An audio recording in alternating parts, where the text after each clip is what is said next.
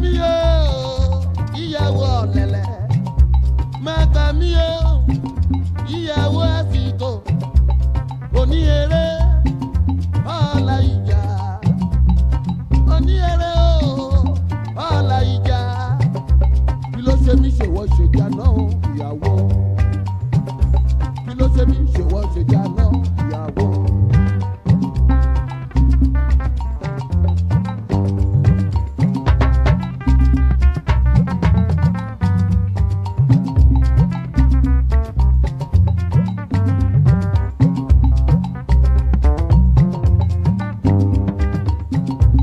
Abu bàbá ọkọ, abu màmá ọkọ. Bó bá ń bá kan sọ̀rọ̀, awú bí búrẹ́dì omi. Amọ̀kọ lójú táyì, bẹ́ẹ̀ni kọ́kọ́ ò jẹ́ nkọ́kọ́. Bọ́kọ bá ń bá sọ̀rọ̀ ẹ̀dùn lọ́wọ́ àníbọ̀dá ìpanumọ́. Bọ́kọ bá ń bá sọ̀rọ̀ ẹ̀dùn lọ́wọ́ àníbọ̀dá ìpanudé.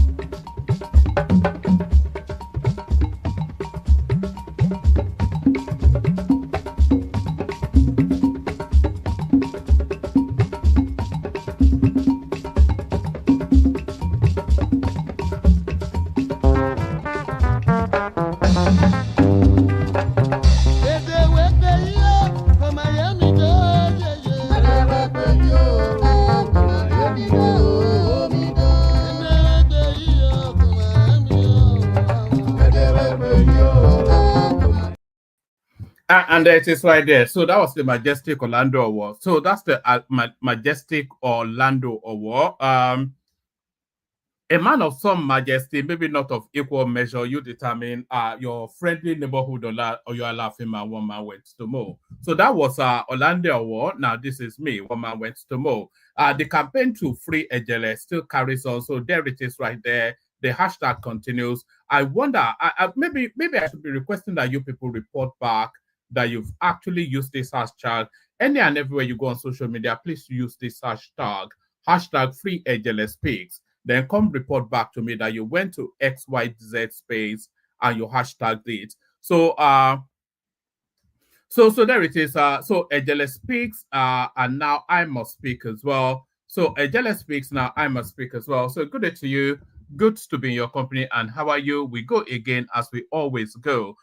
We go again. I say as we always go, but there's not an abundance in the news cycle. I've been saying that for quite a while now. Actually, if you look at the sort of topics that we've been speaking to recently, then that tells you then that there's not much. When we are now scraping the barrels to talk about ROTIMI Amaechi, who has been sent to the graveyard of politics a long time ago. So that tells you then the sort of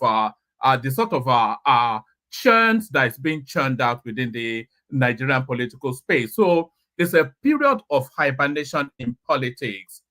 So what we're going through now is a phase of governance for the politics then to kick off in the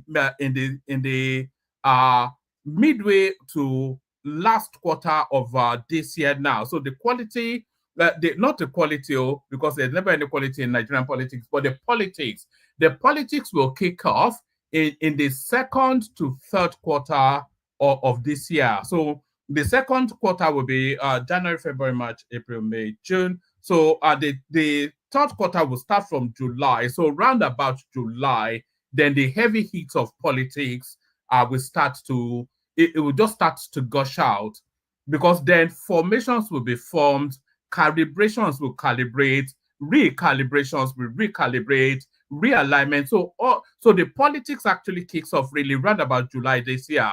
But we're in a period of we're in abeyance, in hibernation somewhat politically now, and that affects, of course, the quality of our political topics that we gather to discuss. But what we do gather to discuss is still very important, by the way, because we're working out the gremlins, we're sifting the wheat from the chaff, and we're establishing then what holds true within the political space, so that when politics then fully kicks off again, we're fully equipped then to launch at it. So what we still do now in this fallow period now, this period of hibernation, this is laying the foundation so that when we launch at the politics, we're equipped to attack it frontally. So good day to you. Good to be in your company, and how are you? So we start it off always with a greeting. Good day to you. Good to be in your company, and how are you? The protocol remains the same. Click on the like button just as soon as you hear me invite you to do it, then carry on and do it. Subscribe if you're not already subscribed. Please do that. We need those numbers going up. I know you all know that we need numbers going up. So and it is entirely within the it's entirely within the whims of your will. If I want to put it that way, it's entirely within the whimsicals of your will to propel the channel or not. So you know what you have to do. The minimum being kicking it off with a like button. Happy new month to you, Derek Hodge. This is another thing that they do in Nigeria, actually, which I'm not quite sure how I'm positioned on it. Let me highlight it. I'm not calling you out, by the way, Derek. So I've greeted you back. So happy new month to you. But it seemed to be a new phenomenon within the Nigerian space that they happy everything. So happy new month, happy Monday, happy Tuesday. It's now a new form of they say Nigeria is an English-speaking country. They say India is an English-speaking country, but the way we speak that language is alien and peculiar to the owners of that language. You couldn't come to England and speak Nigerian English, and anybody would understand you.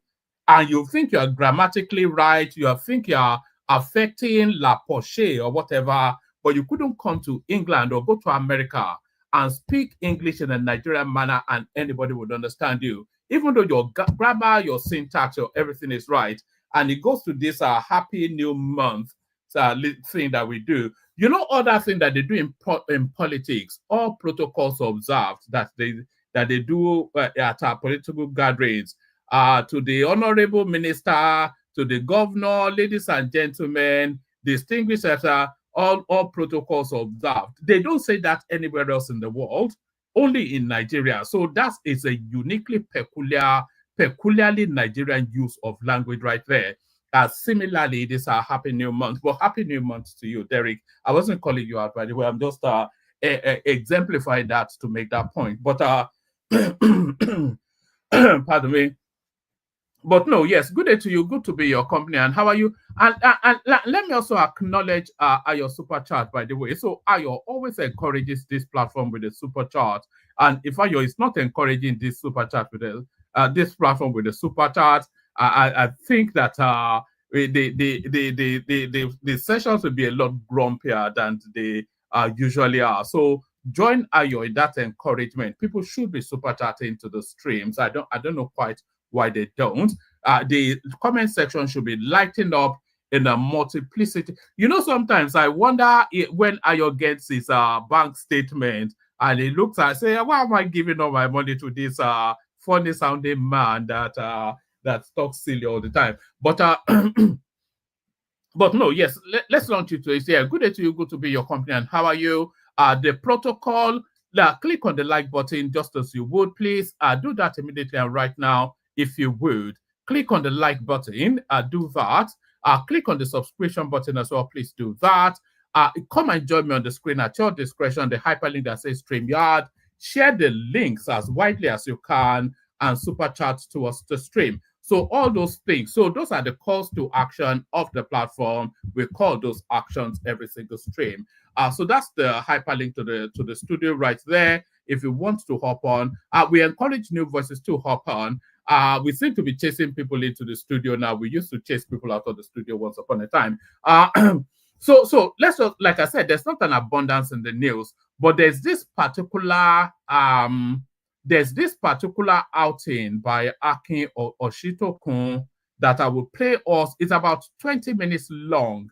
So we'll listen to that after I've done all the readouts, and then hopefully a panel assembles, and then we wrap conversations as we often do around the subject matter. So what are you making of the new background, by the way? I thought I would zhuzh it up a little bit. Is that a zhuzh or just silliness?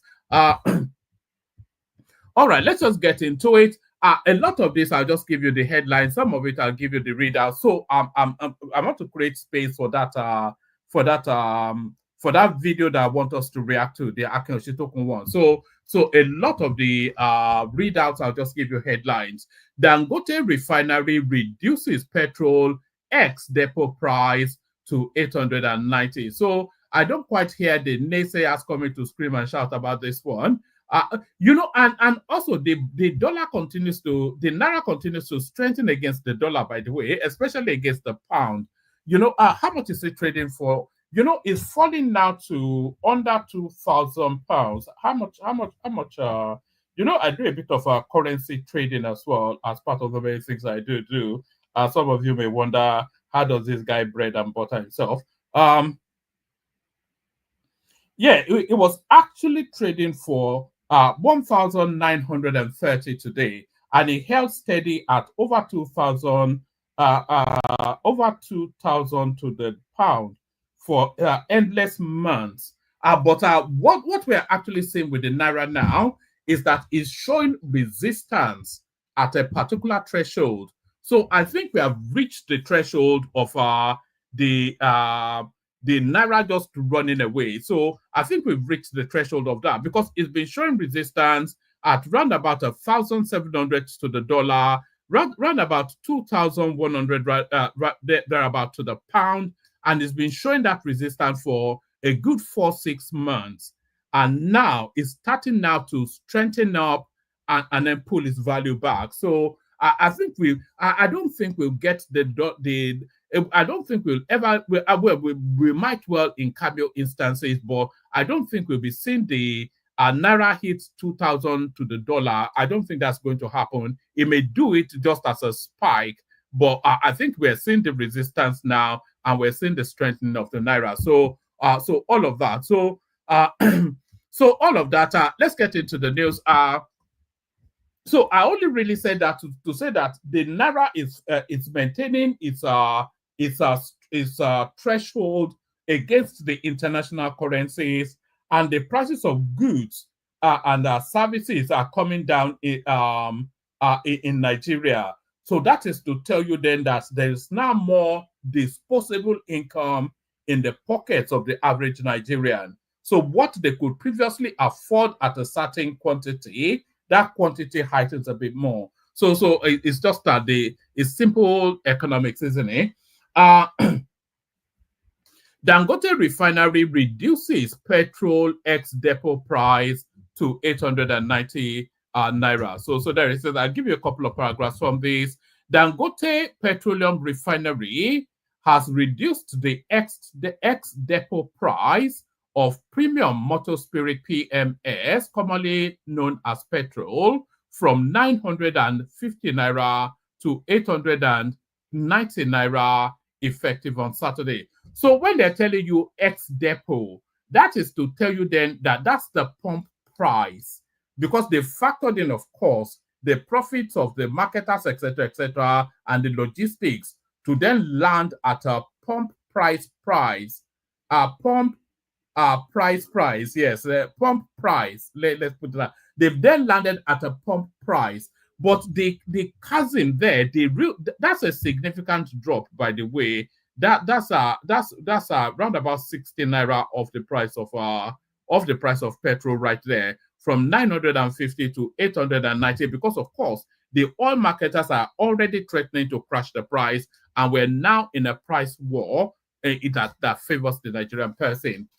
Dangote Petroleum Refinery has reduced the ex-depot price of premium motor spirit PMS, commonly known as petrol, from 950 naira to 890 naira effective from Saturday. This price adjustment is in response to favorable developments in the global energy sector and a significant decline in international crude prices. So it's very difficult for them to maintain price at a particular, because everybody is monitoring the international price of a barrel now, and they want to be seeing that reflecting at the pumps.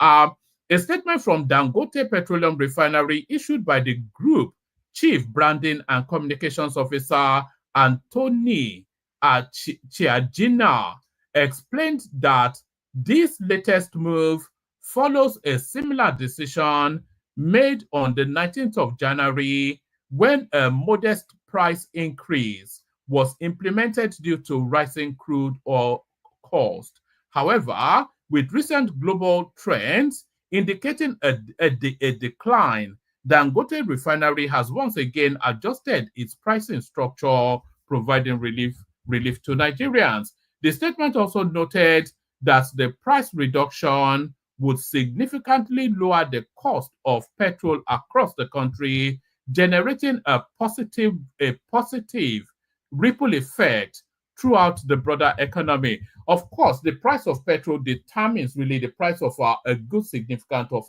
many things within the Nigerian space.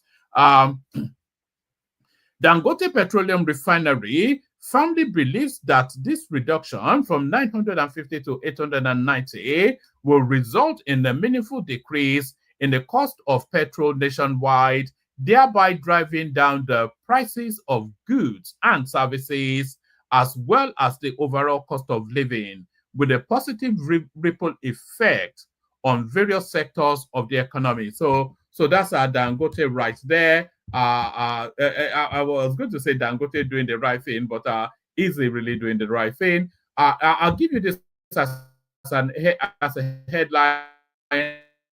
APC is just a mere congregation of strange bedfellows. So this is Bode George. And I don't think there can be much argument about that statement. they detest each other more than they detest the opposition within the APC. Ned Nwoko's defection will revolutionize Delta political landscape.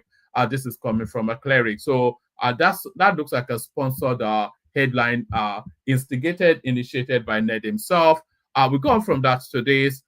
Cocoa fertilizer leads Nigeria's non-oil export with $5.46 billion shipment.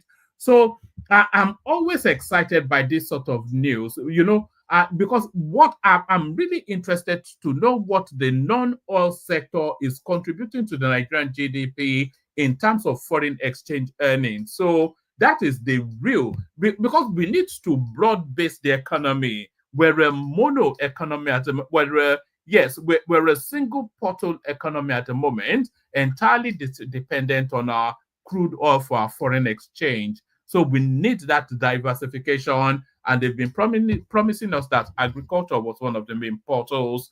Cocoa fertilizer, and that fertilizer, by the way, is going to be a Dangote storyline. So let's see. The Nigerian Export Promotion Council has announced a significant increase in the country's non-oil export earnings from 2024, reaching a total of $5.4 billion, representing a 20.77% rise from the $4.51 billion recorded in 2023. The growth has been attributed to increased production, improved global demand for Nigerian exports, supported by economic recovery and strategic trade partnership, government trade policies, and expanding global market access. Speaking at the presentation of the 2024 non-oil export performance report, the XYZ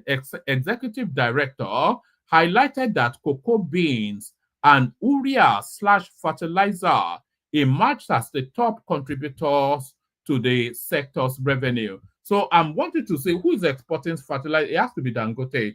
Despite the economic realities and global economic downturn, the council, through collaboration with other relevant agencies, has contributed towards economic diversification with an impressive non-oil performance of $5.456 billion in 2024.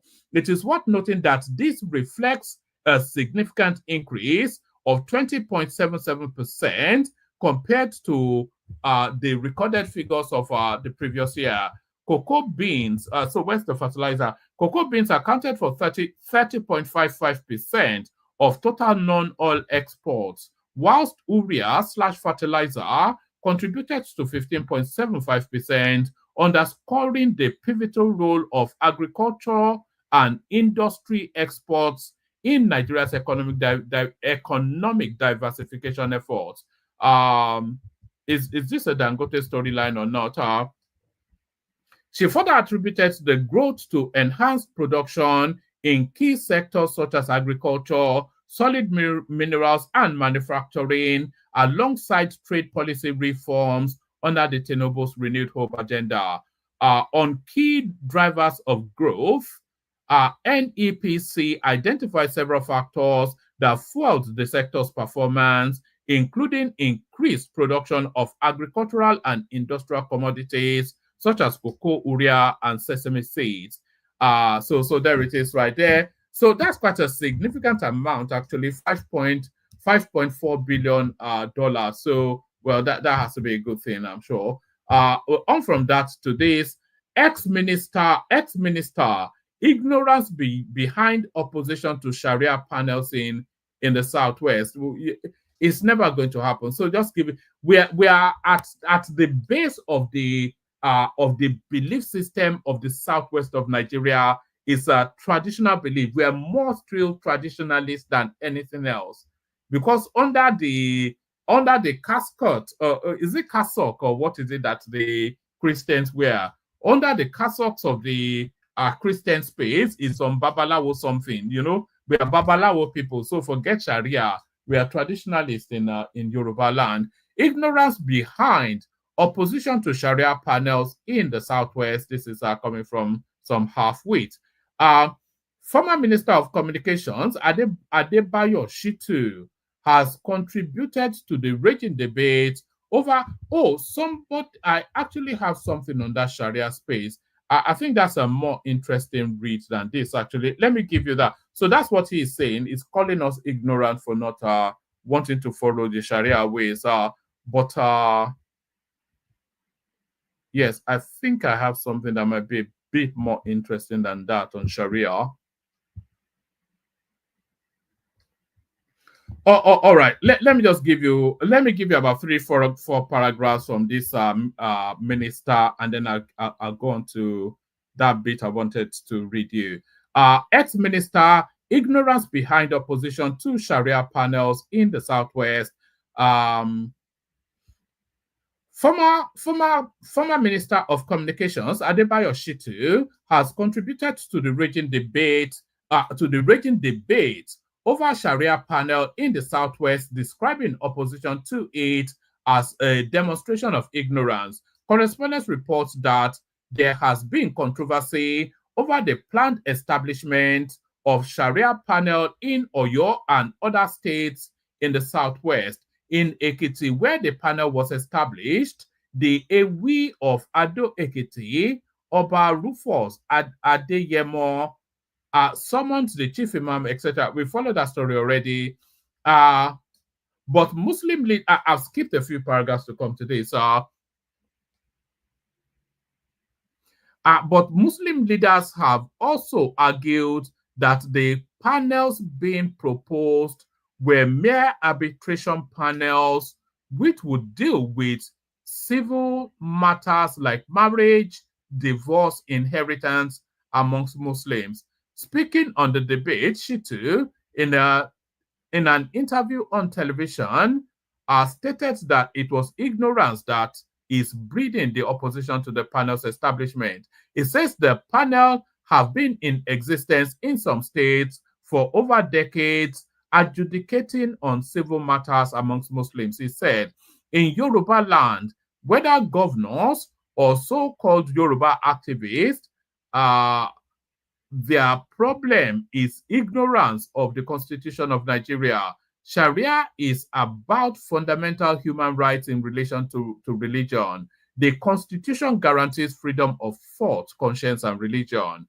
What is the sense of two Muslims going to get married in the mosque under Sharia law? When they want to divorce, you ask them to go to a customary court, which may be completely made up of even Christians, animists, or people who do not understand the law under which these people got married. So the push to bring Sharia into Yoruba land is not going away. So let me now take you to this clip that I want to play you. So I'll play you it from the 8-minute mark. It speaks to the Afenifere, fashionati, etc., etc. Let me play you this clip. Hopefully, it sets the backdrop for a meaningful and an involved conversation. And you know that exactly at social cultural group. I believe you are also affiliated in some ways. Strategist, researcher, administrator, journalist, and writer, and of course, a one-time political advisor to former Nigerian President Olusegun Obasanjo and the former Director General of the Obidati Presidential Campaign Council during the 2023 general elections. Good morning, and delighted to have you on the morning show. Good morning, Steve. Good morning. Good morning to you, Ade. Good morning, welcome. Good morning, and happy New Year to you. Happy New Month, happy New Year. It's our first time this year. It's a new month starting today, by the way.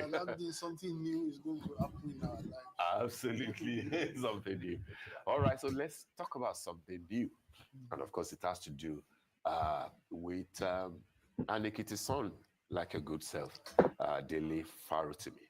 Dele is not from Ekiti. Is he not? He's from Osun. Are you sure about that? Yeah, he's from Osun State. Okay. His town is a neighboring town from mine. From yours? His is Imesile. Mine is Okemesi. So we are both boundary town. Oh, okay. Yeah. All right. Thanks for the correction. Okay, so let's talk about him. First will be, of course, your thoughts, briefly on what has happened between him and Chief Afenifere.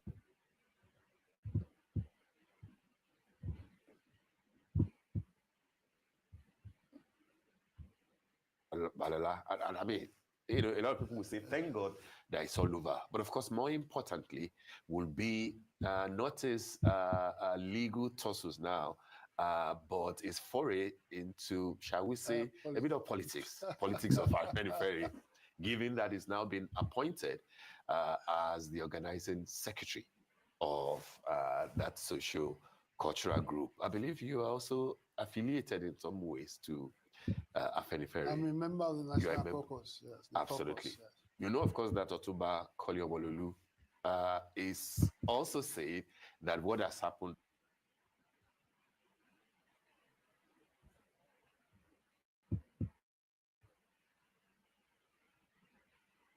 may not be right because he's the authentic organizing secretary of Afenifere. Let him speak for what is going on. Tell us about what is going on. Of course, starting with ROTIMI, because this is a man who is in the news. Yeah. And now he's going to be in the news a lot more given this appointment. Yeah, Dele's case was one of those instances that tests my own my position. Chief Afenifere is my uncle, from the maternal side. Oh. And Dele is one of the closest person to. So I probably think I must be the first person to write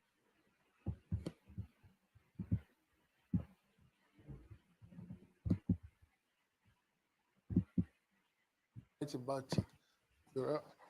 My column comes out on Fridays, so I think the news broke on Wednesday. So I was so to navigate both of them. These are outstanding individuals that you cannot take anything out of it, right? And I remember commending both. Try to be balanced, but I've had some hard knocks from my family and friends, from Chief Afenifere side.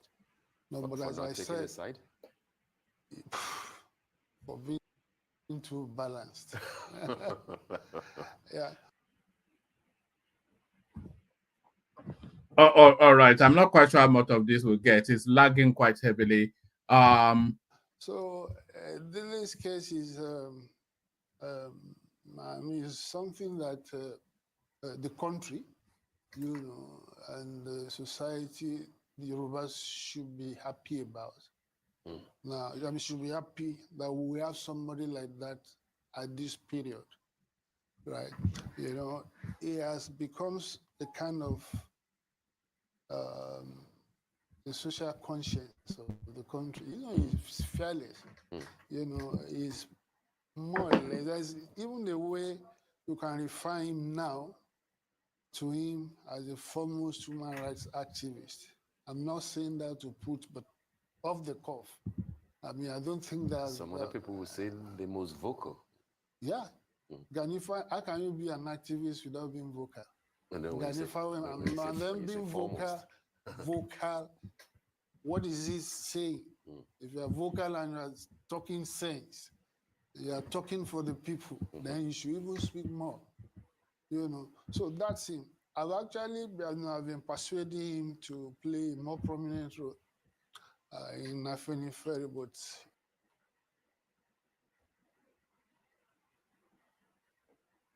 yes, this thing is lagging quite heavily. Yes, he's shying away from it.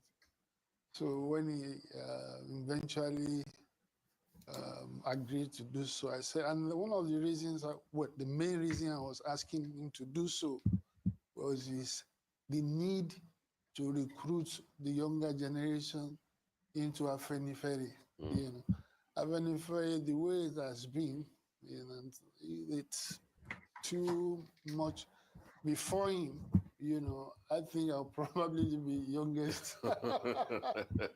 So it's good for us and good for the country, but especially I'm very happy for Afenifere, to which I belong, because even before now, immediately his case broke out, we were receiving letters from people who wanted to join, Afenifere. On account of exactly on account of the exposure that he has had. So that is the main role. He is going to perform that role very effectively. People who identify with him, I'm sure that a lot of them will come in, especially the younger people. It's as if things are just working to some kind of orchestration. He's was one of the spokesperson of Obi campaign. Yes. Obedient. And you know that Obi's campaign, and you know Obedience that exactly. All right, I'm going to skim through this this clip. It's quite lengthy, and I'm not sure you have the endurance for it.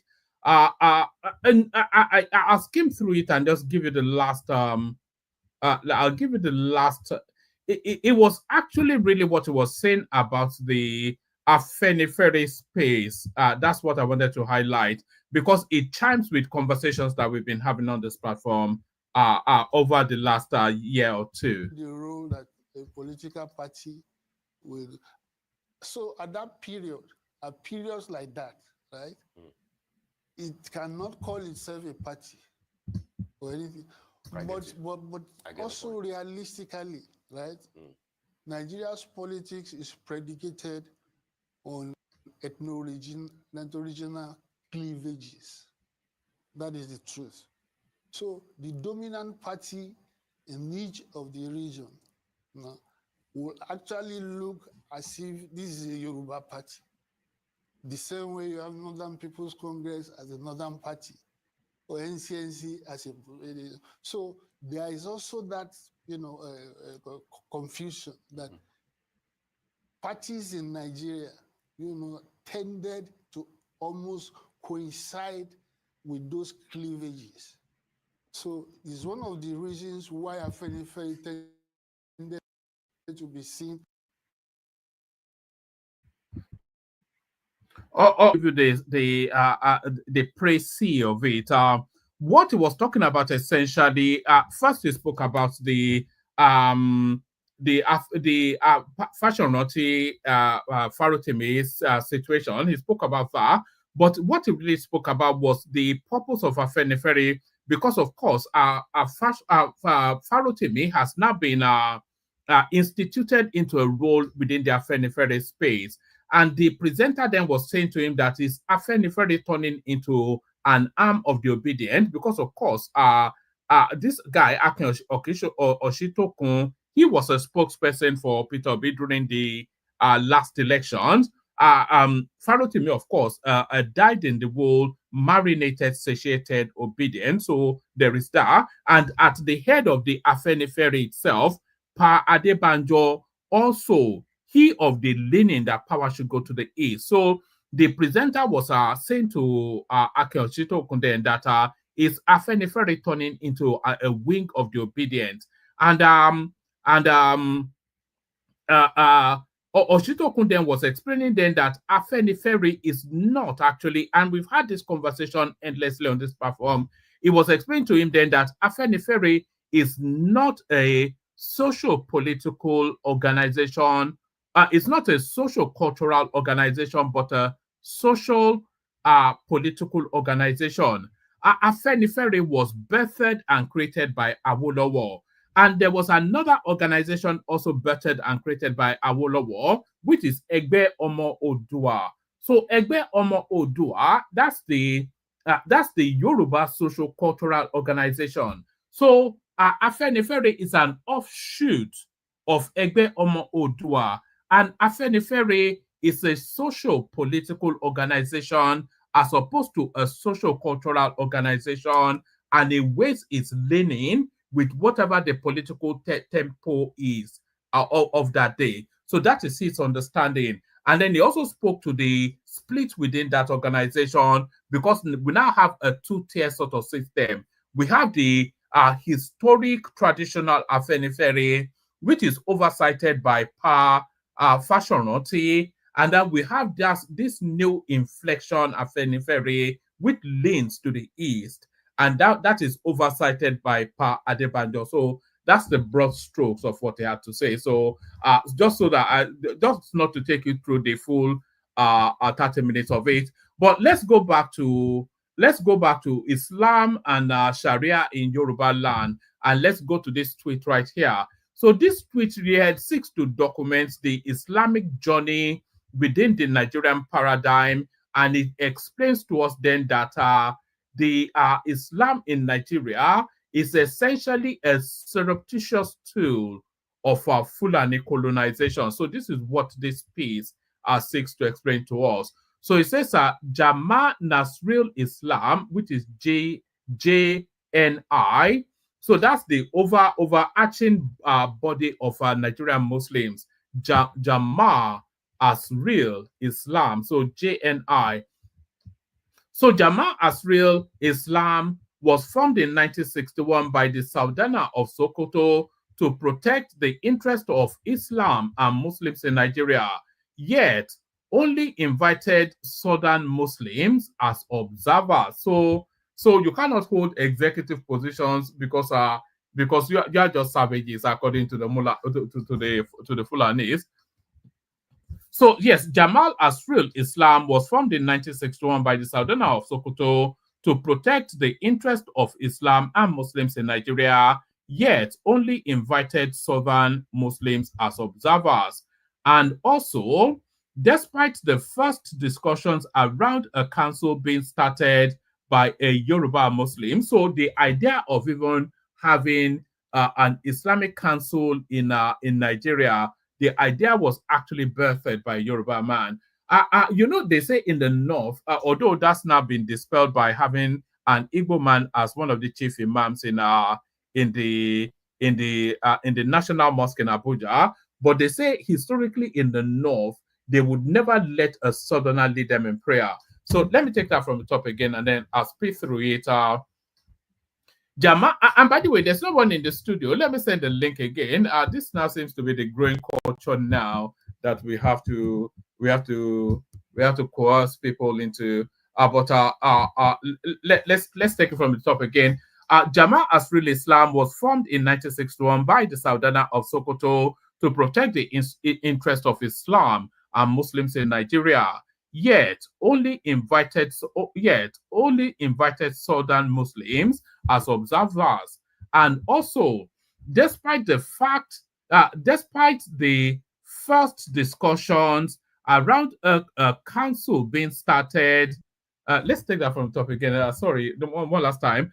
Jama Asril Islam was formed in 1961 by the Sultanate of Sokoto to protect the interests of Islam and Muslims in Nigeria, yet only invited Southern Muslims as observers. And also, despite the first discussions around a council being started by a Yoruba Muslim, Dr. Lateef Adegbite, in 1973, Yoruba Muslims were sidestepped when the council was created, with Fulani and Kanuris taking the presidency and vice presidency positions. In 1974, the council was created and an argument ensued, that should say, over the Fulani Sultan of Sokoto being the exclusive preserve of a Fulani person, and it is recorded that the South preferred the seat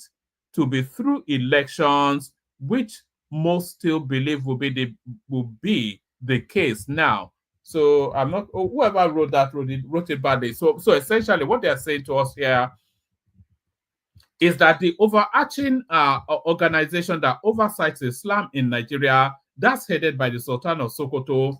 The idea to have an overarching body that oversights Islam in Nigeria, that idea was actually birthed by a Yoruba man, Dr. Lateef Adegbite, but the Fulanis and the Kanuris, they co-opted that and held that in situation for themselves.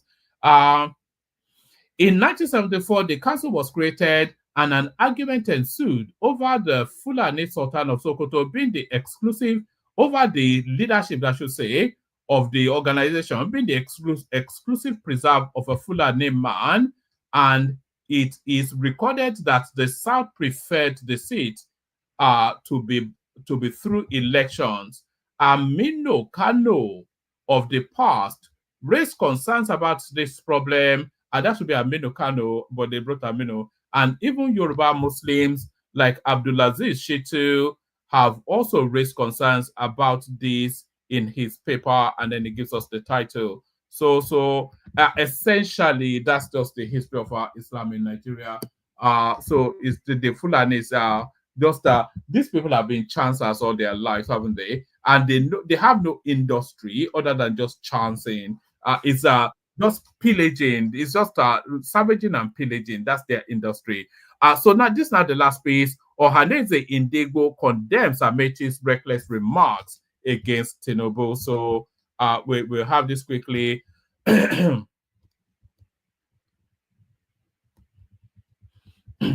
The Apex Igbo Social Cultural Organization, so they are clear on what they stand for, not like the Yorubas who are both yin and yang at the same time. The Apex Igbo Social Cultural Organization, Ohanaeze Indigo, has strongly condemned the incendiary remarks made by the former governor of Rivers State and former Minister of Transportation, ROTIMI Amaechi, against President Bola Tinubu.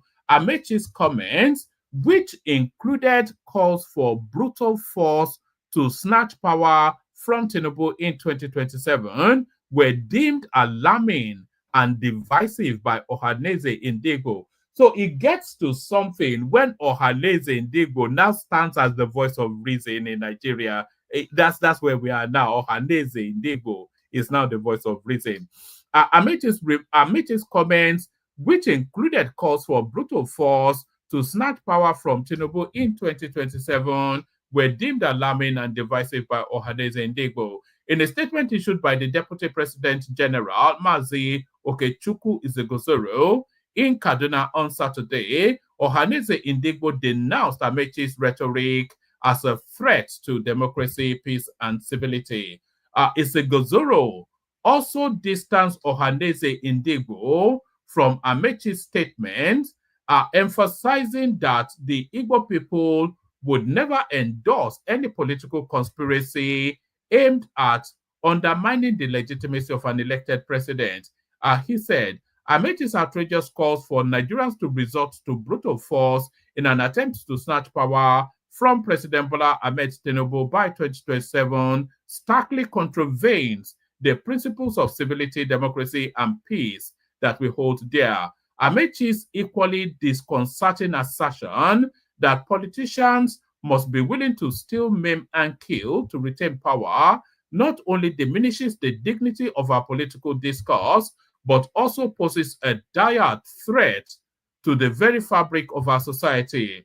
We condemn in the strongest possible terms the reckless and incendiary comments made by Chibuike Amaechi against President Bola Ahmed Tinubu. It is essential to declare firmly that the Indigo will never, pardon me, that the Indigo will never endorse any political conspiracy aimed at undermining the legitimacy of an elected president. Furthermore, Ohanaeze Indigo backed the stance of the Minister of State for Defense, Dr. Bello Matawalle, who urged Amaechi to cease inciting the populace. We unequivocally lend our support to the position articulated by the Minister of State for Defense, His Excellency Dr. Bello Mohammed Matawalle.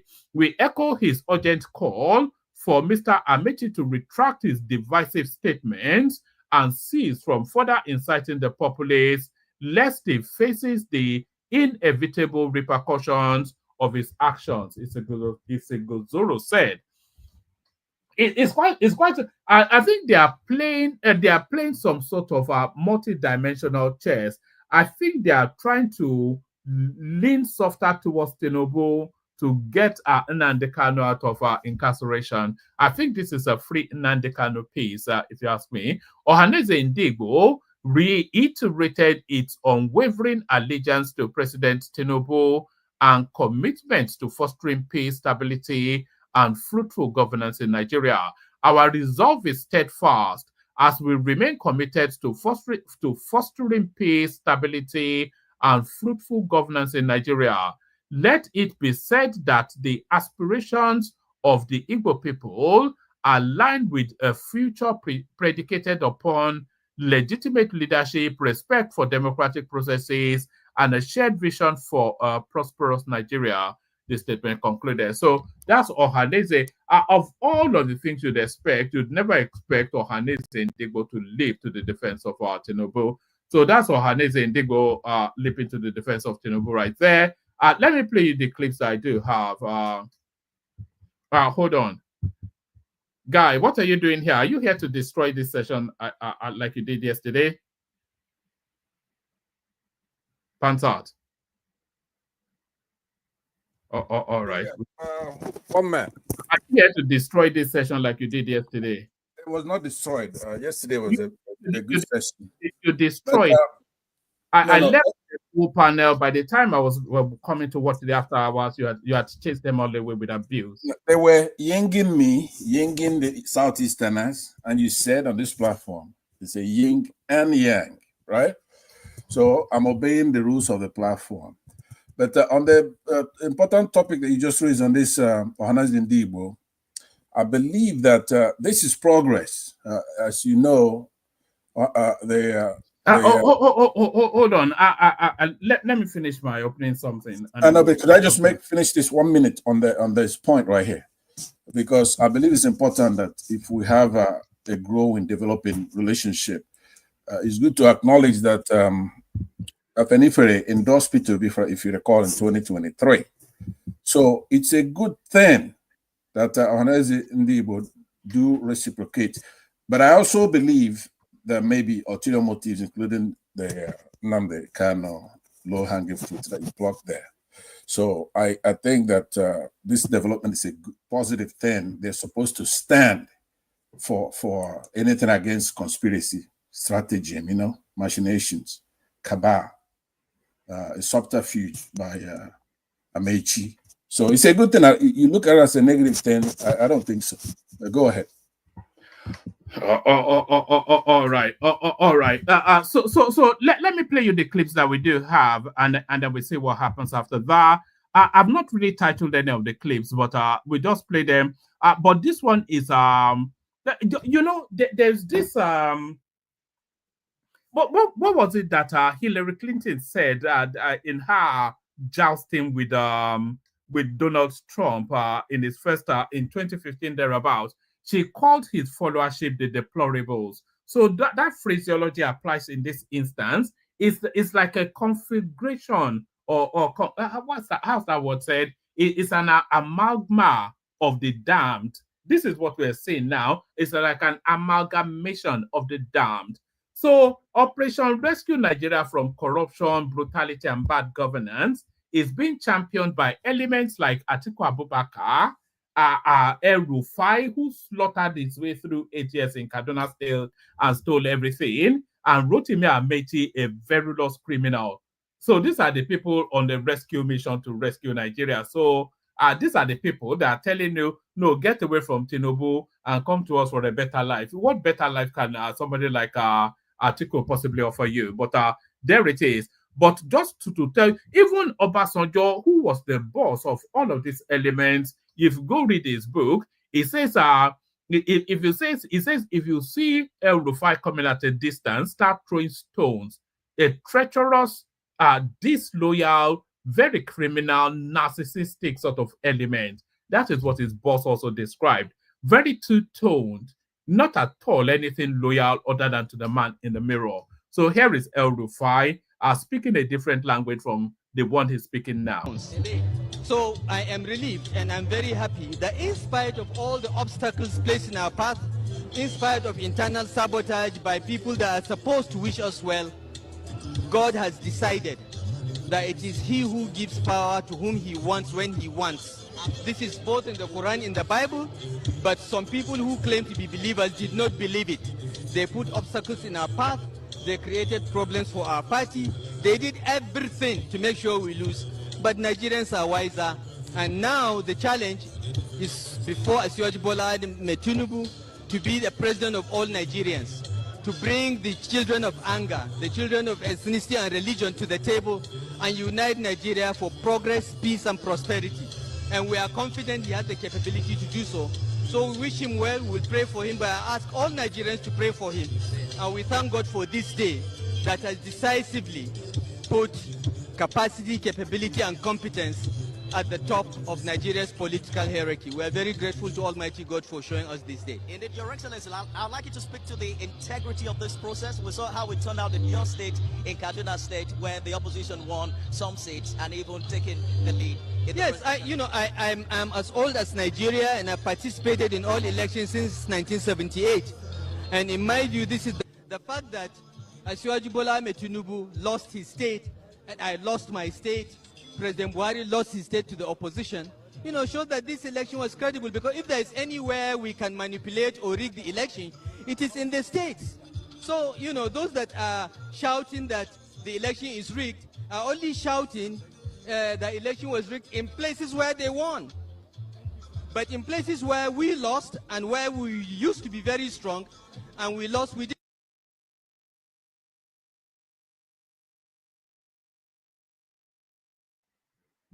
So that was Rufai, believe it or not, telling us that the election was credible. He's now telling us that Tinubu, that was as early as barely 2 years ago. He's now the one telling us now that Tinubu is the worst element known to mankind, who rigged his way into power. He says we are now on the cusp of a military dictatorship. This is it. Hell had no fury, like a midget little Fulani man from Kaduna State scorned. Hell had no fury, like a midget little Fulani man from Kaduna State scorned. So now let me play you this. Like I said, I've not really titled a lot of this clip, so I may not give you the preamble to it, but let me play you this. This is a group of Southeastern women are lamenting to Tinubu, but what is the source of their lamentation? Watch this. With disappointment and pain in our hearts, as our dear president watch as some Nigerians, people like Reno Mokri, Fani Kayode, and Ruben Abat, make statements that is capable of setting this country on fire, and they watch without doing anything about it. We are here when one of the SND in Ajawo Estate made a similar statement. He was arrested, incarcerated for nothing. And we also demand that the federal government dismantle with immediate effect all the checkpoints and all the military checkpoints in the southeast. If the militaries could be in the southeast and we have this high level of crime in the southeast, I don't think we are safe in the hands of the military. We call on the governors of the southeast, raise vigilante groups. Let each community go and raise vigilante groups to guide yourself. Is our children they are killing are standing our ground today to say no to all this. Otherwise, we will all become not just widows, but childless. Another thing we want to also talk about is that the federal government should please release Nnamdi Kanu so that we will have absolute peace in the southeast. So there it is right there. So that's a bunch of middle-aged, middle-income Southeastern women coming with a list of demands. And of course, it's almost tradition and convention now that anybody that comes out of that space rounds it off with a free Nnamdi Kanu. It'll be interesting to see how Nnamdi Kanu is actually played in terms of because of course, Nnamdi Kanu is a criminal prisoner, but a political tool. So you see, it straddles two strap lines. It's a criminal prisoner. We all know all these atrocities. We all know his crime. So he's legitimately under arrest for acts of very egregious criminality. So every reason for him to be in incarceration, he is in incarceration. But his value is greater as a political tool. So how is the government going to play him politically? That's really so. Nnamdi Kanu will be released. but it will only really be released at a moment of political expediency, not as a result of middle-aged women wearing and co to come and have a press conference. Certainly not. But it'll be released, but only really at a moment of political expediency. But how are they going to play him politically? I think they're going to play him into the 2027 election. But where does it slot in? There has to be that window for them to drop him in. So where do they drop him in for the 2027 election? That's the question. Because of course,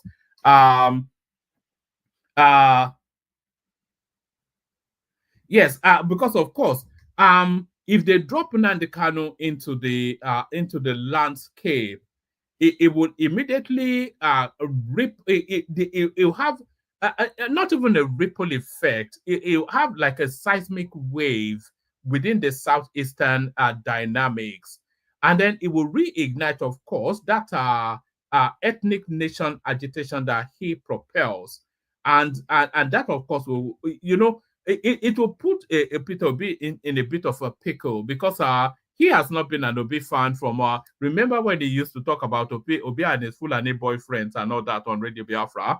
So we'll see how he plays towards that space and how that space plays towards him. But certainly it will cause a chasm within that space. Everybody knows that. It will, if you release Nnamdi Kanu into the Nigerian dynamic, it will cause a chasm within the southeastern space. But where would the ripple flow in terms of the politics of it? So that's the calibration that will ultimately affect his release, not some middle-aged women wearing and co speaking grammar. Let me play you 2 more clips, and then we kick the session off. Look, if you take stock of the End SARS protest, you'll be scared. We grew up in protest. We were born in protest. Protest, popular protest, get to where we are today. But is it the way it is being done? Because the way now, Sowore's attitude and motive are energizing the mob once again. I'm sure the next court sittings, the security agencies will be up on their legs, because something else may be coming. The way he's trying to weaponize his own agitation to the extent of creating a mob cult. And that is very dangerous to our democracy. He cannot claim to have suffered for this democracy than all of us. We knew how he got out of this country, but some of us decided to stay back and fight for this democracy. We've gotten the democracy now. We have to be meticulous. And are we getting the best out of this democracy? No. But can we throw away the bathwater with the baby? It is not reasonable. The worst civilian government, democratic government, is better than the best military.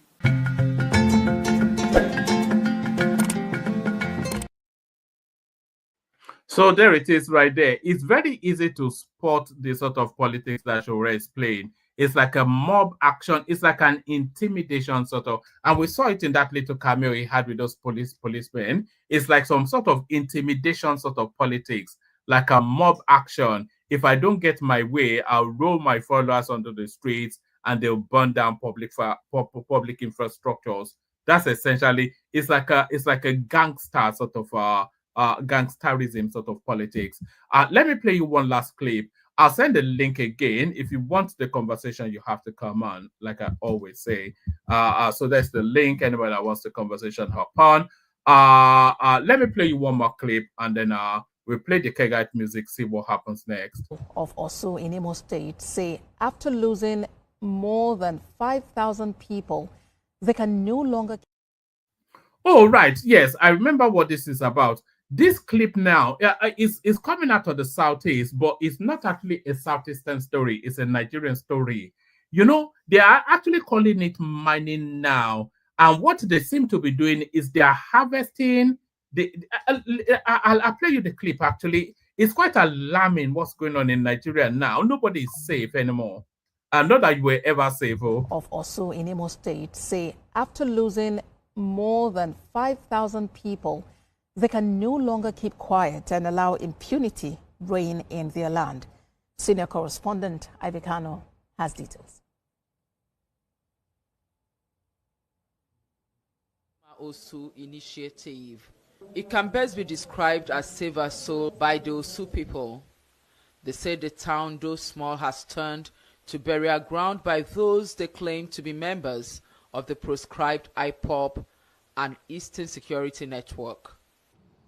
For more than 4 years, and still counting, the local government has been plagued with the worst form of terrorism involving wanton bad bloodbath, massacre of innocent citizens, of innocent people, including aged men and women, children, pregnant mothers, all perpetrated by criminal elements identifying themselves as members of IPOB, ESN, and the loss of over 5,000 lives.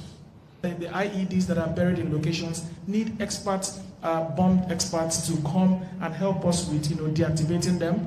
We do not have a life in our hometowns. We don't have, government infrastructures. There are no functional clinics, no functional hospitals.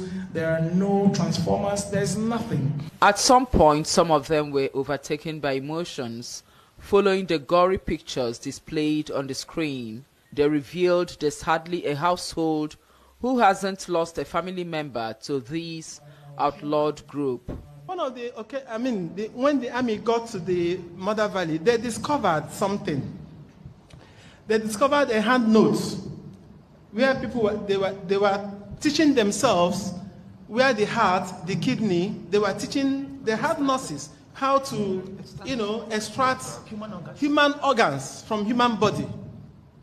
What has that got to do with agitation for a state of Biafra? 4 days ago, I buried my uncle, 98-year-old man.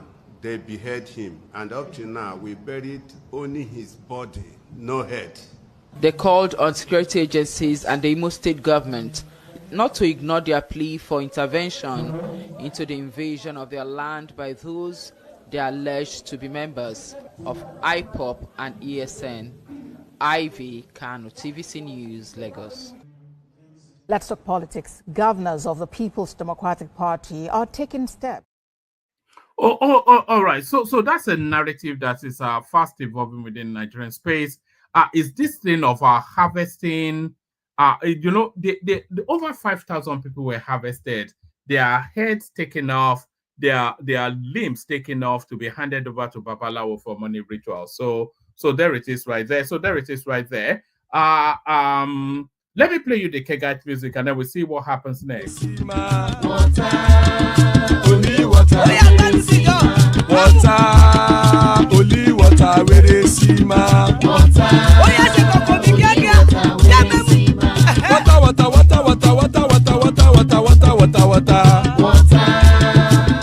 water, where they see ma. Hapa o naido.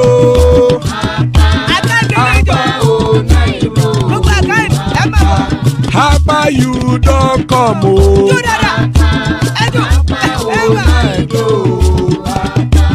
Hapa o naido.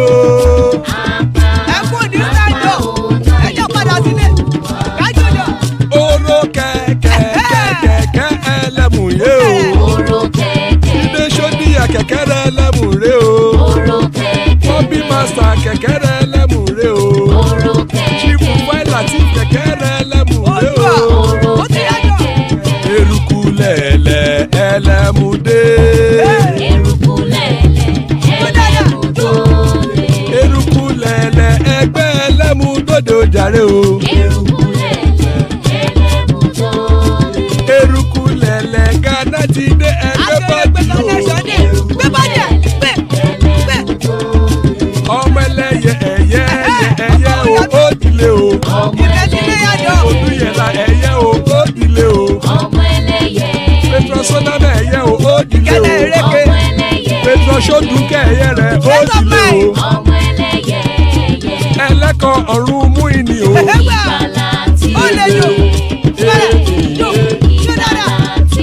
Àkùkọ ọ̀run mẹ́kọ̀.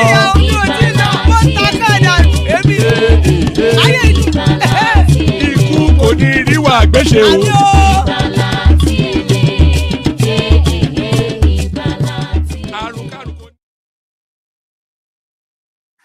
And it is right there. Ikuku Nuragwese may death have nothing to do with us. So joining us, Baba. So Baba, is you and I until others join us. So good to have you, Baba. How are you? Yeah, woman. A very good evening. I hope your weekend is starting well. Yes. And I salute the comment session fellows and our esteemed viewers. As usual, I salute you. And you know, I will ask, have you clicked the like button? That's very important. In fact, I don't, for no reason at all, how can we have about 1,000 viewership with less than 100 clicks?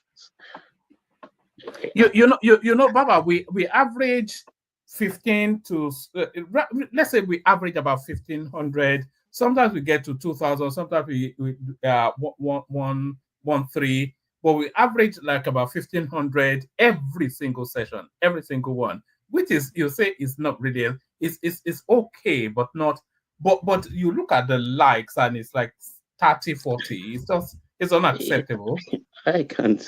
Why If they detest it so much, why do they watch it religiously? And if they That's watch my it question. religiously, why not just click on the like button? I mean, what is the anyway? We know who they are, but we carry on. It is them. I want I just hope the people I expect, because the main interest I have actually is in the Professor Shuntoku's submission on the new happenings in the Afenifere sphere, political sphere. I find this submission in this interview, I find it very interesting and pregnant with meanings. And I could see the game playing out. And I don't know what to make of it, but I wish that people of interest with the capacity and capability to interrogate this, like Ogbeni, Simba, and the rest of them, will come along so we can robustly discuss it, actually, because it calls for discussion. It's not alarming because all of this have happened before in our political life. It's not new, but then where are they going with this is what I'm asking myself. And when we're talking about the release of, or let me put it, like I use the word, the very day Ariafe Babalola quits the matter of him against ROTIMI, the very day he capitulated. Simba said something about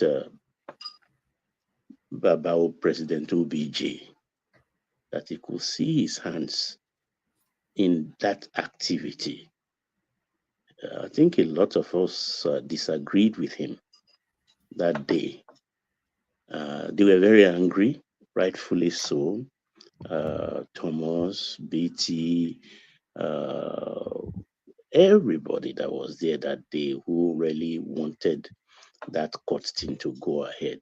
I think I was the only moderating person amongst them, trying to cool their nerves to say, look, no, this thing could just be something that will go into the deep freezer and resurrect again much later.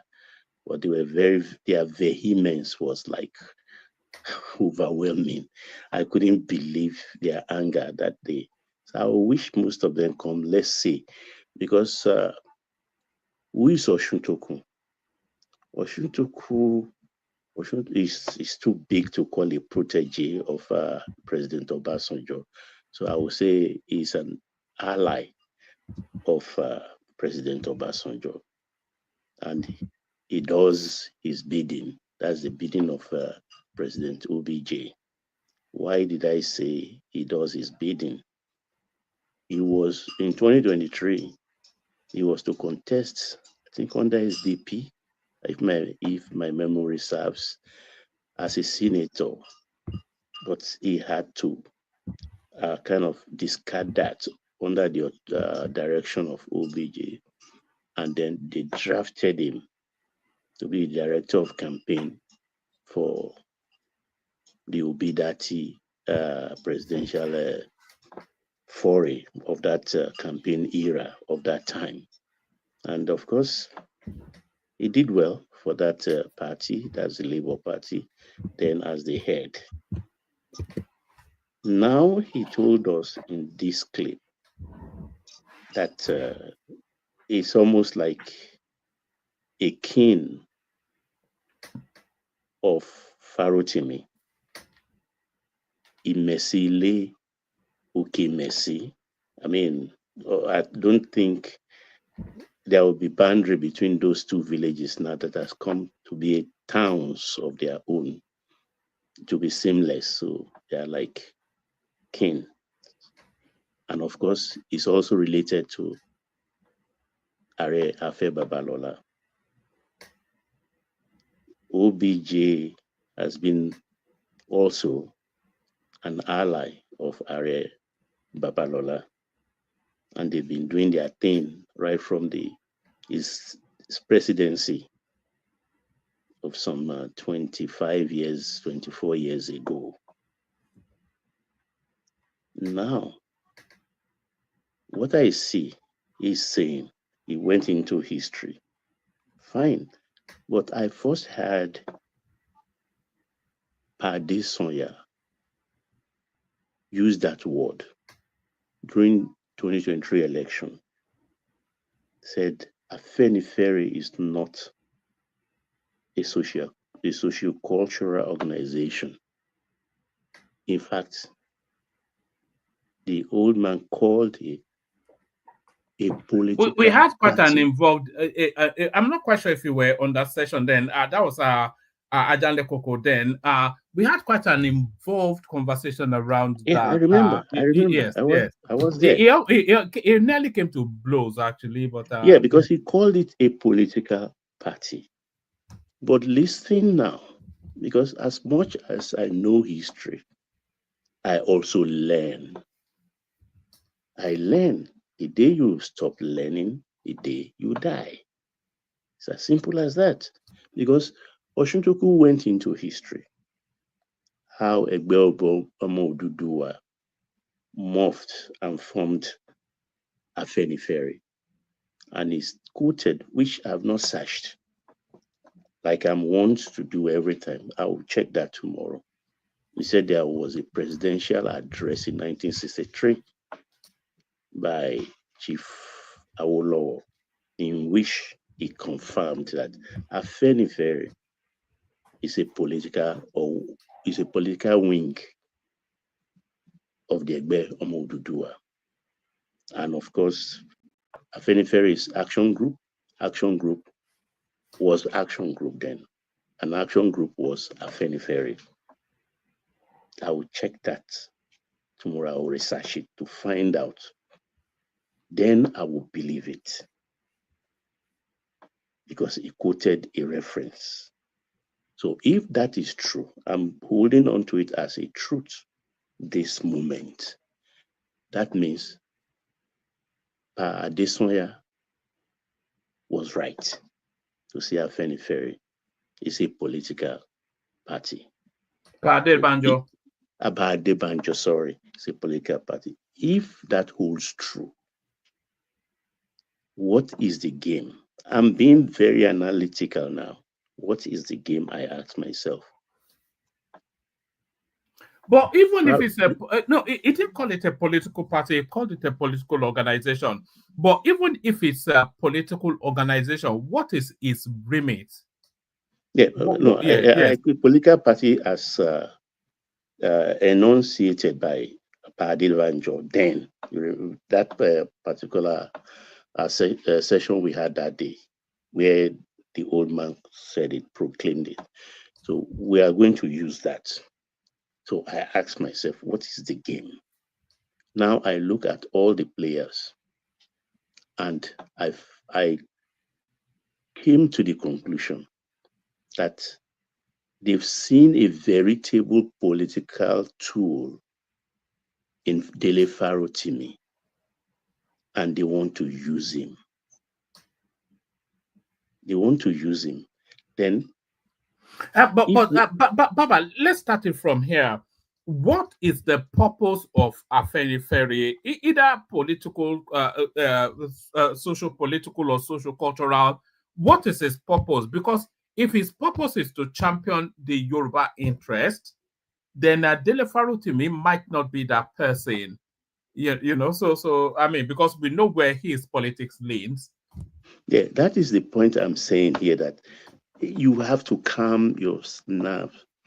If we had listened to the totality of this clip, you will be amazed, because what he said in some portion of it, like what they've been saying, and I don't believe them, that, oh, with the political sensibilities of the country, in this Fourth Republic, political heavyweights decided in their wisdom to say, okay, the political power, the presidency should rotate between North and South. He said that clearly. And if Obasanjo have taken 8 years, and like you said rascally 3 days ago, Osinbajo has taken 8 years. He said that it is only fair that when it is the turn of the South, that presidency should have gone to the southeast, which that has always been their stand, that it should have gone to the southeast, and that is what they are saying. So they are not abashed by still repeating that and wanting that to happen in 2027. But it goes back to my Baba. Yeah. It goes back to my question that what is the purpose of Afenifere, social, political, social, cultural, immaterial? The clue already in its name, formed by Awolowo to represent a southeastern interest.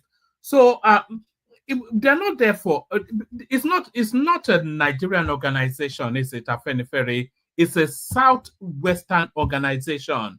So it is not their duty or their remit or their job description to promote equity or balance in Nigeria. No, their only sole purpose is to promote the advantage of the Yoruba people. And how is that served by championing Peter Obi? Exactly my point. So the thing is, they are drafting now Farotimi to be their organizing secretary. Ebisheni, who is the secretary general, contested after he was kicked out of PDP in Ondo State last Goba election. He contested that election under LP. LP kicked out their own candidate for him, yet he failed. So they brought in Farotimi now, who is a core obedient. This is where I get confused. The purpose of Afenifere, loud and clear, has been restructure. They are Aoist, died in the wool Aoist. They want the country restructured based on regions. At the same time, they are embracing obedience, wanting power to shift to southeast. Have they negotiated with them that if we succeed, will you restructure? if they are going to do that, have they also put that position to Tinubu and he rejected their position, telling them that he will not restructure? That is why they're making that shift. It is mind-boggling, actually, because he talked eloquently about Dele ROTIMI. And the way he talked about it, what came to my mind is that, are they trying to fatten him up to roast him? And how did they manage to extricate him from the vice grip of the judiciary to the extent that they have to rouse the Obas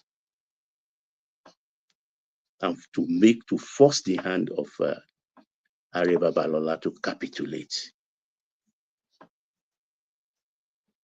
All these are mysteries to me.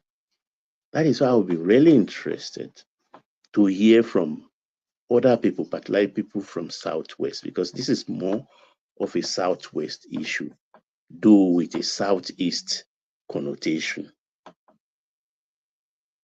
But Baba, there are certain moves that are going on that's beyond the reach of our own view. Or but you can see there is only an absolute fool will say that it's just a coincidence that Afenifere Babalola drops the lawsuit and then they install him as an Afenifere. So the two are intertwined. So the intertwining of that two, and then you add the element of this guy being a virulously died in the wool of Peter Obi champion. So all those three elements are in play. But what's the agenda? What are they? Because you cannot be the Afenifere, a stalwart of I don't even know the road. Let's just call him a stalwart. You cannot be a stalwart of Afenifere and be although we see it with Pa Adebanjo as well, but and be so virulously against what serves the southwest. So and it'd be interesting to see how ROTIMI politics going forward. You know, so it'll be interesting to see the tone and texture of his politics going forward. You know, because he now has a broader role beyond just this going on YouTube and shouting abuse for endless hours. So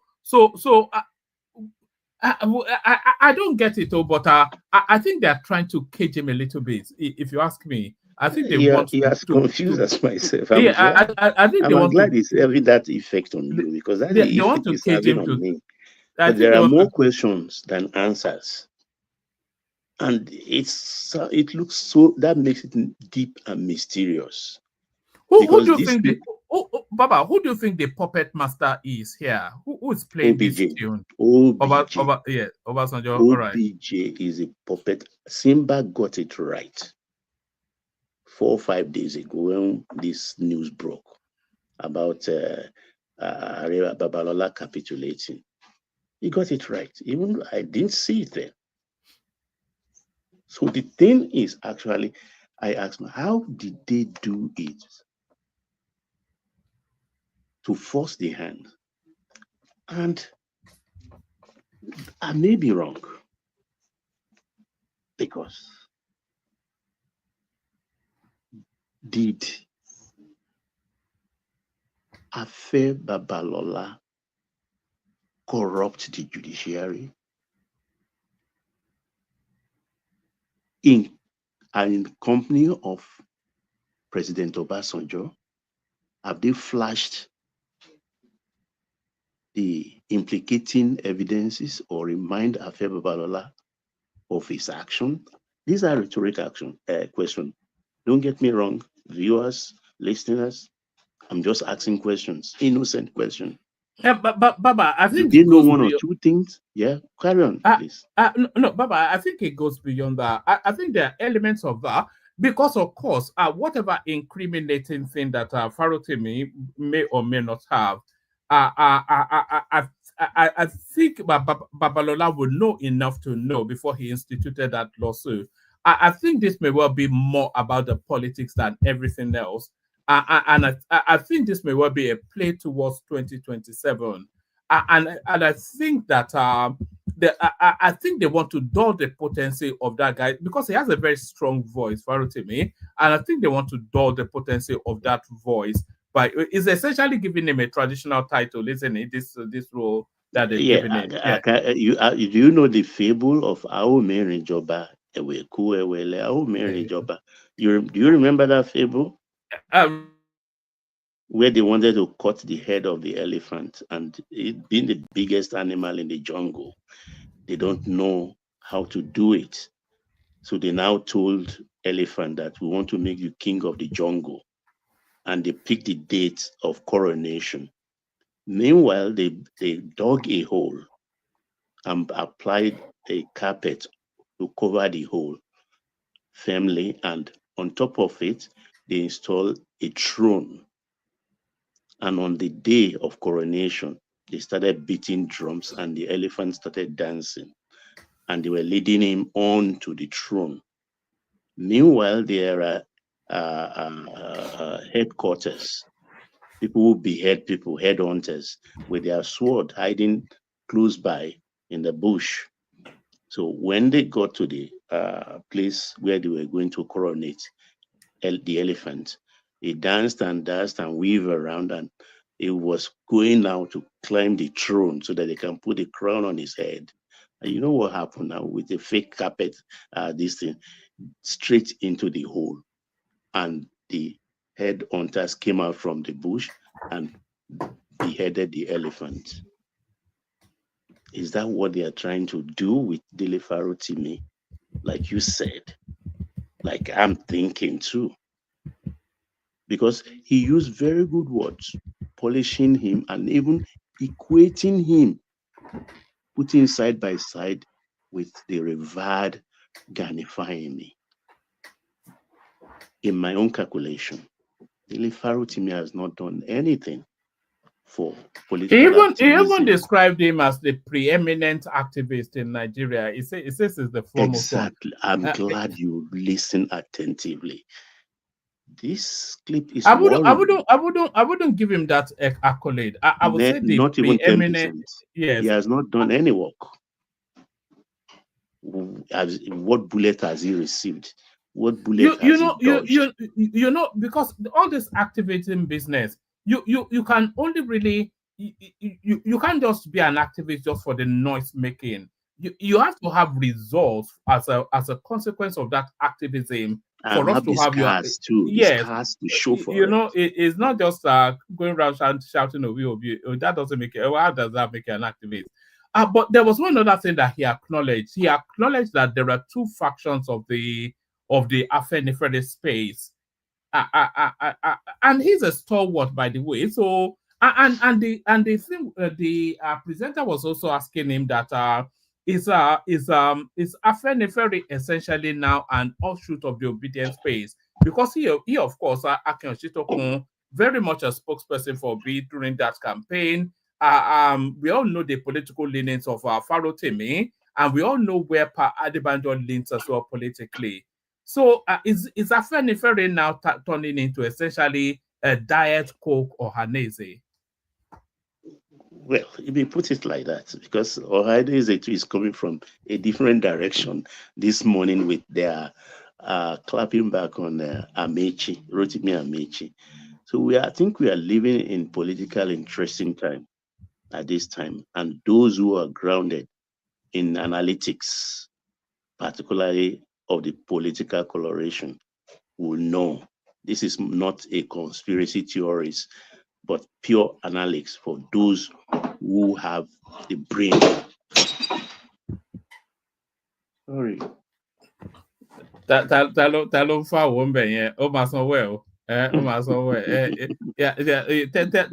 or her that you're taking it off their allowance. So it's very interesting. Patuski is here. Let's hear him also, because I think he was here on the day 5 days or 6 days ago when that news broke, when Area Babalola capitulated. Patuski, are you here in spirit? Baba, Yes, sir. I've been listening now. But Yeah, I I sent you that clip, Papa Toski. yeah, Did you get I did you watch it? listened to it. I didn't finish it. It was getting long, so and I needed to do something. To me, I will go by one theory that Baba just mentioned. I think they have some. I think ROTIMI has some proofs. He's not a child. He has some evidence. Will he be able to prove it in the court of law? He might not, because the law looks at some things differently. You understand? The law looks at some things differently. And I'm sure that's why he decided to put it in the book. He knew that if he takes it to the law, the court will say, oh, this evidence is wrong, this one and that, like that. So, but OBJ also, he mentioned something that happened with OBJ and Plateau State and all this stuff for PDP in that book. So, OBJ might have just said, look, just withdraw this case, let this thing just die down. Because when the shit hit the fan, everybody, you understand? And ROTIMI does not have a reputation of 70 years to protect. He's just a young man who is building his own. And when he puts it out there, all these old men that are very getting ready to go will now have their reputation damaged in their lifetime. So that's one theory. That might be that's why, just let this thing go. What is the easiest way? Let's put a strategy. Let your need step in and you say, okay, because of that. You understand? Let's say Oni called you as an elder. And Oni is like Oni is Kabiyesi, but he's like a son to OBJ too. So you must have said, okay, let this thing go. You understand? So that's one theory.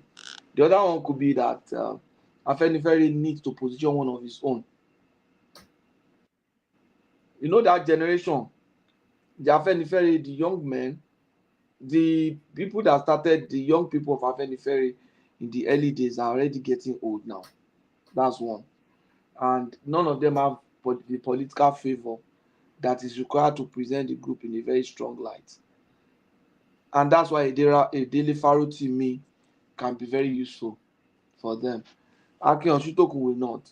Akin Oshitoku is okay, but he's leveraging on his dad. It's not as if he's a fantastic person, Lotiti. OBJ has a relationship with his father. He has a sharp brain, though. Akin Oshitoku. One man, you just anyway.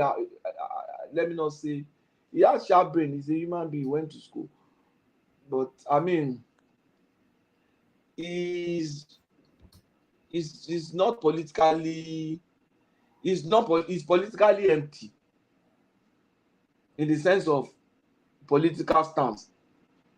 He's been in the scheme for a long time, but you'll agree with me that people like Adebayo, Prince Adebayo, even as young in the political space as he is, has a stronger political stance than Akin Oshitoku.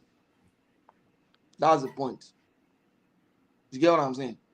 It's just but they occupy different spaces, though. Prince Adebayo is a political star, but that's what I'm saying. It's more of a Mandarin, like a Mandarin sort of, yeah. Can this guy take certain political stand and get the kind of followership that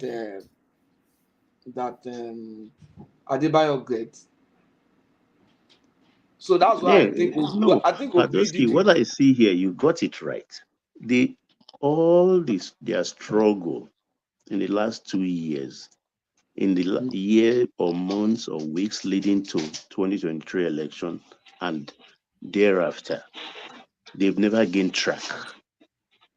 Yeah. And they see a tool in daily ROTIMI, yeah, with which they can use to farm in, to capture the obedient and look at that group. position that they gave him, Baba. Yeah, organizing secretary. Mm-hmm. National Organizing Secretary. What's the title exactly? Is it national? I thought it's publicity now. No, it's organizing. One man, what's his position? I think he's organizing secretary. Come, I'll check now. Whether they put national in front, then I can't really remember. I mean,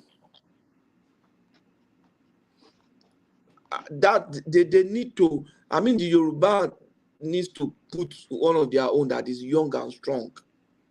That ROTIMI can do that. And Ishore would have been the one that they will put there. Do you understand? Who?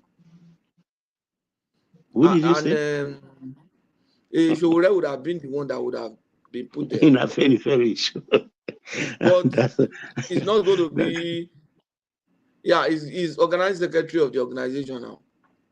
Who? Organizing secretary. That's a big post. So it's deliberate day, because they already had an organizing secretary they put aside.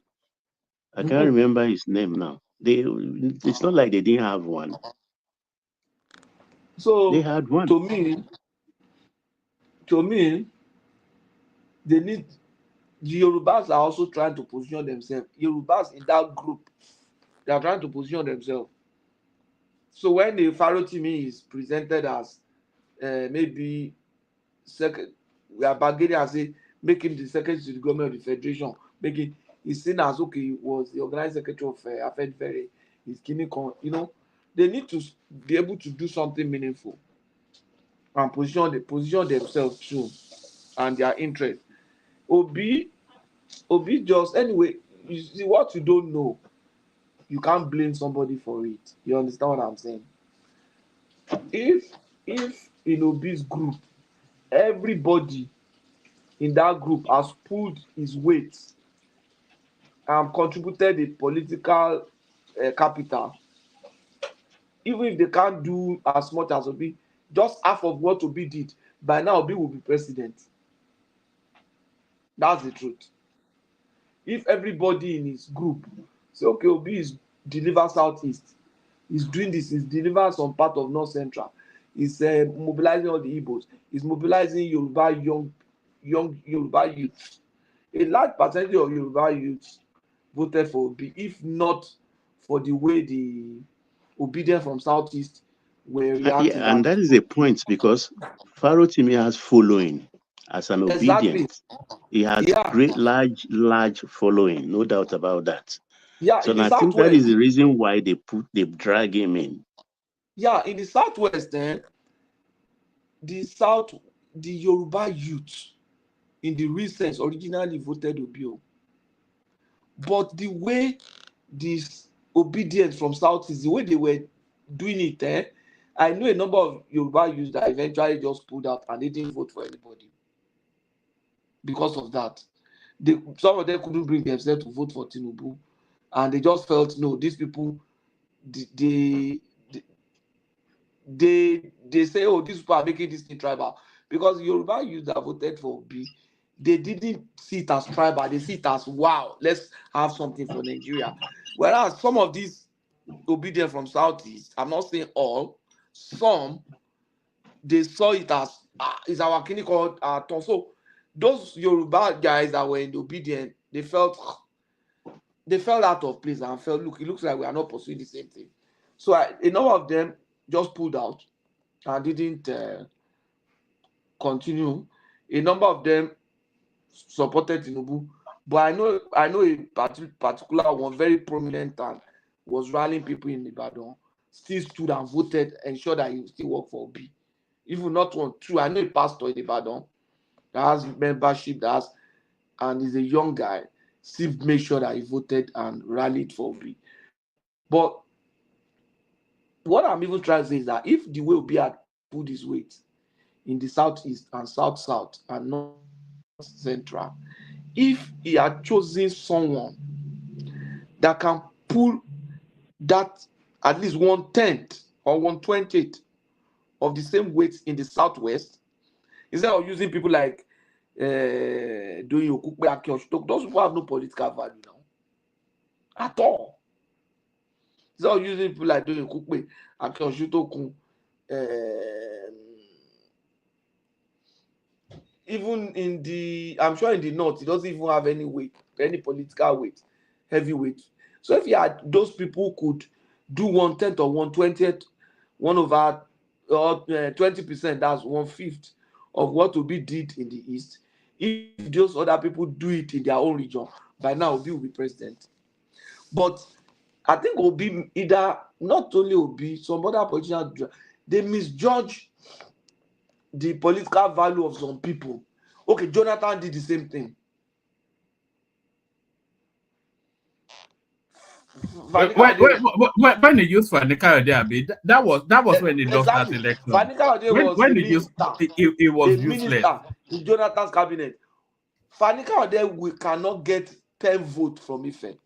10 votes. No, I'm not talking of 10,000. 10 votes. No, it picked him for English speaking now. That's 10 what units. it did. If it's English, you learn or not speaking better English. 10. Not than Fanika Ode. Not 10 units of votes. Cannot get 10 units of votes. You understand what I'm saying? I think the former organizing secretary was Yinka Odumakin, who the printer in Shomolu that died. Died, but he was more of a Fasuroti faction. You say Yinka Odumakin? No, supporting Yinka Odumakin was more. Adebayo group towards his death. Was against Tinubu, all of them.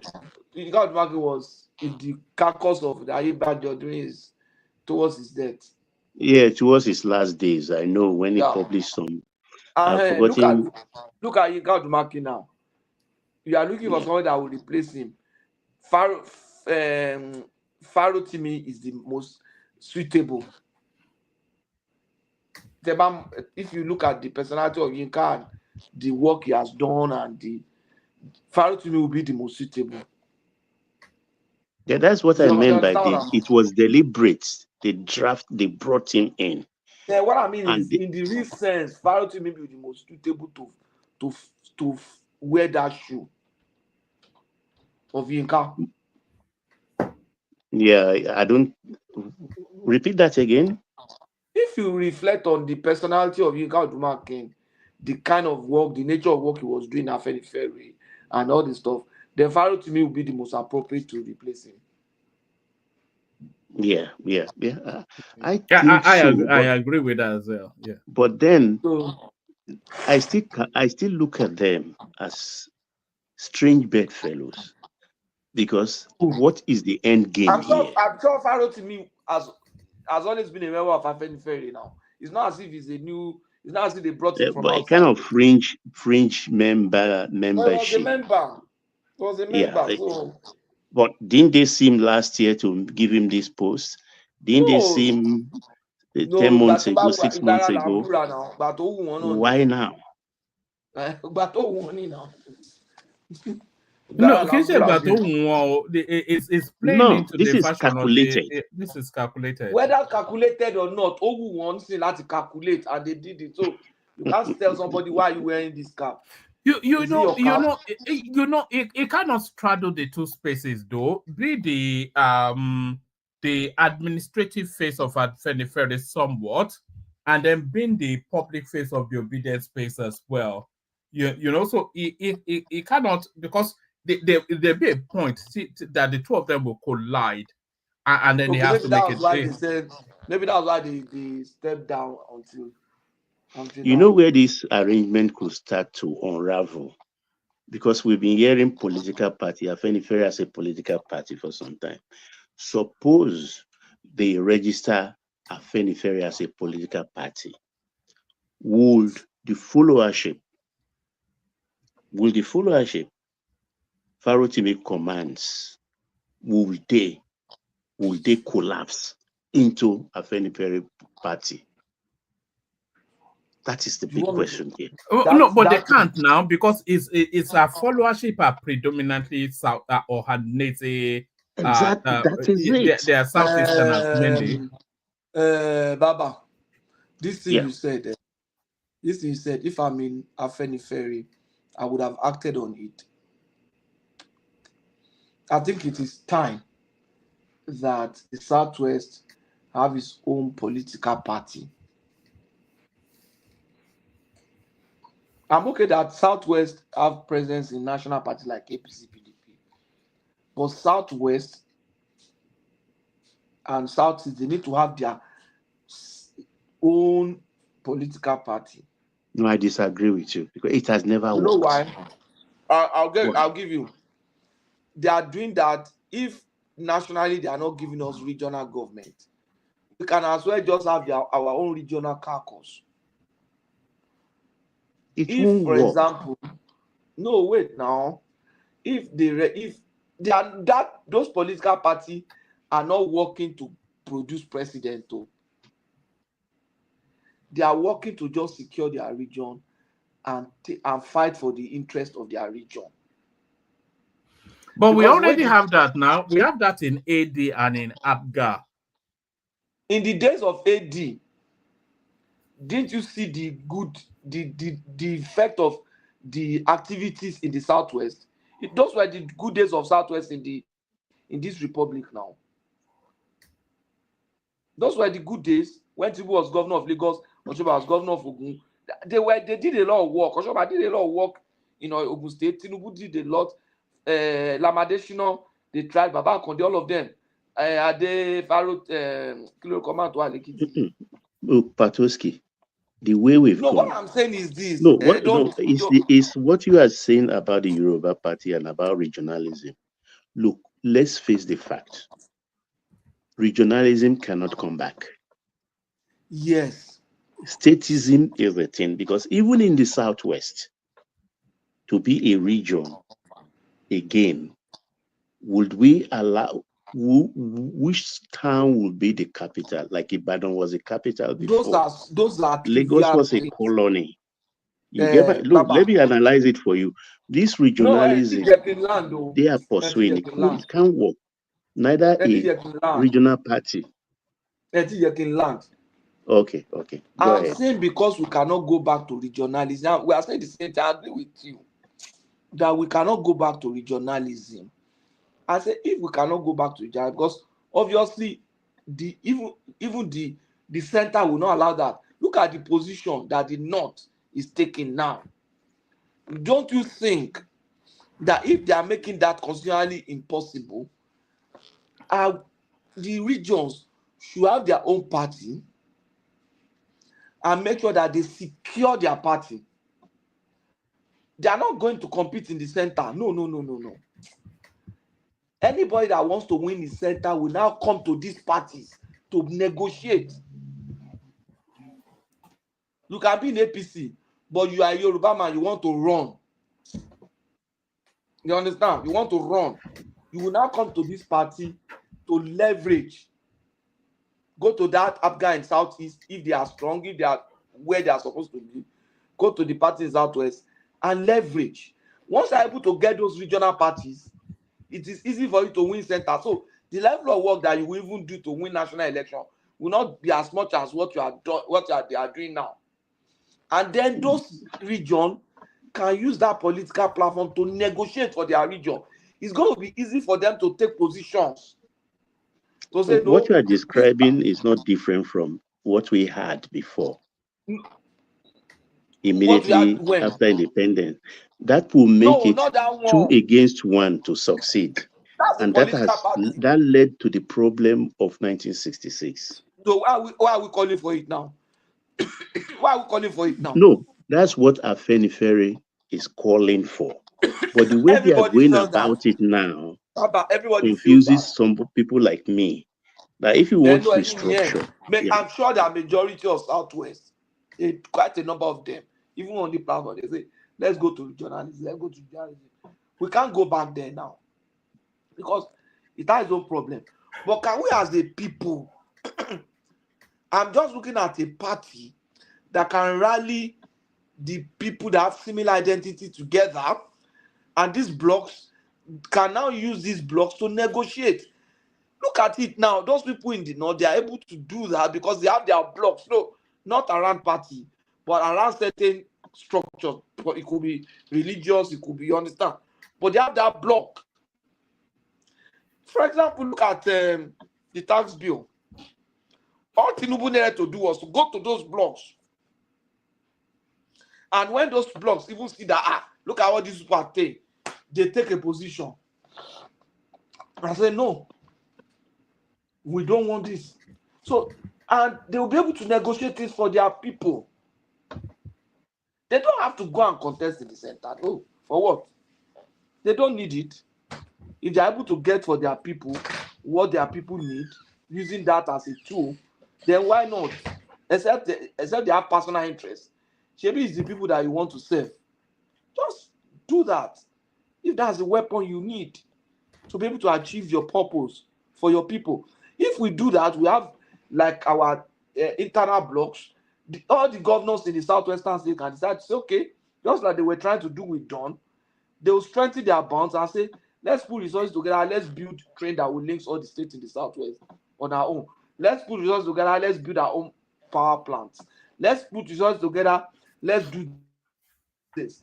Let's put resources together, let's designate Ekiti as but don't forget, Patuski, even this era you are describing, when the regions were doing very well, yet someone like Chief Obafemi Awolowo still wanted to go to the center. He still wanted to be the Prime Minister of Nigeria. He didn't limit himself to his region. He came out. Because that's his desire. But anybody in that in those regional party or group, they can express such desire, and they are free to do so. But we are saying this party is not going to run for national election. That's the ideology on which it is formed. If you have that desire, then you don't belong to this party. That's what it simply means. To seek the interest of the Southwest, ultimate. That's all. Let's have parties that have ideology now, and say, okay, this party is for Southwest, or Abga is for Southeast, to seek interest of Southeast. If anybody wants to run for national position from Abga, it's not going to run from this party. You will have to go and leverage and join another party. You can leverage our strength, being a member of our party, being somebody who was with us. You can leverage our strength, but it cannot run on our platform. Our own is to seek the interest of our people. We must have that. We must have that. So that when in the north, anywhere they are pulling their position, by the time they see Afghan AD meeting and they see the Southwestern South Party organizing meeting and three of them meeting together, then they will talk to themselves like, take it easy. Unlike now that they are just meeting and throwing everything Tinubu says out. You understand? But the stand of this faction of Afenifere is opposed or in diametrically opposed to that of the interest of the Southeast. Because I've not had the Southeast propagate restructuring. Their own concern is to gain power. Their own is even stronger than restructuring. They want out of Nigeria. You get my point. So what is the interest that is bringing them together? How do they think they can fuse the Eastern interest with that of West, their own interest, using ROTIMI as a pipe, a conduit between the two interests? We are just speculating now. That might not be what. Yeah, I'm speculating. I'm being analytic here. I'm not saying anything. I'm not doing conspiracy theories. But I'm trying to read the tea leaves. That might not be what they are trying to do, sir. What do you think they are trying to do? I just feel that for now, everybody just wants to grab power. That's the point. All these Amaechi, all of them, everybody just wants to grab power. That's the thing. But we are saying, what I am saying is that what they should be doing, not what they want to do or what they are trying to do. No, what they are trying to do now is to just grab power from Tinubu, and to me, that's not a proper motive. That's not a proper. You are not talking of the interest of your people or the interest of Nigeria. You just want to grab the power, and then when you grab it, you share it among them, among your people. When I look at that stage, when they are talking, if they grab the power, those are the people that are going to share it among themselves now. And to me, look at those caliber of people. What can they bring to Nigeria? They've had their time now, and they brought nothing. Rotimi was there as minister for how many years? For 8 years. He was a governor for 8 years. He was speaker for 8 years. That's 24 years. Never worked in his life. Never earned a And salary. he just Never left power never less worked than 3 years. paycheck to paycheck in his life. Less than 3 years. He's just left less than 3 years. He's left power and is beginning to run temperature. I mean, what are we talking about? AI, welcome. Are you there? I do. Okay, we'll be interested. It's going to be interesting Let's hear your hearing your view. contribution here On what? at this juncture. What are you people Let me even present this thing to AI. Let her. Before now, I was saying something. I said that it's just. I'm just playing it off my head, though. Don't you think that the region should have like our own? I'm not saying national party, like a regional party that will seek the interest of his people and say, look, we are not running for national position. We just want our people. We want to take care of status. Like the Insecurity is out is now. If they have a party that has all the governors, that has majority of the national, the state assembly and stuff, we'll say, okay, we are just telling our people. They will be able to articulate that security position properly. They will be able to begin to make changes. I feel that if we have such blocks, they can now use that to negotiate a national for things that will benefit their people. What do you think? I don't Okay, even let me put understand it what you're well, saying in the AI. first place because let me AI, say wait, this. AI. Let me put it to you well. We're talking about Professor Shuntokun. You know him now and his politics, being an ally of President OBJ. And you know the issue of Afe Babalola, how he capitulated on the cases instituted against Farotimi. And in one breath, less than 24 hours later of that capitulation, these people now drafted Dele Farotimi to be the organizing secretary of their own faction of Afenifere group. And he told us in this clip that Afenifere is like a political party. It's not a socio-cultural organization. So that means as a potential party, they are organizing for 2027 election. I'm just trying to use a preset of what is happening here. So we are trying to analyze exactly what is their motive. Okay. You want my opinion? Yeah, of course, we are being analytical here. Okay, let me give you my candid opinion in all you have said. In the first place, I will say that, yeah, I wouldn't deny the fact that APC might have opposition. But I don't think by 2027 there is going to be an opposition party. Did I make a sense? That's all everybody is saying, even though I disagree. Okay, let me explain. Having opposition is a different thing from having an opposition party. Okay. You see, the way things played out in 2023, I would say that PDP decided to engage a madman with a gasoline and a lighter. And I have never seen somebody who engaged a mad person with a gasoline and a lighter that survived it. That is one. Secondly, the other party called Labour Party. I don't really think I have seen anybody who blessed himself with a feculent and wish to be attracted to anybody. So as I speak to you, I don't know what they want to form, but that's not holding. Don't come back here and call me a witch. It's not forming.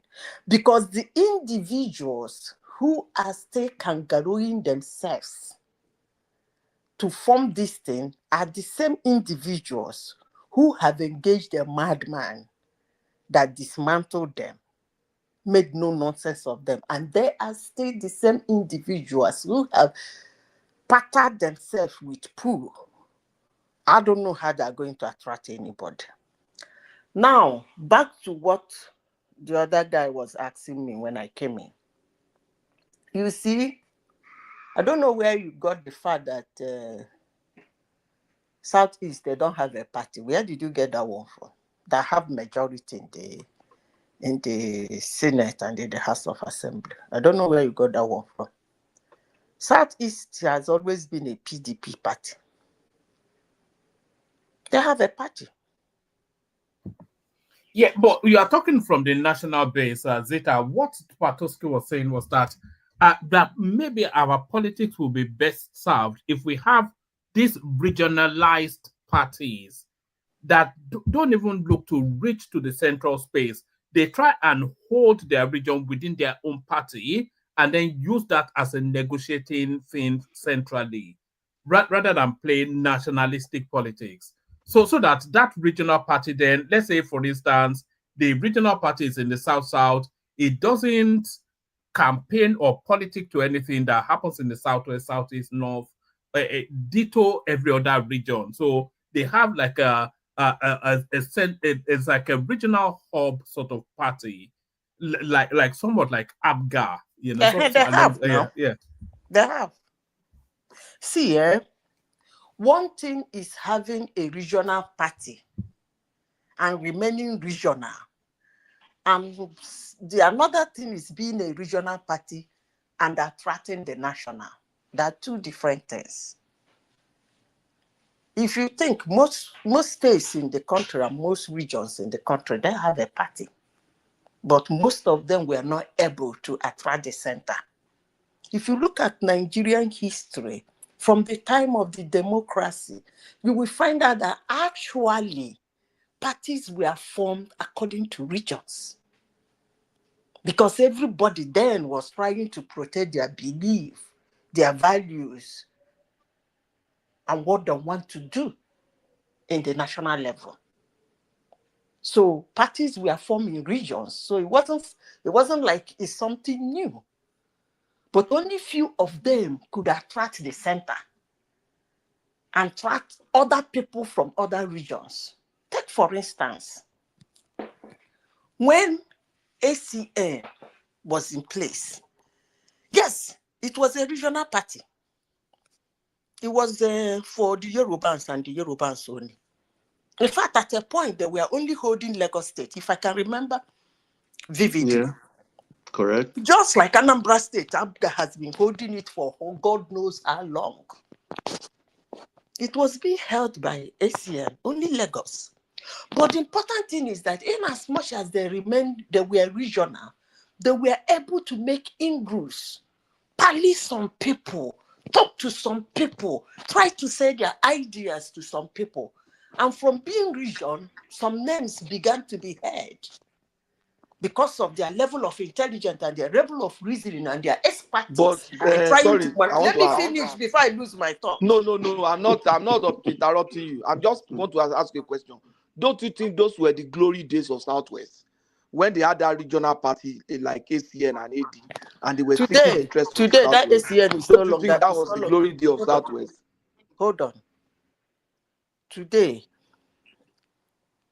I'm giving you a live example. Today, there is nothing like ACN again. That ACN attracted some PDP, attracted some NMPP, attracted some LP, attracted some, they came together, UPP or UDP, whatever. Today, there is nothing like ACN in the Southwest. So that's what, I don't know if you will understand me. That's what I'm trying to project to you. Yeah, but I'm saying they made a mistake. Look at it. Is the Southwest better off for it? When there was AD and the ACN, and we had our regional, those were the good days for Southwest in this republic. Those were the good days. That was I when don't all know. these things that happened, in Lagos, people are talking about. That was when it was done. That was Okay. when they were really seeking interest of their people. Okay. Now, any Okay. I don't interest that even you know want to speak. any state in Nigeria that is functioning like Lagos. But if you think what No, I'm ACN saying achieved, that those things hold on, let happened me because of finish. that. Let me finish. You know, I don't like going on about.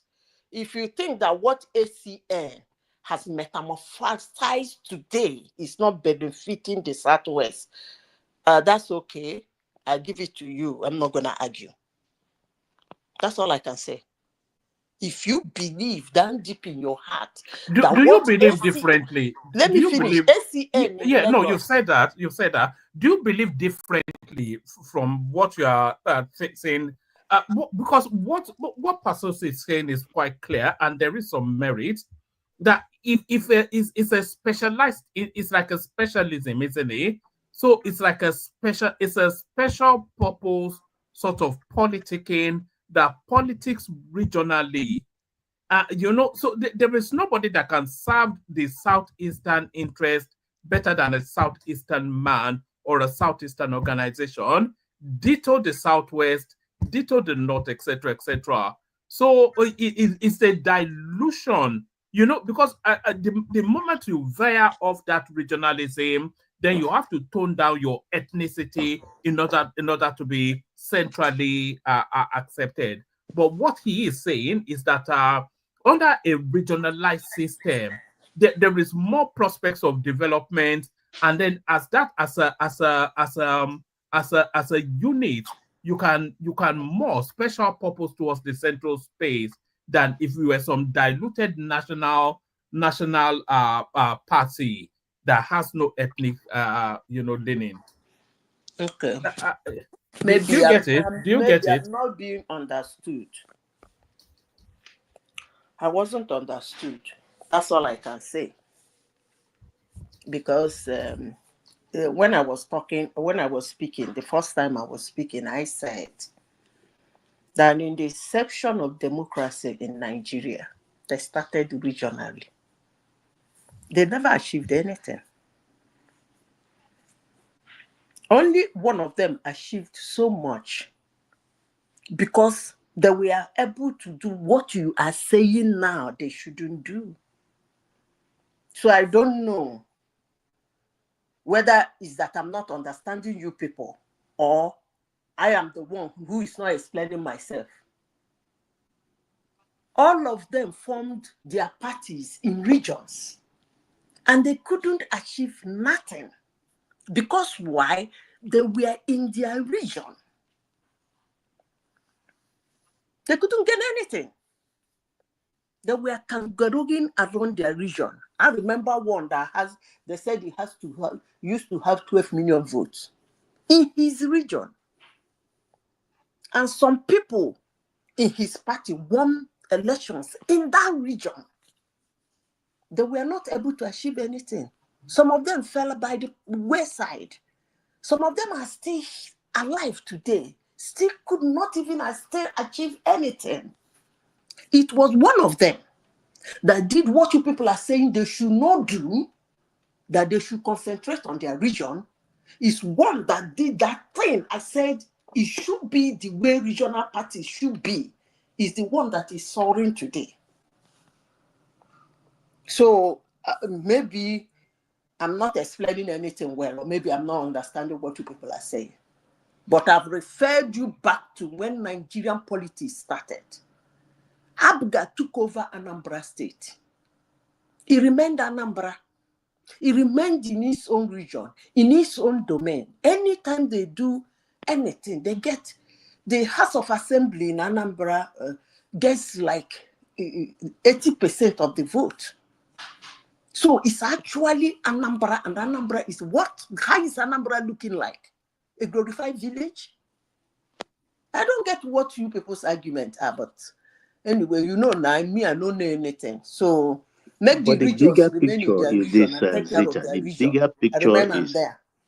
yeah, the bigger picture here is this man on the screen now, Professor Oshuntokun, who says his own faction of Afenifere want to morph into a political Papa, party. sorry, his dad is the professor. He's not a professor. No, this His dad is Oshintokun. that. That's Aki Professor Oshintokun is Oshintokun. not a pro. His father is the professor, the neurosurgeon. Yeah, I too was wondering when Baba keeps referring to him as a professor. He's not a Professor professor. Toku died in Yeah, 1995. I don't even think it's a PhD. Okay, Even. who is this one? That's He's the his son son, of Akin. Professor Oshintokun now. This is Aki Oshintokun. Professor Oshintokun died in 1995 now. He's like Obige's mate. This Akin Oshintokun, is he not a professor? No, he's not. He's the son of the professor. He's not even a doctor. He's not even a PhD. He's not, he doesn't even have PhD. Oh, I am mistaken then because I've always looked at the old Oshintokun, and he is old. His father is that Benjamin, that Kayode Oshintokun, the professor. Okay, I think I got mixed up with the names. So I've always referred to him. The neurosurgeon, the neurologist. I've always thought but he died long ago now. Okay, I'm sorry. So this is That's just plain Akin Oshintokun. This one is just 30. This one's about 33 years old or 35. No. 65 or 63 or something. It's about 60 No, something. I think he's in his late 60s. This Akin Oshintokun. Akin Oshintokun is the same age. No, this guy will never be in his late 60s. No.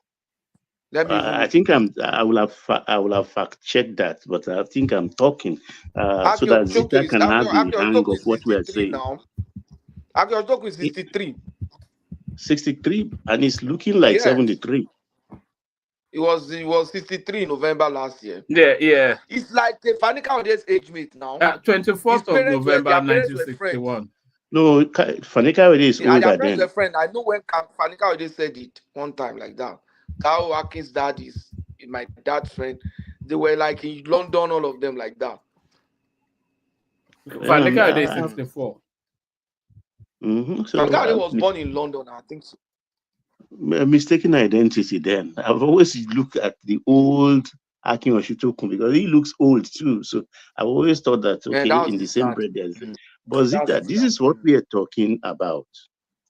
You understand? So they brought in talking about. Explain. They brought in ROTIMI as organizing secretary of the Afenifere. We all know Dele ROTIMI as an obedient, an ardent Obi follower, and by extension, an LP, Labour Party stalwart. So if Dele ROTIMI is organizing for Afenifere, that will eventually become a political party, and what happened to his obedience, if I may put it that way, in quotes, what happened to his obedience when that happens? Baba, you see, is actually not so, how would I put it, convincing. I would rather use the word convincing when we are discussing politics and we remove the game aspect of it. I said on this platform that there is no party, and I don't think there will be. When I say this, I'm not saying no name of party will be mentioned. Don't get me wrong. But what I'm saying, if the name a party is as good as not existing, because, number one, the group of people who wants to create or rename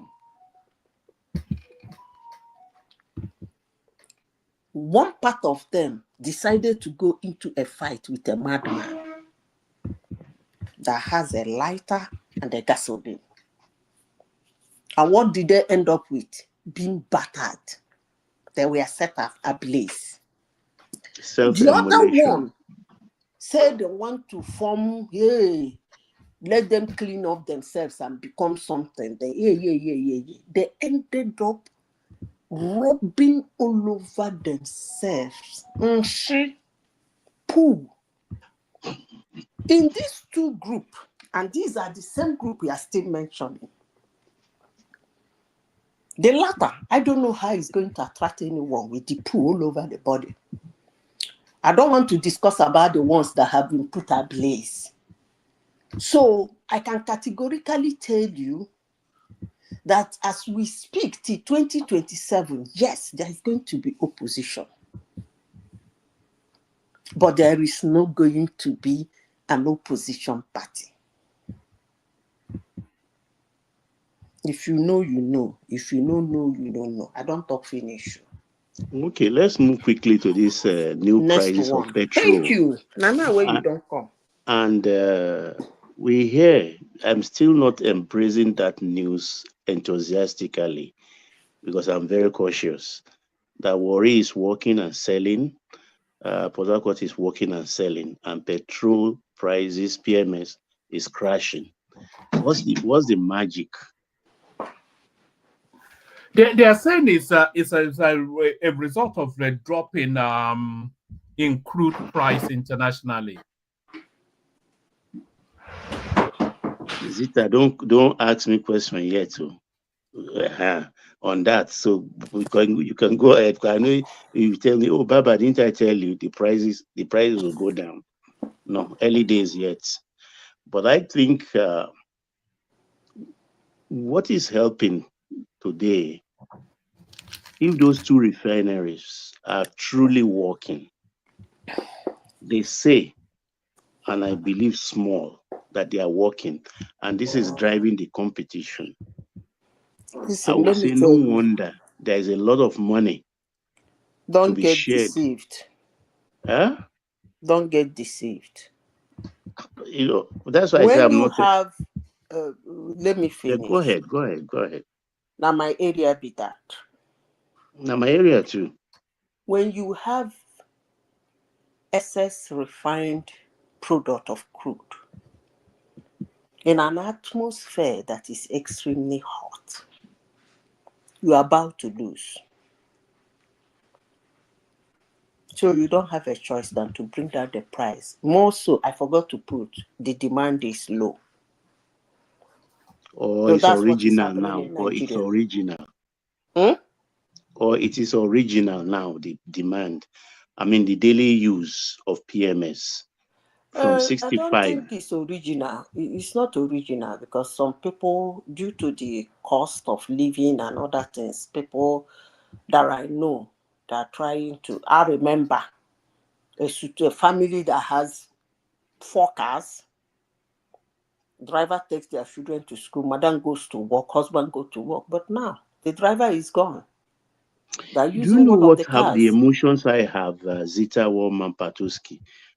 Talking about this topic, I get very angry.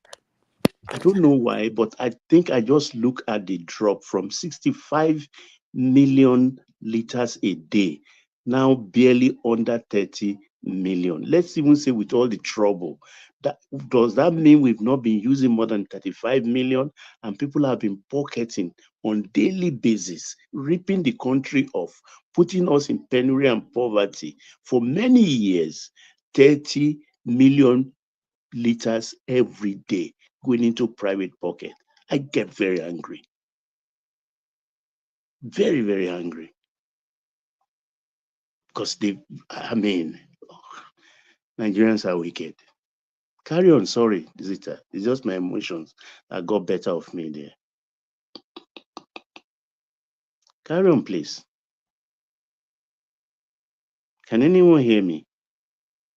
I can hear you. Yes, we can. If you consider the quantum of money, and by the way, a lot of those liters actually, because we were importing not just for the Nigerian market, but for all of the countries on the Sahel as well, all the, so if you imagine the quantum of money that is, it's just, we don't think about the money sometimes. It's a lot of money. It's beyond mind-boggling. And that's a country they said that doesn't have money. Every day they insist that Nigeria no get money. It's a poor country. Anyway, I don't know what to say. But if we can shift the topic to which other topic they now? Let me take you to this space, Zita. So, ROTIMI Amaechi, actually, let me play you this clip. So, it all started from here. Well, you see, all we hear here is typical Nigeria. Typical Nigeria, and you are clapping. That's why politicians get away with anything. They get away with murder because you have short memory. Short memory. None of you here seated can defend the votes. If you have complained, Nigerians have been clapping for you. The only way Shekarau became governor, do you know how? Because people lined up. When they ask how many people are there, they say over 500,000. No, I won't give 500,000. Announce Shekarau. It happened in Ghana. Before the election of the last president. 2 days, a lot of us were called to intervene. But why did they do that? The people were ready to die. You are talking, abusing everybody. Nobody has power and will give it to you. Nobody, not even me. If you want a pastor as president, can get one. The politician is there in Nigeria to steal, to maim, to kill, to remain in power. If you think Tinubu will give it to you, you are wasting your time. So when we speak, we forget history. Unfortunately for me, poverty has made me to be part of the political system from when I left university. I left university in 1987, and I've been part of the process till today. You can't wish me away in the formation of APC. You certainly can't wish me away. You can't wish me away in how APC won election. You can't. But the truth is that if some of us did not stick at our neck, say, PDP, good luck, we want to die with you. When they saw that we were ready to die, what did they do? They gave up power. So we have sweet mouth, we'll talk about it, we'll repeat these things every day. Tomorrow they will call you in Lagos, you will go.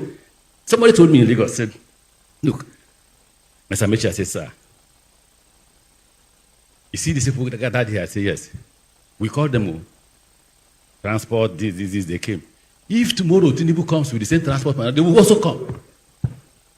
And the final example is when we are pursuing, APC was registered, and I was scared that, look, they may rig us out. So I got the party to agree that we will carry out a demonstration. They agreed that we will carry out a demonstration. We assembled at, what is that parade ground? Eagle Square. We released some money to go and bring women and all that. I walked in. What about me? I must go early to know what is going on before people will come. See the women gathered. Guess what they are wearing? Jonathan for president. God bless you.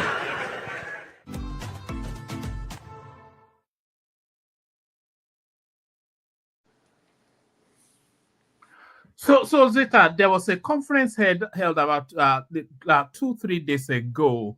The politics is calibrating, recalibrating, alignment being realigned, and all of that.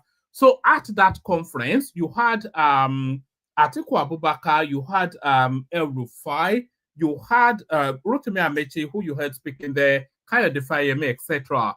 So they were all sort of like rubbing minds on how to wrestle power from Tinubu, etc., etc.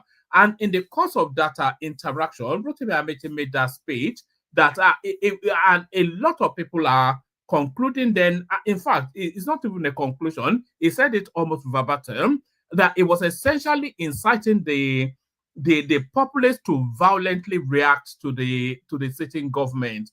So you had then the Minister of State for Defense, Bello Matawalle. He has come out to issue a stern warning to ROTIMI Amaechi to say that, look, you do that again and then we'll throw you in jail. So he did that about yesterday or so. But curiously, Ohanaeze in Digbo, they are also now coming to condemn, and not only on Amaechi, but for asking for actions to be taken against him. So one, what are you making of this new best friend of Tinubu, Ohanaeze in Digbo? And then more to it, what are you making of the extreme language now incurring into the politics now as the desperados are looking to wrestle power from who is in situation. And then also, if power is going to be wrestled from Tinubu, how can it go to the hands of Atiku Abubakar, El-Rufai, and Amaechi, etc.? And then we said we've experienced change. So what are you making then of this controversy that ROTIMI Amaechi has generated? What I am making, one man, is that you are the one that is contradicting the whole thing. I think I handled this matter when I came here. You said that we are robbing minds on how to wrestle power from Tinubu. And that is the area I disagree with everybody. They ain't got no mind to rob. So they're not robbing mind. What he's actually doing, he's trying to incite chaos because they believe that for somebody like Tinubu is chaos they can use, which is chaos you, the citizens, that they have been robbing blind from the inception of Nigeria, is still you they are depending on to get the power for them from Tinubu. So I don't know how that works. But what I am saying is that, as I said before, what ROTIMI Amaechi said, I've said this several times, it's not anything new, although he added some new things, he has always been saying it. Although this last speech might sound a little bit more insightful, but he has always been a politician that I know. I called his name the other day and he came to newspaper the next day. I remembered him. Just as he told you, he has been kangarooing himself in politics. Never worked. And he's one of the richest politicians in Nigeria with our money. But he has been one who has been consistent in saying that he is doing it because we can't do him anything. That's exactly what he just said now. He said, I'm doing it. Because when he said politicians, he is a politician. He's one of the foremost politicians in Nigeria. So when he said politicians save money, we don't do them anything. He's one of them. And he's standing in front of those people. And those people did not do him nothing. Because I know in some countries, a politician make this kind of speech, they will start with him by stoning him. But he stood in front of them and said it, and they're clapping for him. And inside of him, he says, see how dumb they are. I am still saying it, and they're clapping for me. So, one man, as I said before, there's going to be opposition. But I don't know whether there's going to be opposition, but I rest my case. That's the answer I have for Amaechi and whatever he's saying. You know, when we were discussing this something, was it yesterday or the day before? Because it's a recurring decimal in conversations. And then we were reflecting that there is actually no opposition to, there's no opposition at all in Nigerian politics. Because if we remove Tinubu today and we put Atiku Abubakar there, we've not affected, sorry, I'm hearing if we remove today, if we remove, sorry, there's a lot of background noise come from. If we remove Tinubu today and we replace him with Atiku Abubakar, we've not effected any change. There's been no change that has happened. And then if we remove, sorry, the noise is actually coming from me, believe it or not. Oh, sorry, yeah, there it is. I had some thing opening in the background. Let me just let me tell you what was let me tell you, it looks as though Trump has imposed that tariff then that Trudeau wants to speak to. It says Trudeau addresses nation as Trump imposes 25% tariff on Canada. So that was what was making noise in my background. But as I was saying, now that one was there before yesterday. But yes, but Trudeau is about to respond now. Yeah. He started today, but he was there before yesterday now. That's what? That Trudeau make the speech. Oh, no, hold on. I'm not sure about that. Because today is second now. Yes, well, it's more or less the same day now, depending on which. Because let me show you what I'm looking at. Hold on. If I show you what I'm looking at, they are putting they are putting chairs together for a press conference. So that's to tell you then that it's not a. But yes, we were saying that there's a lack of opposition within Nigerian politics. That's really what we're saying. I didn't say there is lack of opposition in Nigeria. No, we were saying that because I was saying, have sorry. opposition. No, hold on. Let me finish the thought. I was saying then that if you replace Tinubu with Atiku Abubakar, El Rufai, Rotimi Amaechi, Peter Obi, or put X in there, there's been no real change that has affected. The only thing that has changed is who is sitting there. But the same thing carries on, the same there'll be no different trajectory in the country if Atiku was there.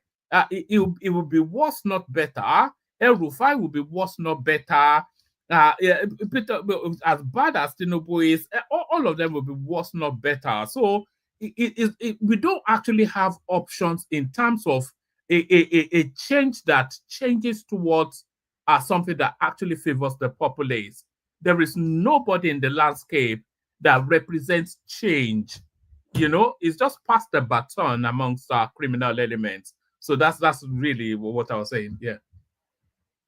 Woman, what you are saying is that you believe you don't have a change agent. That's what you should be saying. But whether there is an opposition, yes, there is an opposition. But whether there is a change agent among the opposition or among those who may likely be in forefront of opposing, that's what you're saying, that there is no change agent. Simple. But if there is opposition, of course there is opposition. Nobody rules a place without having an opposition. He has opposition, but he doesn't have opposition party. That's what I'm saying. Maybe by next year I will explain it more. He doesn't have opposition party, but he has opposition. Yes, but anyway, yes, he has opposition, of course, because there are people looking to replace him. But those people looking to replace him, they are no different from who he is. You are talking about change agent. That's what yes, well, okay. Whatever the terminology is, it doesn't. Whatever replaces Tinubu is almost with certainty not going to favor Nigeria or Nigerians. It's not going to favor unless we have an extreme leap towards people like Sowore, and even Sowore is not prepared for governance. It's more like a revolutionary. Sowore na Pikin no dey rule country. Sowore na Pikin. Go and ask Canadians. Canadians gave a Pikin Canada. He almost submerged them. So Pikin no dey rule country abeg. Sowore na Pikin. May go contest for local government chairman. Yeah, so this is what I was looking at. You can see they are just putting the things together now. So I don't think Trudeau has responded yet. No, I watched him. Yes, is it yesterday? Well, this is live now. This is being streamed live. No, that was a parliamentarian. Let me see his not the Prime Minister himself. Yesterday, it was a parliamentarian. No, I watched Trudeau yesterday where he's saying that they will respond, that they're going to respond to people like from Florida. He called 3 companies. He said that he will respond, they will respond to that. I watched him yesterday now. Wasn't not yesterday. He responded because the thing is taking effect today. Yeah, yesterday. He responded on Friday because the thing is taking effect on Saturday. I watched him unless he's doing another conference. I watched him. All right. Let's bring Fatai into the conversation, Zeta. So Fatai, we were just really gisting. There's no real big ticket topic we're talking about Afenifere and what purpose they actually serve and why they brought ROTIMI into the fold. So we're talking about that, and then we're just picking through whatever was going on in the news. So about Fatai, let's hear from you.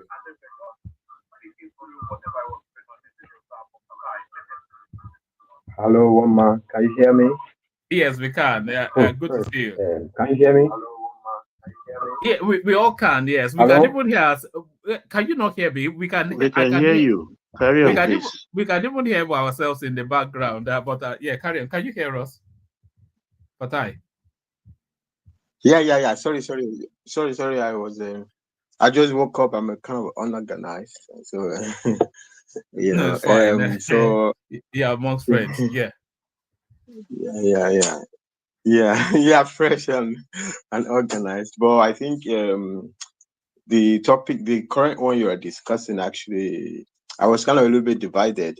If I wanted to, maybe I should just leave it or address it or find the appropriate time to talk about it. But I think because of the topic you are discussing, I think let me just say one or two things. Also, I started listening just a little bit before Madam Zita joined that conversation. You know, say Madam Zita has a big brain now. When she was talking about the regional party, okay, if at the regional party, if you are successful, they will swallow you up in the big party. Okay, it's all about the Tinubu stuff, you know.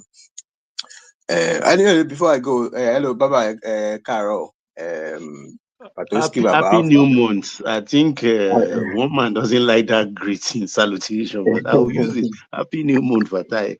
Ushuayabu.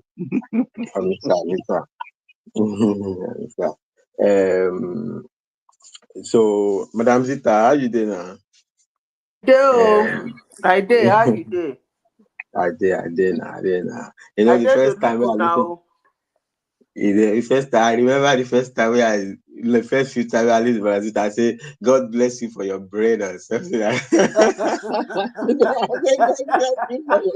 You know, it's funny, Fatai. I remember you saying that as well. I remember it. You say, was it even God bless your brain? Or I remember that the way you said that. I remember. Thank you for your brain. It struck me because it was such an odd thing to say. I know. I've never had that kind of thing before that day. You know, say a freestyle. I mean a freestyle, and I don't know anything. I have to talk my own thing now, you know. You know, so okay. Let me just start from the current. I think the big problem with the opposition. I think I think you know I think maybe you are probably even used it one time, one manner. Zeitgeist. You understand? There's nobody that is taking power away from, let me call them principalities, by not saying anything, by not showing a new direction. You understand? There is opposition in Nigeria, you know, but the opposition is not working. You're not going to, everything they are saying, Tinubu can easily say it. Atiku can easily say it. You don't have the money, the muscle, they may have equal amount of money. Sorry, Fatai. Rational mind, click on mute and unmute 3 times. Your device is not connecting. Sorry, carry on, Fatai. Yeah. Okay, I don't know anybody's pocket. They probably have, because you know, so Nigeria, these people, they get money. So maybe the ball but at least to throw. They don't have that financial muscle. They don't have the machine, the structure muscle. And there's no paradigm shift in terms of whatever is the message. So the last time the other time I was Prince Adewale Adebayo was here. Is that not a problem? They don't gloss over that. What you said is essentially telling us we're in trouble now. There's no change agent, as Zita put it. Nothing. It's a big problem. Nothing. Okay, remove Tinubu and put Atiku there. What will happen? We'll still be where we are. We'll still be here now. Or put Peter Obi there. We'll still be here. There's nobody that nothing. You know. I see that line, but that's not even this one that you said is not put Peter Obi there. There is only Atiku and Tinubu, and there is other people. Okay, there's only Atiku and Tinubu and other people. If it's not Tinubu, it's going to be Atiku. So this is it. The other people, they don't have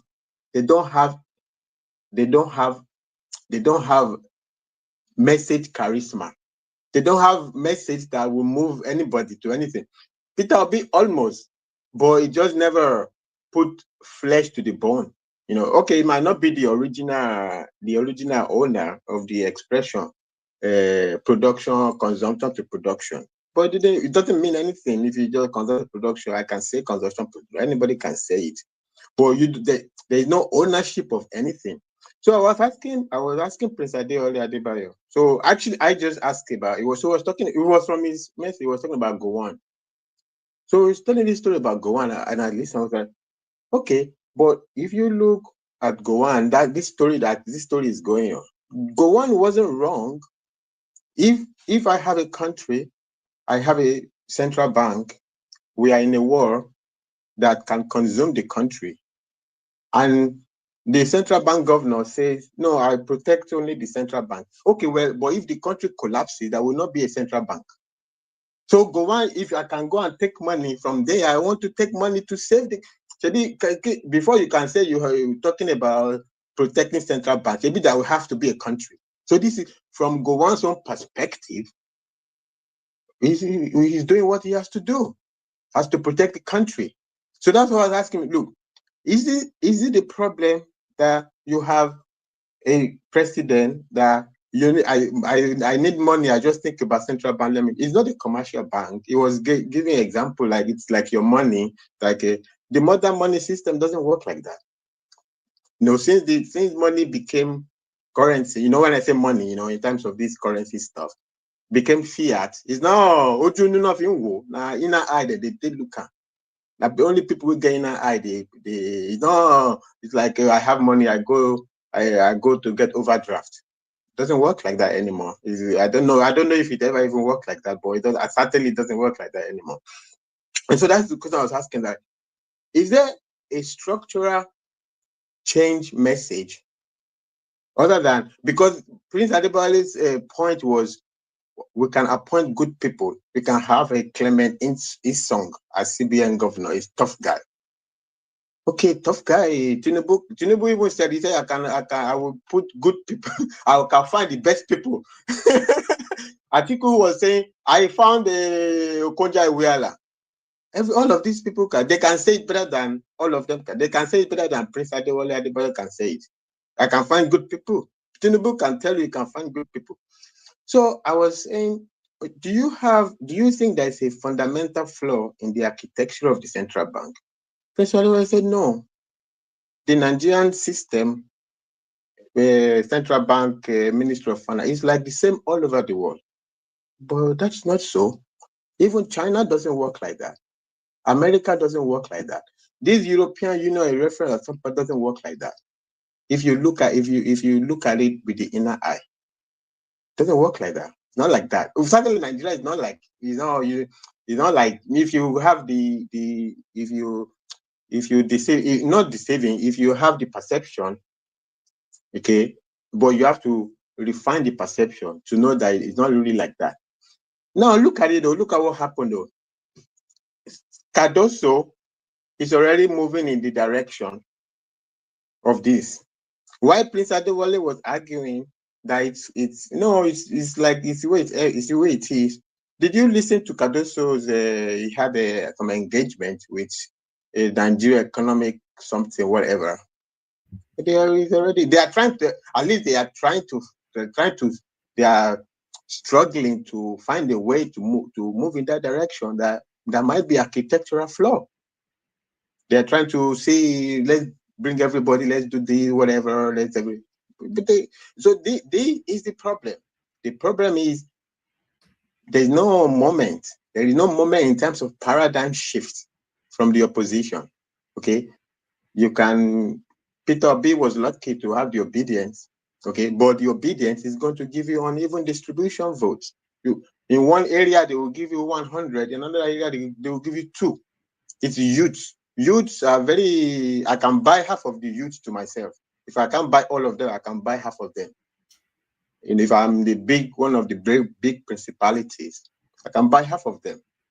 You understand? So the real problem is, what are we talking about? Is the real problem.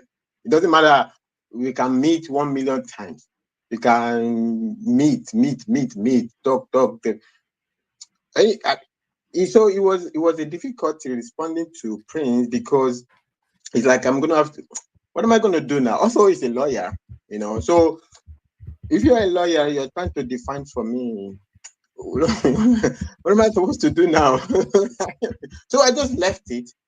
But I was surprised. People were jubilating. I don't know what they were jubilating about. You know, everything I said, 100% perfect. Every single thing I said, 100. I stand by every single word that I said, 100% perfect.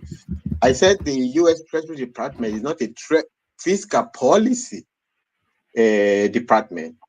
He said, no, it's a fiscal policy. No, the fiscal policy agency of the U.S. government is the Office of Management and Budgeting. When Trump, in this news, Trump is cutting edge or whatever he's doing, who is running it? The Office of Management and Budgeting is right there in the executive, in this thing. The Treasury is almost like just like manager, financial manager. That's what it is. It's not treasury. It's not. But he said that, okay, if you want to pay your tax, where do you go to?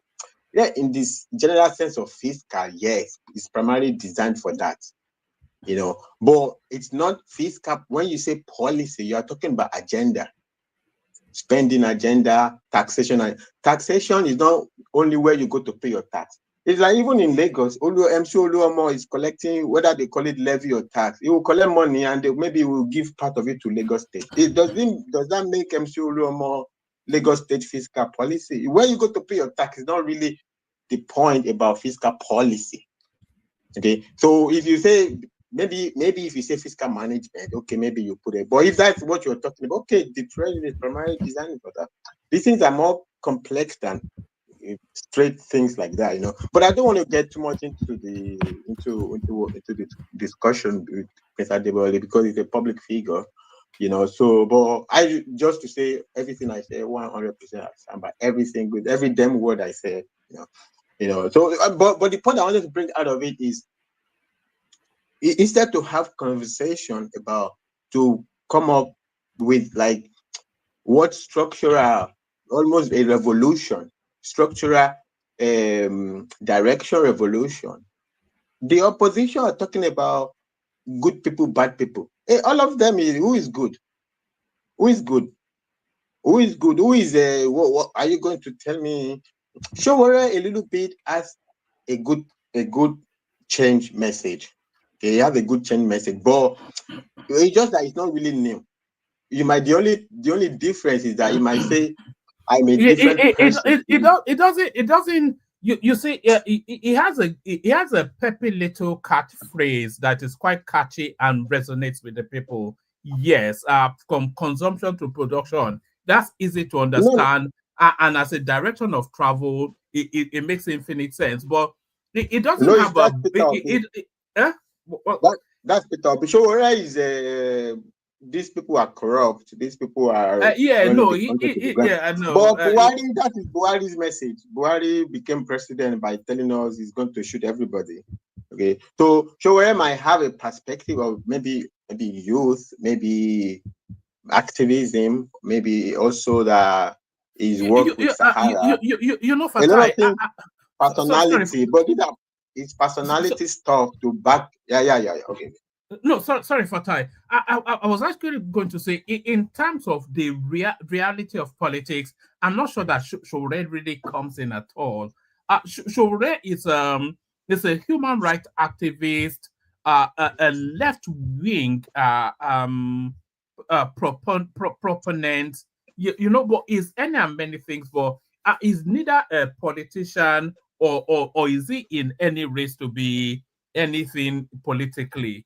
I think it's just I think it's just there to sensitize the people to what their rights and entitlements are, and it does that excellently because he agitates the space in order to speak to the people that you don't have to tolerate this because this country belongs to you. So that's his messaging. But I don't think he's not a politician. Yeah.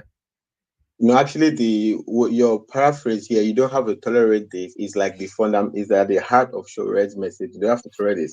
But the only thing I would just disagree is when I listen to Baba Janli Koko, you understand? I think Rani is a great messenger of you cannot not love Shore if you listen to Ajanle Koko. You know, so I would like to believe that there is a lot to. When I listen to Ajanle Koko, I believe there's a lot to Shore. When I listen to Ajanle Koko, that's me. I'm saying me, individual me. You know, maybe there might be a bias there. You know, you know, me, I'm a big fan of Ajanle Koko now. Dupsy Davy, Madam Zita, so that maybe, so maybe you shouldn't take it too much, you know. What did you say? But, no, I think I'll be a big fan. I think I'll be forever fan.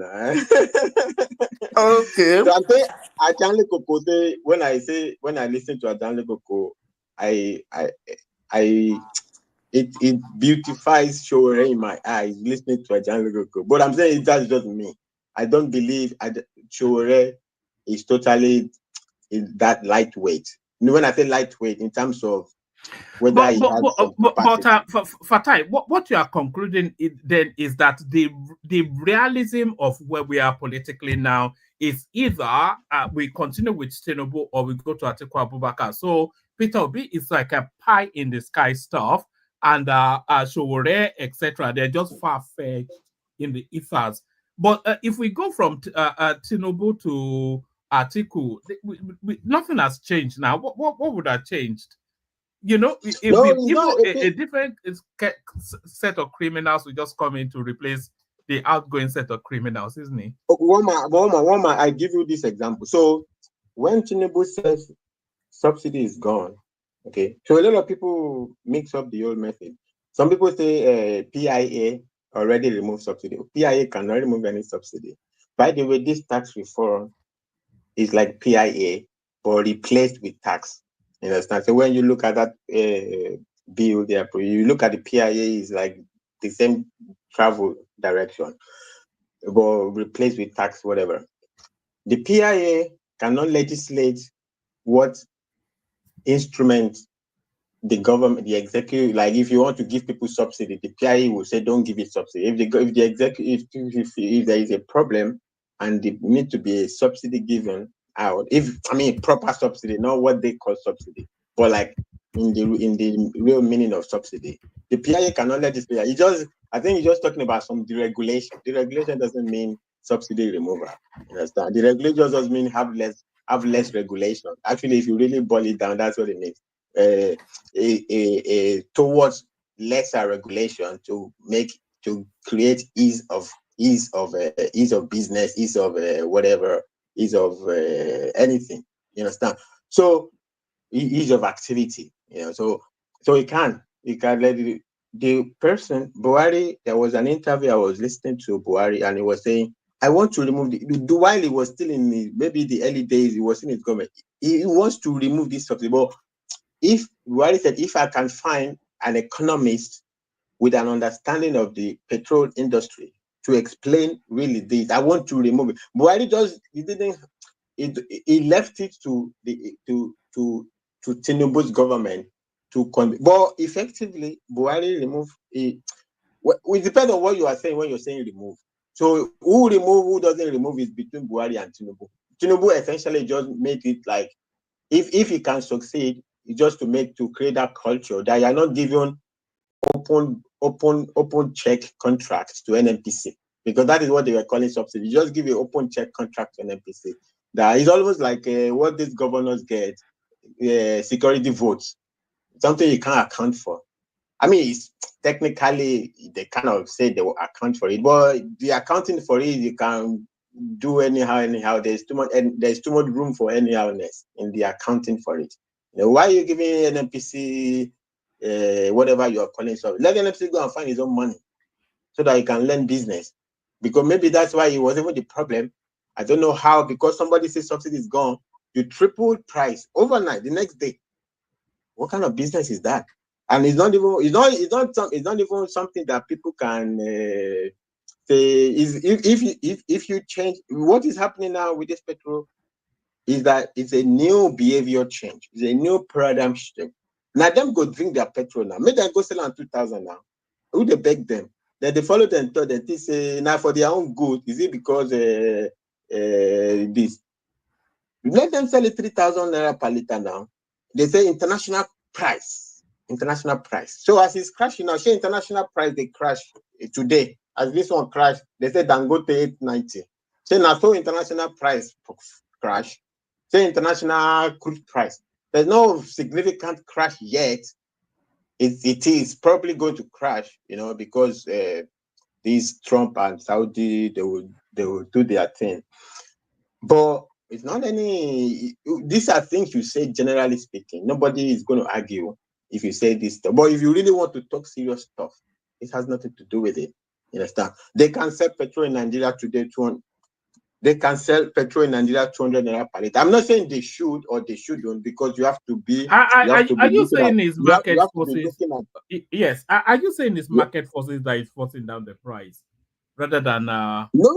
It's consumer behavioral change. The consumers, whatever. In the end, they will drink their petrol now.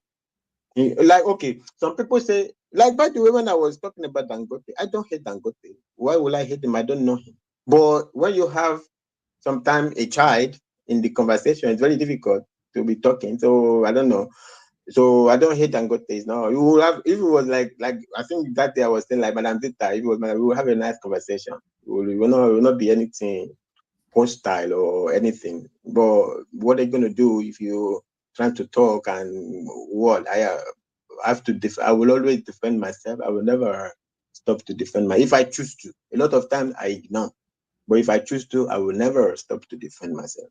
It's my It's my first responsibility to myself. So we're saying it's not Dangote refinery that is making. If European refinery are having a little problem or whatever, it doesn't even mean there's change with regard to energy, whatever. But even if it's from African region that is causing some things with the refinery, it's not because of Dangote, it's because of the subsidy removal. Because you can book and book and book and book and book with this. That's what they were playing with now. So when they said this refinery, is it Wari? Which one was in the news that it was working? There was a news I was reading in one newspaper, and they said, oh, they are not really producing. They are taking petrol. They had a name for it. A petrol that is like they bought it like 10 years before that. They've classified this as something.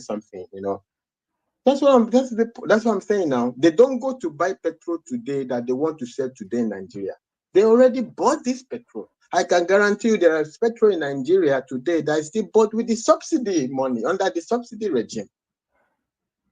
Even today, if you don't, if you don't want to believe Fatai, go and read the news around when they said that Port Harcourt refinery was working. You will read there when they are talking about petrol that are as old as 10 years, but that is the one they are bringing out. I'm not saying I confirm the story, but I'm saying they are having that sort of conversation.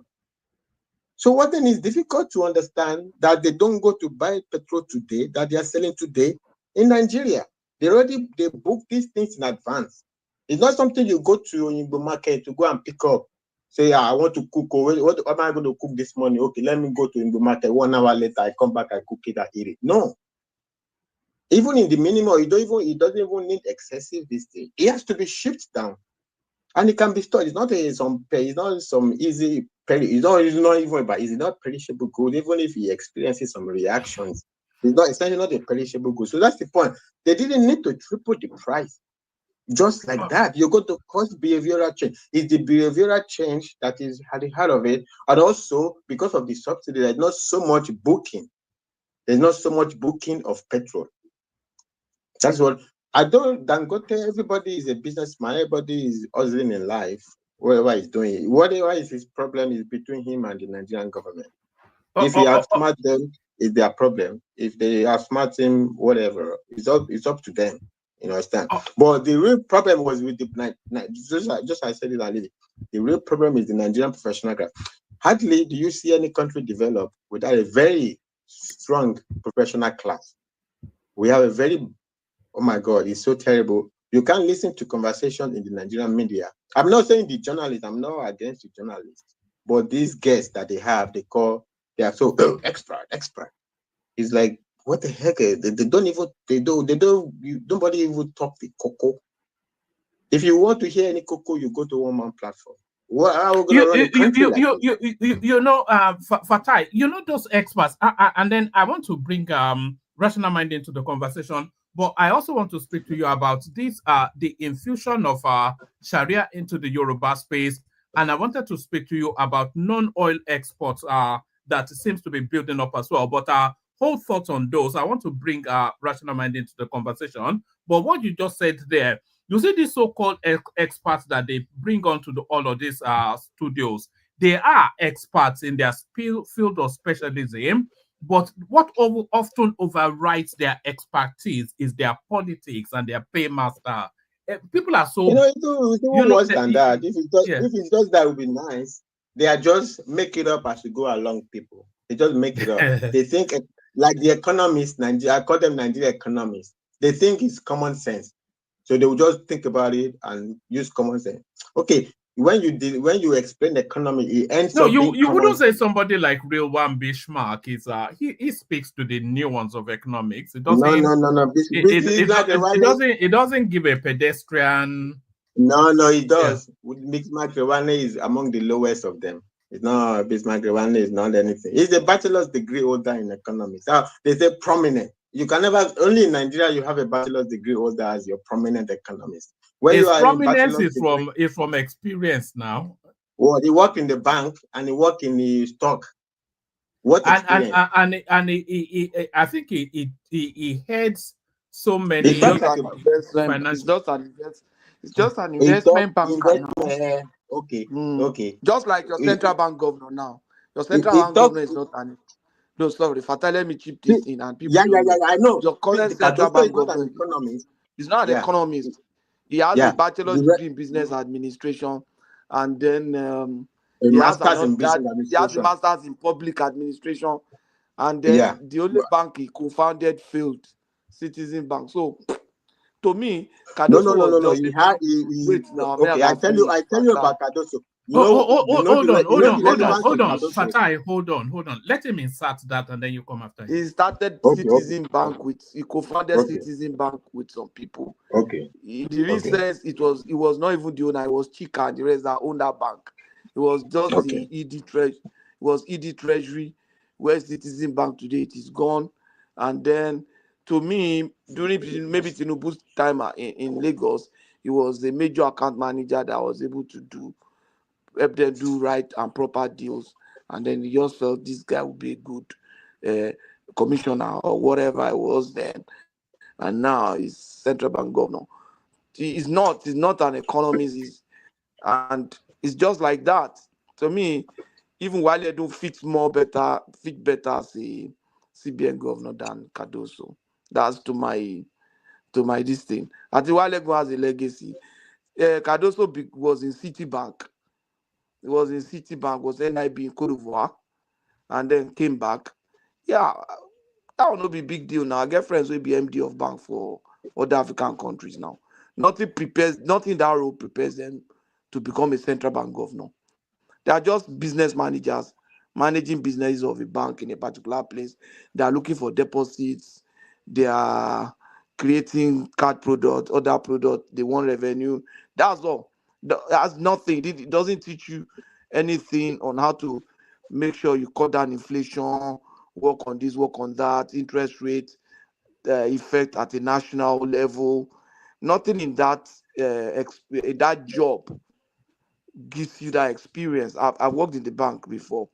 No, it's nothing where you do for bank prepares you to become central bank governor. I'm telling you, I can't say that to anybody. I know they might not like it, but that's just the truth. I was a banker, so let's be fair. To me, in recent time, the only central bank governor that we've had was Professor Charles Soludo. and the Nigerian banks became more robust, became more internationally acclaimed, and the banks were just doing well.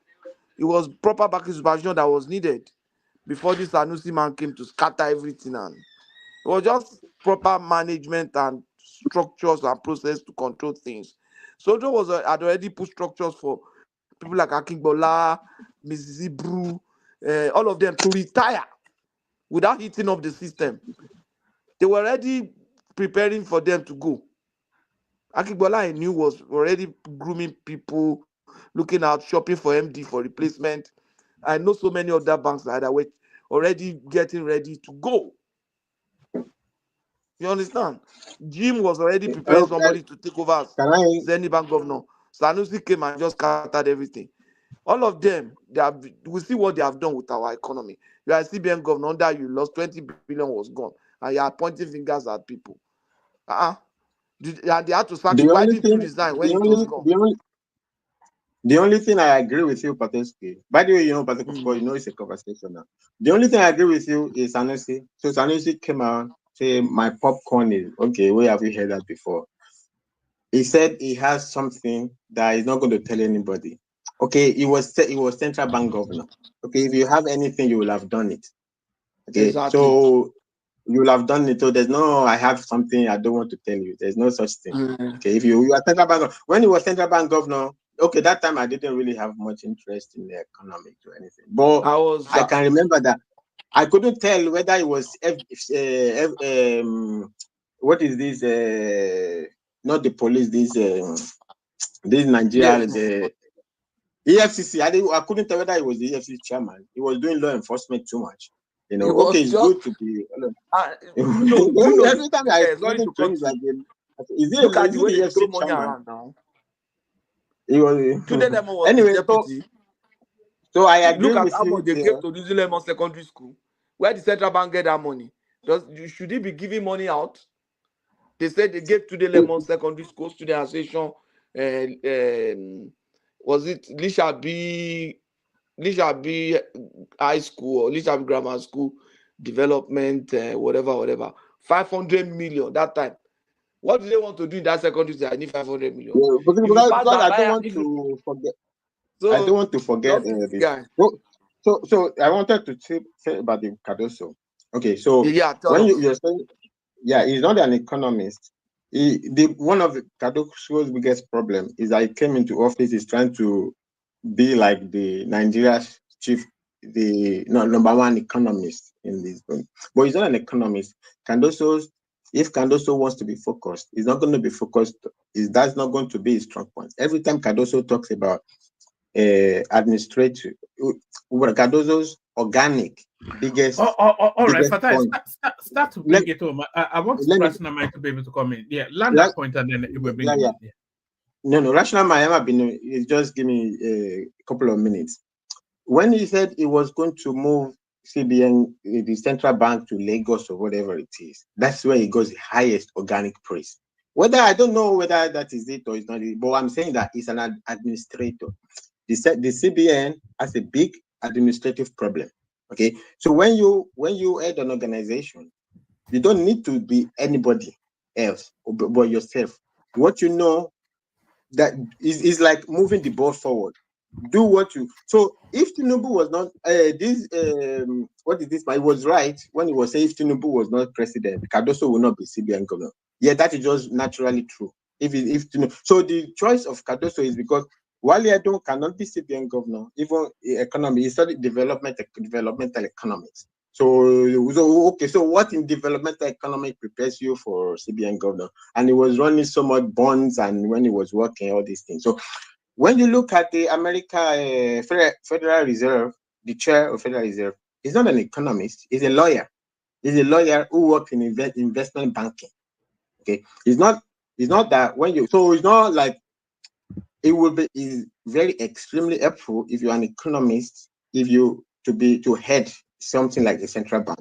But usually these people, they pick from within. So this Jerome Powell was there, investment banking, blah blah blah. They got into the board of the Federal Reserve, blah blah, and then it could be it. The real Ben Bernanke, if you really want to talk in recent times, if you really want to talk a Federal Reserve chair, you talk Ben Bernanke, you know. So that's why even this has a lot of problem. This is the problem with him and Trump. So also, as Prince Adewale was talking, the fight between Trump and John Powell is not about give me money, the way it was with Gowon and Clement Isong. No, it's policy direction. The way you are raising the interest rate is fucking up my economy, my fiscal policy, my fiscal direction. Let me say direction. So it's messing up the economy. So the central bank is not independent in that regard. The independence of central bank is a qualified independent. A central bank is not a country of its own to say I do whatever I want, nobody cares. No, it's not totally independent. Nobody is totally independent except you if you are your own country. You know, so that's not. So doesn't mean that Cardoso has to be an economist to be CBN governor. But if Tinubu is going to be president, or he became president, okay, between the choice was like, is he going to be Wale Edun? It's going to be, of course, it's going to be Cardoso. It's going to be Cardoso. It's not going to be Wale Edun to be CBN governor.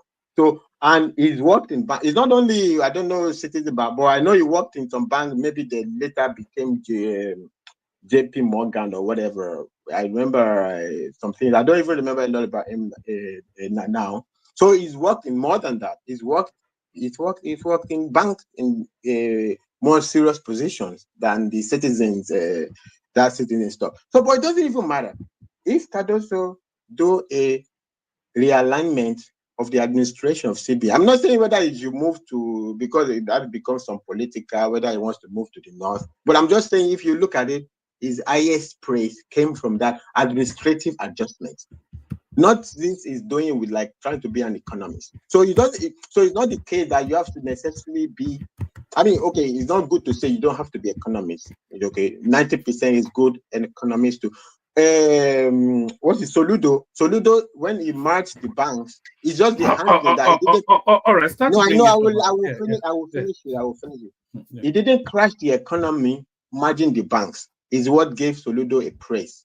You know, some people still find a little problem here and there, but they're not made like the way Emefiele crashed the economy, just pouring ink on a paper.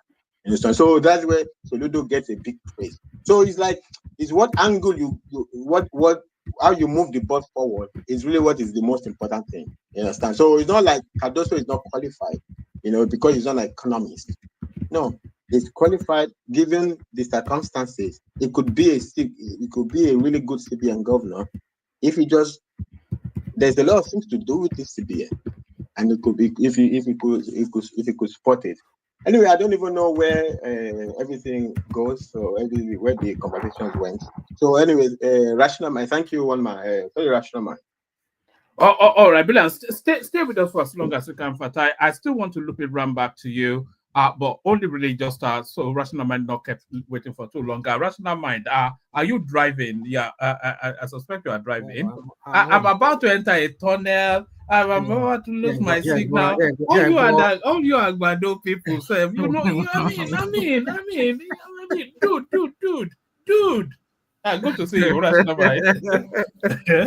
No, I'm not driving. I'm home. I'm starting. Oh, good. That's brilliant. One place today. Yeah.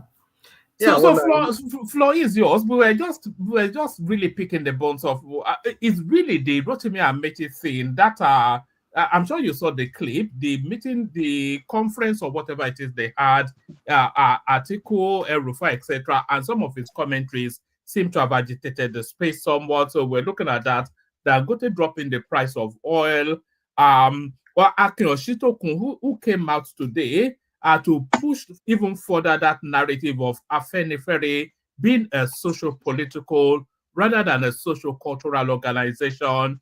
And then why they have now brought ROTIMI in-house as Afenifere steps down. So all of these things, we're trying to see how we can unbuckle it. But you with the big brain, I'm sure you can explain it all. What brain, what man? I mean, we all just talk heads here. Who comes here and just express our opinions and go by our readings of the political scene within Nigeria.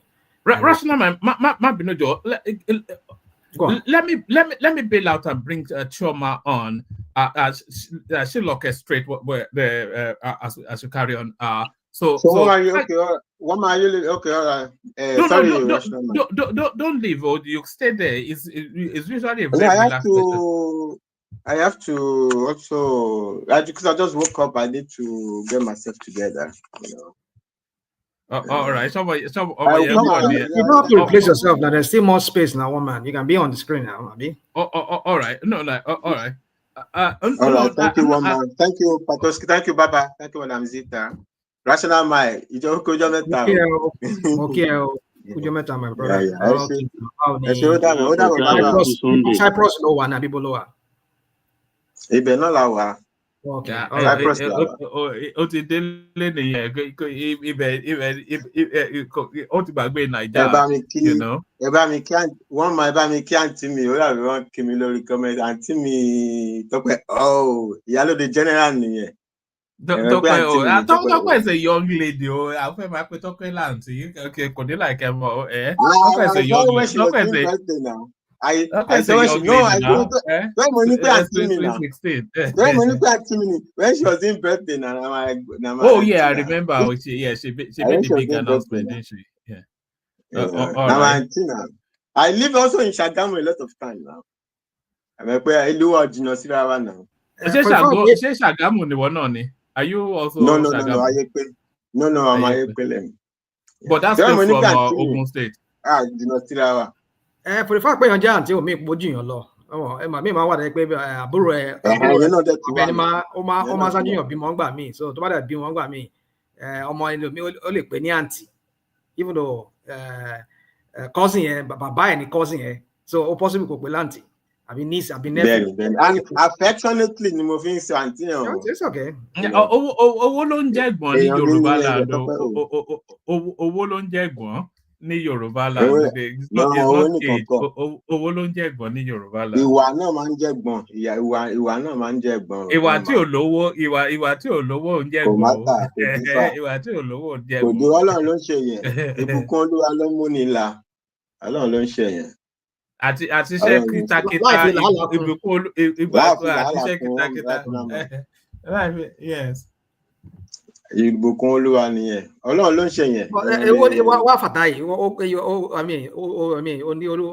olórúkọ Mùsùlùmí ó dẹ̀ kóòtù Bible báyìí. Ṣé nǹkan wọ́n ti yẹ padà ní Cyprus? Wọ́n ṣe máa mo ti sọ fún yín náà.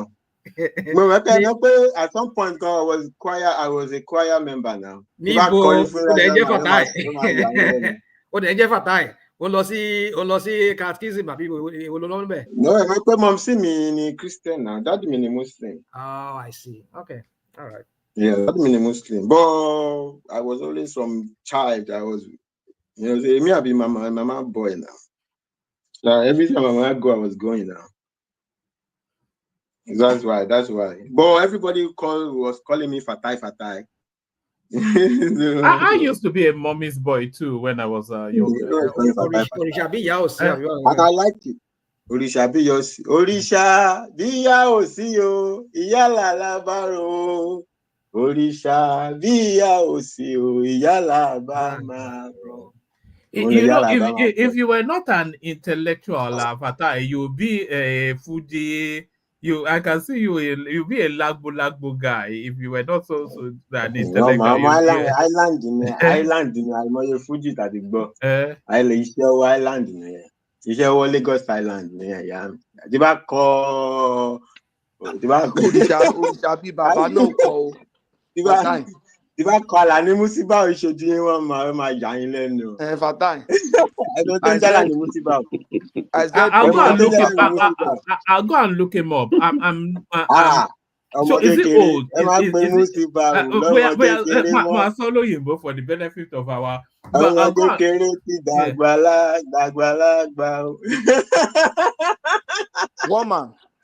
One man before Fatai. That's Lagos Island. Are you Lagos Island influence? Yes, we can hear you.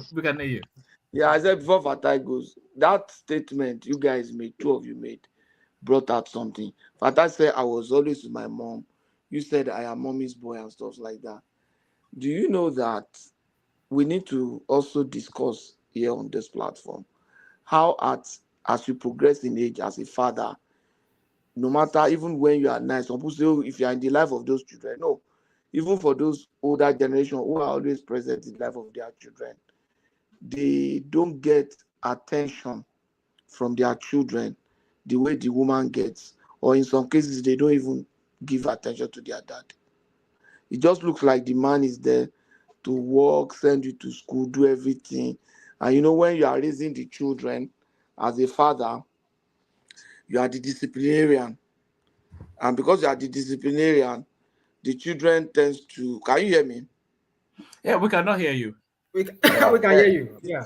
The children tends to see you as, oh, you are being too strict, and then their affection is deflected because of that measure. I think it's something we need to discuss and see. Yes, Let's see how. I think that leans towards sorry, rational mind. I think that leans towards the Duke say something. But have you heard of something called the Oedipus complex? Oedipus complex. Well, no, hold on. Yeah, let me just say quickly. It's about parenting. And yes, carry on. Yeah, Oedipus is from Greek mythology. Oedipus, or some people call it Oedipus complex, but I call it Oedipus. Yes. So Oedipus complex or Oedipus complex is from Greek mythology. So the myth goes that this Greek god Oedipus or Oedipus, he kills his mother. He kills his father to marry his mother. So I think it's part of the what's that Jewish guy that did a lot of philosophy? It's part of one of what he theorized as well. So he killed his father to marry his mother. So it's not a literal killing, you know, it's from mythology anyway, but it's not Are you talking about Josephus? Who's Josephus? Is that some biblical something? No, Josephus is not it. Josephus is historian. One man. He's probably talking about. Yeah, let me just land it. He kills his mother to marry he kills his father to marry his mother, but it is really it's really to the narrative that the first person that a child falls in love with is his mother. And then when that child, especially the male child, the first person that a male child falls in love with is his mother. And then when that male child comes of age to start to seek his own partner, he seeks that partner in the image of his mother. You know, so that's not to say that he wants somebody that looks like his mother, but in terms of the character, the presentation, the worldview, what makes that mother, it looks for those qualities in a different female to then transfer that love from the mother to that female. So that's Oedipus complex. That was from Sigmund Freud. Sigmund Freud. Yeah, it was a Freudian. Freud, that's the psychologist. One man. Yeah. One man. Yes. One man. Yeah. We know one man, you are talking Greek. And you say I am in Greek island now. One man, they say sorry, Fatai, before I say this, so give me permission. I'm joking. No, but James, actually, the perspective that Baba brought into it, like, because that's basically the foundation of Freud's argument. You know, the child's almost like wants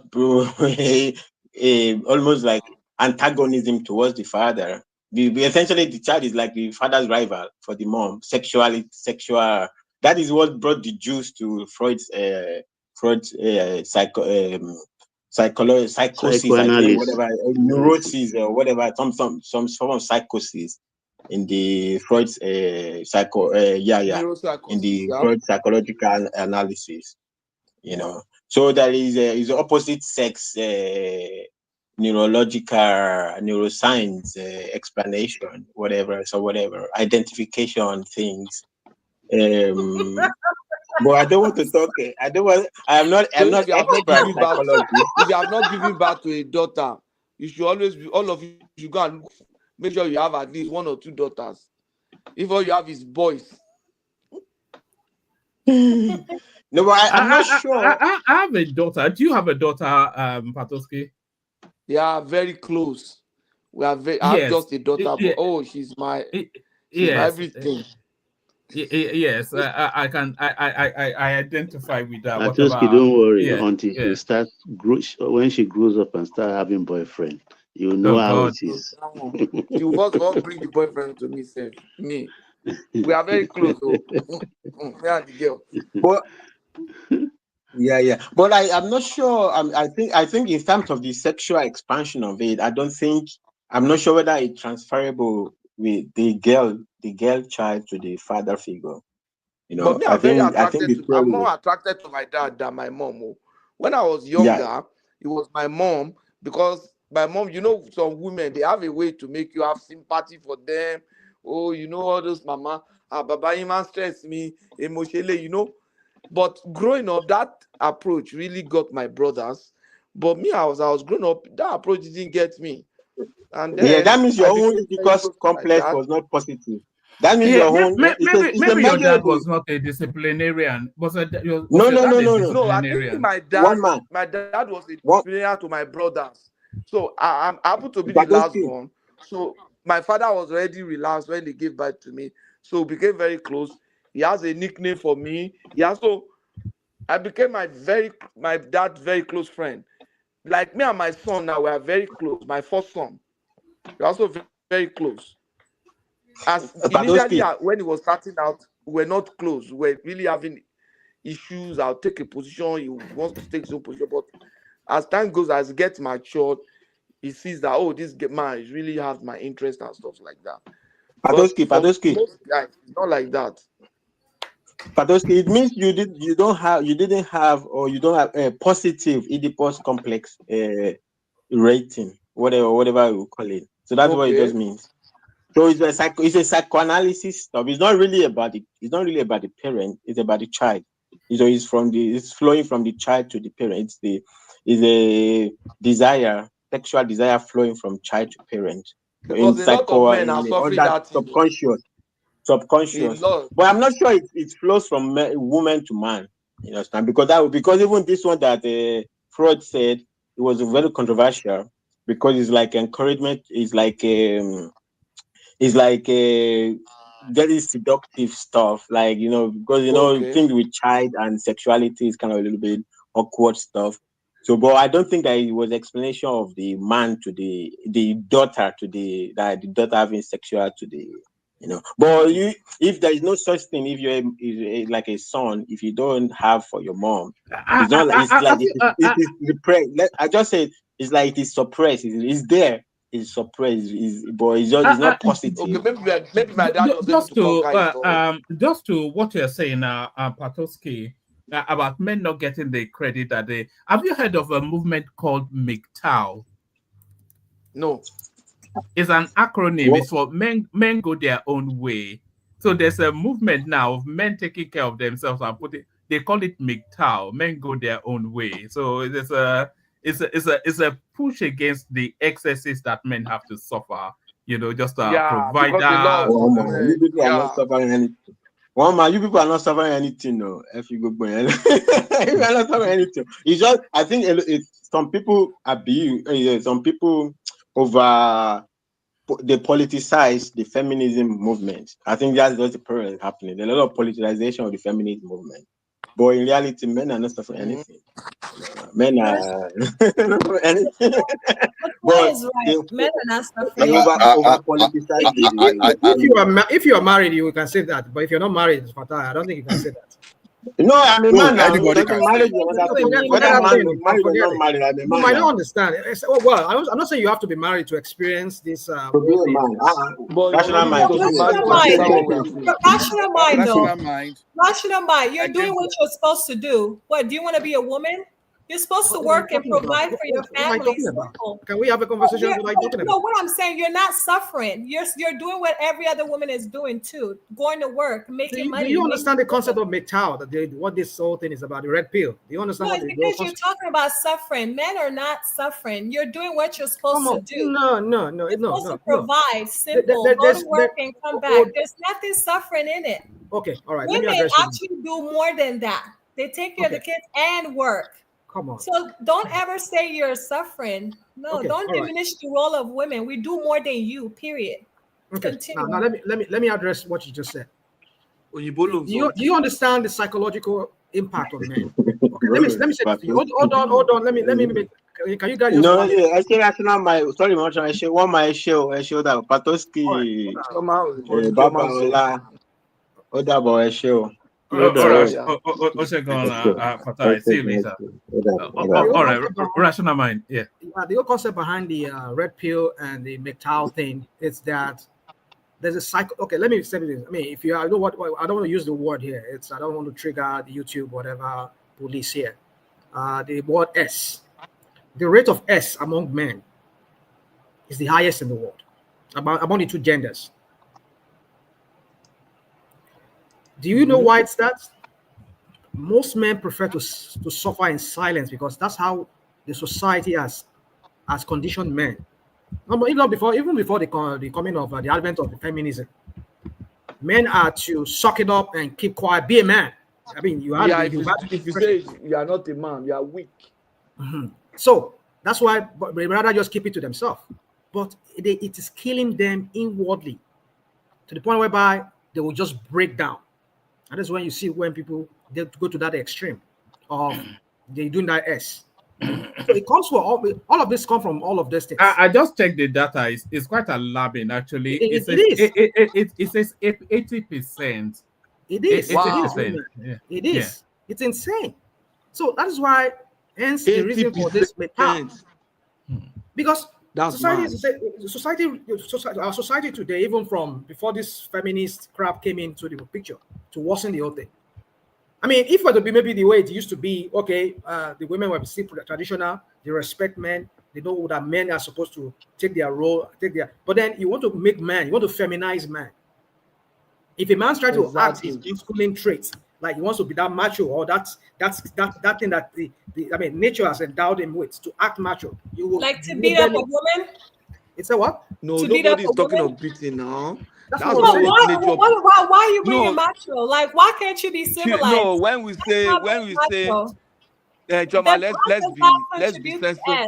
We want to be sensitive. The whole thing about macho is not doesn't say she be the woman. Sorry, the meaning of the word macho does not mean nobody's talking of beating up here now. Okay, aggressive, to be aggressive. No, it's not. That's not what it means. No. To be a leader. Nobody's talking of that. Can you give us the definition of macho? To be human, they should allow to be human beings. You are sorry, Choma, let me ask you a question. Do you think that men are becoming increasingly more effeminate or effeminate? Do you think that masculinity is being toned down to some sort of gender neutrality, sort of effeminate men? I'm not saying gay, but that alpha male sort of history, that the instinct of being an alpha male has been watered down quite aggressively. Have you noticed that? Yes, and I agree with you on that. And that's the space that rational mind is speaking to. Some men it's not saying that they should be beaten. Some men take their masculinity to a whole other level. They go too far with it. They start becoming very abusive, very aggressive. And it leads to, domestic violence. So if you're going to talk about that's some men. Domestic violence, it does not define men. It does not define the entire manhood. Not all manhood, exactly. So that's why that's why society has naturally tried to tone it down with some men, because they display some aggressive behavior. No, the society has not toned it down. It's the feminist movement that is trying to tone it down. Don't say it's society. It's something like social. Society because they allow women to voice out. Society has always been patriarchal. It's all about patriarchy. They are not toning it down. No, rational mind. They have wrecked manhood. Manhood. Let's not be politically correct. No, I'm using our word. What she used. I mean, I'm trying to use our word. It's almost like it's a crime to be a man these days. Yes, you have to apologize. You have to apologize for being a man. It's just like you see one thing. You to apologize for being a woman. It's insane. Rational mind. Women are more abusive than men. The problem is, in reaction, then there's a perception that the men are the one that are abusive, whereas it's the women, because women use both emotional weapon and what they can use with their utterances and some kind of manipulation. So the manipulation, you understand, and the tendency for some of them to be narcissistic in nature. But when man want to react, they now look at someone that is aggressive because man is just trying to impose that, okay, I'm the leader in this pack. Then suddenly, a man now is seen as being violent. So to me, I think the society has helped women to even sustain that abusive tendency toward men. So and I think although it seems as if the entire global system is becoming more aware now, the awareness is beginning to pick up. You know, I said one day that the day that men will fully wake up to this responsibility is going to be game over. That's what's brought Trump in, actually. This emasculation of masculinity.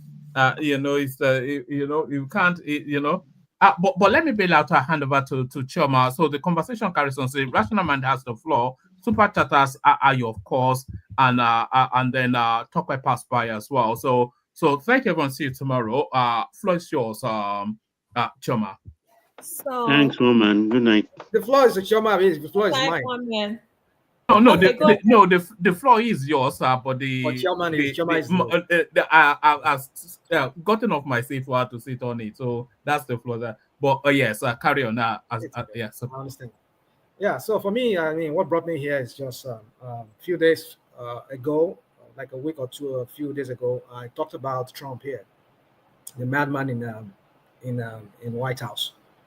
I mean, the guy is going to. I mean, it has been predicted even during the election that this guy, with the whole economic policy that he's bringing, is going to send the whole world down into a spiral of some economic decline and depression. I mean, I was listening to your prime minister a while ago, Justin Trudeau. I can see the whole gloom of some sort in Canada that's going to affect the Canadian, because almost about 150 billion trade from the United States between the United States and Canada. It's going to be affected.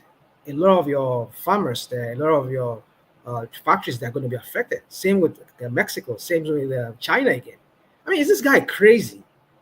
I mean, come on. How can you be fighting this economic trade war on all fronts? I mean, your two neighbors, and then one of your biggest partner when it comes to production, and you're tariffing it. And if they also reciprocate now, I mean, it's come on. I think what those experts were saying, I think it's going to come to pass at some point, because this madman in the White House, I don't know what this guy is. It's just acting. You can even see. I was even expecting him to raise tariff on electricity to 25% and that of crude to 25%. And let's see how popular it becomes within 6 months. But you know, as you have rightly said, why what Trump is doing may not be necessarily good. Yeah, I will look at it. So that's American for American. But my internal issue here is the provinces. The enmity between the provinces in Canada is even worse than the one Trump is even doing to Canada. Because look at the situation now where British Columbia, they will go to Saudi Arabia to buy oil. They will buy from America. Quebec, that has been the beneficiary of what we call equalization fund. You understand? And Alberta is contributing the most significant part of that amount. But the someone that has benefited mostly, Quebec, they will be importing the same oil from America, but they'll be trying everything to block oil from Alberta. And British Columbia suddenly will remember that, oh, we have ecosystem that running additional pipeline will disrupt their ecosystem. Whereas that marine and everything you want to, what's happening to the vessel? You know how far is Saudi Arabia from Saudi Arabia from Canada. You are still importing. So it tells you how politicians can just give you a nightmare. So you see what Trump is doing.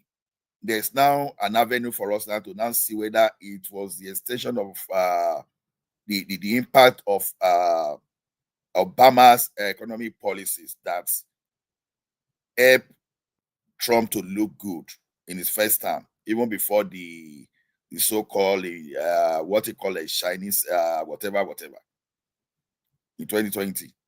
Then we shall see.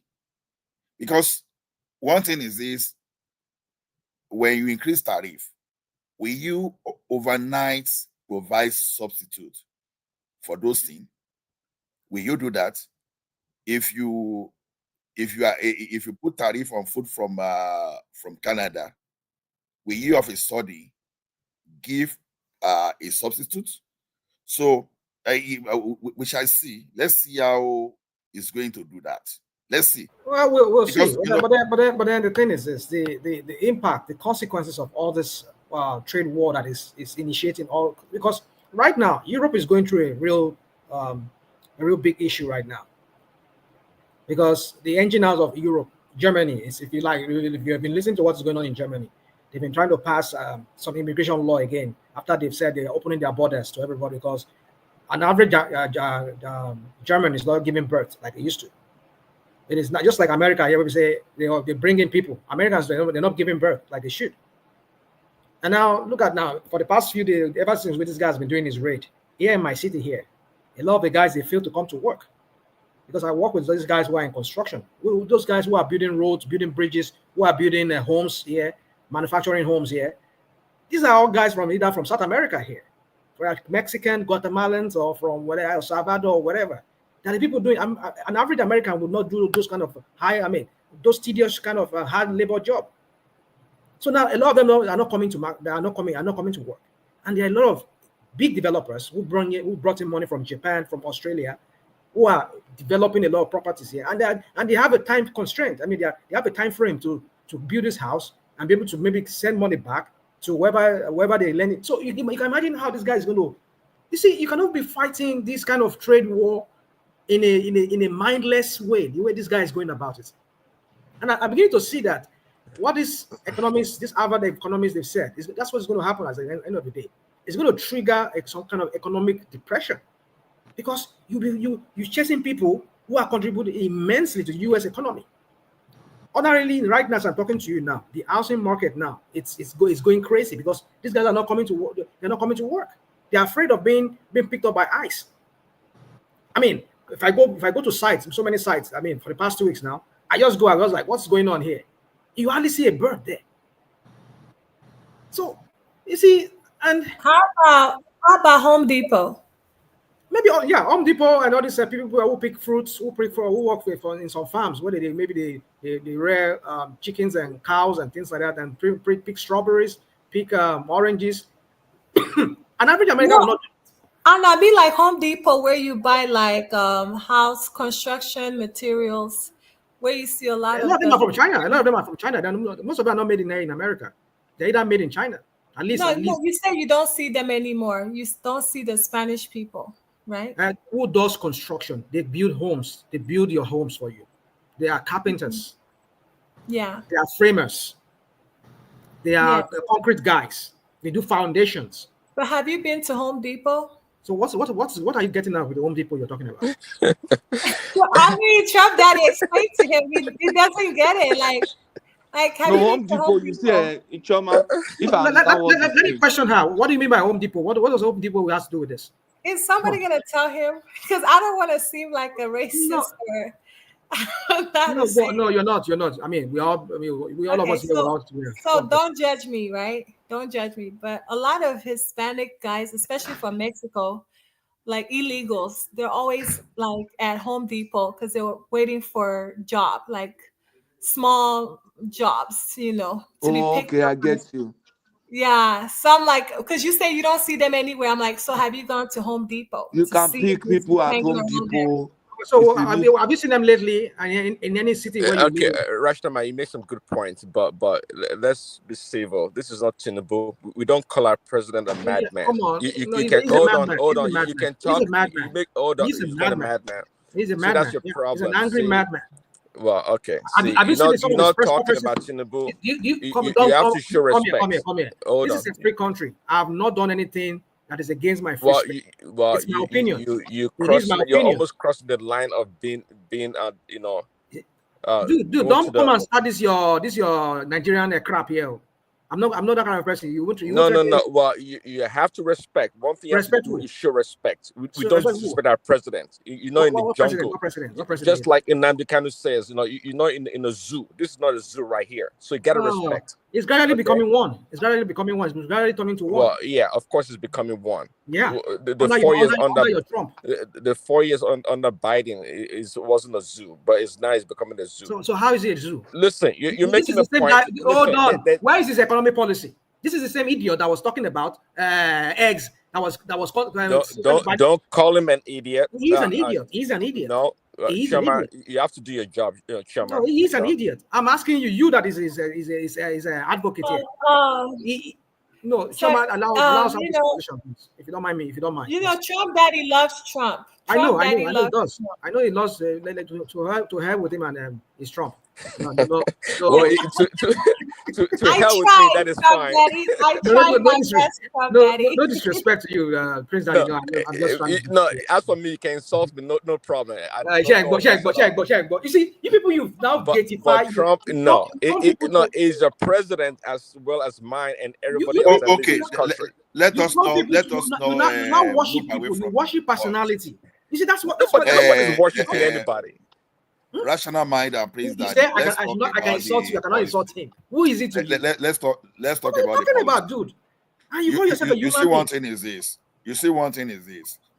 Putting tariff on Canada is even a joke because America economy and the Canadian economy, they are just like it's almost like a relationship between wife and husband, right? Like before you go further, remember I told you about a week or two ago that if you're not careful, we're gonna send Canada into a third world country. I guess we're laughing, right? See, Trump. It's not like that. No, Trump we're doing you guys a favor. We're doing you guys a favor. Keep that in mind. We do you a favor. Just imagine the crap coming out from this guy's mouth. You send Canada. No, wait. To third world country. What are you talking about?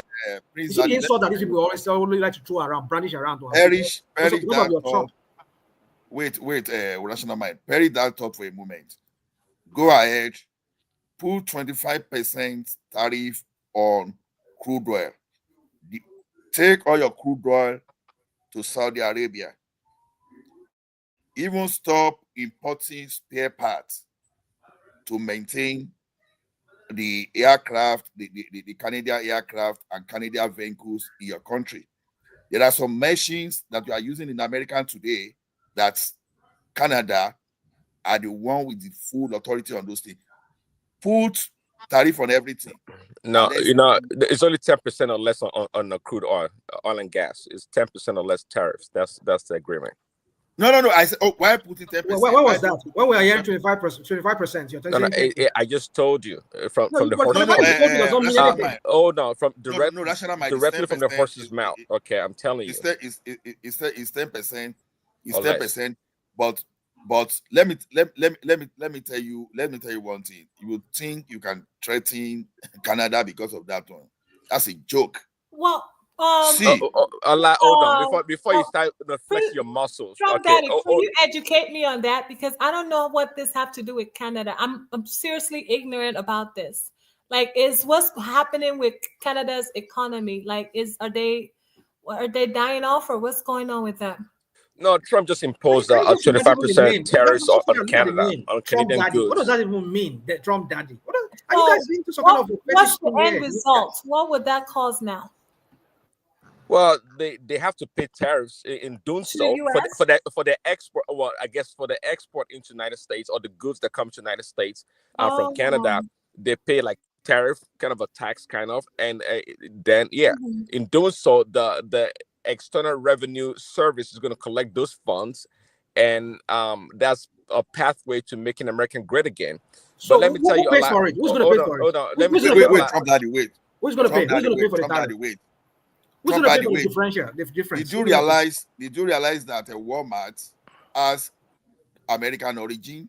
Did you realize that Home Depot has American origin? Staples, like other companies, like there are so many other companies that have American origin. Now look at the situation that even including Amazon. We're not putting tariffs on. Hold on, we're not putting tariffs on the name of companies. You got to keep that in mind. You got to look at the supply chain of their products. Just wait.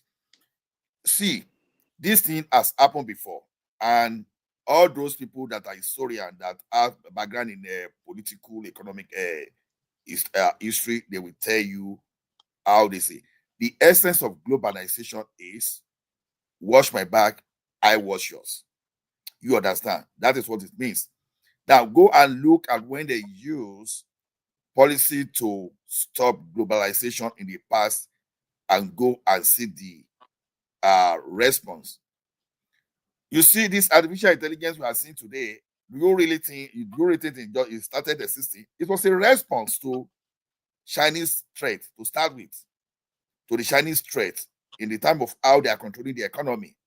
Mostly pioneered by Germany, because the Chinese economy nearly granted that of Germany too, and they had to respond with Industrial 4.0. So if you think other countries will not respond, then you are joking. You are joking. They will definitely respond. I personally see, let me tell you. You have to keep in mind that the trade. Do you know America has, as big as America is, a $6 trillion economy? Do you know we have a trade deficit with Canada? Do you realize that we are just about 400 million out of the world population too? Do you realize that? Okay, no. Do you know that we are America, as big as America is, that we have a trade deficit with Canada? Do you know that? And if which in a tune of about $200 billion a year. Now the question is, what is American importing from Canada that we cannot produce ourselves, or that we don't have? Is it your Canadian maple syrup, or what? What is it? What is the big produce or product that comes from Canada? Trump daddy, every family can produce what they can eat. Then you can as well produce and refuse not to sell to anybody. Though, why do you have to sell when everybody can produce yam? You can produce everything. Then no, it's let me tell you. Wait. I just want to give that's your analysis from a very micro or pico level.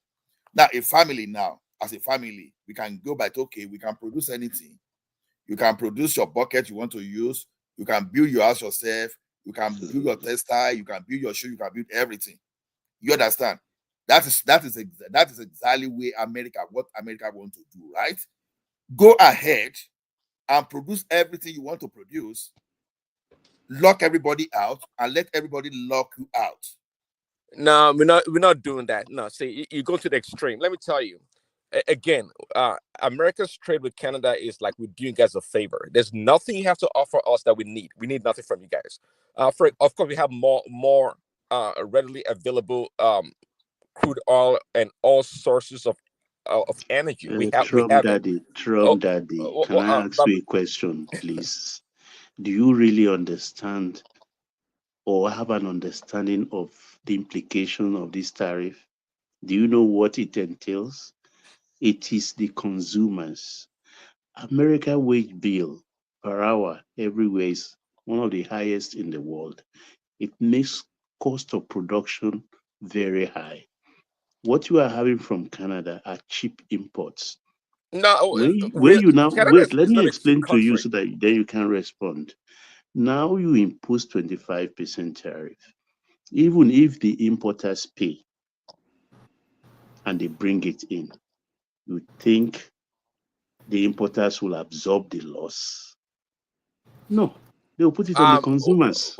Baba, we have alternatives. This is the thing that you guys wait, don't wait. Let me finish. Have you been to the grocery of late? Did you observe no eggs, not so many eggs on the that was shelf due to in Biden December? administration killing And do you 100 know million now that chickens. they have it available, Come price on, has dude. Will you doubled stop that, Prince Daddy? What's and Biden? tripled? I'm talking about Prince Daddy. Why do you have to always blame everything on Biden? Your guy No, said it's it's not blame because of the your guy said during the variant. campaign, Hold he on, was beating. He was because beating. of You've a been talking now. Let variant me talk now. of the Let me bird talk. You've been flu. talking. So, Trump Daddy, you know it's Yeah. rational mind has the floor, you guys. Yeah. So Okay, try let me to allow Baba be patient land with your point. rational mind. Please go on, I'm Baba. asking you, do you observe in December no eggs in the shelves? But do you know the And reason? they're available now. Do you The know the prices have reason? doubled. Yeah, I know. I went to So Costco are you too. Do you know the thinking this reason why? out well? No, Carry Baba. on. The Biden administration, literally, they murdered That one don't 100. pass. It don't go. Since on the They 20th, it's hold on. Trump administration See, now. these people are evil people. But anyways, which is true. You can Google it. They murdered 100 million chickens. That's the reason why the supply chain for eggs is Why did they murder them? Why did they murder them? Well, supposedly, I guess there's a variant of bird flu. So what's the point? What are you talking about? Well, when we there's a don't know pandemic, that. there's an epidemic. No, on I the don't. news. Sorry. Let's hear. What are you talking about? These guys. You think they? Come on. Are you telling me they went to farms and started killing chickens? Or I don't get surprise you. you. That's what I'm telling you. They murdered 100 million. You people should stop this. Your lies. This your lies. No, let him explain now. Let him explain to us. Let's hear Trump Daddy explain. Even with all the antibiotics. How did they do it? Well, it's amazing that towards the end of his administration, that's when they found it necessary to go murder 100 million or more chickens, and that's what is causing the supply. They kill them now. How did they do it? How do you kill them? Whichever way you just they poison the food. The chicken food. No, you just like cow and whatever animal, whichever way you're gonna kill them, you just get rid of them. This is chicken. I mean, how did they do it now? How did they do? Patoski, the food. They can poison. Okay, how do you do it? You arrest the chicken. No, wait. And now, murder them. That's how you do it. Prince Daddy, we are not kids here. They got the animal feed producer to poison their own product and sell to the market, or what? Or they got farmers to kill their own chicken and pay them. Because there's a variant of supposedly of bird flu, right? That's why. This is by the way. They introduced bird flu to the system. I didn't say they introduced it. This is not the first time it's ever happened. I hope you know that it happens. And Chairman, I mean, I'm not questioning you. I'm just trying to reason with you. It is possible that but you asked me a question: how they get rid of 100 million chicken? How did they do it? Mr. Patrick. I don't know the process of killing 100 million chicken. Let's settle down.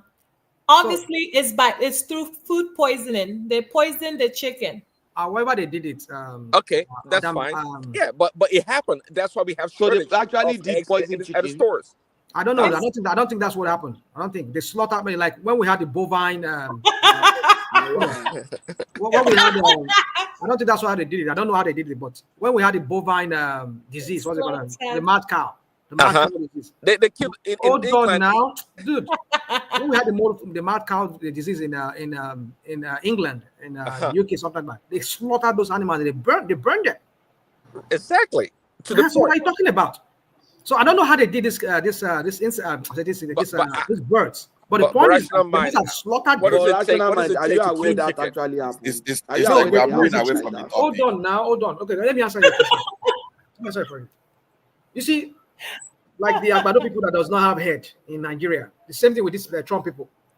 Rashima, you're pushing your luck. Rashima, you're pushing your luck, man. You're really pushing your luck. Hold on. My point is this: that you people you're just mindless in the way you look at things. Now, if I did not bring up the bird flu, you'd have run away with it. Like, they went to farms and just slaughtered millions of birds, and you left that part of it was because there was a variant of bird flu in circulation, and they don't know. Just like, for example, now some of us who can attest to that. You go to say Walmart, or you go to say Costco, or you go to a Safeway or whatever you go to, and you say you want to buy maybe some meat product or some maybe dairy product. They'll tell you that there's a recall. They're recalling all the eggs because they discover. Hold on. they discover E. coli, and they had to send it back. Not that because they knew that exact batch that you are having has it, but maybe in the process it has been mixed together, and it's possible that even that same one in that very store has also been infected by whatever E. coli or whatever it is, and they will ask the store to send it back. That's what happened. You see, these Trump people, you people just, I don't know. Well, that's the official narrative. But there's something vindictive about it. There's something vindictive about it. What is wrong with all of you? You datify this guy like this guy is some kind of. Let us debate this thing logically. You see, one thing is this: you want to be an island, right? Not true. You want to be an island, you just want to keep all other civilization away from you. Not true. Wait now, you are saying not true. That is exactly what you are doing, but you may say it's not true. I tell you, there are some infrastructure that takes care of your supply system in America today. That is I beg, stop. We don't need nothing from you guys, man. You're just kidding yourself. Wait now. Okay. The last invention from Canada was BlackBerry, and it died how many years ago? 20 years ago. So don't pretend like we really depend on you guys. We don't depend on you for nothing. Just hold that thing. We are not talking of invention now. Let us even talk of something that is already in operation. You understand? Let us talk of something that is in operation. I'm telling you, how do you already have substitute for pharmaceuticals? You understand? Uranium and electricity that Canada supplies some part of America. Is it for free? Is it for free? It's not a matter of whether it's for free. Get it right. Get it right. If you put 25% tariff on those things, wait now. If you put 25% tariff, who is going to suffer for it? Wait. I have to talk to you now. Go ahead. Wait. Hold your thoughts. Now, let's assume your energy is 100,000 megawatts per annum. Now you are able to produce, let's say, 70,000 megawatts, and Canada is supplying you the additional 30,000 megawatts. That's an export to your country, right? You now say you are putting 25% tariff on that 30%. Now, don't forget that you will have shortage of 30,000%. I'm asking you, do you immediately, as you are now, do you have a substitute for it that, okay, for that 30,000%, we are replacing it? Then, if you do not have, how long will it take you to replace that 30,000%? See, let me tell you a lot. Yeah, wait. Who is going to bear the consequences? Because Baba was trying to call your attention to one thing, that this aggression coming from Trump will be passed to the consumers. You are not getting that point there. Yeah, of course I get it, but here's the thing. See, if you guys keep talking tough, we're going to invade Canada. We are going to invade Canada. Okay, just stop. Hold on. See, if you think Prince Daddy, you are crazy. I tell you.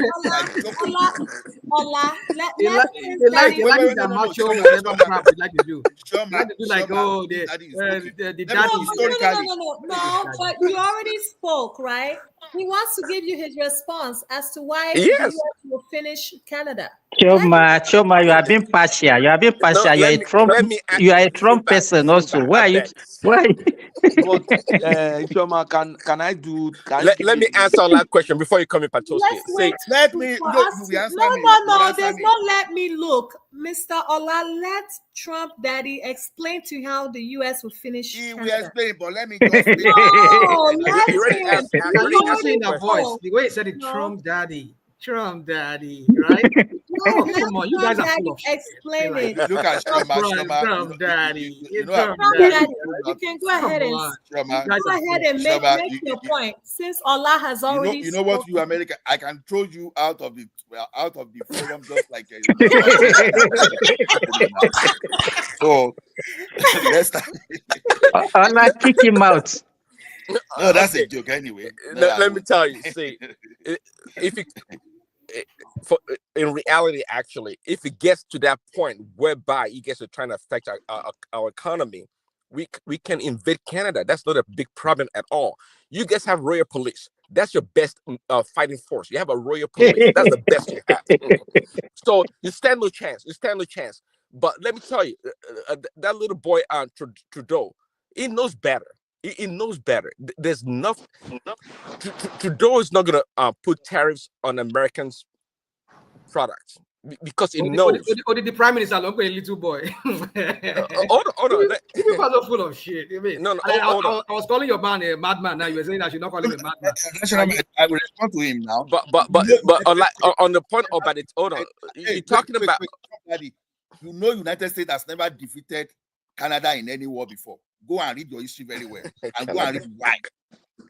The problem you have is that you are looking at it because of population of Canada. You'll be shocked. Do you know Canada is the only country that Canada invaded US and burnt the White House? Look at this.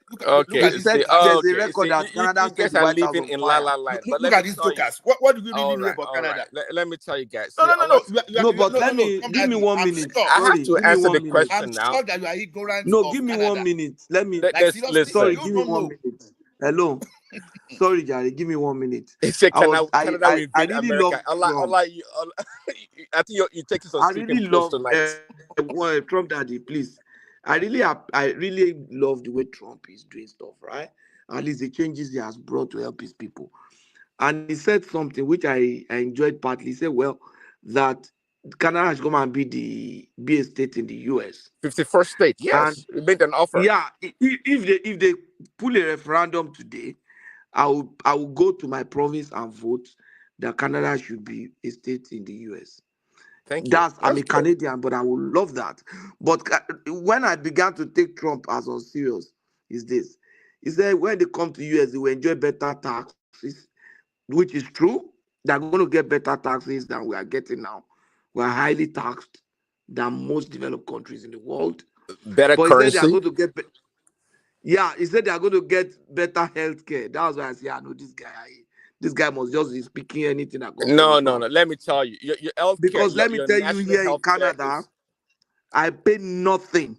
Of course, you pay nothing. That's why your health care is poor overall. Okay? It's not poor. I mean, well, our health care is very good. Listen, do you know I have connection to Canada, like family members, and I know Canadians that were put on the waiting list for a critical operation. They had to utilize their family members because I have Americans who want to become Canadian now.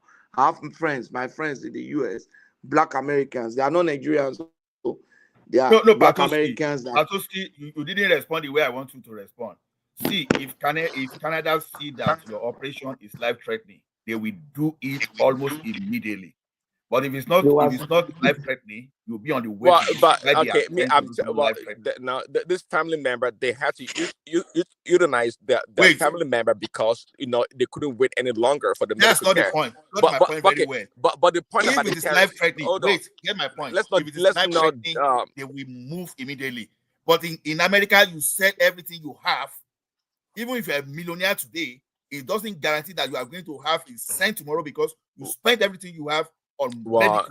Once you have challenges. Well, on that point, yes, we have a problem with our medical industry, our medical establishment. But you can tell you, it's all, there's a lot of corruption in it. I'm not going to argue about that. But on the issue of tariffs, I said it earlier, but you didn't debate me on that. That America, as big as America is, we are $200 billion in deficit when it comes to trade deficit with Canada. And the reason why it is so is because we are doing you guys a favor. There's nothing Canada sells to America that we cannot make ourselves or get elsewhere. Ahead. Why were you coming to us? Please go ahead and do it. But no, because we're coming to you because of previous bad trade policies that's been in place for a long time that don't make any damn sense. That's the reason why. Okay, that's the reason why. Listen, hold on. You are missing the point. You are missing the point. The point is this. Let's break it down. Let's get to the granular level. Tell me what industry that's so prominent in Canada that's really sustaining America. Without that industry, America cannot survive. Tell me one such industry. Just hold it, and have to hold it. Now, natural resources is what we use to support you guys. Your uranium you are storing today, you don't have capacity of producing the same uranium we give you. You know what it means. Don't let this thing is better not to speak it. Do you know what it means that if you stop uranium importation, export to your country and other stuff, then you go and start running you can't do it. You cannot do it. Holy, you don't have the balls to do it. See, let me tell you, like you guys are playing around. Anything that you guys do that threatens our national security, you're done with. You're done. If they stop supply of uranium to you today, how long will it take you to put another infrastructure in place to now produce uranium that will meet your daily requirements? Let me tell you. Hold on. You will respond once. If we stop our natural gas to you, okay, we turn our from our partner, we turn it up today. It's okay. We are not giving you. How long? How long? How long will it take you as to long put as alternative it takes, in place? No, let me tell you. If we stop, okay, go ahead. See, let me tell you. See, you're making some good points, and the reason why it's so is because, again, we've had really bad trade policies with Canada and Mexico, for that matter, for a very long time. So over time, you've been able to build your gas pipeline and develop your uranium industry, okay, and it's blossoming, and we patronize you guys. But with Trump's new trade, policy, okay, we can look inward to do a lot of things ourselves. Okay, again, I keep making the point. See, the uranium you're talking about is not something we cannot do without, quite frankly.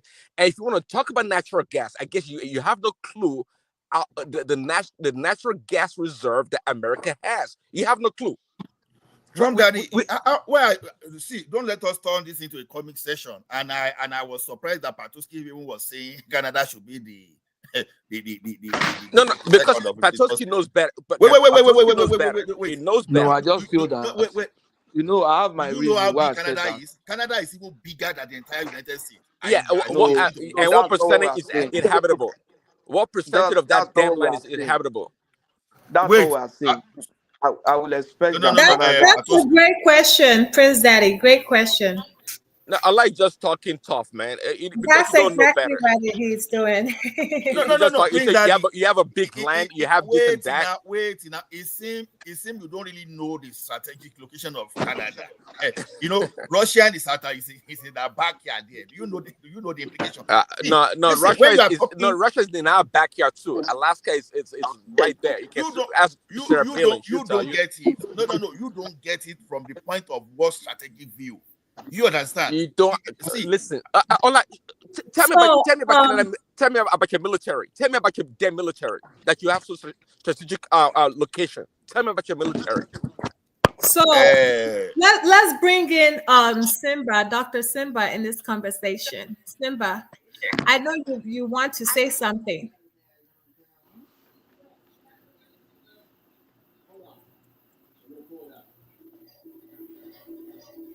Simba, you're not there? Okay. Patoski.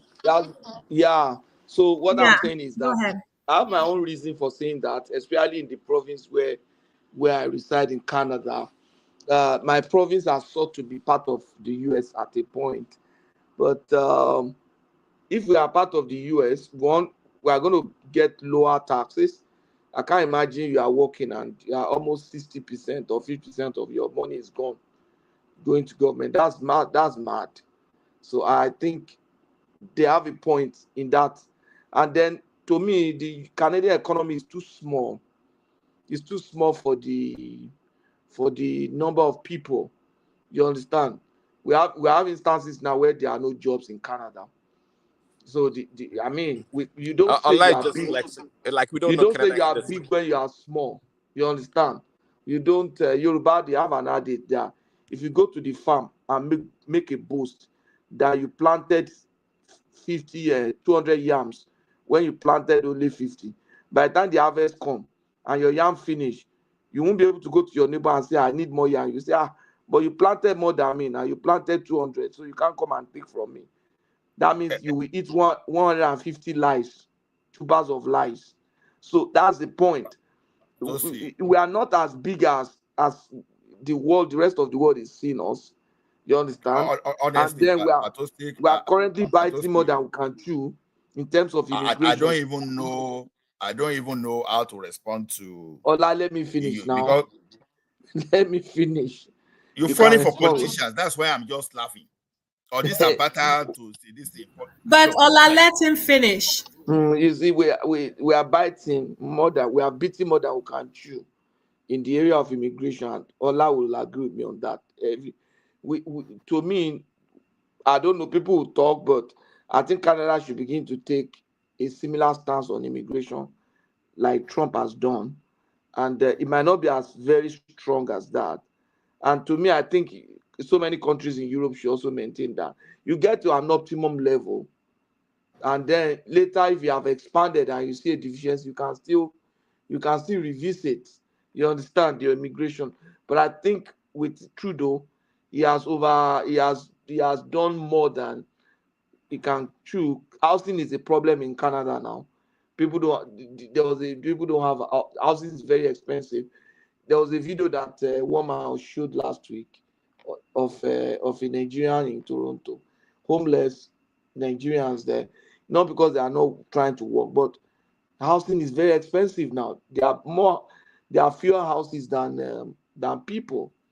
See, And where I am now, you need to know how much I pay for a room. well, I'm see, not. Patoski, we also have challenges in America. We have challenges. Because you pro-America, I have to speak to. You understand? A lot of Canadians are going to US to take a job now. If you put 10 professionals together in Canada and say, oh, would you rather take a job here in the Canada? If you see an opportunity to take a job in America, will you go? I bet you almost 50% of them will say they will want to go and work there. See, so when I say for the same job, when I say we can turn Canada into a for the same job, you will pay more and you will tax less. When I was at, I don't want to mention the name of the firm. I was with one of the biggest consulting firm, one of the 4 biggest global consulting firm. I was working in Canada. My professional colleagues working in the US, the same professional qualification we have, we're doing the same job. That guy was getting almost was making almost $70,000 than I am making, and the guy works in the US. So it means that if I was able to move and eventually get a transfer to the US, my income goes up, not because of the exchange rate too. Because if I factor the exchange rate, it will even be more than that. Without the exchange rate, the guy you are even surprising me because why do you? No, but now you know a lot of IT guys want to go and work in the US now. Wait, a lot of Canadian IT guys want to go. You surprise me before now. I know, but this one is a strategic discussion. Now, the point is this: a lot of professionals want to leave Canada. Go to US. It depends on how you look at it. What you gain in cash in America, it comes more in form of benefit. You know, income is not about cash alone. You know at what you gain from your healthcare and some other thing, all that benefit you gain. So, if I'm telling you that I'm a professional in Canada, in the US, I will get insurance too now. Am I not paying health insurance here? I'm paying health insurance too now. Yeah. How come that American becomes poorer after retirement than Canadians? How come? After retirement, how come Americans become poorer than Canadians despite all the pay? I don't know that they become poorer. I don't know. Google is there. Maybe because of their lifestyle. Say it has gone to a point, Allah, that you have to admit. But I know you're playing tough. You want to defend Canada. Okay. Let me land my point. Canada is a beautiful country overall. Hold on. Canada is a beautiful country overall. But we're talking. America is almost 28, almost 30 trillion GDP economy. What Canada is barely $2 trillion Chill, guys. dollar. Nobody is arguing. But Olado, you're embarrassing yourself when you're arguing in defense of Canada compared to US. I mean, it's unquestionable. Bigger economy. Come on, this is US of A. This is not Nigeria. I don't know what to say to tell a lot. He keep making this argument. Do you know you can fall for your what they call this this fallacy of competence when you so believe so much in your might and everything? No. We're not. We're only talking numbers. Only numbers. No emotion. No feelings. Just numbers. You guys can't. It's not emotion. It's not emotion. So are you denying America's economy? Wait. Let me speak. Your size of economy and your productivity has correlation to the overall size of the net economy activity you have in America, no doubt. And our size of our own economy too, you understand, when you compare to our economy, to our population, you have to factor all those stuff. I'm still telling you, this, despite your economy, you still depend on consumers beyond your country. That is what you are not looking at. How? Americans. You don't get that? I don't get the last statement. Me understand it. The point is this. It is good. Your economy is very big. Nobody is arguing. Facts. But you cannot be the only tree in the bush. Nobody wants to be that. You keep saying that. Nobody wants to be the only tree. Wait now. Don't give him that pass. No. Nobody. Just hold it. Just assume, take America to Mars today. And let's go and stay in Mars and survive only in the Mars. And see whether people on the surface of the earth will not survive. Let's bring it down to earth. Literally, let's bring it down to earth. Let's bring it down to earth, really. We don't have to go that far. Your economy is what it is because there is Canada, because there is Mexico, because there is Saudi Arabia, because there are other parts of the country or of the world. You are not big. You are not that big. Make your product and let's there not be consumers for it. What are you talking about? Where are you so? Okay, hold on. Can I come in? Trump Daddy, you have been talking. Let me see. I have been no. Let's allow Dr. Simba to speak because I was calling on you, Dr. Simba, like 10 minutes ago. Today is Sunday here, and it's our own Monday. I'm at work. I just got this opportunity to say this. There is no country that what I want to say, because the way Trump Daddy is looking at this thing, US is having this so-called power and in economy and everything by virtue of the rest of the world. There is no country that can exist in isolation. You have this advantage because what do you say?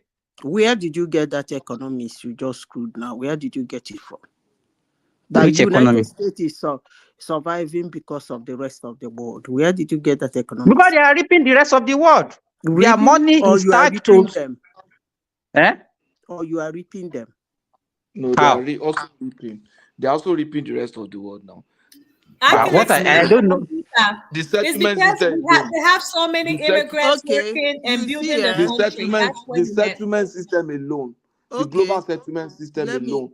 What America? Let me tell you what. Finish what you are saying, Simba. The global settlement alone is one example of a place where America is reaping the rest of the world.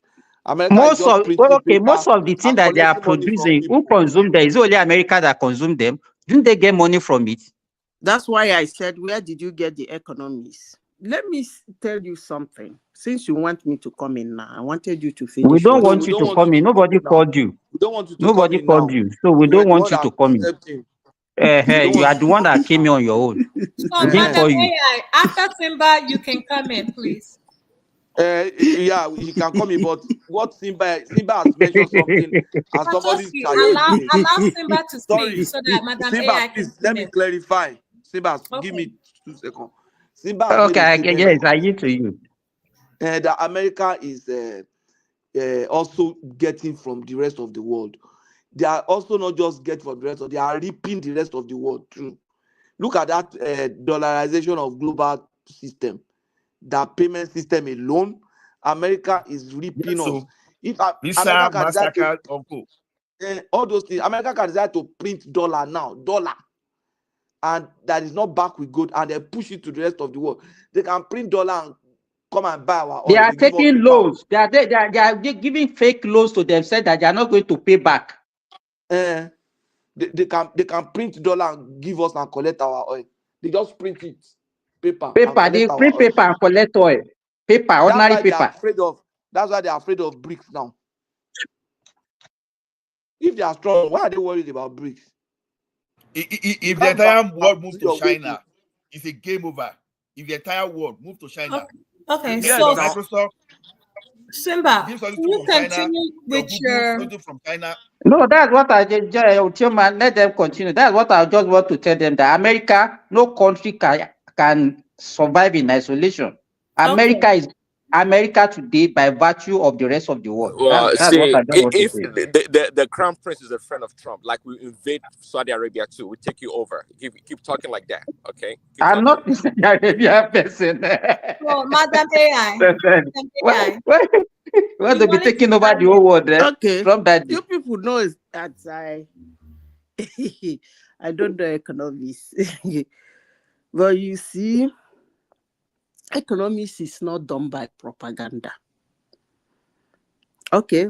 I don't even know why, if America is tariffing the whole, I'm talking about trade now, and you believe it's going to affect them, it's going to crush them, then why worry? Why don't you leave them to worry about it? It's as simple as ABC. But let me say this. In economics, the highest buyer have an upper hand in trade. Let me explain a little before I walk away. Let me repeat myself. In economics, in trade, the highest buyer has an upper hand. Let me do a little mathematics. When China produce something, they send it to United States. That thing is being, I'm just giving an example, is being sold for $1. Okay? And United States will buy like, let me not exaggerate, 8 million pieces. That's automatically $8 million. If they impose tariff on that thing, number one, they have already made China to increase their productivity. If any of you have been to China, most of their productions, the way they did it, they cannot even produce 100 at a time. It's from by 1,000.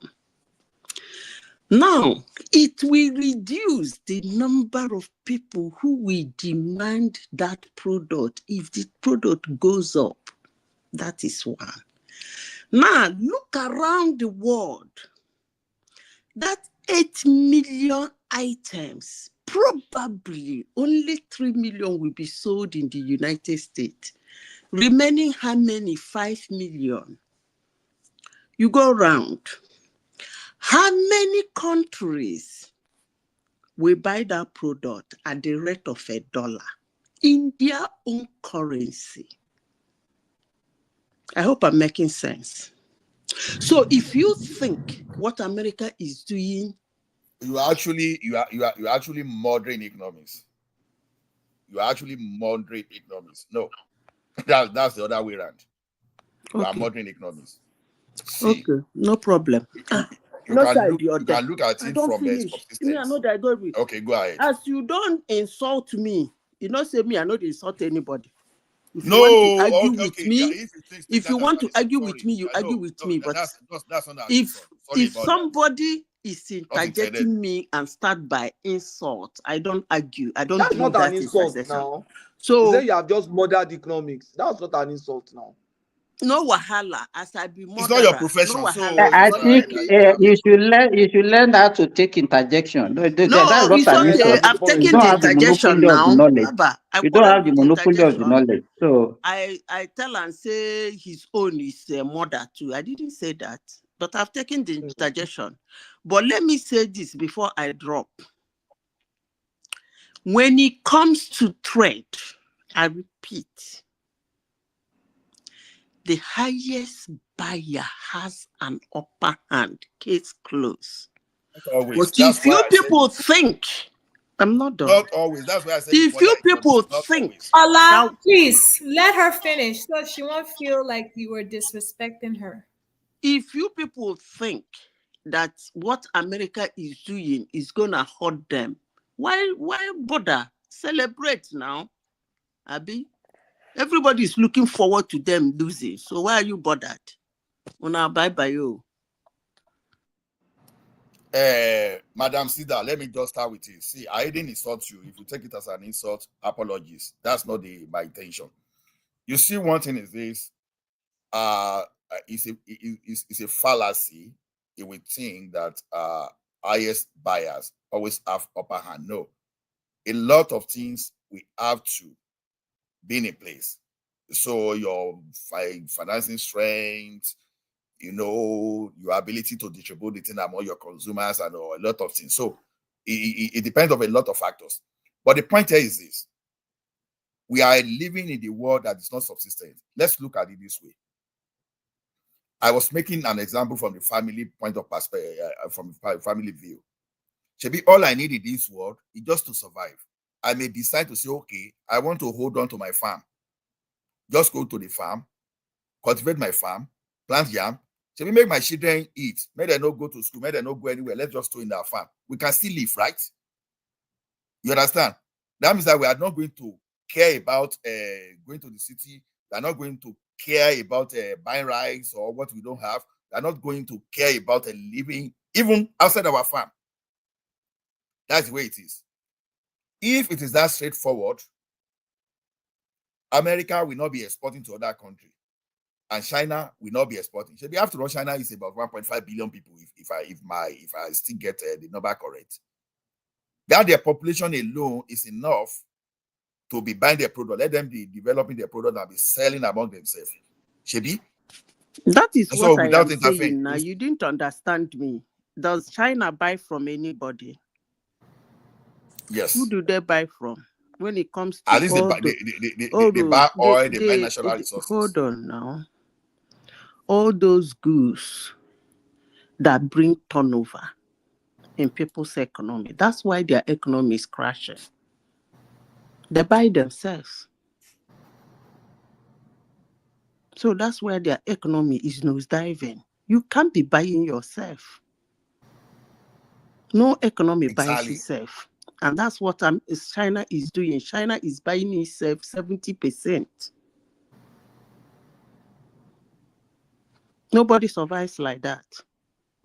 You don't buy yourself. That is exactly what America wants to do. Because they are look at making it this way. No, that's not what they want to do. That's not what they want to do. They want to outsource. That's just the simple English language, and they have already started doing it. They want to outsource? Yes. Is that not what they've been doing? China wants to outsource. But that's what they've been doing. No, US wants to outsource. That's what the US have been doing for some time now. That's how they started. Yeah, that's what they want to do now. They're done with China. That's exactly what they're telling you. They're done with China, they're done with Mexico, they're done with Canada. Because that's what I'm saying. Many companies in Canada and America. There are two things. Let's compare it.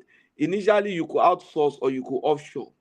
Now, China, US was outsourcing. Now they offshored to so many countries. Now If wait, they don't want to offshore anymore. Calm down. Calm down. See how it works. Let me take, for example, Macy's. Macy's will be in your country. And probably when Macy's go to your country, you bring down the tax. Then your own type of Macy's will come to United States. They bring down the tax. That's what they want to do, which is good for any economy. I don't know why people are propaganding about it. It's good for any economy. I'm selling you, you are selling me. Everybody is happy. But for you to turn my country to a dumping ground and flexing your money, that's not going to happen again. No, by the way, who did that shit, Seth? In the first place? Madam AI, the thing is this. Some of those products coming from China we are talking about, they are being brought by American industries, businesses. Yes. Yes. Listen to me. Listen to me. You don't know Chinese law. No. If you know Chinese law, you know that when it comes in, that's what is the problem. And if you are following, before we discuss this thing in depth, I want you people to follow what is happening in China in recent time. The companies there, even those of America, Britain, Germany, and their real estate. Because you cannot be buying yourself and selling to others. It's not done. Nobody runs an economy like that. Nobody runs an economy like that. You can't be busy littering the whole world with your products, but little of other countries' product comes into your country, except for the ones that are essential that you cannot have in your country, like the oil. Okay, nobody runs an economy like that. Okay, maybe I should interject at this point in time. See, Allah, no, let me ask. Hold on, Allah, 1 second. See, you can talk to a lot of people that don't know about Canada. Let me tell you, in Canada, from BC to Saskatchewan to Edmonton, the only distinct thing I see in Canada is your Orton. Every other damn company that operates from McDonald's to Costco to Walmart, name them all, are all American companies. So you hear bragging about, you're going to put tariffs. What about if Trump, give directives to the American companies to shut Prince, down you are in Canada? disturbing yourself. Canada is dead. You are changing the topic. Canada let me respond. Ola, Canada Hold is on. dead. Mark my word. Allah doesn't. Let me land. See, you can't listen. I know a lot about Canada, by the way. So there's nothing distinct or unique about Canada. So when I literally tell you that we are doing you guys a favor, you must accept it and be appreciative of it. Don't brag because you got nothing to offer. A billion to $2 trillion economy compared to almost $30 trillion economy. And about 50% of, even more than 50%, we are your number one trading partner. Do you know that? Do you know that? Allah, do you know that? America is when you finish talking, I will respond to you. Allah, when Trump said that when he won that election, if it was so fantastic that your Canada will win, why did their little boy jump into plane to come for negotiation? If he has tariff to give, I bet Muna leave that thing. No wahala. Shebi, they don't start now. They've started the game. They have started the game. Let's see how it ends. I want to take you on from where you say you cannot buy yourself. Okay. No wahala. They've started the game. The game is already wait now. Let me ask you questions so that you answer. You said you cannot buy yourself. Now, why American businesses push production to China and to some area whereby they have cheap labor is just because the factor of production, so that they can get product at the cheaper rate and bring to Canada and bring to America. Now, by the time you slam 25%, I'm telling you that these products that are being brought to America, they are still being, the American business people are still responsible for it. Now you are putting 25%. Now, even if you want to be exporting, when you look at the cost to you, who are you going to export to at your cost of production? I'm asking that simple question. Because if you don't want to buy yourself, that means if you don't buy yourself, that means you want to sell to people. At the cost of production for America, the cost of production for America, who are you going to sell to Nigeria? Okay, Ola. First of all, let me correct something. In the dispensation of now, nobody, I don't think any reasonable company that really wants to go forward actually do need cheap labor. Because technology has taken almost 80% of those cheap labor you're talking about. I mean, a standard company today that wants to be in business don't really need cheap labor, except for farmers in certain areas. That being said, what America did before was outsourcing. Now they want to do trade by barter, and I don't see anything wrong with it. No, they outsource the offshore. They are two now they want to do trade by barter. You be my country, I be in your country. And what is wrong in that? Is that not what has been existing between America and Canada? No, I don't understand that. No, that's not what they did before. That then you are contradicting Prince Daddy. Because you are contradicting Prince Daddy. You are what you're saying. I told you here that Home Depot, Costco, Walmart, and so many American companies are in Canada. What is that? What did I just say? Even MasterCard, Visa Card, they are American company. People seem to forget. Visa Card, MasterCard, NCR, AT&T, they are projected in Canada. Excuse me. I can tell you over 200 American companies in Canada. Are you going to tariff a company in your country? Is that what you're saying? That's not the point. That's not the point. Allah is trying to catch the name of the company. I don't understand. No. See. The person I'm even expecting to support me here, which is Patoski, or the way he play politically.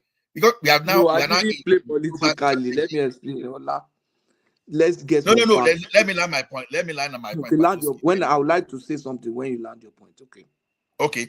So the point is this: if you have an American company start its own business in Canada for the purpose of exporting from Canada, or let's say for the purpose of bringing the thing back to America, and you are not saying because when you are bringing your business to Canada, of course you are going to register it as a Canadian business. We are serving your market. We are serving you. You're not getting it. Wait, now what are you talking about? Let us learn from one another now.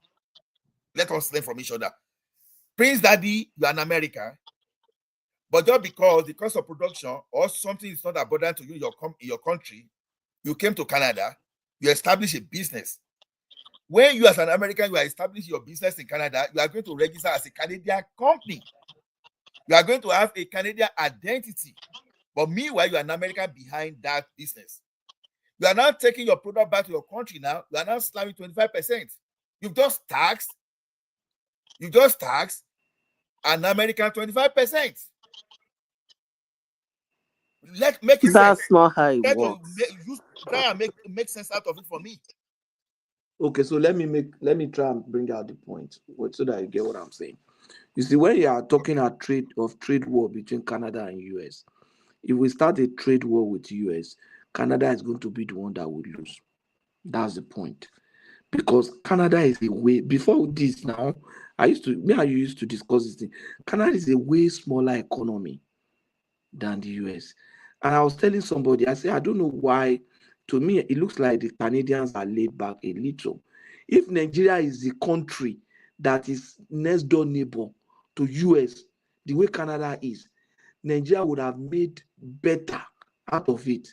They would have been one of the greatest countries in the world, just by virtue of being positioned beside the US. So many Canadians, look at, especially when this young man came in to manage Canada. So many American companies left US, left Canada now. He's an idiot. That guy is Where an is he? idiot. Where is And he today? Where is I Target? don't, no apologies. He's an idiot. Yes, now. They gave him a country that is too big for him to manage. He just messed it up. Madam, look at Target was here. Target moved away. CS was here. CS moved away. Virgin Air was here. No way.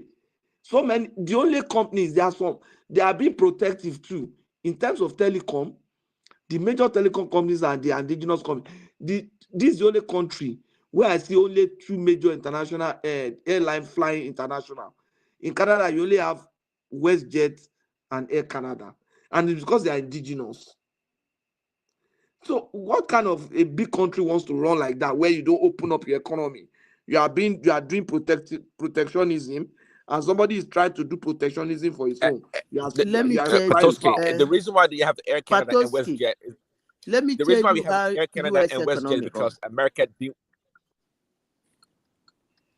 Patoski, let me tell you, give an example of this country called United States that are flexing their muscle, they want to fight with. I don't know whether Canada has perfected the act of fighting a madman with matchbox and gasoline, because that's what is going to happen to Canada. But that being said, I talk a lot of rubbish. But that being said, let me tell you, Canada has to lapse some of their constitution on immigration. Yeah. They have to relax it a little. You see, I have to tell you people this. In the United States, is a number of different economy inside one economy. Let me repeat. It's if you study their economy, it's a kind of one kind of world economy that is a kind of little difficult to understand because it doesn't run like other economies. United States economy is branches of economy, like kingdoms inside one economy. Let me explain. In the United States, you see Mexicans. Right in the United States, Mexicans has their own economy. Right in the United States, Chinese have their own economy.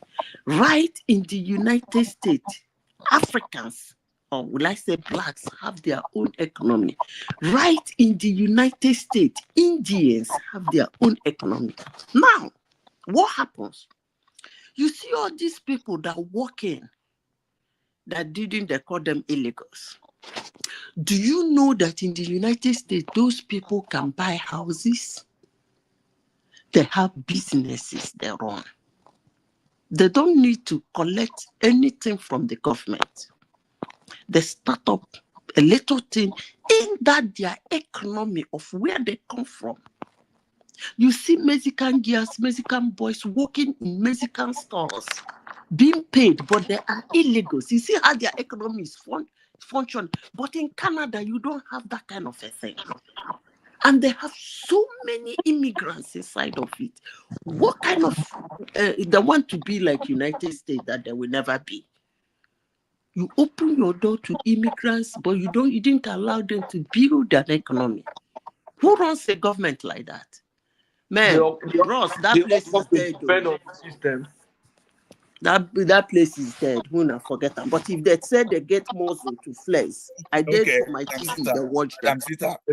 Madam Sita, everybody, every American here, listen to me.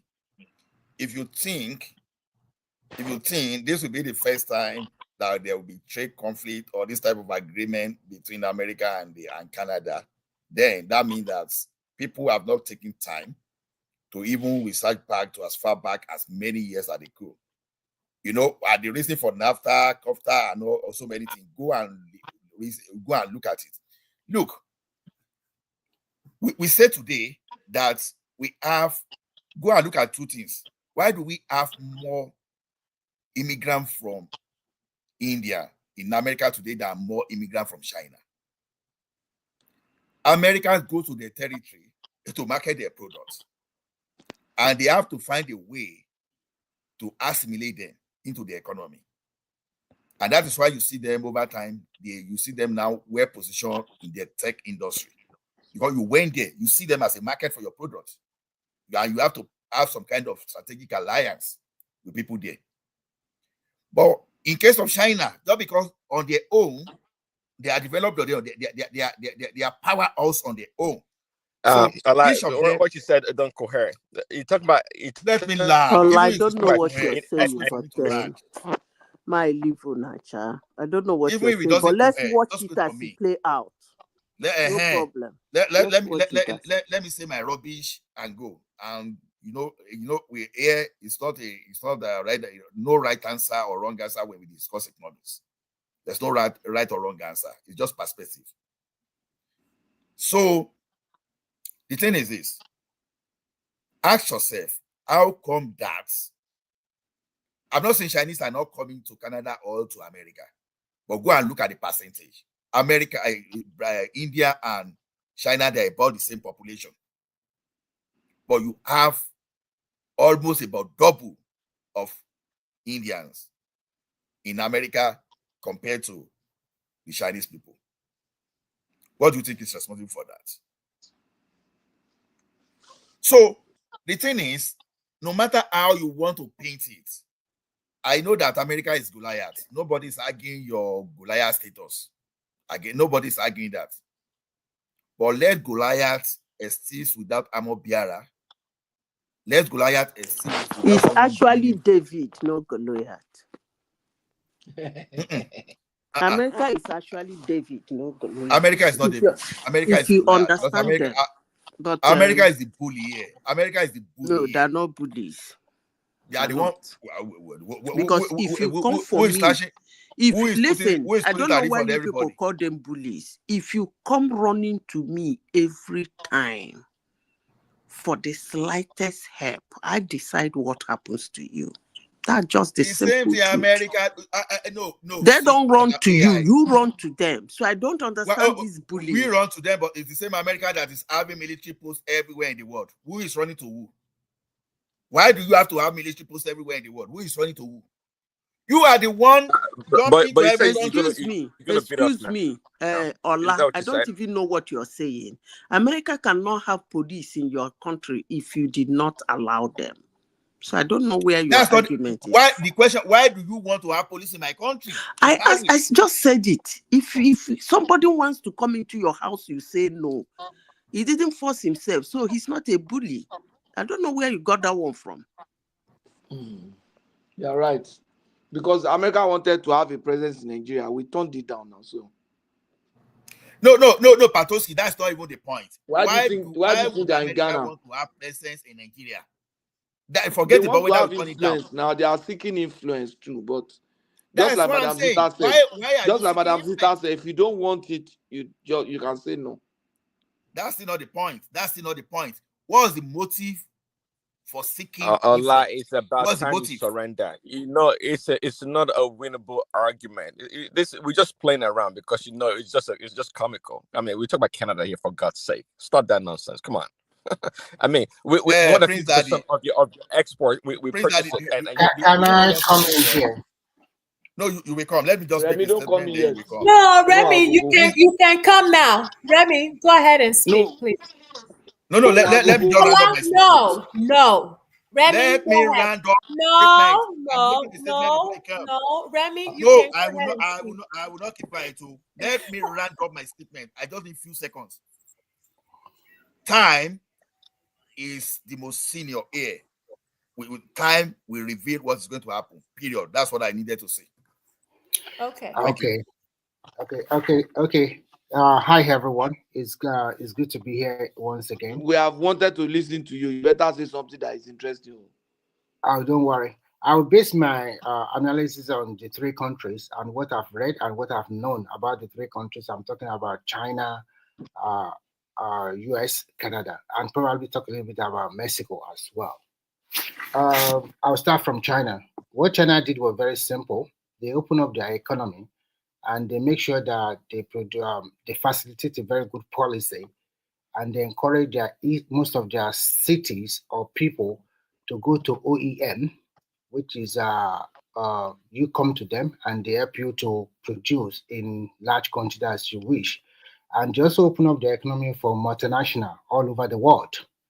And I remember that there is basically all these Western country, big companies, they have presence in America. Whether you're talking about Costco, you're talking about Walmart, you're talking about GM, you're talking all of them, because at that particular moment, there is a cheap labor in China. And this is a very good business opportunity for most Americans to come and produce good quality product at a cheaper rate, and they can now sell all over the world. But the Chinese are smart. They understudied these companies and they started floating their own. And when they think they are also there to compete, and they started competing. And when they started competing, they outcompete. People started accepting their product, and that is why they now, unfortunately for them too, except when me. they have okay, maybe except you. Unfortunately for them, when they have a new president, like almost going to about 7 or 8 years ago, he tried to look inward because he thought we are already okay. So why should you continue to patronize these people? And meaning looking inward means all those multinational companies, they have to leave or find another place to produce in cheaper quantity. And most of them find their way to maybe Cambodia, Vietnam, Indonesia, and the rest. Still continue to do the same thing. The question we must ask ourselves here, if all these companies, if they are producing in America or in this Western country, can they produce at a cheaper rate like this? That's the first question you must ask yourself. If they cannot, that means they will continue to outsource this product or their assembly or whatever they want to do outside. Because at the end of the day, if they want to do this product in America, it will be way expensive compared to what you are buying now. Not anymore. What do you say? I said not anymore. It can be produced in America. I don't know. At a cheaper rate.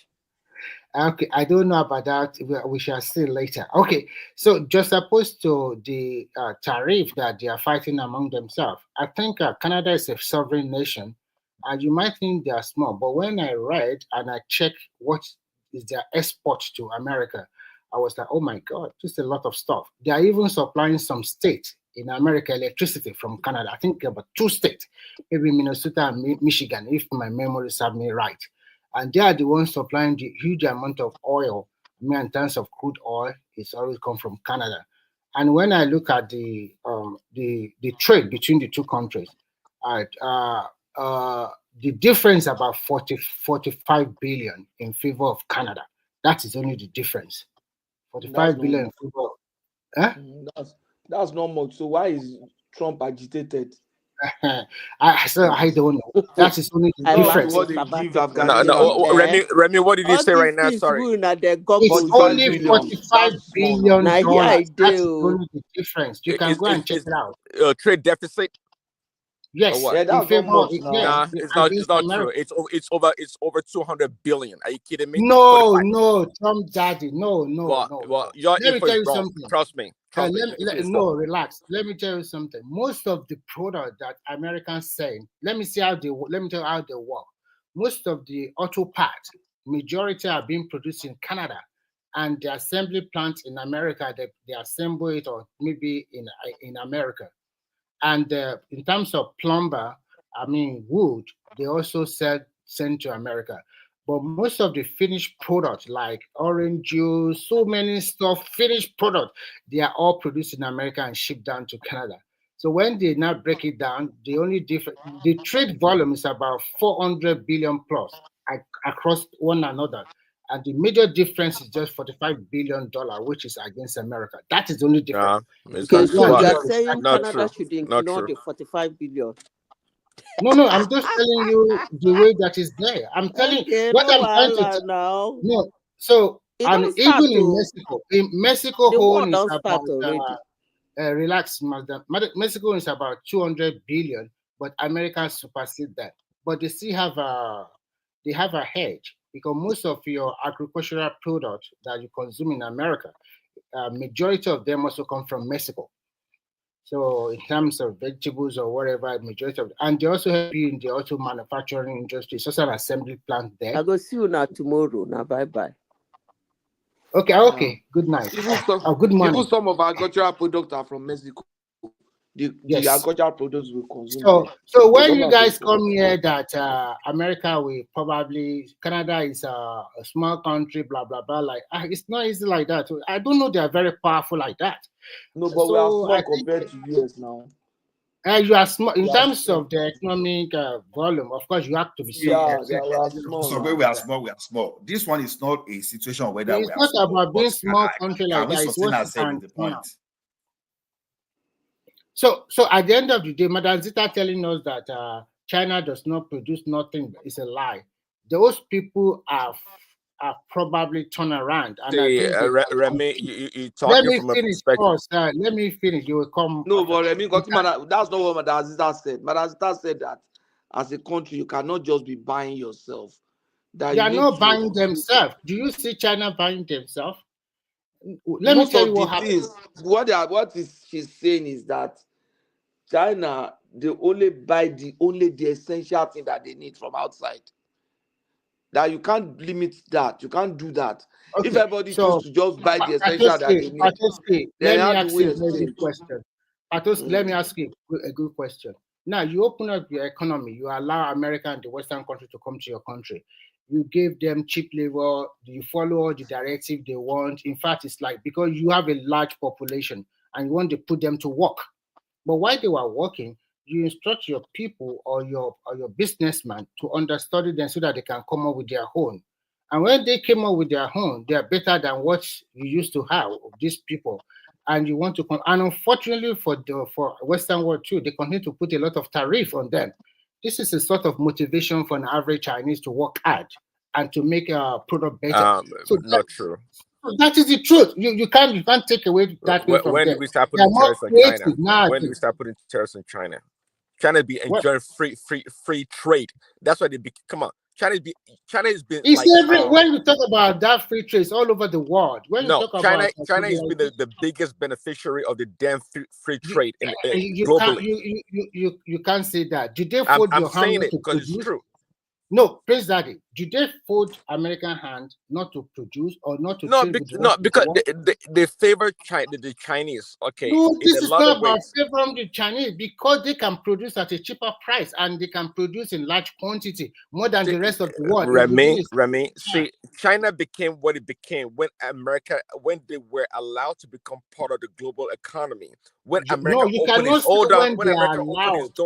opened its door for Chinese goods. That's how you cannot say when they are allowed. I think the problem with yes, when they allow them. That's the right word. When they were allowed to join. You got to keep that in mind. That it was Nixon that allowed China to join. You always underrate the rest of the world, especially all these.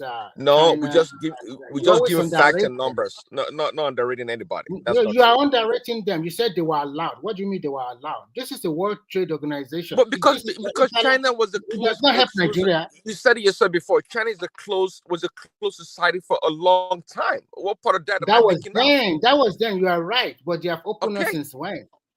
Yeah, but when they open up, they were allowed. Trust me, they were allowed to come into the global economy.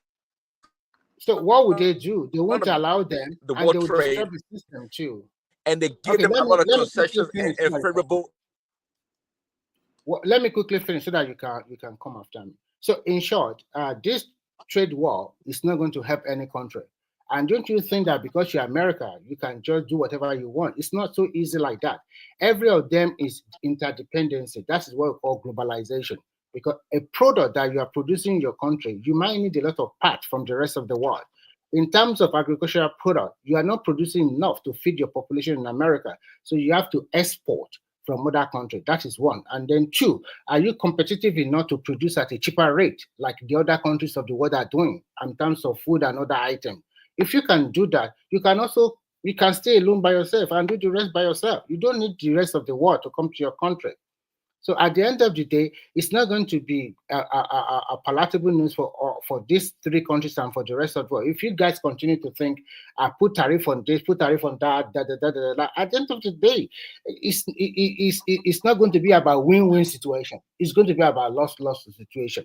Because when you factor in very well, that tariff you put on that country outside the US, they are going to put it on you, final consumer in the US.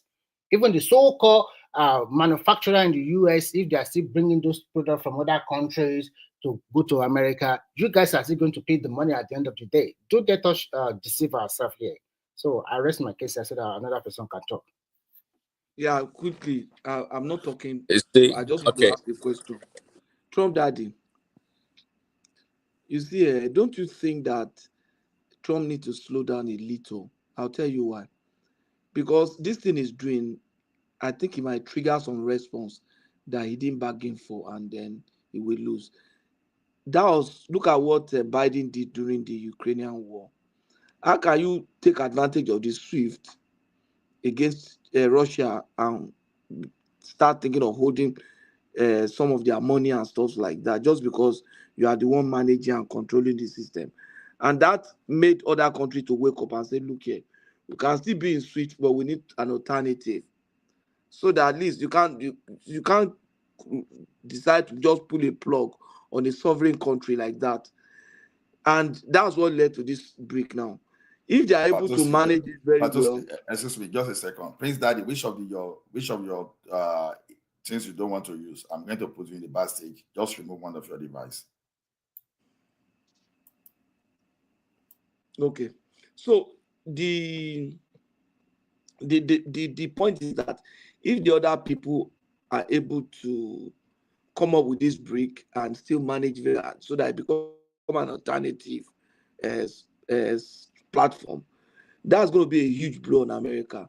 And that was because Biden made that mistake and now opened their eyes to that vulnerability that they have signed into. Now, with this tariff and everything, don't you think it might prompt some kind of response and start getting people to think, look here, we cannot continue to let America control this way. Let us look for a way to grow and form our own group and become strong and become. Don't you think that might happen? Well, just like you said, Biden already gave them that leeway. That I'm not talking of money now. I'm not talking of the exchange. I'm talking of this tariff side now. That, yeah. Well, on the tariff side, see, a lot of people don't understand what is going on with the tariffs. Really, the bottom line of this tariff is to make sure that America as a country is not being taken advantage of by these other countries, not because these countries are like powerful actually, or they're trying to rip America off. It just happens to be that the past leaders, they've made some really bad negotiations when it comes to these trade deals, and that's the reason why. Now you ask yourself, why should we be at any trade deficit with Canada? Is the question, and many other countries. We shouldn't be. So that's the point right there that Trump is trying to get to. Okay, at the end of the day, at the end of the day, it's not about trying to put tariffs. Does not serve in the long run, not so much. Serves America well. But in the interim, it works. It works because we are being taken advantage of. There's no doubt about that. Canada is too small of a country for Americans to have a trade deficit with. With China, we had over $1 billion. No, I said $500 billion appears in trade deficit with China at one point in time. That's ridiculous. And this all has to do with illegal trade deals. Really, that's what it came down to. And the selfishness of many American companies, the lobbyists that made deals with the politicians to drop all these fake and useless trade deals. So what Trump is trying to do right now is to correct what has been done wrong. Trust me, at the end of the day, he knows better.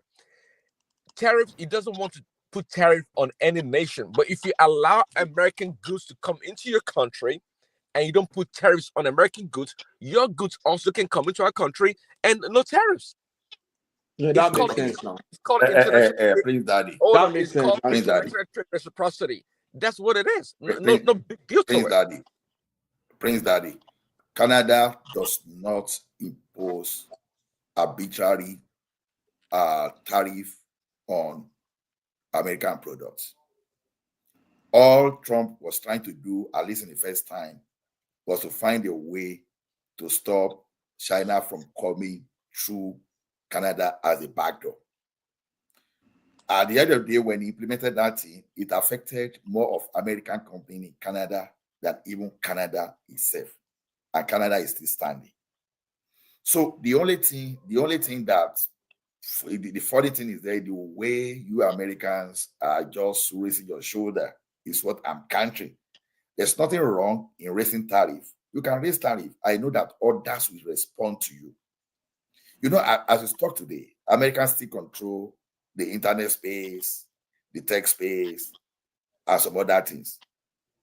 By what Trump is doing, you are already pushing other countries to start repositioning themselves. The implication will not come immediately. Only you have to explain that one to Trump, Daddy. So you know when a small child just look at Oluwere is seen as the deity, just insulted Oluwere, and you are now looking behind your shoulder that okay, where is this guy? You know that you try to abuse someone, right? You were thinking that it's going to respond immediately. No, it might take 20 years. It might take 30 years. So every action, there's always equal and opposite reactions. Since every human is intelligent, and it's just a matter of time they will find solution to this kind of BS. So the Canada then, you know, we're supposed to sell America the Bombardier. You understand? Just because our policy here, we don't then because the policy favor production of Bombardier, and American companies started buying Bombardiers as the business. They started buying a Canadian aircraft. You know, when it comes to safety record too, you know, Canada, yeah, the aircraft products, when talk of safety, yeah, it matches up very well. Even in some area, perform better. So, you know, to stop them, you started imposing unnecessary tariff so that you could redirect people back to Boeing. So, the thing is, you cannot do this, and you think you are not going to have a repercussion. You are going to have. What we are doing today is that you are preparing competition that will eventually catch up with you just in a matter of time. Because when your partners can no longer trust you, they will look for substitutes. So I would say, you know, you're talking. Hold on. Wait. Hold on. You're talking like a. No. I will keep quiet. You know, I will keep quiet. When I say I will keep quiet, just give me 30 seconds now. In the first term of Trump, I repeat, he imposed that tariff, and Canada survived. So let's see whether Canada will not survive this time around too. Thank you. Yeah, a lot. See, if people hear you, they think Canada. Hold on, Canada. Before you continue, take this question along, because you have been talking about differential in the trade volume among the two countries. What about most of all countries of the world that America have huge surplus in terms of trade against that country? What about them? Are they not? Is it not cheating? Is it not unfair? No. Hold on. Tell me country. Tell me one. So even Nigeria. Let's use Nigeria as an example. But stop Nigeria. So come on now. Are you playing stop games? Nigeria. All the African what are you selling? Of course, you're going to have trade deficit. I guarantee you have trade deficit with Ghana. I can almost guarantee you have trade deficit with Ghana. No. Let me ask you another question. All the 50-something African countries, which country have trade surplus against the US? Tell me one. You don't produce any, no. Remy, let's get serious. You mentioned countries. No, we're getting serious now. I'm taking it from. I'm expecting you to mention countries like China, like Canada, and European nations. I'll go to Europe also. No, but Trump Africa don't even produce Africa, anything. We cannot hold on now. Even if we don't produce anything, is the finished product that you buy from Canada? Is it not raw material? You get crude, you get all these things now. No. See, this is what I'm talking about. See, hold on now, Chama, hold on. The oil you buy from Saudi Arabia, is it not crude?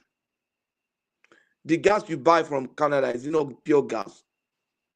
Is it not raw material? So the point is that you buy raw material, except you are telling me that your own manufacturing companies are shut down. You don't need raw material. You don't have manufacturing Okay, capacity anymore. Patoski, you know very well that we have so many refineries in this country, and we have So why you plenty buy of gas. why not buy food from Africa? They can have trade surplus with Africa. No, Don't they buy gold from South Africa or from? but You understand? it's called trade now. Whoever is your partner, or you can have a trade relationship with, or what they call trade reciprocity. That's who you go with. See, Canada is next door. We deliberately buying Canada's natural gas and crude oil because we're trying to help Canada's economy. If America chooses not to buy, Please tell me that you are funny. no, I'm telling you the fact. They don't need it. You are trying to help them. It's not. Prince Daddy is just a comedian tonight. So let us No, take our hold on. electricity away. No, hold on. Electricity away. Let me talk. Let me land. Patoski, are you supporting what I'm saying, or you kidding? You playing? No, I'm trying to. I mean, he supported you today. That's why you are taking advantage. No. of him. I'm trying to make a point that I'm trying to make a point that I'm trying to make a point that when it comes to energy, that America as a country, we are self-sufficient. Okay, are you kidding me? I mean, that is a lie.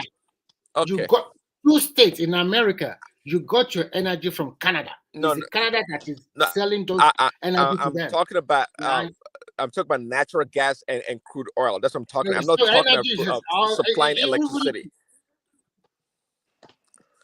You guys, on this point, I mean, I thought it was going to be. What you do not realize is this: everybody need one another, whether you like it or not. You cannot be in isolation. Let me give you another good example. Nobody's talking about isolation. You guys keep saying that. Let me give you one good example. In the field of technology, there is a rare earth that you need to make all these maybe for your mobile phone, for car manufacturing. It's like a kind of yes, a lot of stuff. 60% of those things is being unearthed from in China, and you need them. If you have a tariff with them, they increase it. All those automobile, whatever you are buying over there, the price will also increase. So who bear the ground? It's not you Americans. So when you want to do something, you have to be careful. I'm just trying to. I will give you one by one. Let us continue. If you don't know about that one, I just tell you now. So of course you know. Yeah, we know China has a lot of rare earth minerals. Okay, we know that. But Trump's first term, when he put tariffs on China, I can't remember if we saw any increase in the price of products, because the Chinese companies, they had to absorb the tariffs in order to sell in the American market. Okay. It doesn't always translate to a higher price of product, because they know the American market is a huge market. Just like Madam Zita was saying earlier, it's a big market. Everybody wants to sell to America. And even Canada knows that. So again, when it comes to energy, you talk about supplying electricity to like a couple of states. That is fine. We actually do you a favor from buying electricity from you, not the other way around. I mean, you make it sound like America's like Nigeria that can't I was generate its own shocked, Daddy. I was shocked when I read that one. I was thinking that why are you shocked? America, There's nothing to be shocked about. No, it has to be, because you guys have oil, you have all the resources, you have everything. Why don't you produce enough electricity for all the country? Why are you buying from neighboring countries? It's a surprise. Why not? It should not be surprised. No, but you want to be what you are pushing. No, Remy, hold on. If this state you're talking about, they are literally on the border with Canada, so it's not a big deal. So it's a big deal. You can produce electricity by themselves. Why go to the other country to buy from them? Because we are doing Canada a favor, so big that is favor. what we call competitive advantage. Unless you're telling me that America is incapable of generating enough energy. That's the question. That's the question I'm asking you. If then you should accept my response to you that we're doing Canada a favor for doing that. Now, does it make sense to you now? Yeah, doing them a favor. I'm not trying to listen. No, you guys think I'm trying to be funny. I'm not trying to be funny. I'm not trying to be funny at all. You know where Prince Daddy is a comedian. okay, look, let me tell you something. Calling me a comedian. Okay. As I'm working now. With your $2 trillion GDP economy, you calling me a comedian. I got it. I got it. Wait, as I'm working now, I'm on a platform called Power Platform, Microsoft Power App Platform. I'm building some application. Now, if you know the cost of the license, you understand. And when I say platform, it's on Azure. I have some other infrastructure there. Then I'm using some application too, which are purely from America. And that one is like an import from America to Canada. Then we have so many American solutions here, whether you want to talk the one coming from NCR, you want to talk the one coming from SAP, or like, wait, just hold it. Now, do you think Canada do not really have alternative for all those ones? Do you really think? What is your alternative? Chinese knockoffs? Are you kidding me? I'm telling you what that is I'm your building an app. Tell us now. Hey, wait. I'm telling you that I'm building an app. Do you think I cannot build a cloud solution from the scratch? You really think so? Okay, why don't you guys build it? Let me land here. Why do you think I will key into the one that is existing? I don't need to reinvent the wheel. The cost of restarting is not only the cost in terms of financial alone, it's the cost in terms of time and in terms of efficiency. But now you're talking, you make it sound like something you can just do. You can do when you wake up in the morning. Hold it. You are telling me that you are doing us favor. No, you are not doing us favor. We have the capacity, and you look into that capacity, and we pull the infrastructure in place over time. You have an option. It's either you want to buy the infrastructure over, we should know that Canada can retaliate to by buying American infrastructure that is supplying the supply chain infrastructure to. We can buy that one over too. So the question is this: I asked you the time that okay, you can't go buy. I like you being funny, really. No. It's not funny. You can buy American infrastructure. So you want to you just expose yourself. Now. If America is processing, if Canada, Canadian now they are sending you car parts, the parts you are using to produce your Canada. I'm not saying you cannot produce that car part in America. Who told you that you cannot produce? But how long will it take you to set it up to meet up your demand? That's the question I'm throwing at you. Literally overnight. If not, we just go to China or go to India, whatever. What are you talking about? So, a big deal. Is that purpose not defeated? Is your purpose not defeated? Listen. Wait. Prince Daddy. Let's talk as businessman. Do you because we have alternatives? We have alternatives. Wait. Do you remember? I'm sure you remember what they call good in transit. You know the cost of good in transit.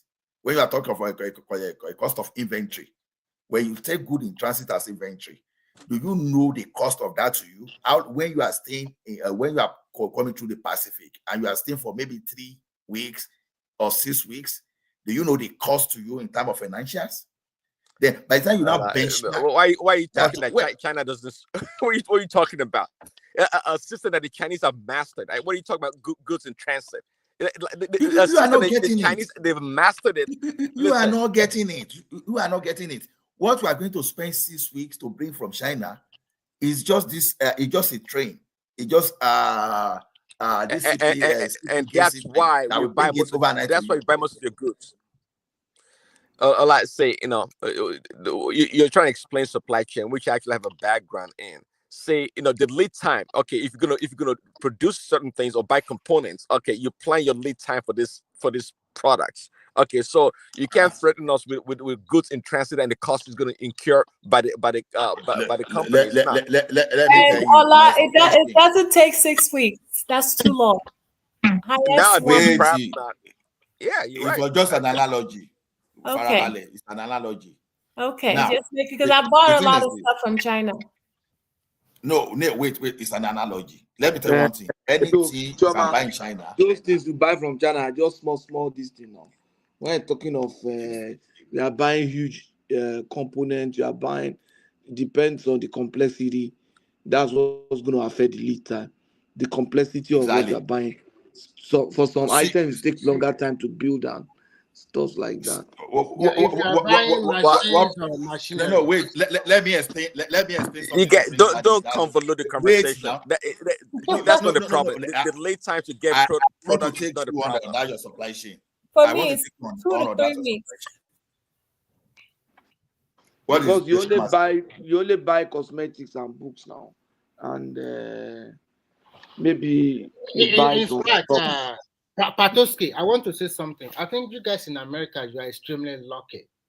For you to get a quality product at a cheaper rate, I think you're extremely lucky. Do you know that in China, those ones they are producing for you in America, they are not selling it in that country. They are not selling those ones because an average Chinese more quality than they are just selling the inferior one, not so quality one to their own people. And they now produce the quality one for you guys at a cheaper rate. And then you also want to slash more tariff. You control them a lot. So and when the no, Remy, this is what is happening. Okay, I just bought a S24 Ultra. Mm-hmm. Now I saw the same Ultra someone wanted to sell for $450. And someone was now telling me that, oh, it could be fake. I told the person, I said, you'll be shocked that that of 450 may even be more of quality, may even have some features, more than even the one I'm buying for $1,800. Yes, it's possible. Because, see, when you go to China, the cost of production of this thing is not the cost of production that is high. But when you bring it to Canada, you are turning into another value entirely. Yeah. In that value, you have structure. Maybe your business office you rent, your cost of energy, your cost of hiring staff, cost of doing some other thing, tariff, you understand? All of a sudden, things that maybe probably you bought for $300 coming from China is all of a sudden become 2,000. Yeah, you understand? But what I say about that Trump policy is this, please. No, what I'm saying that you will find the same thing in Nigeria for cheaper, and people will say, "Oh, it's fake." What I see about that Trump policy is this: if truly he put a lot of tariff on those countries, can't the local manufacturer in America can they produce at a speed and at a cheaper, affordable price, or the same price that the consumer are buying it now? If they can do that, then I would say that's what I'm trying to explain to people. I would say it's a good policy in the right direction. But if they cannot, because I've started seeing people have started complaining about your grocery. They said it's getting expensive. Like your eggs that you consume every day, the price are increasing by 10%. So when you do a research, you can see that little by little, people have started agitating. They are started agitating against the current government that things are getting out of hand. So probably, I don't know, Prince Daddy, you have, I don't know what to say. But what I know is that at the end of the day, if you do not have a buffer for what this guy is doing, you guys are going to hear well, to be frank. How many countries are you doing? Didn't you hear what Prince Daddy said? That it was a manipulative tactic. They tried to kill off the chicken. What kind of chicken do you want to kill? When the country you want to kill, they are already strong also. You are not scaring them. They already prepare ahead of you too. So all these countries, they already prepare ahead of you. They know the person that is coming in. They know what he's going to do. It's all about tariff. So they already prepare ahead of him. So it's not going to scare anybody. Like I said, time will tell. You know, it depends on how the global community responds to America. You know, there was a time that Germany believed that even we in Europe, we are going to suffer too, because it's going to put a tariff on us. Because Trump is saying that the trade they have a trade deficit against the EU. Okay. So it's going to put, I don't know whether another 25%. Already, even at micro level, at a very micro level. No, it's not really micro, at a very simple level. So that means it's fighting on all front. So let's see what happens. Look at UK now. Look at what UK is doing to immigrants, right? Look at what UK is doing to not to immigrant students. When they need their money, what did they do? They say, okay, be coming to our country, be coming. If they coexist without international students, we didn't have people to come. But immediately they got their money, they started putting restriction. Once the economy start having problem again, they will bring. You understand? Canada, I know that Canada will respond to whether our people may not like it, but they will respond to this because already now they've cut the quota of federal skill workers now. I think they want to favor more of people that will be claiming asylum. If what I heard, if it was correct. So, Canada will use immigration to shop up the thing because they know some immigrant will bring money and some immigrants, category of immigrant will create problems that people will have to find solution to. You have to create job around that problem you are creating.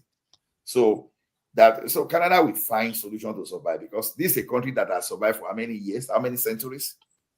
When people are just saying this, I think the only thing America Trump wants to do, if you do that, it's going to affect you in Canada too. Baby G oil, of course, it's going to affect everybody.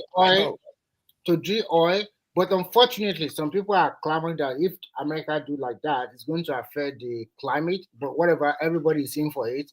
Nobody suffer alone, so we all suffer. Did you know there was a time that Canadian oil reduced to like less than $10 per barrel? Less than $10 per barrel. I think it was 2018. Yeah, it's about during the Buhari time now. When in 2015 time. Even Canada even was below the global standard. We do not belong to all this OPEC. Yes, now. Understand? So that even it got to a stage that even Canada was even ready to offload that oil for you as cheap. So if they started drilling their oil, that means it will affect the global oil market, even OPEC. No, because we have the story. The Barbados last storage. Because the story we are using that time, if they do not sell that way, it will keep the cost of storage too. That was what I was trying to explain in the area of supply chain the other time. When you say, okay, you bring goods from America, even there was a time that America was not even there, even as it up to now, they still have the global inventory. When you talk about even the national inventory in terms of the consumer products, the goods and services, the type of inventory you have. I know about that, but a lot of people don't understand it. Wait, now all those lead time by President was talking about, you have to attack cost to them. Look at this way now. Okay, you store good worth $1 billion in your warehouse. It sounds good to you, right? Because you want to use that to meet goods, to meet supply in the next 3 months. It sounds good to you, right? Now, why are you keeping that thing in your warehouse to supply 3 months? Because you are bringing it from a very far distance. Okay. Now, let's assume the cost of that inventory in that 3 months is going to be, let's say, $500 million. You understand? It is cheaper for you to patronize those people that can supply you earlier so that you can drag the cost of your inventory to, let's say, 100 million instead of 500 million.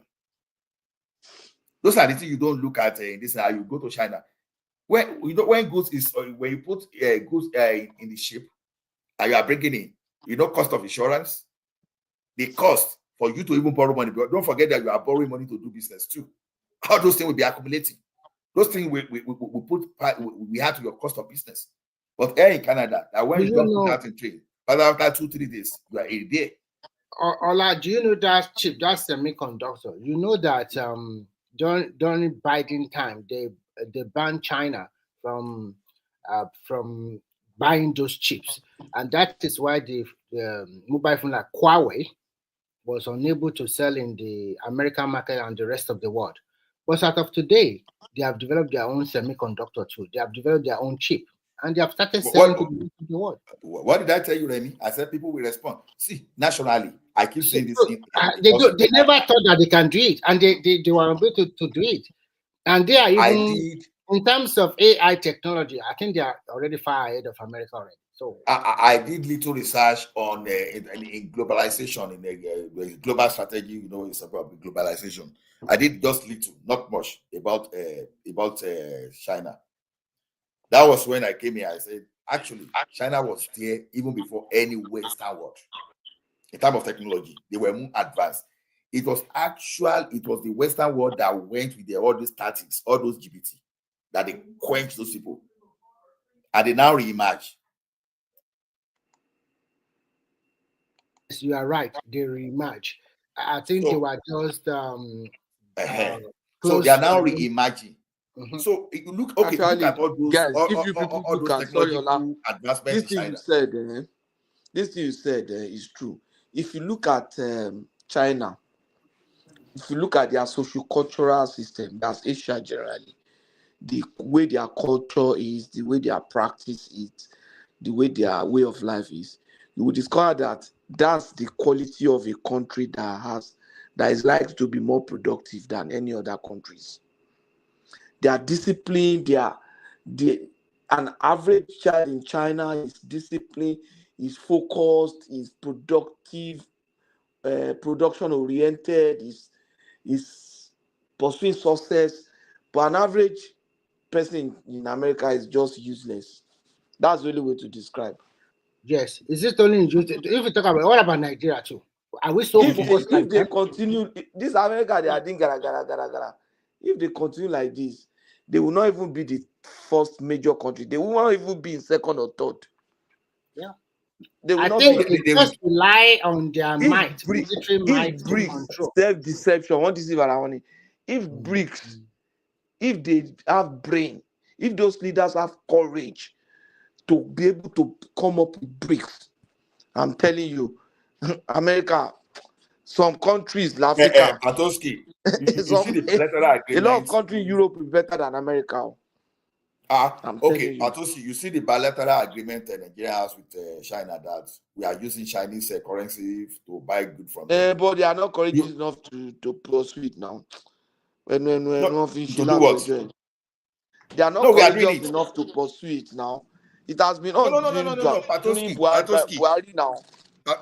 Patoski, we are actually doing transaction in naira between Canada and China. We are doing it.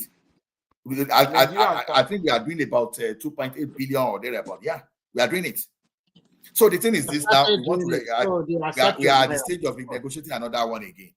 The thing is this: if you are going to China, you don't need to do for dollars. You do for naira. Yeah. Just to buy their currency, you just go there. You don't need to use dollar. You understand? The question is just a matter of time. That thing will expand. Another country will do the same thing. So even without joining big, already Ola, we have. Let me tell you what I even feel. There's no African country that should be buying things from themselves and be using dollars. There shouldn't be. Yes. I don't see why I would want to buy something from I don't know what's wrong with them. Even easy passage and business, they are blocking one another necessarily. South Africa, Egypt, Kenya. We should have an African currency to low. Can use it for exchange. Yes, and we should be able to move around easily. I think you can control. It's very easy because when they come into the country, you will see that people, because of that, people would rather go and buy their things from another African country. Do you know what I noticed? Do you know what I noticed, Ola? When I went to Amsterdam, I discovered that a lot of flights every day from Helsinki to Amsterdam, from here to Paris, and their airport always packed full every day. So it's an easy movement, easy business, so no barrier. So you can see the way they are making their money. Small country, but they open it up so that you can come from Romania, you can come from there to do business here and go back. It's so easy. You don't need to wala or visa or know something like that. Exactly. I have a question, guys. I'm not trying to. I don't mean if I'm digressing here a little bit, but I just wanted to hear you guys' opinion, even you, Remy, on Sharia law, how the Islam community are trying to bring Sharia law in Yoruba land, because we haven't really discussed it deeply on this channel. So I'd like to hear your opinion. Okay. Actually, Yoruba land is a liberal society. So Sharia law cannot happen in those places. It's not going to fester there. When they discussed it a few weeks ago, I said with time, it will just fade away. And now that the government is talking, nothing like that is accepted in Yoruba land. Nigeria is a secular state. We don't believe in any religion. And anybody that is bringing Sharia or whatever to the Yoruba land is just deceiving himself. The people will kill it immediately. And you can see the state government have come out and said, no, it cannot happen here. So forget about it. It cannot happen in Yoruba land. They are just deceiving one another. It won't. Maybe Patuski wants to see something. Because I think I disagree, because that's how people were thinking it wasn't going to happen in this. There's another state where they were arguing,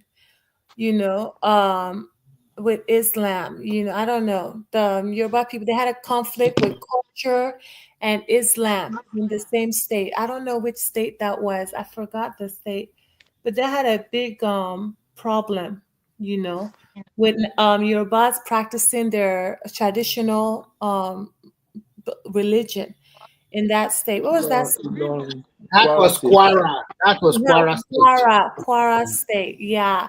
So don't you think they will start from Kwara, or do they have Sharia law in Kwara? Even in Kwara, they dare not dare it. If you go to Ilorin, No, hold on. Are you sure? Hold on. You see, in Kwara, they have Sharia court. In Kwara, not only panel, they have court in Kwara. It's on that GRA. That, if you know Ilorin very well, that government house road is on the old. Is it on Tanke or Taiwo Road? No, it's not even on Tanke. It's in that road that leads to GRA that is in front of government. That road that passes government house. In short, the Sharia court is beside the Ministry of Finance. But I mean, are they really using it to? It's a court now. It's a court. They go adjudicate and everything. It's there in Ilorin. You see, one thing I discover is this: the federal government has a Sharia court of appeal established by the Constitution. Then they have High Court, they have Federal Court of Appeals and stuff like that. They now empower the state to set up their court. That's the state assembly can set up its own court. Are you following me? So the state assembly, if they want, they can decide to set up High Court, Magistrate Court, all those courts, and even Sharia Court. If the state assembly legislates and make it happen. In Kwara State, it is possible to get the state of assembly to do that because the Muslims are many, they are more. They are well represented there in Kwara. And so I saw that Kwara State has a Sharia court. It's not something they tell. I know it. It has been there. 2007, when I was working there, it was there. That's what I was suspecting. Because many Yorubas in Kwara, they're very, that particular Yoruba state is not just Yoruba. That particular state is not only Yoruba that are there. You have people like Nupe, you have Baritin, you have people from Patigi. Those are like northern or breed of north, Hausa, Takpa, and stuff like that.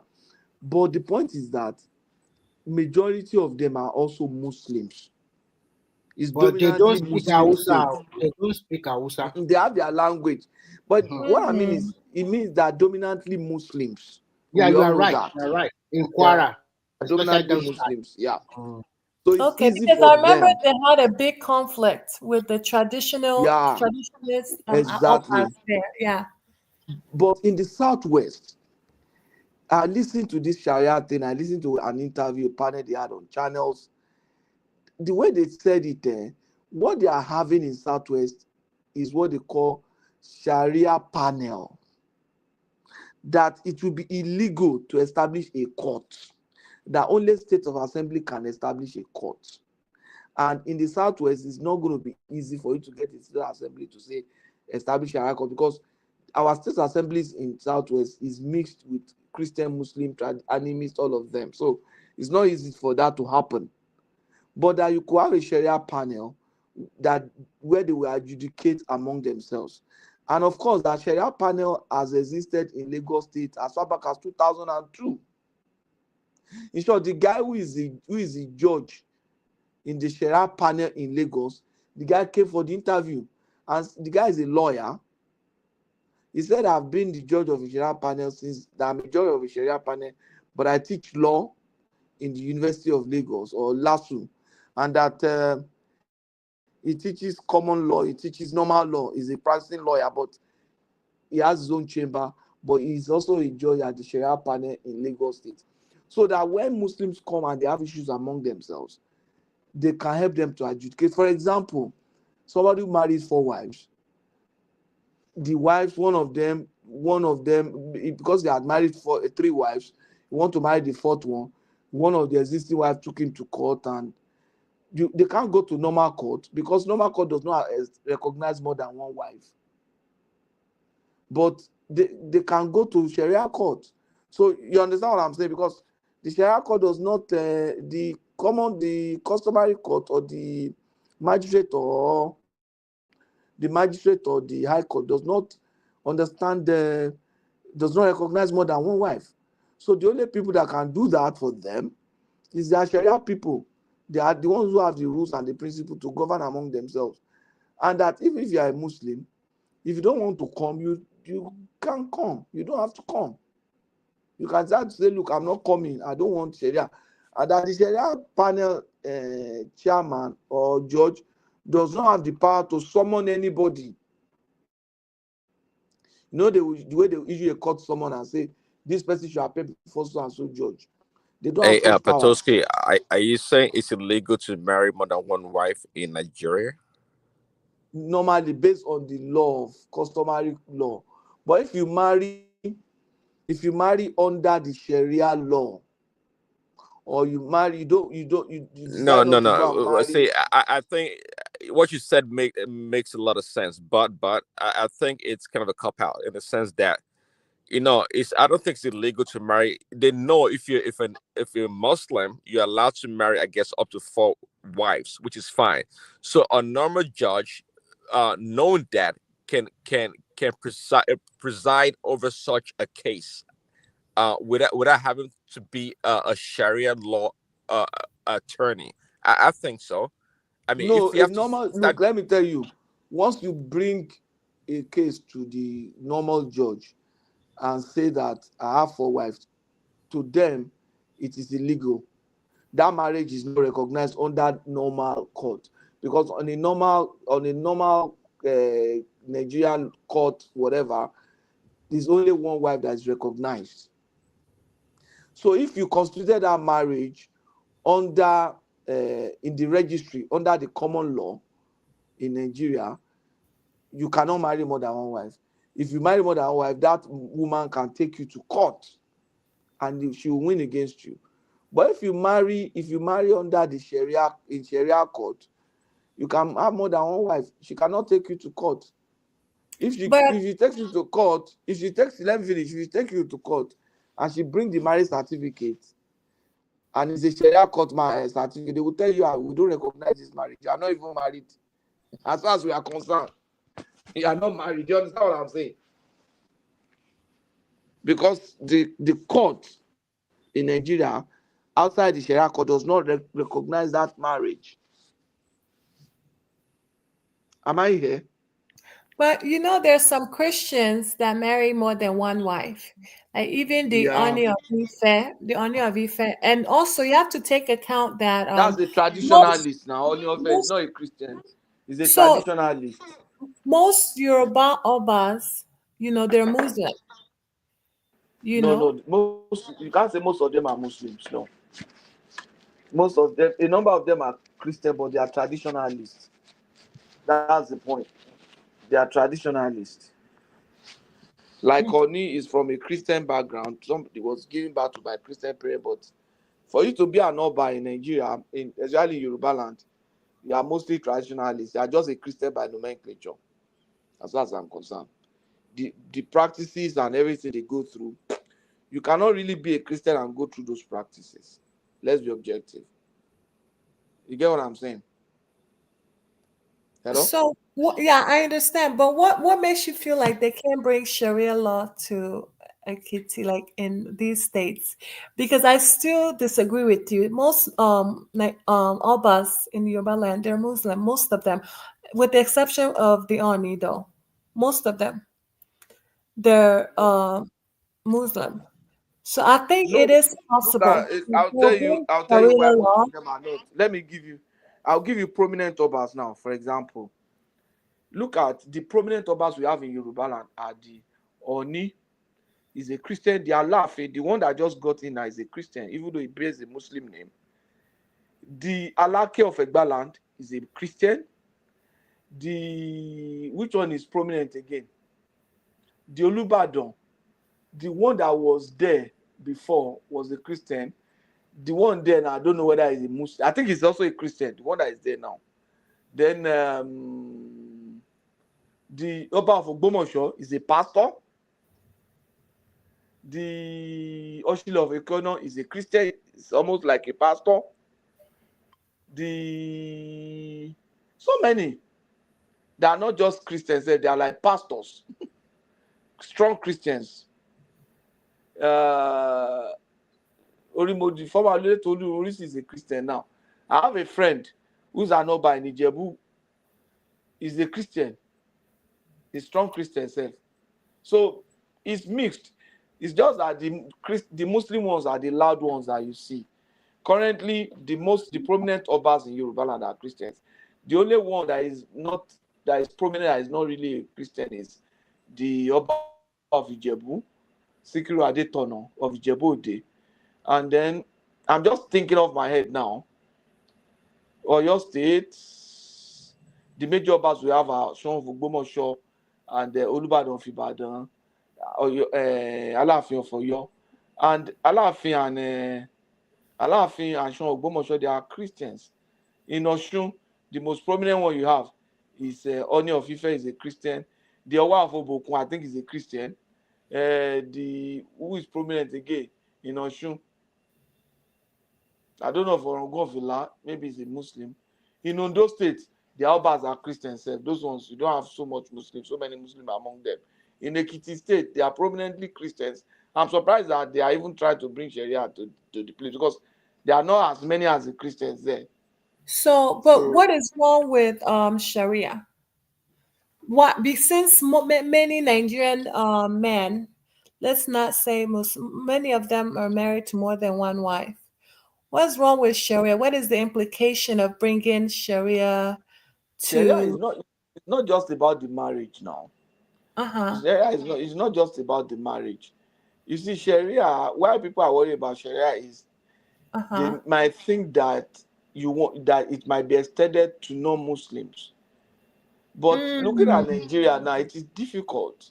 You can't suddenly say I should come and appear in the Sharia court, or you come and try me in the Sharia court, or you come and put Sharia in our constitution and say you must have Sharia court. That's not possible now. The Senate President of Nigeria is a Christian. How does that bill go through? You understand? So it's I think people are just we do have a Muslim presidency cabinet, Yeah. Well, anything is possible. Yeah. You know how these people can be. I mean, they took over Quara. You can't They're do it. killing all the others. You can't do it. That's when people will fight you. You can't really. It's not possible. Nigerians have a lot of Christian population now. Nigerians have too many Christians. No, I mean it's not Nigerians. I mean the Southwest in general. Yes, the Southwest. I don't think they're capable of they can't fight back, because majority of Yoruba people are Muslim. So I don't think they can fight back. No, majority of Yoruba people are not Muslims. So majority of Yoruba people are not Muslims. I think you are mixing it up. I'll give you. Let's even do analysis. You see, Yoruba states in Yoruba states, look at states like Ondo and Ekiti. They are mostly Christians. Look at a place like Osun. They are mixed, but if you really take your time to count, I think they are mostly Christians too. If you go to your state can say, okay, maybe you have more Muslim, but not necessarily so. Because Ibadan, for example, is a mix of both indigenous and non-indigenous. and a lot of them are Christians. If you look at the only place I think you can have more in Ogun State, you have more Christians than Muslims. The only state where I think indigenously that the people from that state, if you count only the people from that state, the only state where I think indigenously they are Muslim is Lagos. And people don't know. You have a lot of Muslims in Lagos State that are indigenous Lagosian. So many of them from Lagos State. Mostly Oyo State and Lagos State. Yeah. So they have Muslims. But the point is that if you look at places in Nigeria where you have the largest set of large population churches, you guys in Southwest now, that gives you an idea of number of Christians that are there. They're not going to redeem members alone. Count them. There are so many winners. Christ Chapel, Christ Embassy. And more Yoruba Muslims are likely to convert to Christianity or go to church than the other way around. Christians converting to Muslims. The Yoruba Muslims, they are more likely to convert to Christians than Yoruba Christians converting to Islam. If you see a Yoruba Christian that want to convert, most of the time they would rather stay and not go to church again than say they want to become Muslim. That's the point.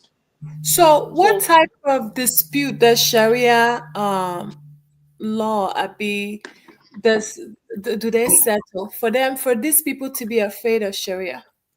Not they're afraid. I think the point about Yoruba people is that even those ones that are converting from Christianity to Islam or from Islam to Christianity, they don't hold the religion so deep like that. It's just periphery. Most Yoruba people just periphery.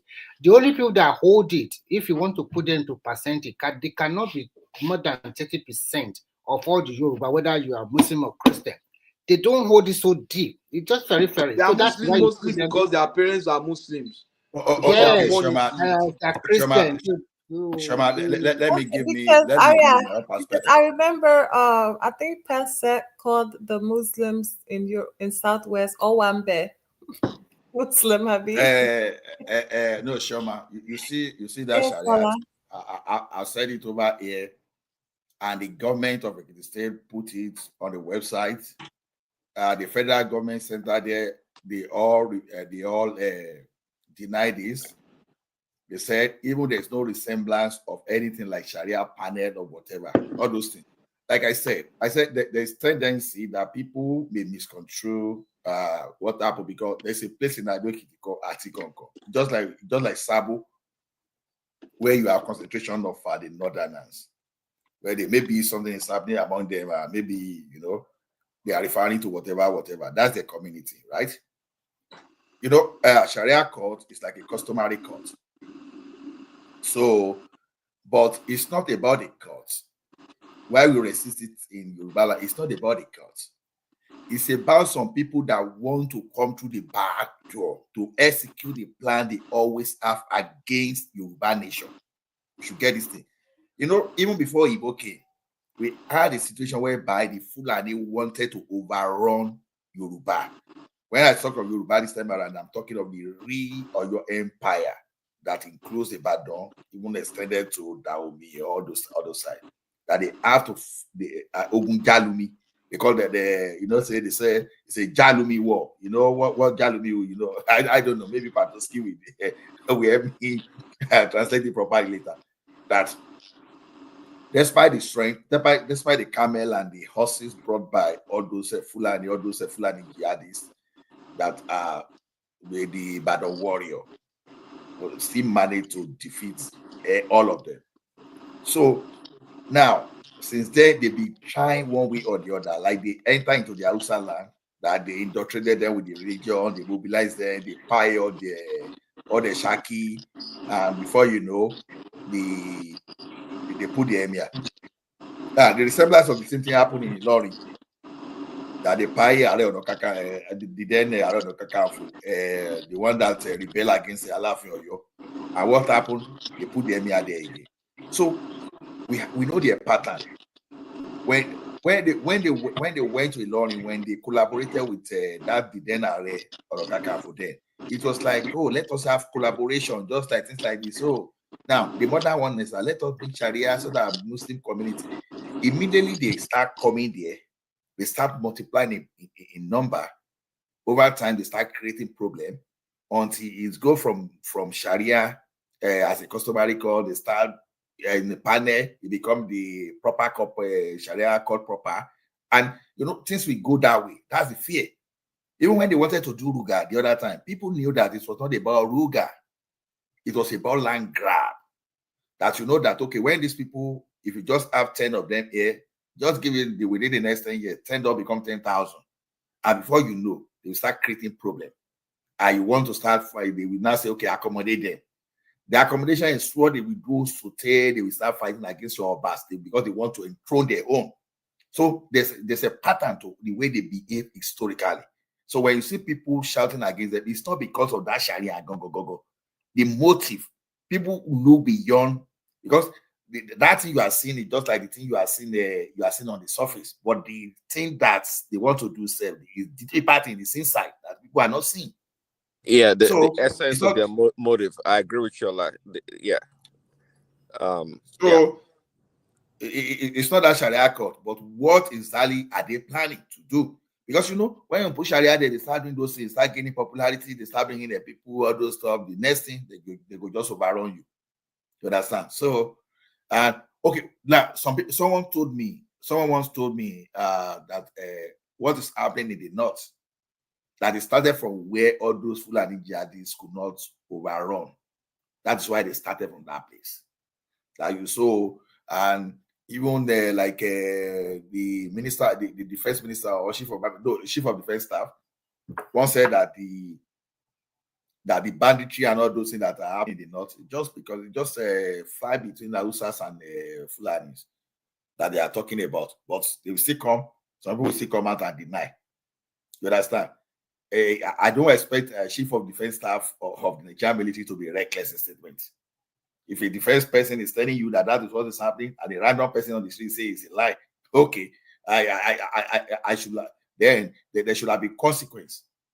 You know, there should have been consequence for a strategic man to talk that way. So it tells you a lot.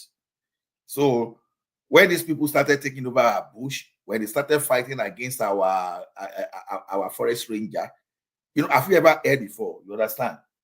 The reserve forest that is a forbidden, they are forbidden places for us to be. Why growing up? Because we used to have all those forest gardens.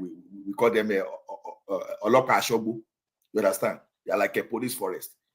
So it just when we lapsed, and because those people they were not adequately equipped to, it gave room for some criminal elements, even from the foreign countries to start having settlement in our bushes. So immediately we're trying to strengthen all those people. You see, they started shouting, why should you shout when we are trying to secure our forest? What's your business with our forest? That should give you that link. So what's your business? Why was the federal government making a Ruga the priority? We should thank God that we have the like of Oshibajo there.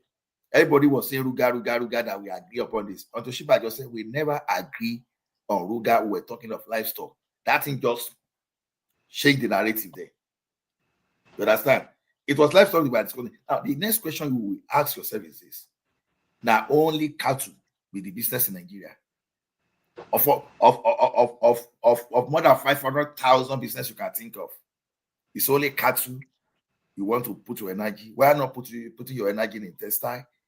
Why are you not putting your energy in cash crop? Why not putting your energy in some other things? So that will tell you the priority. They were just trying to execute what Madame Fodi brought to Nigeria. And the extension of it is what they've been trying to do. That's just my point on that, Sharia.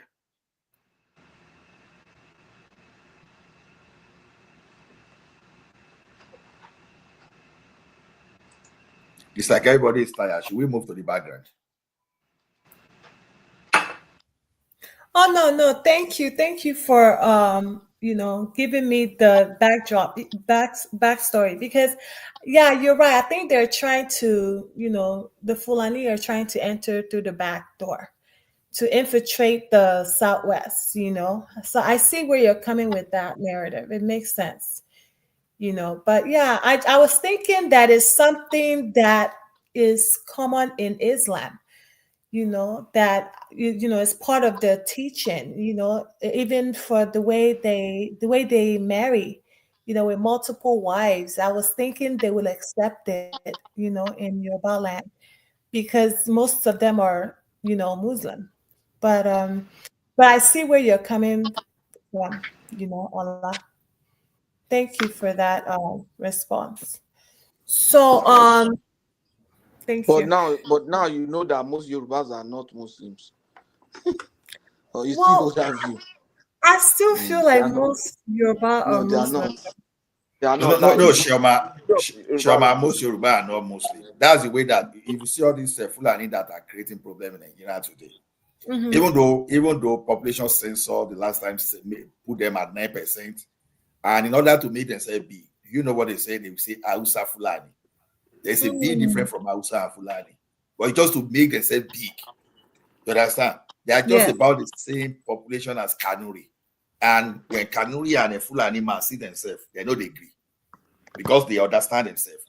A Fulani man is afraid of Kanuri because they know they take nonsense. Hausa people, they took nonsense and they overran them. I know that the like of Aregbesola, if he were to still be governor, he wanted to create religious crisis in Osun State. What never happened in that country before, because those are fanatics. Those are fanatics. In the real sense, where I grew up in Ekiti, and I know I can tell you that for every 100 churches, you will barely see a mosque. You will barely see a mosque. You understand? Even when you go to Ekiti now, probably you have like a central mosque around the market, and maybe just few more. But before you will see those four, you must have seen like several hundred of churches. So in Ekiti, if you were to, because I went to school in Ekiti, okay, where I school, they dedicated just one school out of 12 schools there. 13, I think 13 schools, 13 secondary school. Only one school was dedicated to the Muslim. And that one school that was dedicated to them, you see even see Christian attending those schools too. So I'm talking of school whereby we have some classes that we won't even find a single Muslim in that class. And suddenly someone will now be telling me that now is like they are more Muslim in Ekiti. How did you arrive at that? Because it's so simple. You will see from your schools, even tertiary institution, everything. You understand that these people are not represented the way they say. So even when sorry to interject, but I think this way that if we look at the population of both Christian and Muslim in the Southwest, it's nearly at par. Because some people, the mistake we often do is that, for example, if you bear any Yoruba name like Remi, Ola, or some people always classify them as Christian, but they might not necessarily be Christian. They might have a middle name that bears Muslim name. So if you are talking here like in every state of the Southwest, we have some schools that are predominantly secondary school that are Muslim. They might bear the name of Muslim, like Ahmadiyya Secondary School or something like that. But it does not mean that they do not also worship using the Bible sometimes. So what I'm trying to see is that everything. Listen, I don't know why it's like that. I know some people that are Bellows, but they're Christians. They're very devoted so Christians. it has already been fused together. We cannot just come here because there's no statistics to show that this is the total number of Christians more than Muslim. We cannot see that because when you go out on Friday, actually, we don't have statistics, but because we live we there, don't have it. Because when representation, for example, in the north now, we know that there are more Muslims than Christians. Yes. So we don't have statistics. We don't have statistics for that. In the West, there are more.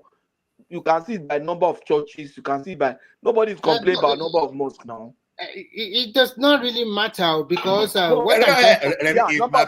matters. Human beings go to those churches now. Infrastructure here is not. See, if you don't have. So I talk about liberalism. Wait. Southwest. At least Ekiti, I can tell you of Ekiti and Ondo State. 100%. I will tell you of that for fact. If you say there are more there, you are seeing 100 churches. No, I'm not saying Muslims are more than Christians. I don't have the statistics. I cannot. This is what I'm saying. You are seeing 100 churches. I'm not talking of bedroom churches. So I'm talking of big churches. Fellowship. You are not talking of fellowship. You are seeing churches like Cathedral. You are seeing 100 before you can see a mosque. And you are not telling me that Muslim. How do you justify that? The infrastructure there is telling you that they are more Christian. You understand? I don't think the population of Muslim in Ekiti is more than 5%, even though they are trying to peg it to close to 10%. I don't think so. And that's why I say, even in my secondary school, in my primary school, when we grew up, how would they be among us that would not know them now? At least they will be celebrating their festival now. I want to shop and everything. How would they be that we won't know? How? But the same the way I grew up, like someone is not telling that the population of Muslims is 40%. Make it make sense to me now. So the population of Muslim is 40%, but we have one church out of 100. We have mosque out of 100 churches. So are you saying if you in your own mind, if you want to put it into ratio, are you saying that it is about 8-2 or 7-3 or 6-4? Muslim cannot be more than 5%. Christian to Muslim. Muslim cannot be more than 5% in the States. 5% of that's a lie. No, that's okay. That's not true.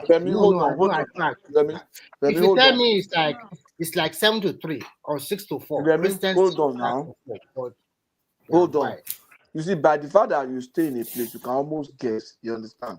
You can take samples of the people around or of your work, maybe at your place of work. You can have a sample and say, okay, you have more Muslims here. When I was in Ilorin, by samples of customers that come to my office, by sample of people I meet, I knew there are more Muslims than Christians. In Ogun State, in Abeokuta, there are more Christians than Muslims. If you go to Ijebu-Ode has more Muslims than Christians. So it's like that. But that's so true. some of us, there's a lot of Muslim mosques. Yeah. In Ijebu-Ode. I mean, that's arguing with me. What I'm trying to say here is wait now. Official statistics said there are 85% Christian, which I disagree with, right? That because there should be more. Now there are 5% traditionalists and 10% Muslim, and that 10% Muslim is so that you can even say there people are even more of traditionalists because. In that they say that that's what I want to say. Even more traditionalists, yes. So but some of those traditionalists, they are more Muslims are traditionalists than Christians too. I don't know about that. That is a fallacy. Because in Yoruba land, you can be a Christian and you can also be a traditional inside your room. All Yoruba do like that. Most Yoruba people. There are a lot of Muslims who are traditionalists. And at the same time, they will be doing traditional something inside. So don't come here and tell us that. That's what I'm saying. A lot of Muslims too. Also traditionalists. It's the same thing. Don't put it Christian more or something. All of them always do like that. You can see an average your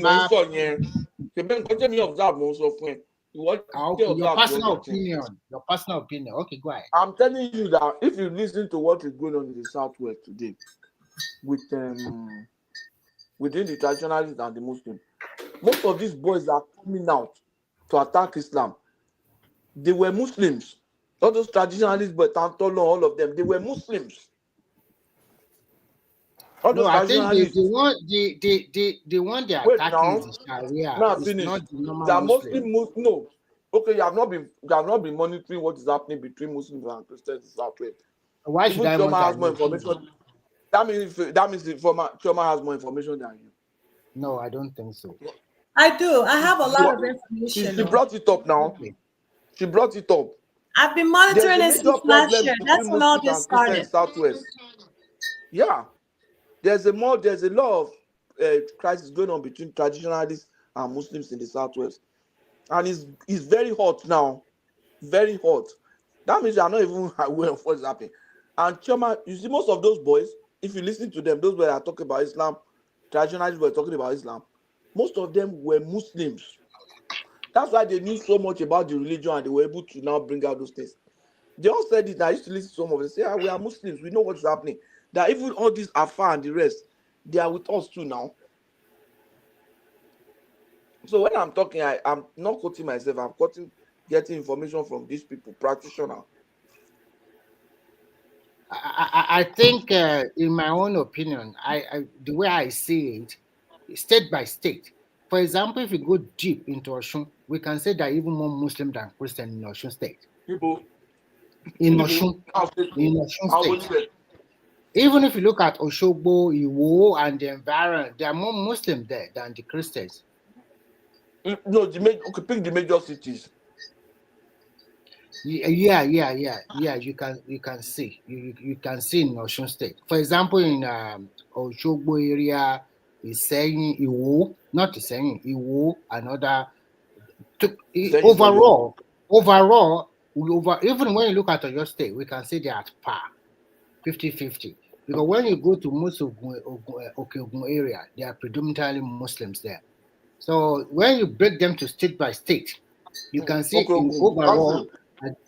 Okeogun is mixed now.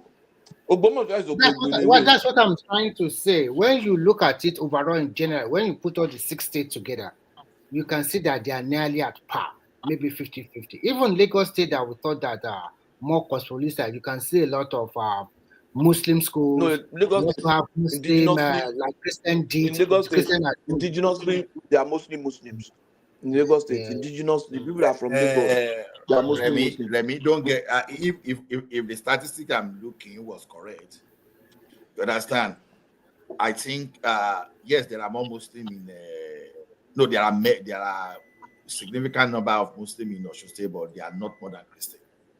I don't know about that. So major city like Ede are not those in probably. So like me maybe now, when you talk about people like Elisha area, they are both Muslim and Christian. Maybe they are more Christian than Muslim in Elisha area. So we cannot know now until let's see when they do the census. Maybe we can have more. Even like my wife family now, they claim to be Muslim, right? But all of them, like 90% of them, are sure that they go.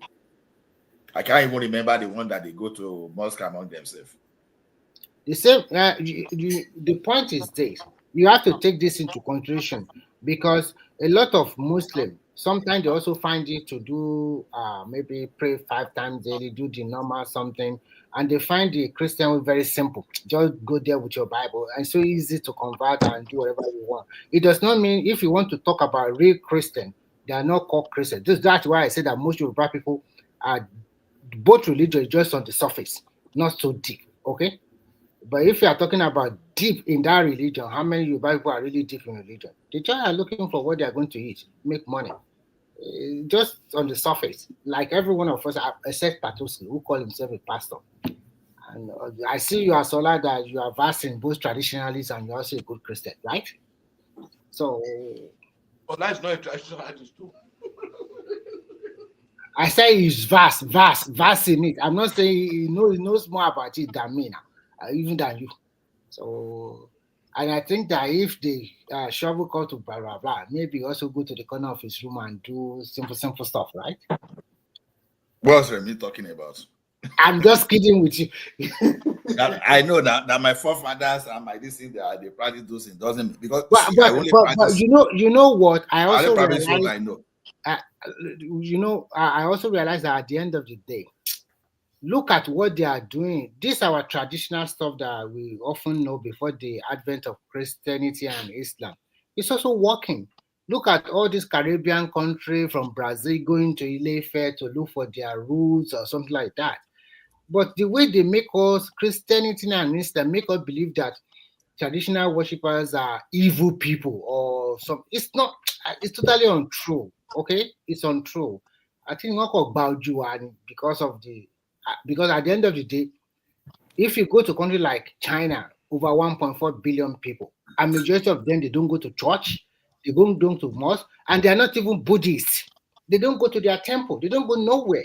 And whatever they lay their hand on, God will always bless them. They get whatever they want. So that one really give me an example that God is only one God. And if you just pray to him, he will answer you. You don't need to go to anywhere. You don't need to see any imam or pastor or whatever. So we practice our own Christianity wrongly. That's the problem. We practice it wrongly. We also practice our Islam very wrongly, because if you go to like Dubai and Qatar and the rest, they don't do like we are doing in Nigeria. This is a Christian country. Even the city I'm living, they only have one small, very, very small church, and nobody go there. Only if every Sunday, maybe only 10 people will go there. Who cares? They don't care. Most of them, they don't go to church. But we in Nigeria, we are just producing church like... No. Europe has abandoned what really made it great. That's what is happening to Europe. You understand? The principles, and then the culture, and the practice. We that we share, we absorb the language. It's happening here too, in Canada, North America. The principles that produce the greatness, that produce the civilization that we are discussing now. The principles that produced it, Europe has abandoned it. If you look at it, Islam is even taking over Europe through immigration. And that's the thing. And you will see now, Europe will become decivilized. It's a matter of time. And we think that is a great virtue. Oh, they don't even care. They don't care about God. Okay. Let's assume that. And you think that's a path to greatness. No. What I want to ask you is, look at our their society is broke. Look at their society. No, look at our country like Nigeria. Hold on. I'm even finishing with them. The Western society is broken. It's a damaged society. Oh, they now needed a mad president to tell them officially we recognize only two sexes, male and female. Who thinks like that? Why do you have to come to that point that you need somebody, the president, to say that? That is a broken society, and that's what we want to copy. No, I'm not saying we should copy that. It's a matter of time. No, what I want to ask Steve is, okay, take this question and then you continue. Look at Africa, especially Nigeria, that we have absorbed the religion. Everybody go to church. Everybody go to mosque. Some people even go to church every day. What kilo transfers? What have you transferred? Is it transferred to progress or success? Hold on. You see, the problem is not the religion. The problem is the people. Which people? Which people? The religious leaders? Or who? No. The people practicing it. He included their leaders, right? Forget about their leader even for now. The people practicing it. Because the religion will not tell you not to be productive. There's no religion that tells you don't be productive, don't be hardworking. In short, this religion encourages you to be productive. Let me give you some things that people don't know about Christianity. Let me just explain to you today. If you maybe no, Patoski. I don't want us to deal about that. What I want you to I'm not preaching church. I just want to tell you something. The reality of Quran. That's what I want us to talk about. Hold on now, Okay, you see, continue. Christianity has what they call cardinal sin and cardinal virtues. You will agree with me that cardinal sin includes murder and the rest. Do you know that when you look at cardinal virtue, temperance is one of them, and cardinal sin, laziness is one of them. In short, Christianity categorizes laziness, puts laziness in the same category as murder. How many of you will ever think that Christianity sees laziness as a sin? Yeah. In Christian practice, I think on that basis you are right. Do you know that Christianity categorizes laziness as sin? Do you know it? What I want to say is this: when you follow even Jesus Christ, the way you move from one city to another city preaching the gospel, that clearly shows that this man is not lazy. he really works hard. But when you not just opposed it to what we are practicing in our country today, is it not these same people, their leader, will tell them that go and stay at home, miracle money will come to you. They are the They are one not preaching practicing and telling Christianity. them to That's go to and tell sit you now. exactly. That something special will happen in Exactly. their life. So exactly. Exactly. So what I'm trying to say is that forget the Western Europe. They don't Manipulation, care about not religion. Christianity. They don't care about religion. But we, Africa, that we care about religion, is not making progress. In fact, it's also diminishing the society to the extent that people are not productive enough. People just rely on what their papa or their imam or ifa tell them to do. And at the end of the day, they become so lazy, thinking that miracle, something will come to them overnight. So when you just suppose it were like a country like China, like we said before, people were disciplined, they were focused, they know what they want, and they put religion by the side. So that is why that country turned it around. But a country like Nigeria, that everything we want to do, we put God first. In fact, if care is not taken, they use about more hours to pray and to preach before they start doing the actual work. So what kind of country is that? So if you are condemning the Western society, they have lost their what do you call it, their whatever, and then now just suppose that those ones that really worship the religion, are they really doing it at the right time? So we must be able to tell our leaders, that our religious leaders, that you people, you are failure. This is not the way the religion is being practiced. Tell the truth. Show example.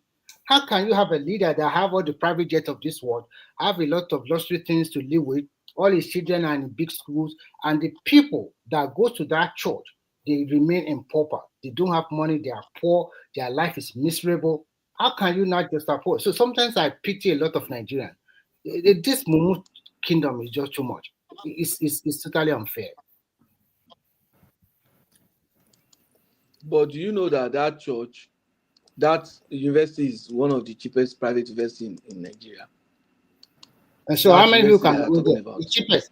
A friend of mine who lives in Canada told me that Afe Babalola each year is paying about 1.5 million a tuition fee for his daughter, and that does not even include some other. Hold on now. You're talking about, if Afe Babalola a pastor, I'm saying that Covenant University, for example, you are looking at Christian, the religious leaders university. I'm telling you that Covenant University is the cheapest private university in Nigeria. Can you tell me the tuition fee before we go ahead first? I have children, I have friends whose children are going there. How much are Then you? my How much wife's are they twin paying sister. per year? It's Because school fees. No. Because I learned that the cheapest Chemical- private university in Nigeria is is 1 million naira per year. But if you are telling me they are cheap, you can tell me the figure. We can look it up now. I'm telling you, there are people It doesn't who pay less matter. than So what's wrong? What's wrong in a Christian university being expensive? What's wrong there? I'm not saying nothing is wrong, but there must be provision for the people that go to that church. Maybe they give them a kind of scholarship, because majority of the people that go to this church, they don't have the power to go to this university. You can't tell me all of them have the power to go to that university. It's not meant for them. That university is meant for rich people. Remy, they give some of them scholarship for some of those churches to see. They give some of them scholarship. Okay, so what you are trying to say, I don't blame them for charging higher price. If you want quality and you want the best, you must be able to pay for it. But if you are preaching to us that the university is for the common man, I don't think it's for the common man. Okay. No. Let me look at it this way. For the poor. Look at it this way. Now, if I attend a church, just by the virtue of the fact that I attend that church, and the church now has a university, you now want the money that let me even show you. Used. Hold on, Ola, sorry. Ola, take the phone. Ola, jump the phone. Covenant University 23-24 section. Accounting is 1.4 million per year. Let me even look at courses that are supposed to. Civil engineering, for example, is 1.4. To do civil engineering, to do mechanical is 1.4. Petroleum engineering is 1.4. Biology and applied biology is 1.2. Microbiology is 1.3. Building engineering is 1.3. Computer science is 1.2 and 1.4. Management information system is 1.3. Industrial mathematics is 1.3. Naira. Patoska, I'm also checking it. Even it has for both international students and the local students. For industrial mathematics, international students, it is more expensive. I know. For industrial mathematics, for international students, it's more expensive. Oh my God. All of these things are 1.1.4. Tell me, even government university, how much do you think they pay? State university, sorry. State I don't think they are paying up to 200,000 for year per year. State university. 300,000. No. So in the state university, you are Remy. In that state university, you talk about how many times one of the cheapest private universities. How many times while in school you are able to use the toilet without shouting, without trying to swear at someone? Don't bring that one here. What we are trying to say is that it's good they have this religious university. I mean they have it. But what I'm trying to say here is that they are private university, but it's out of reach for common man. Let's be factual here. But let me finish. Let me finish. I agree totally with them. If they are additional quality.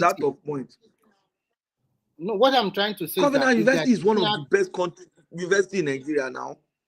Let me finish. I said I agree with them based on the quality. Because if you additional quality, anything quality is not cheap. So if you don't have the money, don't touch them. But 1.4 is cheap now. For how many Nigerians? Is less than $1,000. Are you not the one that always Chairman, hold on. Just can explain, friend. Hold on. 1.4 million is less than $1,000 a year. Less than $1,000 a year. In that your Europe where you are, as a resident, are you comparing with Europe or comparing with Nigerian standard? I'm not talking about comparing with America. Even you now, if you go to a Christian university in Europe, will you pay less than $1,000? I know. I'm not comparing with Western world. Yeah, now, by Nigerian standard, Remy, put prejudice aside. So, set prejudice aside. By Nigerian standard, this 1.4 million is cheap. Okay, fine. For a year. What I'm trying to tell you, Nick, that university at Nigerian standard is only meant for the upper class and the rich. Okay, it's upper class 1.4 million. Ironian. How many Nigerians do they matter? 1.4 million. Remy, how much do you think that a proper entry point in a banking industry? How much do you think they have? I don't know. How many people want to share any bank in Nigeria to get graduate? See. This is the point. Banking industry is one of the highest employer of labor in Nigeria now. Private university is not meant for everybody. Banking industry is one of the highest employer of labor in Nigeria. But to get in is also not easy. Consider how many. How they get in? There's no to get to good places. Your argument.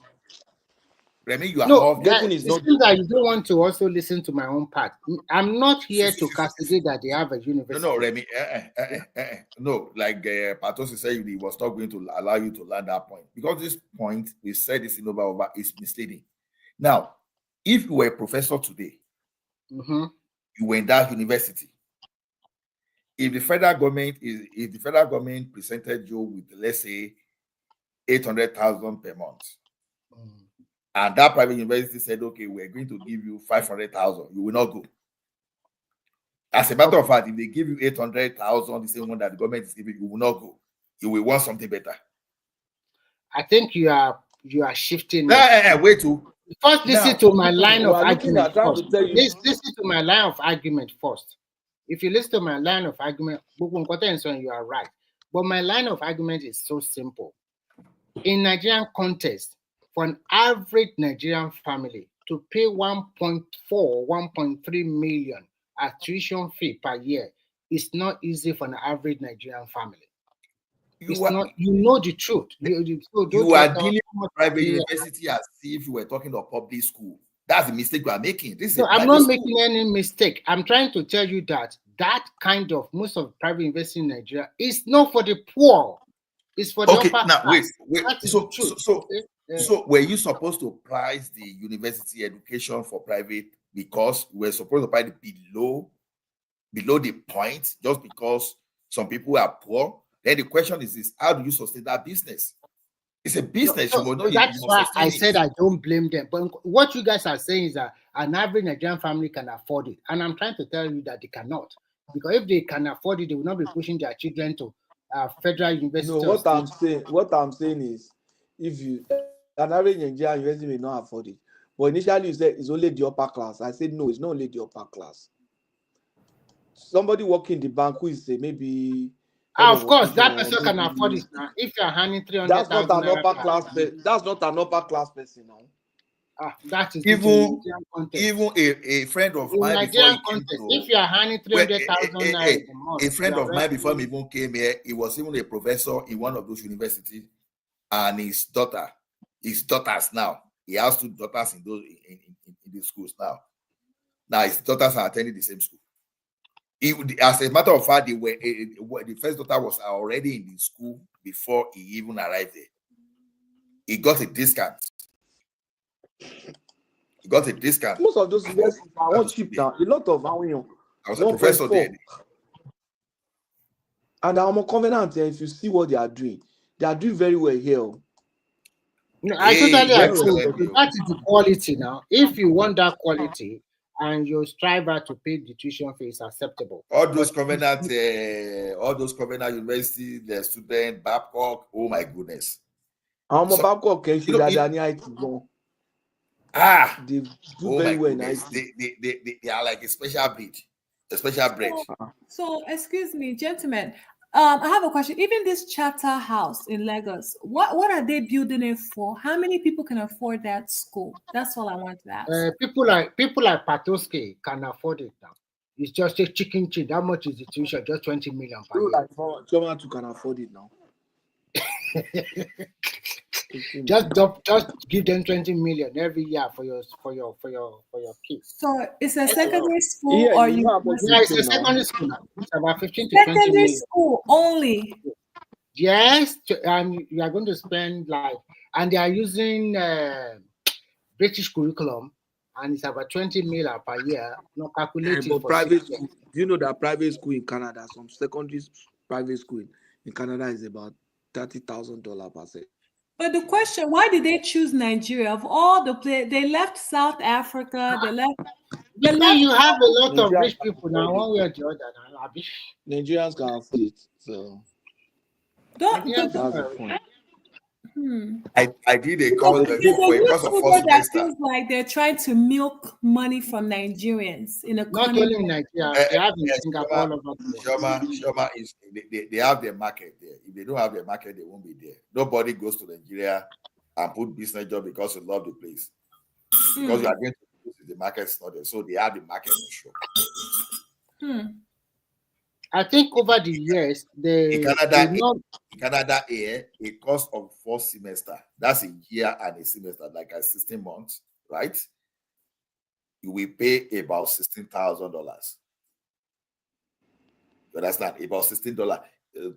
If you want to do master degree in some courses, it starts from like 20,000, some 40,000. What am I even talking about?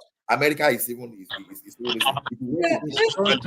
So this charter house, is it going to be paying taxes to Nigeria? Yes, they will. They will. If they don't pay fair, trust the state, they will be after them. They will. I think in the last more than 2 decades, a lot of Nigerians, although the supply is very large, but we see a lot of people that move above millionaires in Nigeria that they're making more money.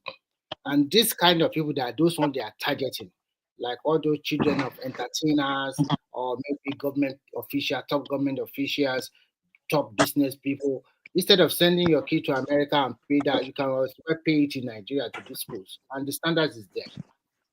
So they just target about the rich now, the 10% or 5%. Who would dump their children there? I think they must have done their research.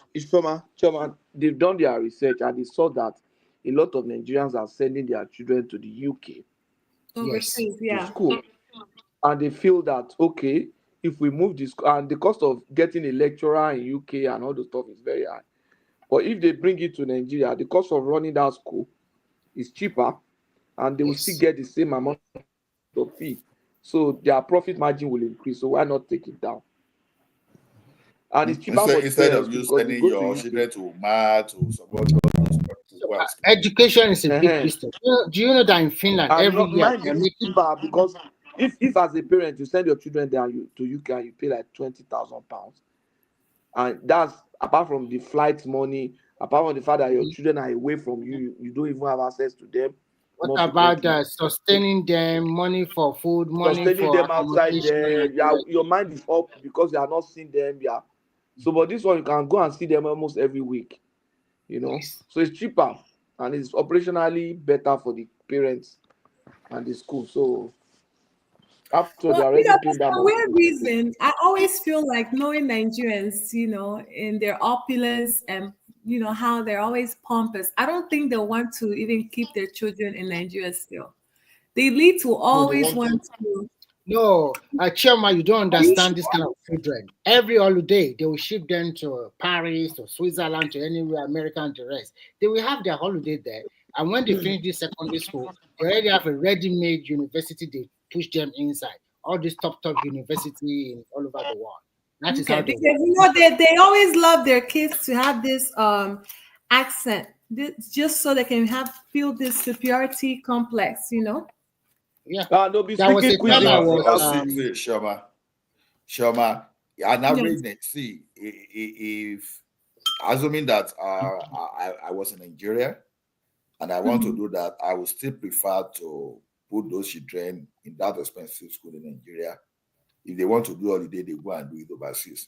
Yes, if not because of that the fact that maybe that my parents, both parents are late now, if not because of that, there's a tendency that even I can push my children to Nigeria to go to school.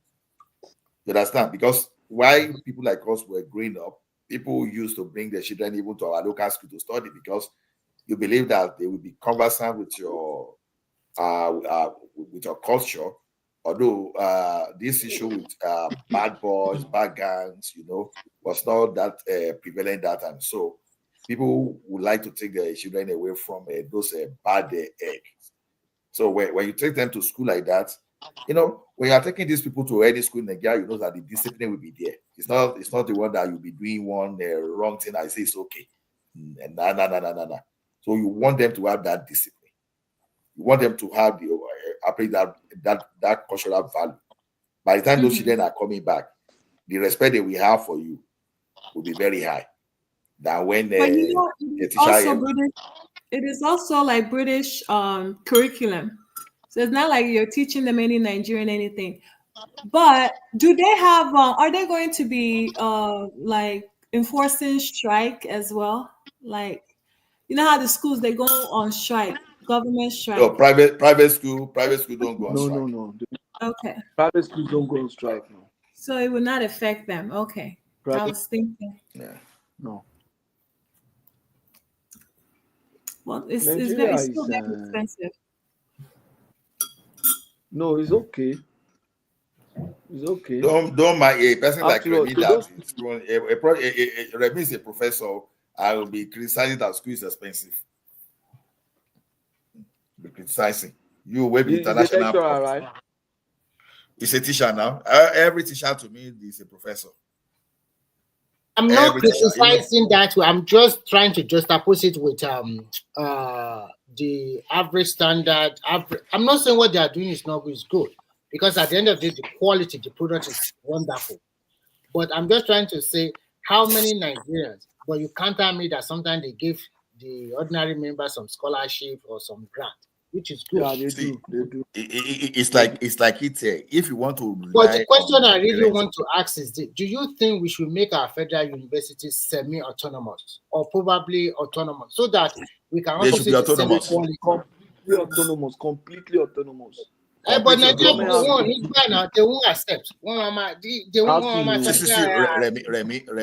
I can address that.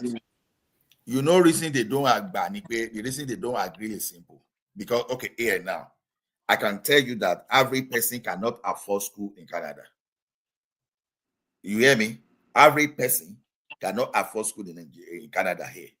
That's why people go for student loan. And so a meeting one being called person. Even me, what are they here?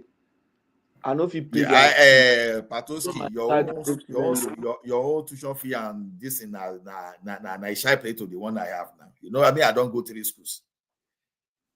So you're that shy play. So my son, I just told my son, go and take student loan. That's all. Okay, Patosi, we discuss that thing now. That's the best way to deal with the children. Even if you have that money. I don't have that money. Give the money to yourself. No, even if you have it, I know. If you have your money, you know, you go buy more houses. You understand? If you have your money, you go buy.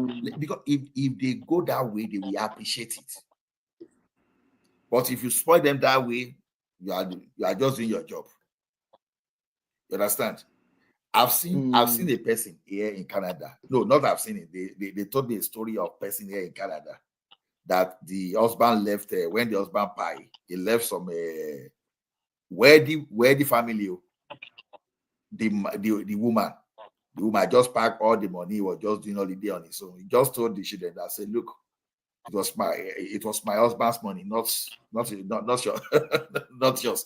You go and work for your own school. Go and take student loan. This, go and take that." She did that intentionally. She did that intentionally. Because if you don't teach them that way, if you spoil them, they will not understand how to be self-dependent. So it's just like people going to the medical school.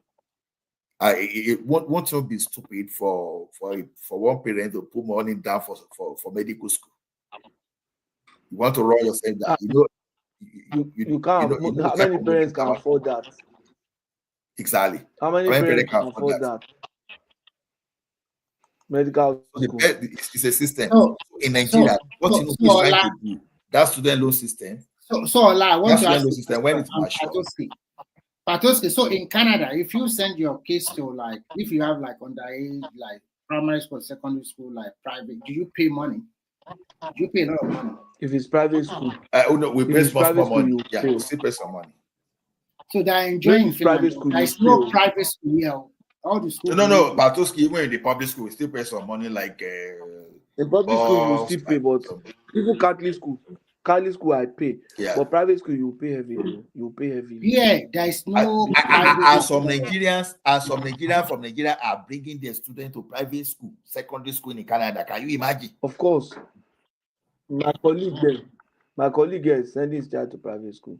They believe that it will give them private secondary school. So if they can do that, that means they can pay that 20 million in Lagos also. That's what we are saying now. But those people, although those people, some of them have different intentions. Though, where some people bring their children like that, they will not buy house. But I think the law they made in the last 2 years actually prevented them from buying that, because that was the use before. And once you buy house like that, they use this as a pathway. As you know, you have your children investment. It depends on the way you buy. You are 1 foot. You are 1 foot in Canada already. So I know that Canada incorporation. A lot of Chinese, they did like that. They go and buy trust property in Canada in a very good place, because those money is chicken change to them. Some they can buy a property of $1 million Canadian dollars, and then they get the permanent residency with their children. So, and their family member. They have a lot of these people have money. They have a lot of no, Chinese people, they have a lot. Those Chinese are the one. They are the one controlling Vancouver, and they bought a lot of property in Vancouver. Not only in Vancouver, even in Los Angeles, they did the same thing in LA too. Okay. They are already doing the same thing to Calgary now. You know, all those major cities, you will see them there. Calgary is going out of reach now, gradually. Mm-hmm. And that is the easy way to control the property market in future. That's what they are doing. Even in that's why that. If you give them chance to start to buy more property, China will respond to Canada will respond to that Trump tariff. They will bring more immigrants. They will bring in more immigrants that has money in. Just watch They'll out. worsen the situation by bringing more And you immigrants. see, the Chinese will do the same thing in Nigeria. They've already Well, it's started. possible. They buy your banana island because they have the money. If you see any plane traveling to You Nigeria, said they have bought Banana Island. they will buy your property there because they have the resources. Because they are trooping into Nigeria. Let me tell you what they I are saw so doing. many Chinese people in Banana Island, though. Honestly, Yes, with their you know children. why? You know why? Because in their Lekki Deep Sea Port, it's a free trade environment. So they brought in a lot of their factories there, producing clothing, a lot of stuff, and then they now ship it to the rest of the world. And at the same time, they're also selling in Nigerian market. But as from this year, those want to be sold in Nigerian market, they will be paying tax to the federal government. But what I'm trying to see is that they see a lot of opportunity in Nigeria and they are trooping en masse. So Nigerians should also get ready that if that country continues to develop that way, that means you have a lot of people from Europe, from Asia coming to live with you. So that, you can't escape it because all those things that you are seeing, you guys are building mansion, driving expensive car, and at the end of the day, you tell the whole world you are poor. We are just lying to ourselves. They also No, know but the our truth. people, the real, Yeah. Remy, the real people, street people are really impoverished. Yes, unfortunately, the No, gap. Remy, we are when you see our revenue and what we make with Nigeria is a poor country. In fact, Yes, of if course, there's another it's a word, poor country. It's if there's totally another word, was individually, some Nigerians, I don't know how they get the money. They are extremely rich and they are extremely wealthy. you don't look at in the entire world. In the entire world, the entire population of a billionaire in the world is even less than 0.05%. So Nigeria, those people you are talking about, you'll be shocked. They are not even up to 1% of Nigeria. So but you are only talking about that. Those are Nigerians in Nigeria. What about Nigeria in the diaspora that they are hold important position in terms of even if you add them together, you'll be shocked that those rich Nigeria you are talking about are not even up to 1% of Nigeria. So don't let us just say quick to assume that Nigeria is rich just because of billions we hear. We have to look at that billions distributed across the people. In general, you are right. A lot of Nigeria are still below the whatever. I just don't understand how we are going to get out of this mess. So many issues every now and then. I think Simba is also here. Maybe you want to say something.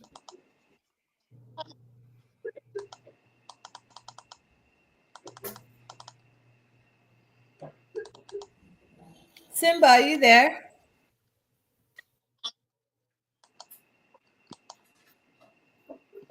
Maybe it's in word rant.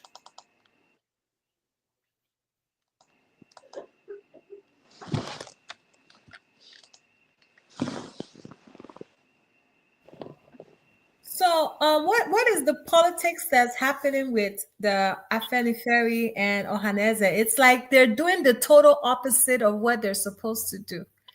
It has turned into a political group. Is this really what the organization? Was this really their agenda, or I don't understand what's going on? Look, I think Afenifere is more political. It's more political group than social cultural. So I think I would just say Afenifere is more like political, just with association with Yoruba. So I don't know for Ohanaeze. So if Ohanaeze too is trying to do like politics, their own politics, then I would understand that. If I remember, I think one person once said that Afenifere is a political whatever. Then I can't remember. So, but I don't know what is happening between Ohanaeze and Afenifere, to be honest. I don't know. I think Obasanjo and the rest have already hijacked that Afenifere, okay? Forget it. And Afenifere already divided into two. There is the core, there is the Afenifere of this, what do you call it, this man's name? And there's also the Afenifere Renewal Group. So this one that support Obi is already hijacked by Obasanjo and is going to use it for whatever he wants to use it for. So just forget it. And most Yoruba people don't even believe in this one. So whatever he likes, they just play whatever they do. Most Yoruba people don't follow them. So nobody even believe in whatever. And I think all of these guys are just using it to probably for power or to enrich themselves or to further their political interest. That's all. So don't believe in them. They're just saying rubbish.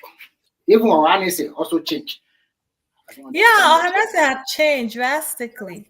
So who is going to believe those organizations? How can you say you are protecting the interest of your own people? Of your own people, you're doing the total opposite of what you're supposed to do. They're very confused.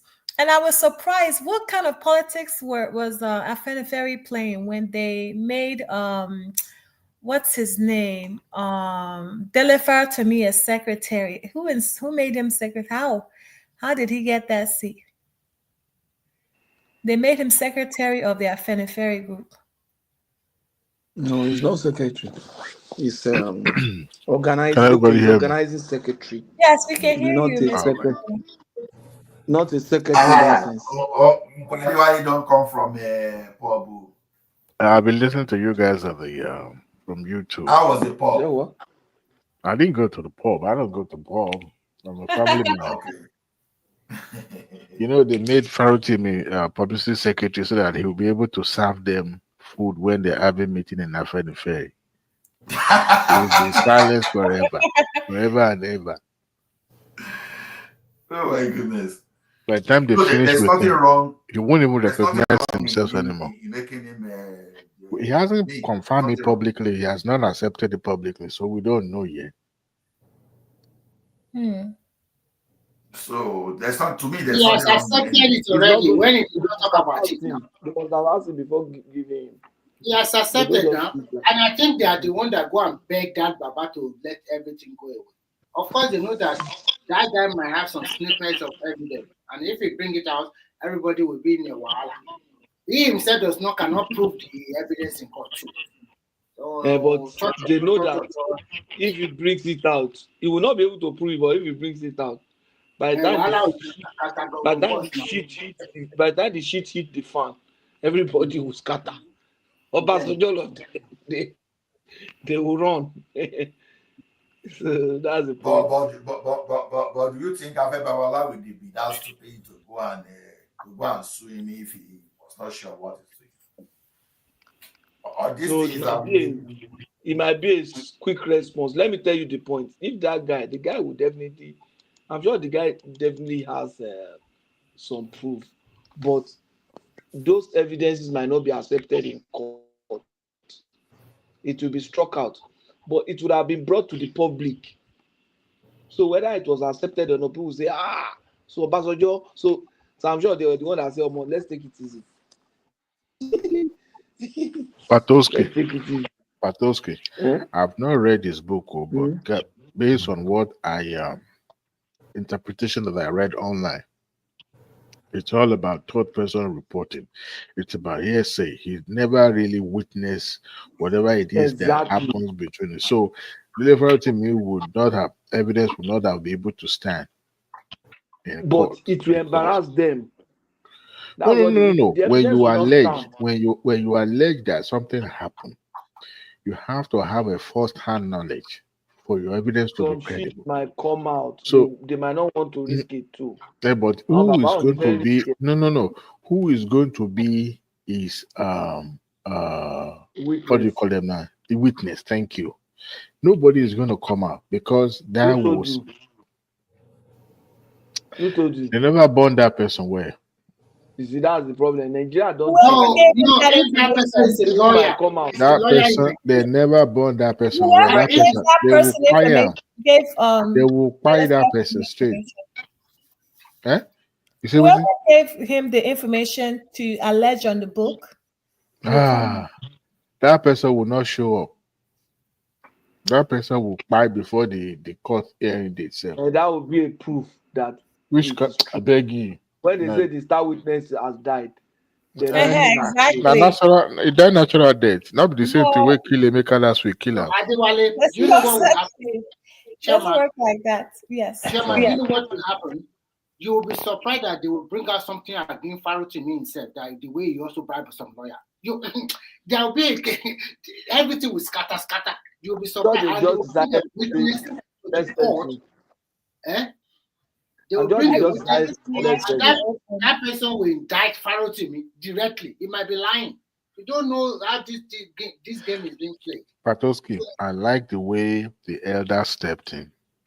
Come on, share one back. Me too. Once you cross the elders, the the people of the night, that's it, you are finished. But I think the guy himself is maybe he's also a strong person because he seems to have a strong personality. So for him to be bold enough to challenge the people like Afe Babalola, even the institution itself, you're not one way or the other. So, but this 360 turnaround of making him the publicity secretary of Afenifere, it's kind of like a little bit surprising to me. Me because too. the Afenifere platform as a social, where they said they are not political, but what's his name? Akoshuto said is a political machinery. To have made him to be in that position, that means something must have gone, through behind the curtain that you and I are not aware of. And then you now make him a spokesperson, which I found very, very curious. And I don't think the guy's even doing his show again on his YouTube. So his day of activism is going to be put behind him, and then he will join the club. I won't be surprised if he ended up working for Tinubu very, very soon.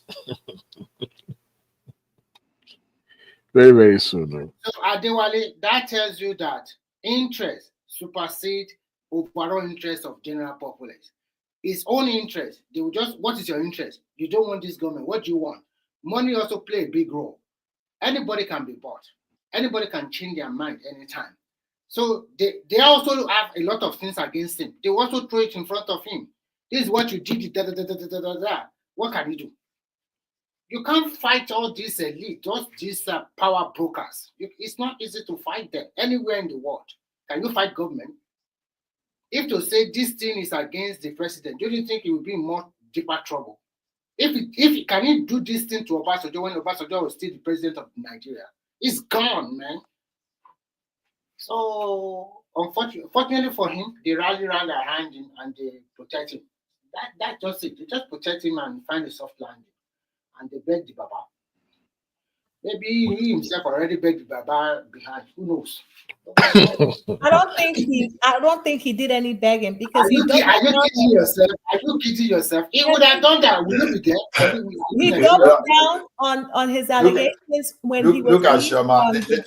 Let me tell you something, Shoma. Let me tell you something. In the day of Afenifere, if Afenifere was the one that came out like the Afenifere, you do all those mediation, he will come out and say, no, I do not sell anybody. It will come out. But for this guy to keep quiet and not talking, a lot have gone. So forget story. If this person like Afenifere, even Afenifere was still when he was going to take a very dark man, when he was taking him, somehow he managed to calm down. But so inside that Falana was on Rotimi's side because he also believed him. But you can't compare the likes of Ghani with this, That's what I'm saying. You can't compare their level of how grounded both of Ghani was. Ghani was full of respect, even though it's against you, but it's not going to be condescending like the likes of Daily Farotimi. I could remember some of his interview on Rise TV. He was saying things that even the television channels were a little bit hesitating in trying to caution him. So that tells you that, in a way, his activism is not really, you just can't put him in the same pedestal like the Fawemi and even Falana. He was never disrespectful to his elders. Even I could remember one of the interviews Fawemi granted. It was a tour towards the end of during his diagnosis and all that treatment. He said, "Do you know that the first person that called him after it was made public that he was diagnosed with throat cancer, that it was General Muhammadu Buhari, and he answered that call and he spoke with Buhari on the phone. Do you know the funniest thing?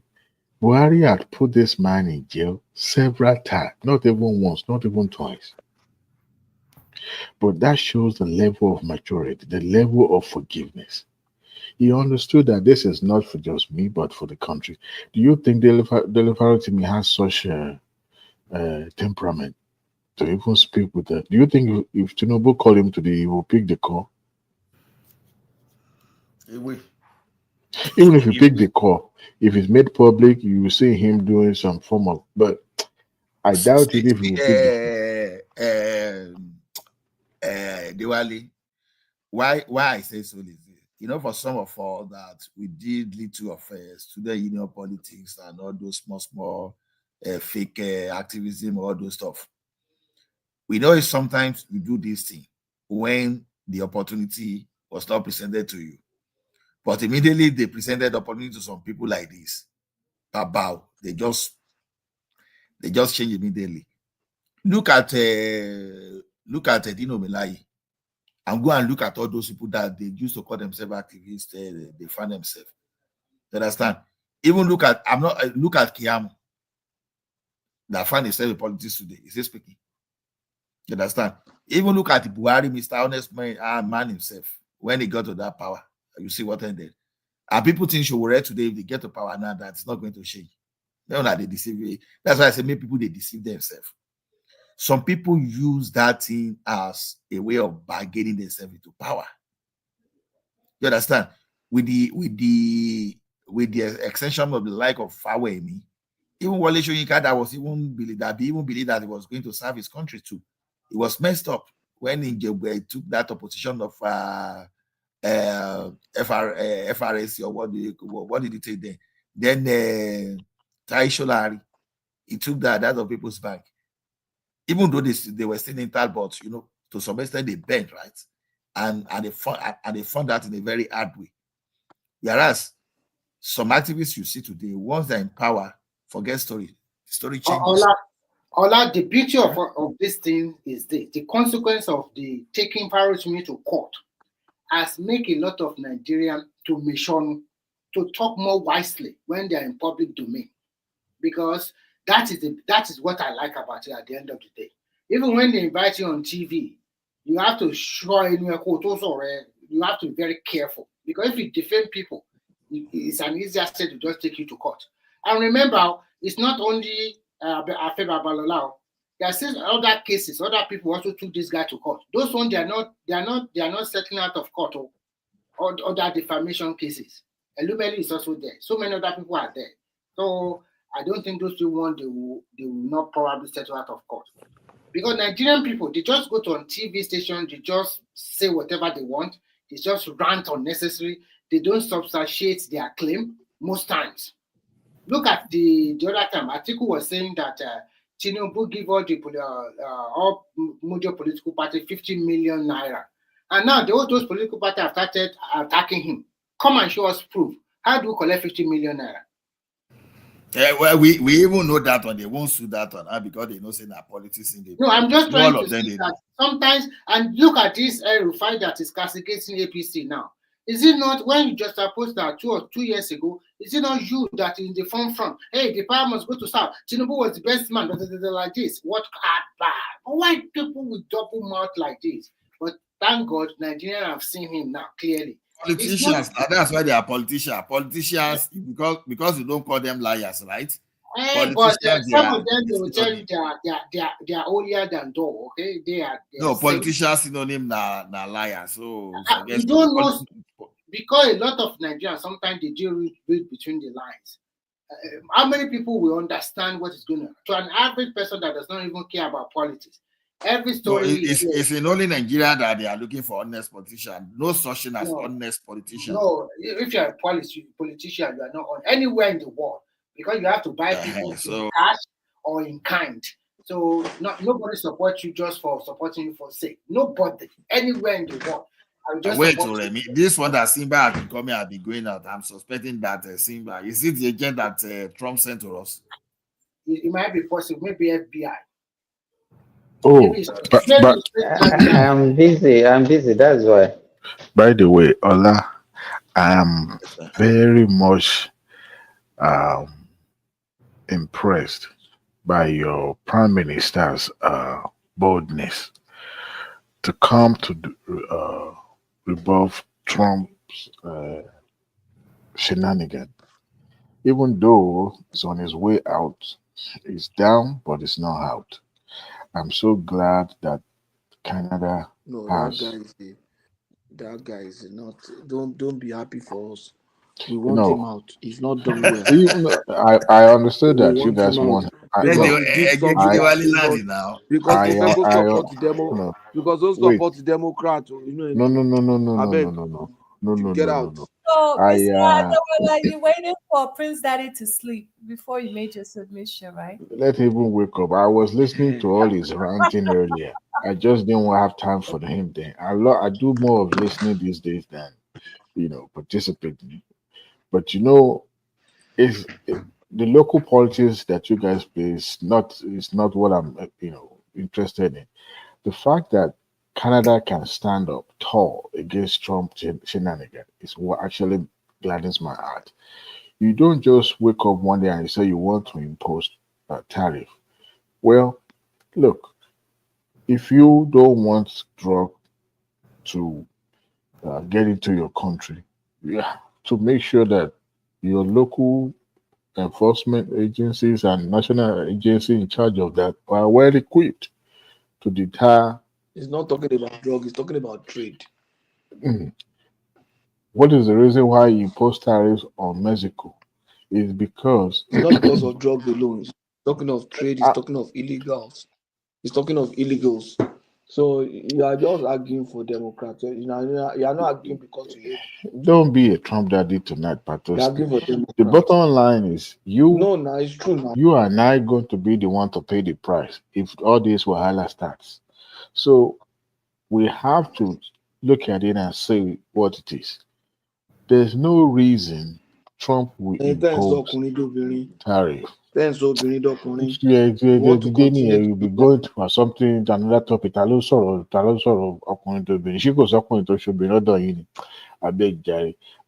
about reality. We want somebody like Trump to come No, out. that is not. Trump has straight. Those, we want them to be straight. No. So you support the imposition of that tariff, right? I am maybe saying you guys that will... if what is the point? It's pointless. It is pointless.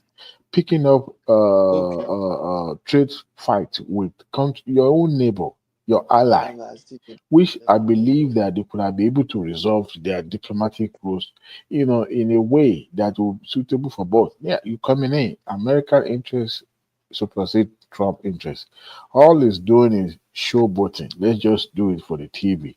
Look, for years, America and Canada, they've always been an ally and partner.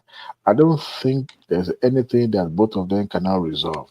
I mean, they have common interests, and you just wake up and you said, no, I don't even care.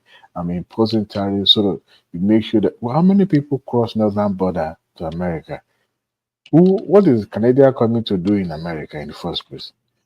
People still come and they go. If you look at the illegals across that border, there are not that many. As a matter of fact, foreigners are using America and crossing to Canada. Thank God Canada is a little bit more. Will not come in as illegal. They're not coming to do what? We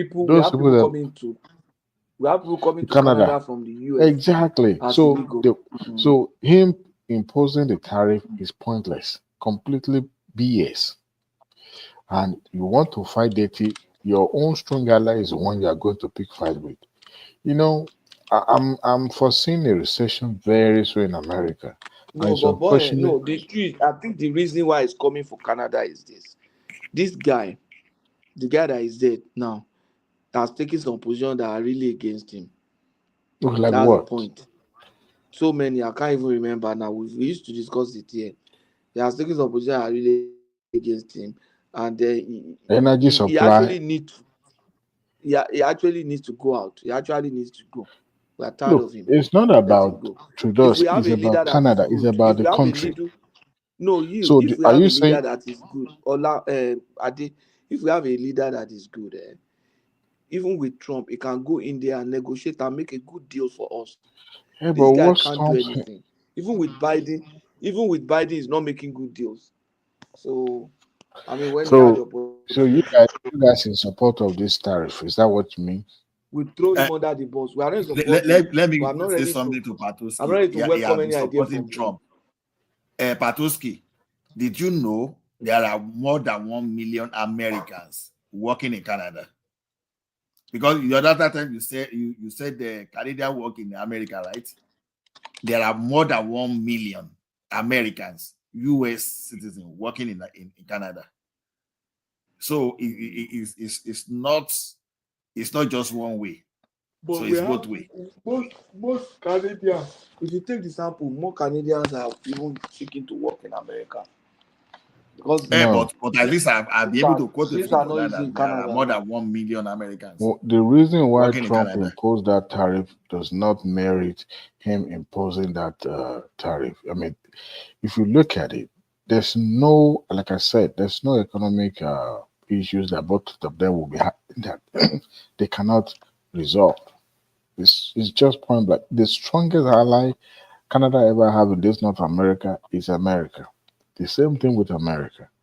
But you see, to now use your domestic issues to justify why the Trump is doing this is a little bit unpatriotic. It's unreasonable.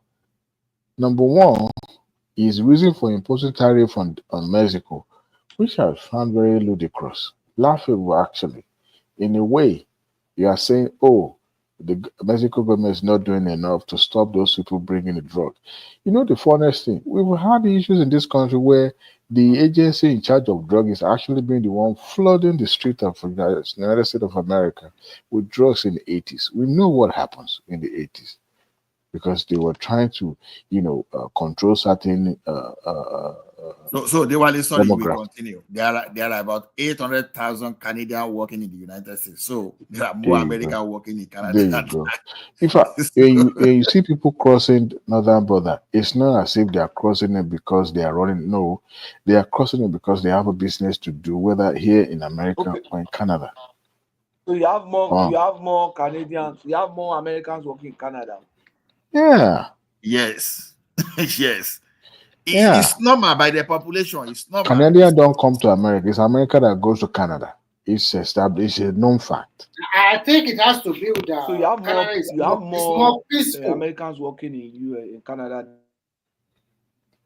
Yes, sir. Adewale, Yes, sir. Adewale, Apart from those people at the border, Yes, sir. border city. And Chairman, I want to ask you one question, please.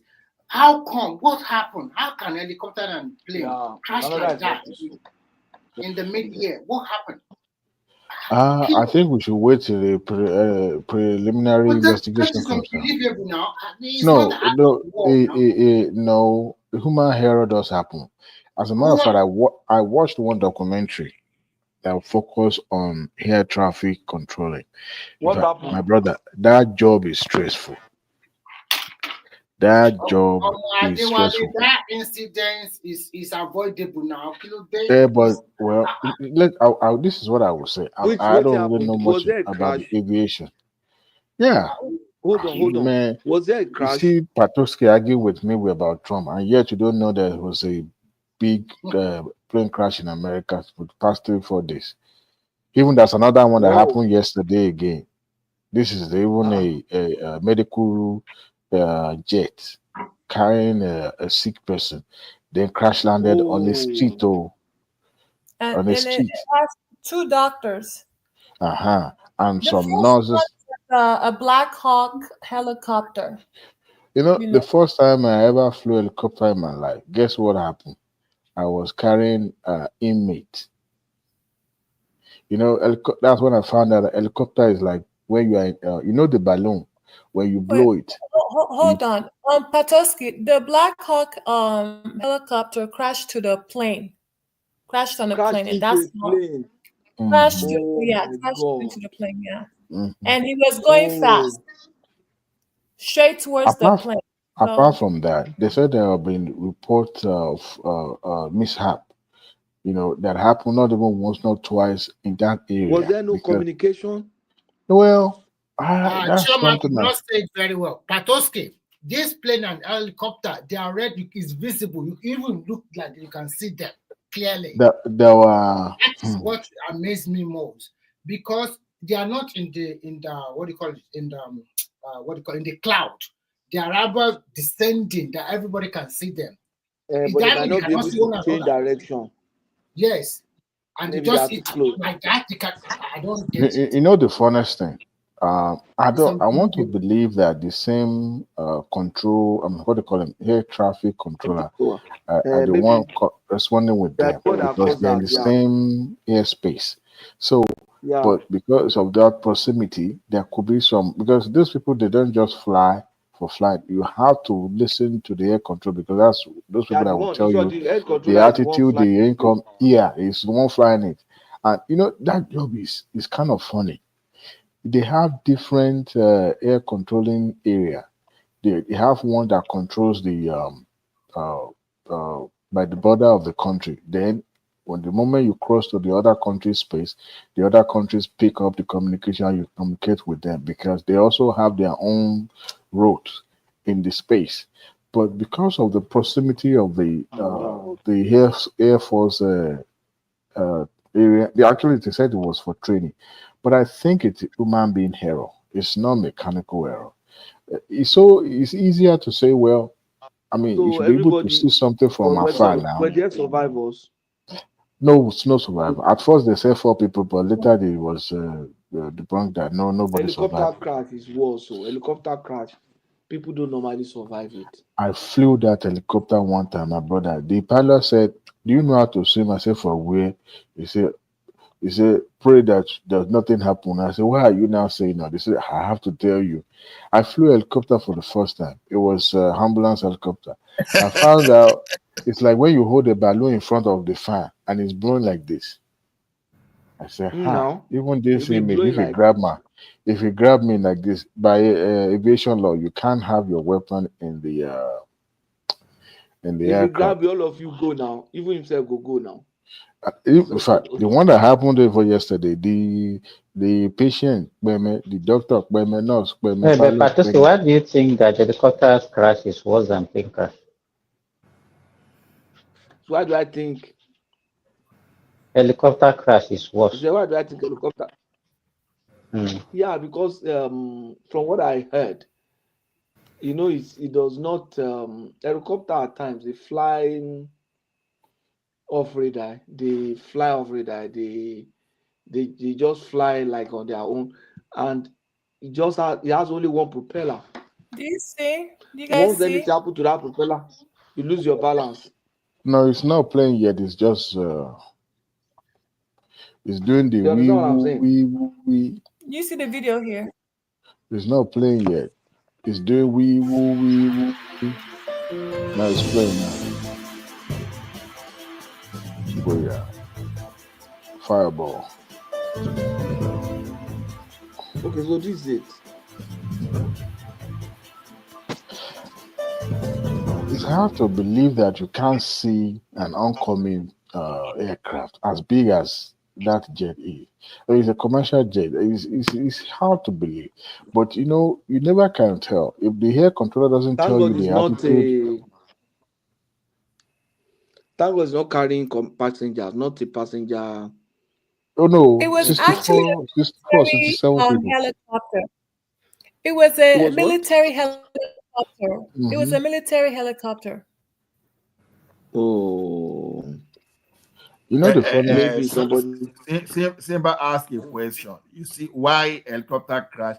It seems to be worse than that of aircraft is because of it's different functionality. The altitude where aircraft operates, airplane operates is different from that of helicopter. Helicopter fly lower, and so it's not stable compared to aircraft. That's what I wanted to say. With the propeller, it's not very stable. And because of the low altitude, they can find itself amidst the tree, power line, rocky area. Exactly. So are you talking about crash or talking about in terms of safety? Okay, no, And when you know, it crashes, both crashes, you understand, the chance of survival is less than 1%. So I decide the okay, chance of maybe I survival is less than presented it 1%. wrongly. But helicopter has tendency, like, is more likely to crash than a it's more likely to crash than a yes, it might have low safety compared to aeroplane, but in terms of crash, you cannot say it's worse. For that altitude. For Even that people altitude. don't pay already before the thing don't land. The only people we get live as go wait till the thing reach ground. As immediately the thing lose Do you know the incident that happened with United Airlines in Nigeria from Lagos to where is it? I don't know. I think they stopped somewhere. They landed. No, they stopped in Ivory Coast and they turned back to Nigeria. Yeah, they turned back. And they have to be in that horrible state for another 3 to 4 hours. Instead of the plane to have landed in somewhere in Ghana or even in Ivory Coast. I think it had to do with they say it's the wheel, the wheel. But the fault is that why did he ask to go back to Lagos instead of him to look for the nearest airport to land? What if something happened within that is we are still talking about hundreds of kilometers, if not up to more than 1,000 kilometers, because it takes about 3 hours you are for talking them of almost 3 hours of flight or 2 hours of flight. Yes.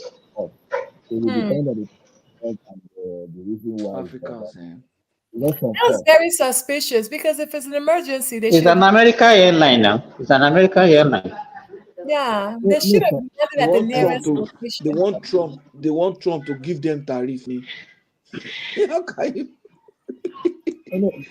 Aircraft, the fact that you don't know you don't have the full access to you don't have access to the full report, so we can't see. It can be some fault that may not necessarily mean that they cannot proceed, but they just need a better piece. I don't know. I'm just guessing. You know what happened? Yes.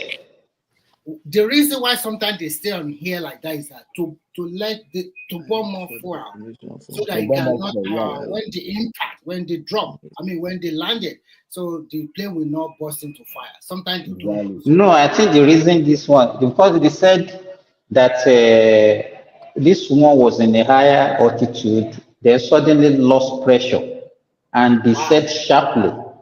But he regained the full control of the plane. Instead of him now to look for the nearest airport to land, he now decided to go back to Lagos. Well, we don't know. Maybe no clearance from Ghana airport on. Do you know what happened? That thing that you said, it happened to us. So I was coming from South Africa with my wife to Nigeria. Immediately we took off like this. The plane just lost altitude suddenly, boom, like almost 1 meter, 100 meters down. Everybody in the plane, hey, Jesus. I was just. I know if you see the clip, you see the video clip. It was an oral destiny. Everything in that plane scattered. And they said that many people didn't put on their seatbelt. They had head injuries. They hit their head on the plane, huh? Oh, if a plane lose altitude, right? Yeah, the ones that they weren't wearing their seatbelts, right? Most of them had head injuries. Yeah, if you don't wear injuries that day, if we had not worn the seatbelt, it would throw you off because it suddenly just dropped. Immediately after I took off, less than 1 minute, it just dropped. Come and see people say, Jesus. So they now told us, they now rearrange us in the aircraft. We're not many. So they now did some load balancing and everything. They didn't turn back. We went straight. We still came to Lagos from Johannesburg. How did you survive? What was going on in your mind? What was going on in your mind? No, me, I just prayed and slept off. I know you'll be calling blood of Jesus. You'll be calling blood of Jesus to come and cover you. I just laughed. Come and see prayer, Choma. Nigerians, you know, Nigerians can pray. Come and see different prayer. I'm sure they pray throughout to the landing. Can you imagine people praying for 4 hours continuously? I slept. You know, there was one I'm time sure I was You flying know, from. that trauma in me, for me, if I'm the one, if not because of work, I might not even track because that that trauma. Right for me, I've never experienced anything like more than little turbulence. But I don't like air traveling for anything. I don't like it. The thing It's a dropped very altitude. scary. It's very scary experience. You know, And there I was one day I was also think flying. on their seatbelt. Have you ever experienced turbulence for 1 hour, Simba? I experienced it on There was a day I was traveling from Lagos to Addis Ababa. Our plane was shaking for an hour. Real shake. Everybody was Nigerian plane? Is it in Nigeria? No, Ethiopian Airlines. I was flying from Shanghai to Addis Ababa. Okay. And then just the Nepal area, because you can see the screen. I don't know whether it's the wind or whatever. We started experiencing that turbulence for an hour. It was using its wing now. It was flapping like bird. It was too much to bear. It was too much to bear. It was too much to bear. Remy, it was the same. It was the same Ethiopian airline that I experienced that from Lagos to Addis Ababa, and it was raining, serious raining. No, not the same route. This one is between Cameroon and Addis Ababa. You understand? It rained that rain was across so many countries. And even, we escaped, then we enter, we escape, we now enter. So the pilot was, before we enter, he will just be telling us that, okay, we are about to enter turbulence again, everybody should tighten their seatbelt, and you understand that kind of.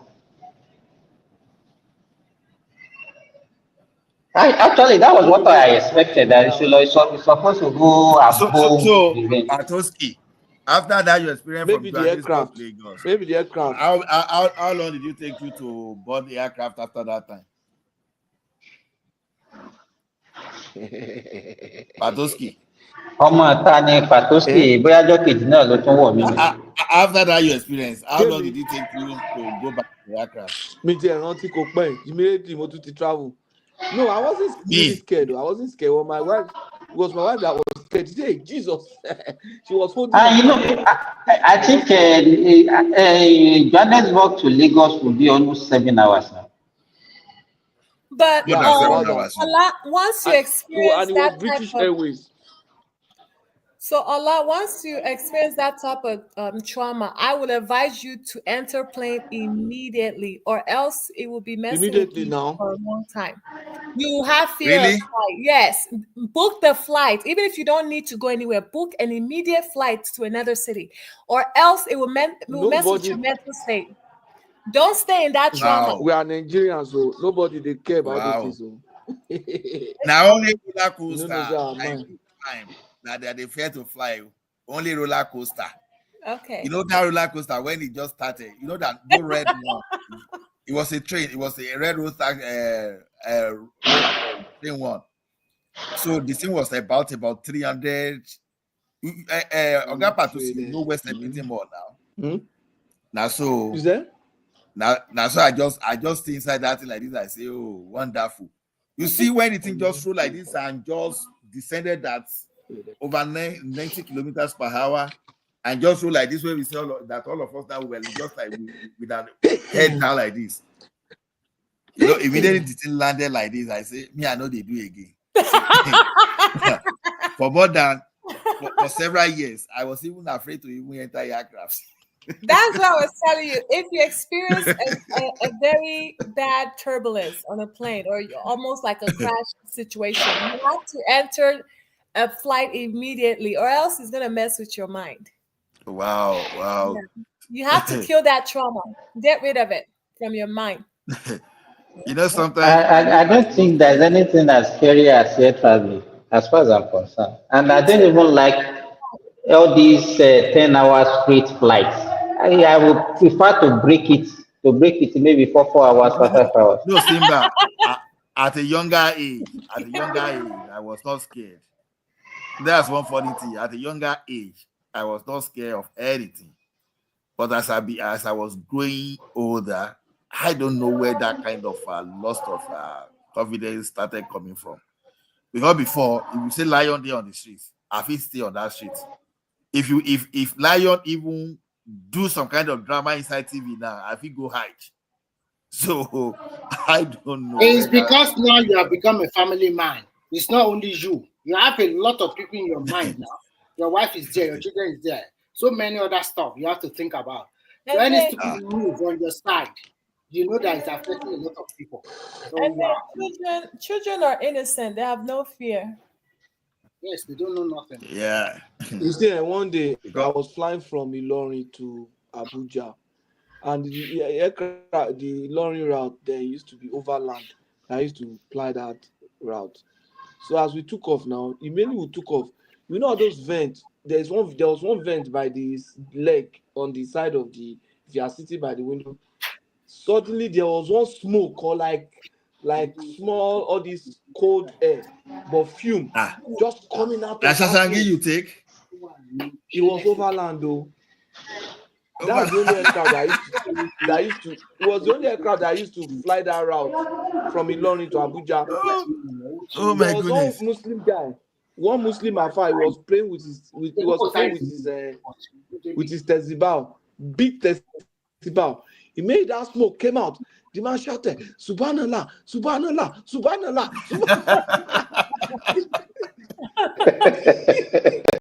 I was just laughing. My friend beside me now tapped me, say, I shouldn't do that now. Because I don't official. Patoski, you know that there is one of their flights that used to, when it rained, the water used to enter the place. But they have changed all those aircraft now. They've changed all of them. Yeah, he has changed all of them. You know what I experienced that in Lagos or Ariko. I was going to, where was I going? Was it also South Africa? It was raining and water was coming inside the plane. I was going to South Africa. My wife said, this one, we should not go. That this one that is having water, we are not going anywhere, the water is coming out. I told them, I said, but that's dangerous. So that's very dangerous. It needs that kind of plane, Steph. It can crash. The window no, I don't think so. You know, if the window remove, you know it's dangerous. If window remove, people will be sucked. No, I don't think. I don't even know how water would have gotten into that, because it was supposed to have sustained a particular amount of pressure. Now, right? Which airline is that one? Patoski? It was Arik. Arik, okay. And that Arik was very good when they started flying international, you know. The Arik they come to fly that time, bro. Yeah, Arik was the only one that was really good to London. I flew Arik to Abuja several times. Port Harcourt, Abuja. Now, Arik or Virgin at the particular point in time, Arik or Virgin, I fly. Because I used to fly Shashangi, but later Arik. You know, at the stage when I did inside plane, na kill Sarah. So because that time, you can't really do anything now if you are inside the plane. You know, my company decided to say that we should not that we should only fly Eric. You know that was it Bellevue?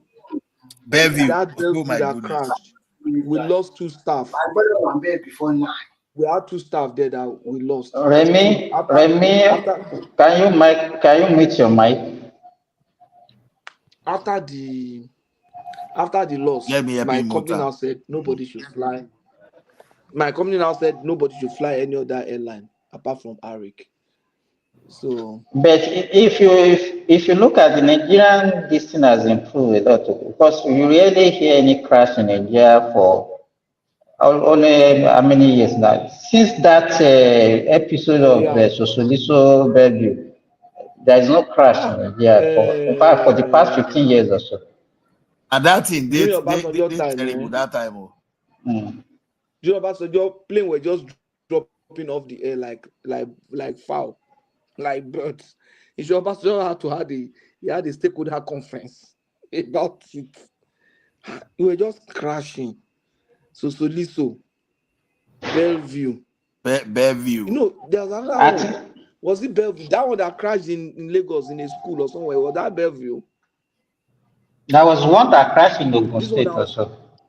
I think that's Bellevue. So I think Solizo was the one in Port Harcourt now.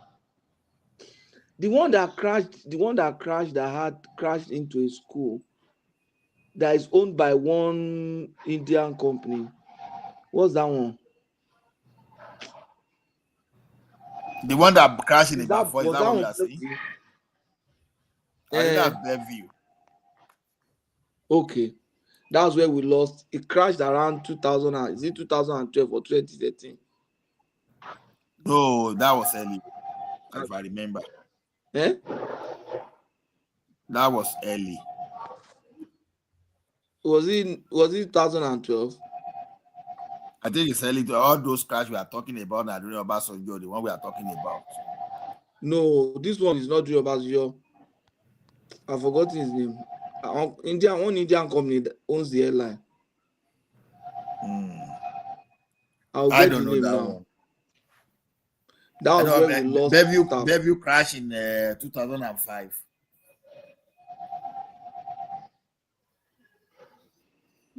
There was a lot of disaster during that man regime. If you want to born here, come on. I don't see better.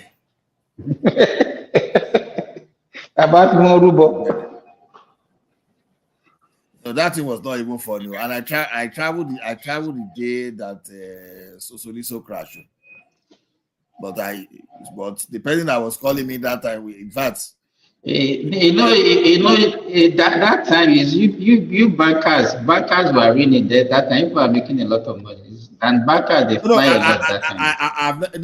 I was supporting banking then. I was not even in the conventional banking itself. I was installing the banking equipment around. So I went to Abuja. So one of my colleagues there was scared when that's Sosoliso. I didn't even hear anything about Sosoliso. I was in Abuja when the guy started trying to reach me. I said, when he just see everybody was say, okay. I said, okay. We were just trying to double sure. Local air traveling has really improved in Nigeria. It has improved a lot.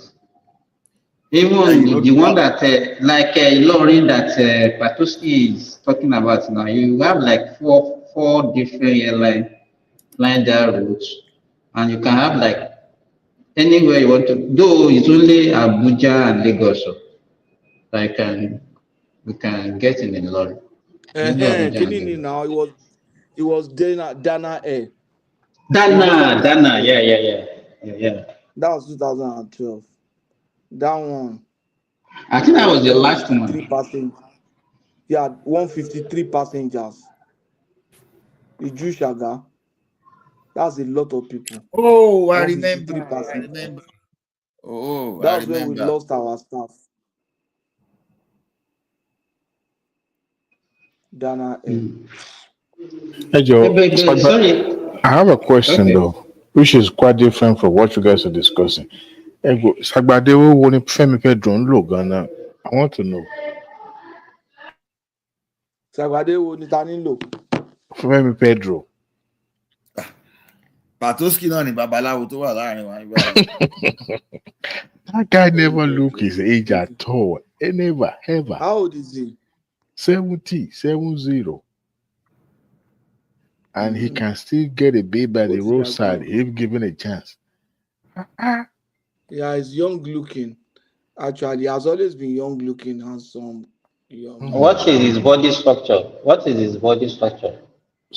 I don't know. As in, it's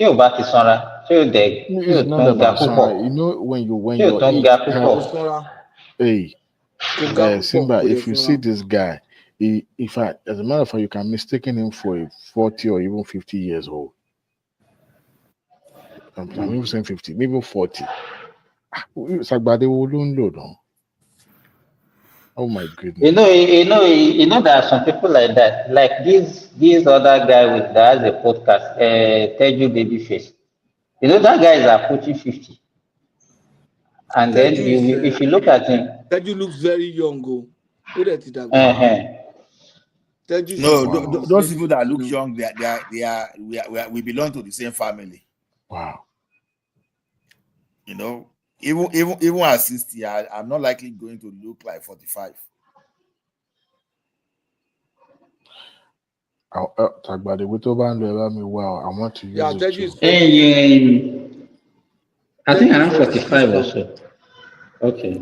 Sagbadewe tó ń lò is so simple. Shagbadewe is just, I think it's natural. It's natural. It's not about anything. At 70, no gray hair. Maybe he's dyeing his hair.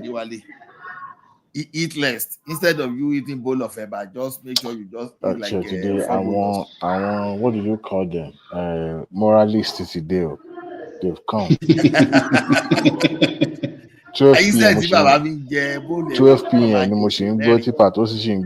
was carrying, he was talking, he was chewing, he was but Patoski, he eat like broilers now. Patoski When was that eating? 12 a.m. I'm not eating earlier. now. I'm just reading. Earlier, that's what Patoski you were doing.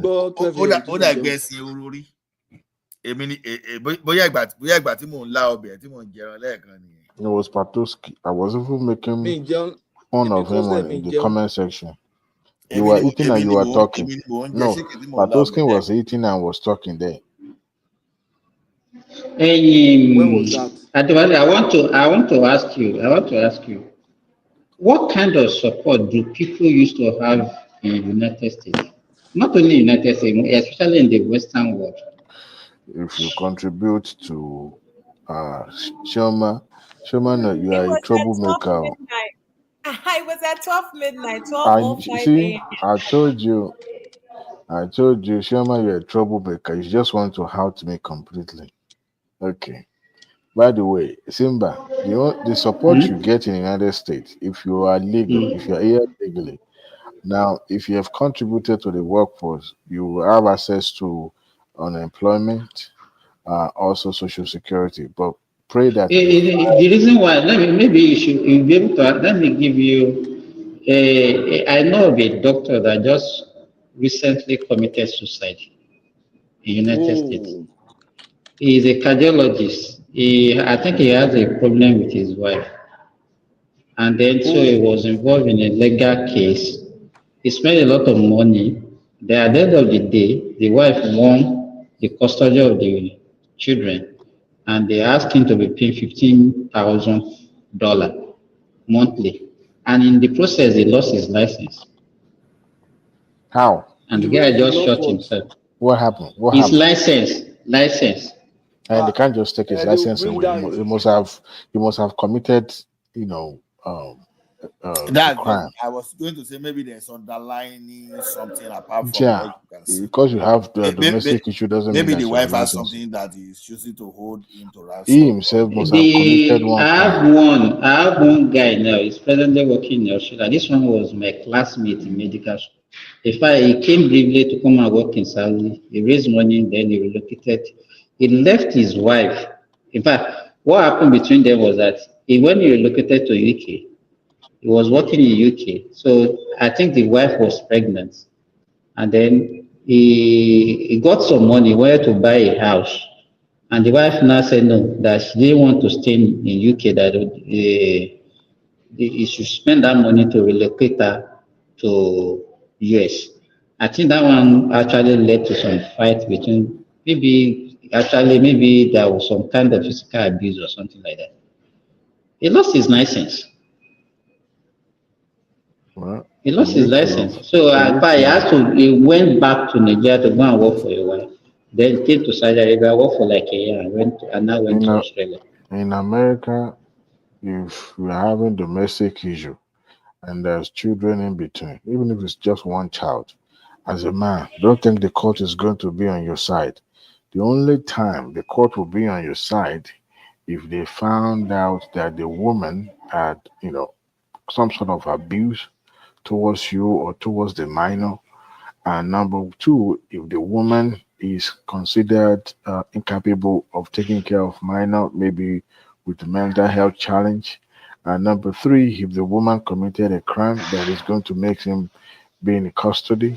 Number four, if you are sleeping with the judge. Other than that, you will pay child support tire. The church, the court will not be, the court will not be on your side. You will be, if I don't want to use the word that comes to my mind. So that is why men don't usually file for divorce. It's the women that usually file for divorce because they have a lot to lose.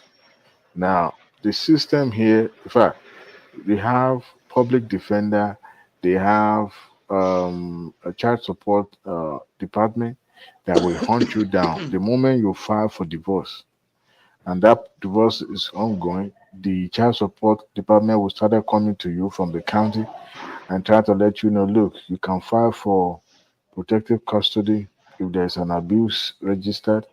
Number two, child support will start trying to track your income through the court document.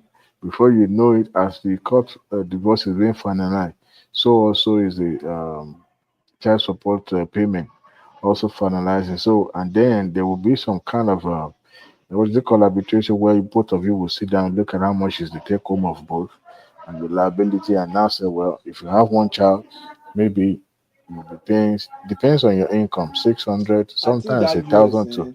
that That's society, the mediator, right? that But you know, Uh, that the US, state, the from Typically, state, what when I there's a see there, divorce, yeah, the state makes money off of child support. That's why they'll be calling you because of and the if you don't pay, Is they there a will hunt limit? you when down. you're paying this Is child there a support, limit? they withdraw taxes on it. Yes. The only reason why you may not even pay child Diwali, support, Diwali. Is there a limit, irrespective of what the man earns? Is there a limit?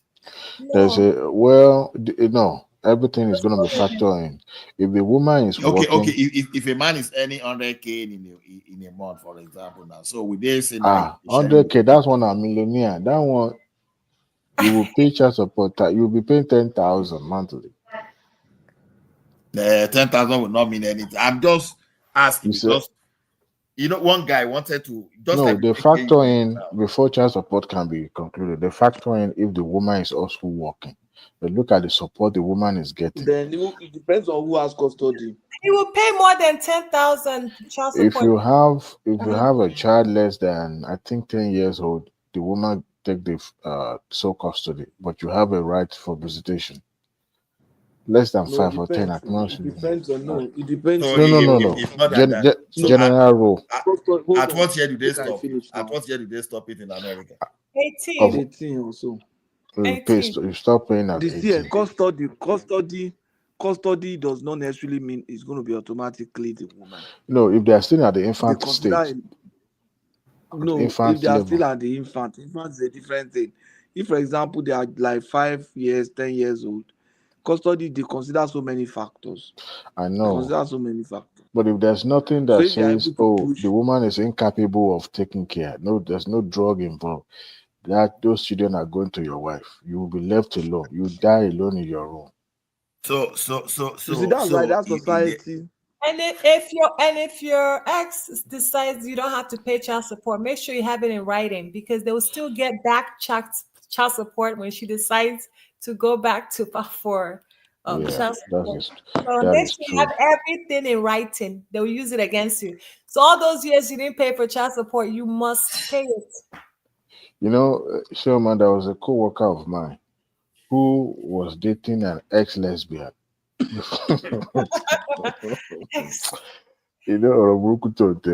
So eventually the ex-lesbian got pregnant, had a baby.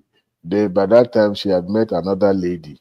So the lady doesn't want her to have, with as long as the baby is for my co-worker, the partner doesn't want anything to do with that baby. So now the custody, she didn't want the baby to be with her so that she'll be able to be with her partner.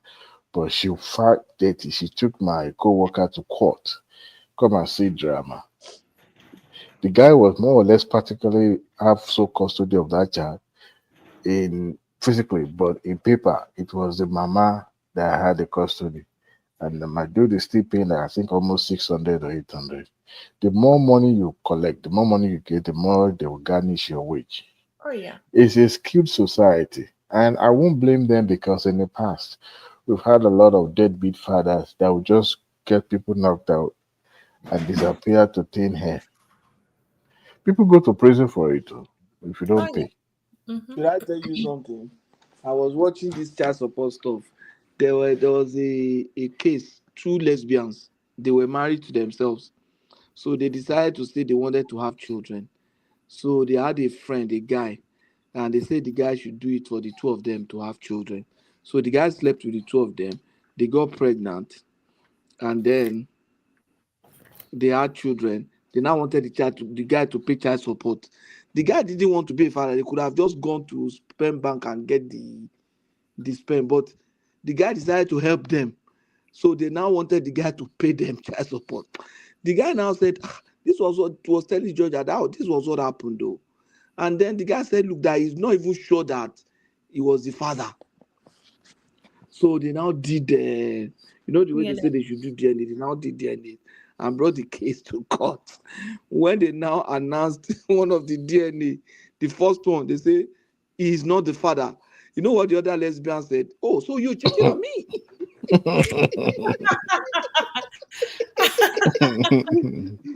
I guess they decided to confess by force, right? So the guy said, so you've been cheating on me? You've been cheating on me? But when they did the second one, they discovered that guy was also not the father. So the two of them were cheating on themselves. Maybe they wanted to get pregnant for their. But why are they deceiving themselves? Patoski, why are they deceiving themselves? No, Because they definitely the two of them are deceiving themselves. They're exploring. Exactly, they don't want to be America. under a man. That's the problem. Yeah, they want to be independent. But they want to enjoy this thing.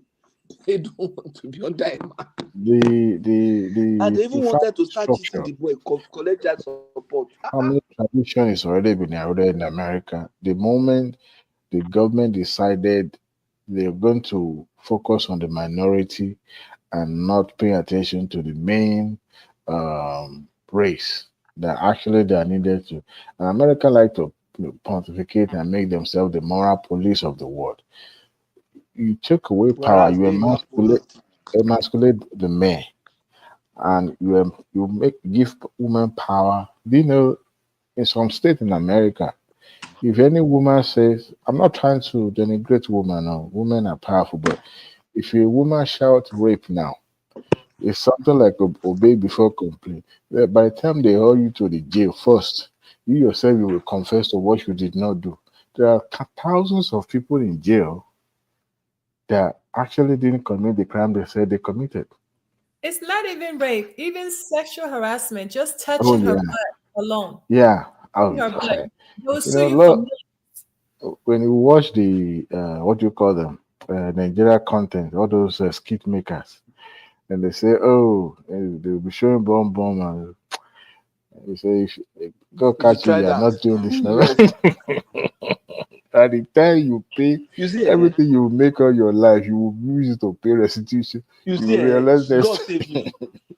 God save me in US. When I went to US, there was this my neighbor. He had a problem with his car. She has a problem with her car, and now said that she wanted a mechanic, someone that will come and help her in the house. I said, okay, I know a guy. Our Nigerian guy now called him. Let's fix this car. So we were outside in the parking lot. They were checking the car. This lady had a son, small boy. The boy was playing with me. He was not wearing shirt. He was wearing a short pants. And so he was playing with me, hitting me with boxing and stuff. So I was now trying to also play with him to hit his chest as if I was busting his chest. The woman said that I was touching the boy's breast, that he doesn't like it. She doesn't like it. I said, whoa. This boy was just playing with me. I said, thank God it's open place. So before you will say I'm sexually harassing this small boy. Say wahala. And if they take me to court there, they will say, look at this visitor that came to Canada, came to Nigeria. and came to US coming to harass children. That one is even worse. That society is like jungle. You The know the government is not the funniest one thing. taking care of people. People are the one taking care of themselves. Oh. Forget that one. You know what is The funny? society, the government is just putting structure for them to do it by themselves. You know, but that was why I asked that question before I painted that story. The country does not do Because anything. you're on your Even own. Exactly.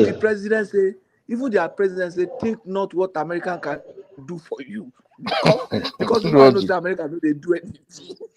I mean, That's why he has that. That's why he made that there statement. was Now he said, think not there what was a America can do for you, but there what was you a can do for video. America. There was a Because they do video nothing for you. of a couple that I watched. I think the lady was a Caribbean, maybe Jamaica or Barbados. I'm not so sure.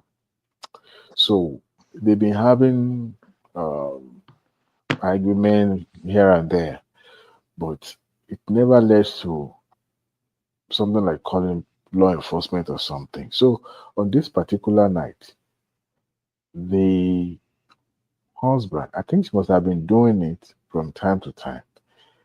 The husband quickly on his phone, iPhone. So he turned on this voice recorder or something like that.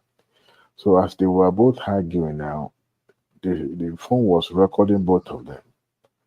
So the woman come across as the aggressor. You know how somebody will be talking with a harsh tone. Even you could tell by the conversation that she's actually going to physically attack the man. So in this scenario, the man was recording his wife. What disappointed that man the most is that the entire family, when the police showed up, the woman was in the bedroom. It's on the YouTube. I don't know. I just stumbled on it one day and I was watching. I like to do some random stuff like that. And then when the police came, this guy was almost about to be put into handcuffs. Normally law enforcement will separate, two people having issue. They will interview you separate. They will now compare notes what both of you tell the law enforcement. In the process, you know what this woman did? She told the police that the man has been, trying to beat her up, that she's fearful for her life, this and that. And then they asked the husband. They put him by the side of the house, and they were questioning him. He was so lucky that the officer that was questioning him happens to be a female, but minority, maybe Hispanic or Latino, something like that. The woman was like, okay, yeah, but just like taking what he was saying on the face value. Not until, because at that time, the radio communication shows that, okay, they should prepare that they will be bringing somebody in, and it will probably that guy. The next thing we know, that guy now played that audio for the officer that was watching this the entire thing. Could you believe by the time they went back to the room and they said, well, madam, you told us something different, but this is your recording, and you told us. No, they didn't play back. They said that where you were. They said, no, I wasn't this, I wasn't that. Then they put a handcuff on her. By the time they were about to put her in the car, family member showed up. I guess somebody called the rest of the family. They wanted to descend on that guy and beat him blue black. At the end of even his own child, his own son, wanted to beat up his father. But because of that voice recording, that was what saved his life on that night. The guy started crying. Obviously, he still loved his wife, but what played out was more or less like a deliberate attempt to put the guy behind the bar. Maybe she has had enough. So that is the kind of society we live. I'm not saying the women are devil. If you don't There's want your some good husband women. again, why not go? If you don't want the husband, why not go? That's the It is challenge. easier to Women, say. Choma, sorry, you see, we are not against women, no. But a number of Nigerian women here, or African women, are you there? Yeah, we can Choma? hear you. Yes, I'm You here. see, I'm here. a number of African women here, they want the prestige of still carrying the name, but they don't want the guy. So they are keeping the guy there for convenience, but they are not even leaving the guy to live in peace. They are torturing the guy. Do you know the problem, the pain of living with someone that you don't want? So they keep torturing the guy, but they want the name. I know a lot of people. All of this has to involve with the family. You know, the in-laws, the family of the couples. Yeah, the family. They don't want to disappoint their parents, you know, and having They don't want their exactly. They don't want to disappoint their parents. Yeah, even being shunned in the community, you know, as divorcees. Some people come from a very strict background, you know, and very judgmental as well. They don't want to look like. So yeah, a lot of people They don't want to look like they've divorced. Exactly. So a lot of people are suffering. I mean, I know two couples that they're not interacting whatsoever, and they're dating other people, but they still live in the same house. They're just and they are still together. You can imagine that. But they live in separate rooms. So the two of them are dating other people. Yes, which is very dangerous. Very dangerous. Yeah. If one decides to poison the other one. So they dating other couple and they are living in the same house. Yeah. Many of them are like that means they don't really. I know. That means they don't love themselves. Patoski, human being. Yeah.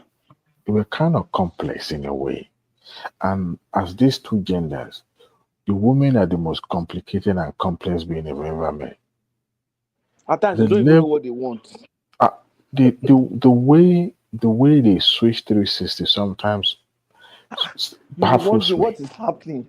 I mean, I understood that people do grow. People grow apart. People grow together. But people grow differently and orientation changes, environment contribute to those.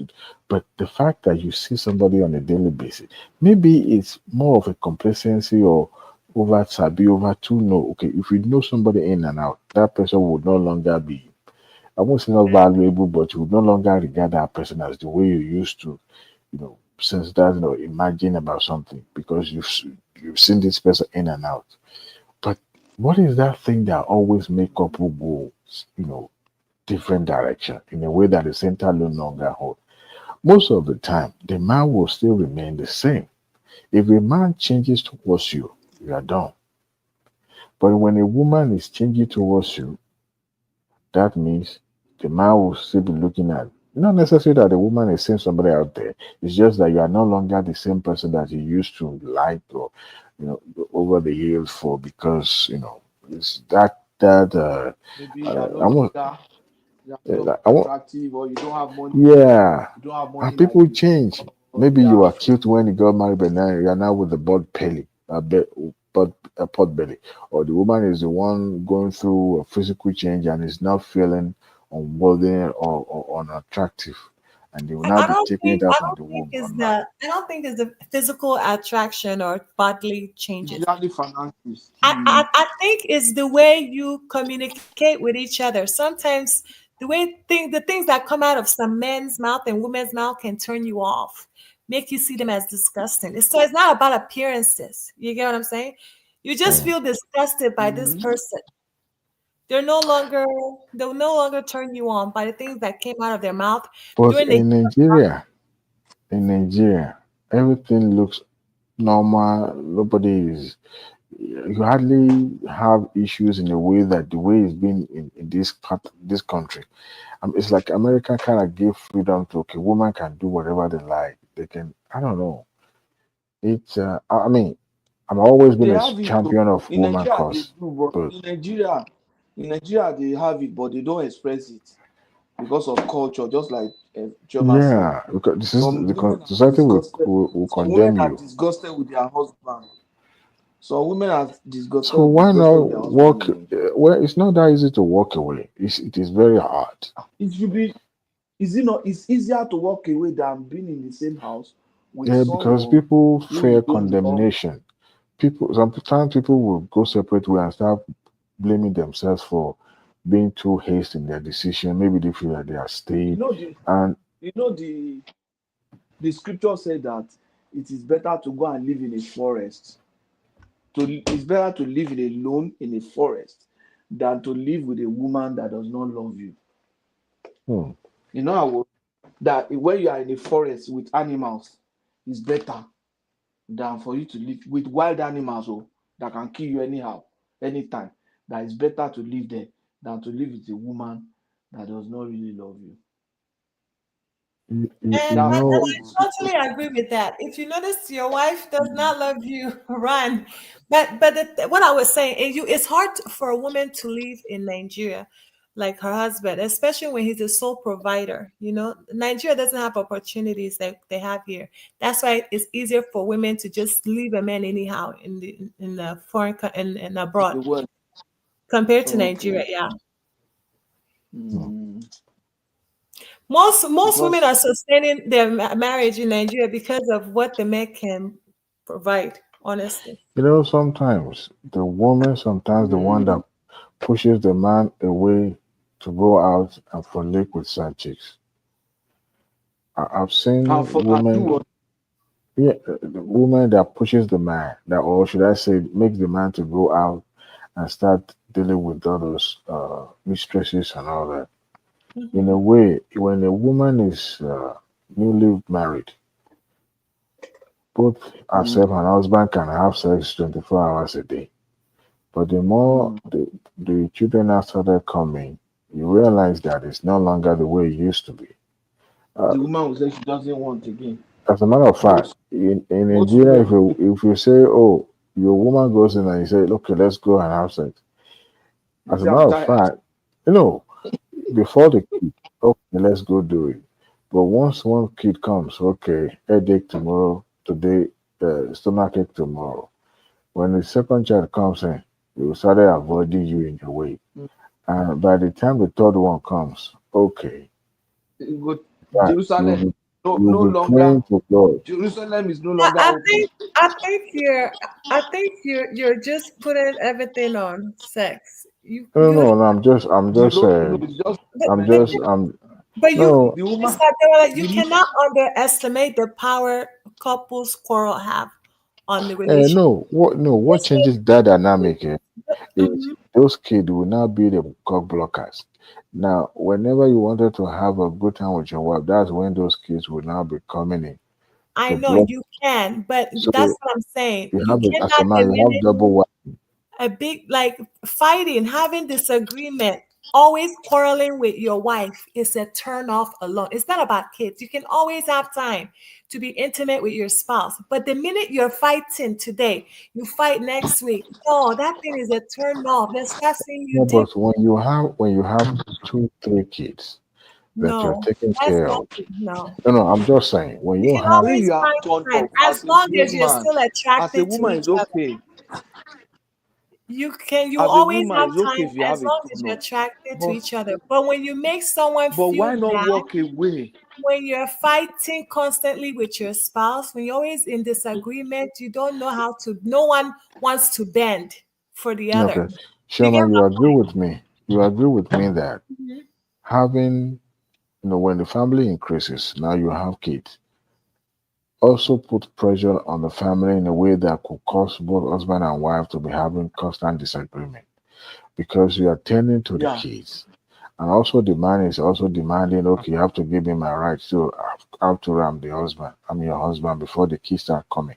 And here you have, but you as a woman actually have to tend to those little minors that you have in between. So taking care of those kids at the same time tending to the man's need as well put a lot of pressure on the woman.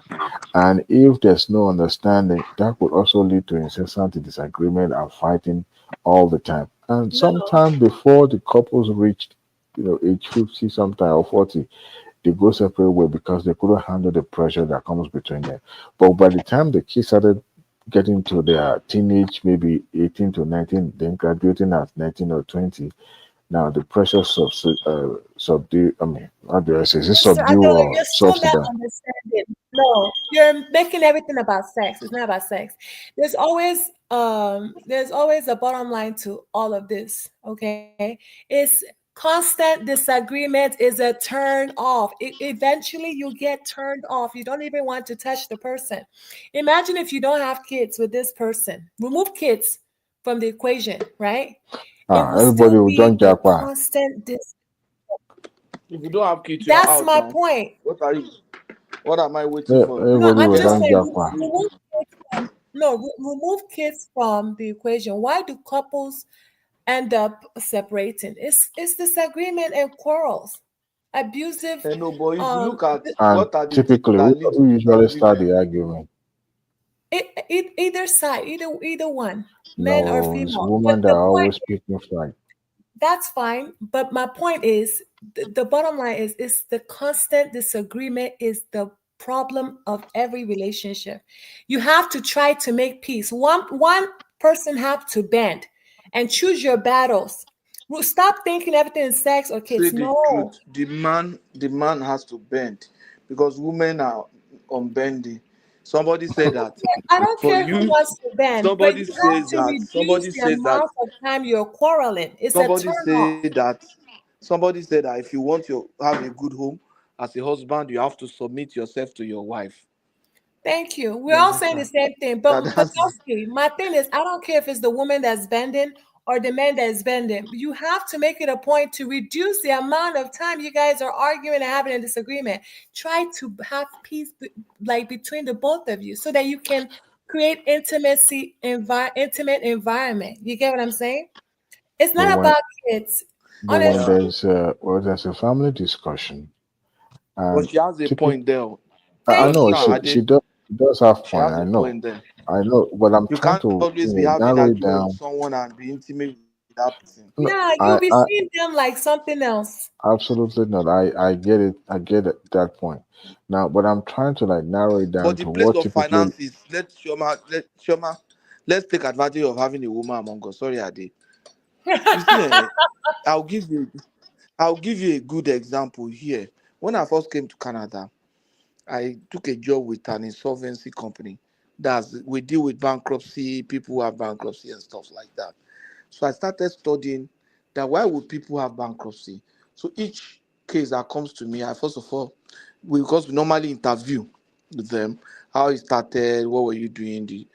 I saw most of them, the moment they lose their job and their money, their cash drop, their income dropped, the women, they step back and few months they are out.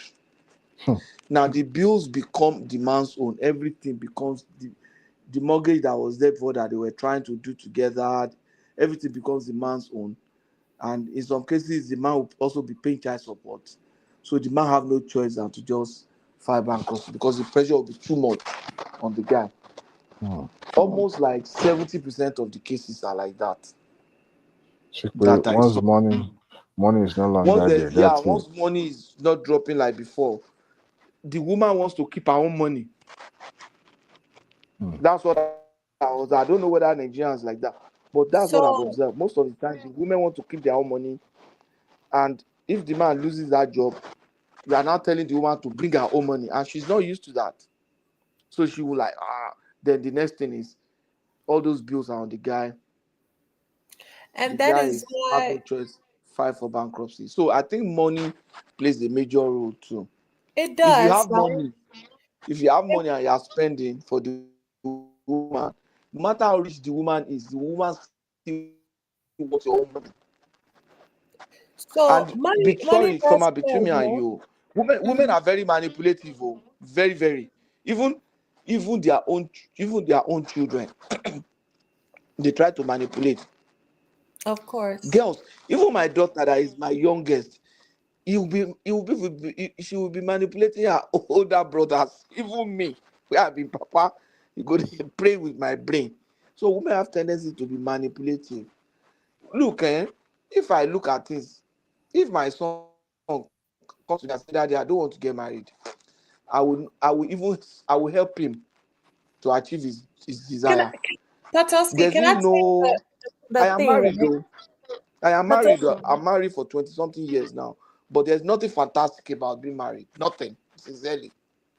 Nothing. Okay. So, but You know, the There's initial no one that incentive. usually make people think once you're into it, you just realize that what the heck are you doing here? There's nothing there. There's a lot of things that people will keep to I'm not having themselves problem with my until wife. I'm okay. once they, And we you, have been you together get over 20 you years get already. tiring sometimes and say, It's stress. oh, It's nothing. Yeah, it's better to be. because It's better not to be married than to you be are married. growing older every day, and I mean, I support family. I support people getting married, but look, if not being married is your strength, Patoski, why go did you for say it. it's better not to get married than to marry? Because of wala, the headache. You know, I'll sometimes give you. this I know you read the scripture. I'll give you good examples. You see, according to the Bible in 1 Corinthians 7, is the way it's painted there. Marriage is okay, but if you are not married, it's better. Paul specifically said that he will advise, not God though. He's not saying God said we should not do. He said he will advise that people remain single like he was. But that because of fornication, because of sexual immorality, everybody should get married. You know what? The higher choice is to remain single, but the second choice is to be married. One. Then But two, the he same now went further scripture to that explain says we why. should multiply. How else are we going to multiply? Well, there's other ways anyway. No, wait now. He now said that, he now explained the reason. He said the man that is married will have so many troubles that he will have to worry about his wife, worry about this, worry about that. And which is true. He said a man that is married has so many stress and trouble that you have to care about this, about that, about you you ever understand? wonder why So women that are the one that usually file for divorce the most. yeah. It's just he said, but Marriage favors women the most. The man, yeah. it's nothing, you know. The reward for marriage is the kid that the man got, and you're still going to spend to train those kids. The woman will marry you and bring all her entire family to your house. You dare bring your mother. And you support them. Omorogun is what they will use to whoop that your. So, but Patoski, If can your I say family something, comes, right? yeah. You also let's all step out of our we have to look within, and step out of our comfort zone and ask ourselves this question: am I a good man? You know, you Okay, know, yeah. kind of judge yourself. If I was Mm, my wife, would I want to still remain married to me? yeah. And Yeah. don't be conceited about it or selfish. Just Yeah. be neutral. Ask yourself that question. Yeah. Because honestly, I don't know anybody in their right mind who will leave a decent man, even if he lost his job.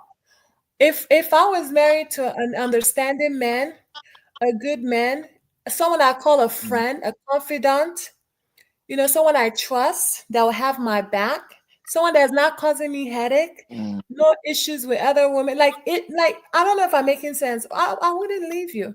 So you have to ask yourself, am I a good man? No, That's if you all. have money, if you It's are not. financially okay, you won't leave the guy.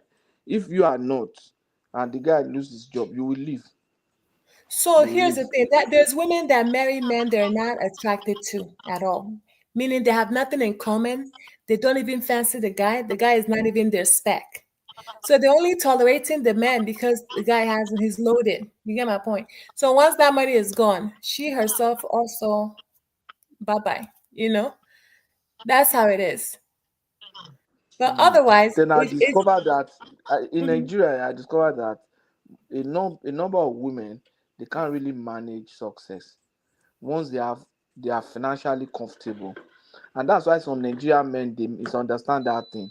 They feel that one of the ways to really get their marriage together is to make sure they are more financially buoyant than their wife. That is not so, because God is the one that blesses people. Tomorrow it could be your wife that will be more financially buoyant. As long as the money is coming into the family, a man should not really bother about that. But I discovered that most women, they can't really manage that. They are more financially buoyant than that man. They lose respect for the man. A lot of them, I've seen it. But I don't care. There have been times in my life that my wife is more financially so but buoyant than me. But the thing, And Patoski, last I was just gonna say, ask yourself, like not you because you're married, but I'm just saying like you have to create a genuine organic relationship with someone and not base it on money, right? Because that's the only way it can last. Because once that money yeah, is you're gone, right. unless you plan on keeping money forever, but you have Yeah, to, you're right. and then you ask yourself, am I a good man? Yeah, Am I that's good true. to my wife? You know, am I Am fair I a to good this man? man? Am I a good Yeah, woman? Am I this? You know? no woman of God, no woman will leave a good man. I'm telling you, There are women who will unless leave. married, There no, are on women that's what I'm who will saying. leave. Unless There she are married women. him, unless it's an arranged Some marriage, women or will she leave. married Let me him tell you for why. money, Let me or tell you she why they will married leave. him for money. Some women will leave if they feel that they could get a better man out there.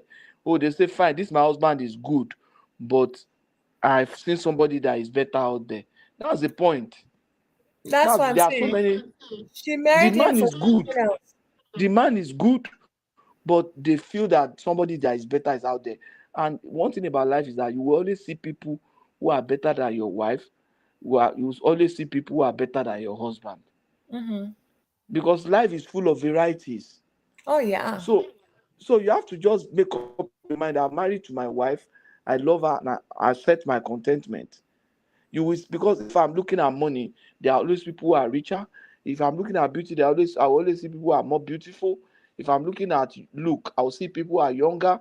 You know, every day. If you are looking at smartness and intelligence, I will always see people who are smarter than my husband. You know, you always find that. But you have to make up your mind. Let me tell you, when I was in Nigeria, you know that time that we have that 2007 recession. A lot of people lost their job in the bank in Nigeria too. Sanusi, all of them by 2010. Sanusi, all of them had come on. Do you know that most of those bankers that lost their job, they lost their marriage along with it? Even in the US. People just, I said, so these girls, they don't really love these guys. That's why I was telling you, some will marry you for your money. You have to have something in Even the one that claim to have married for love, you still end up having this They end up having someone by the side. They say this man is no longer providing for me, or they meet their friends. They see their friend is enjoying, is being catered for. Why is their own husband like this? You know, it's and there's still somehow. a people backstory. It's change. not just People that. change There's a still lot. a backstory. People could People change for good or change. change for worse. That's Everybody why we are has their saying, look. flaws. That's why we are saying it's better to just remain alone. When you look at the stress, maybe it's to eat, get home and get something to eat. Then, I mean, you should be able to control your sexual lust. So, and I mean, I have a it's sad. friend, I think a I wrote friend it who about got married, have a child, and the wife was still in Nigeria. My friend was here. Before you know it, every time he tells the lady don't do something, she'll go ahead and do what pleases her, and she won't do what her husband tell her to do. She wants to My prove it. friend now said, if I bring this kind of a woman to university, that means one day I ended up going to jail. Straight away, file for divorce in Nigeria. The kid The guy is, filed I for think, divorce in 23 years Nigeria. old now. I want to say I wrote Yes. Gideba good morning to I wrote Gideba and Mike. Good morning. Okay. Good So morning. the guy decided to file for divorce in Nigeria. Straight up. Straight up. Good night. Yes. That's exactly what he did. Good night. Good night, Mike. He himself could battle, so you can't They bring have children. two hot-headed people together. You Yeah, know, they I have have a a friend like that as together. well. If he sees, if he's dated, he's a slightly older than myself. I will call him a bit of a mentor. He's actually my elder brother's friend, but we got on very well. You know, we're both engineers, so we got on very well. And if he sees,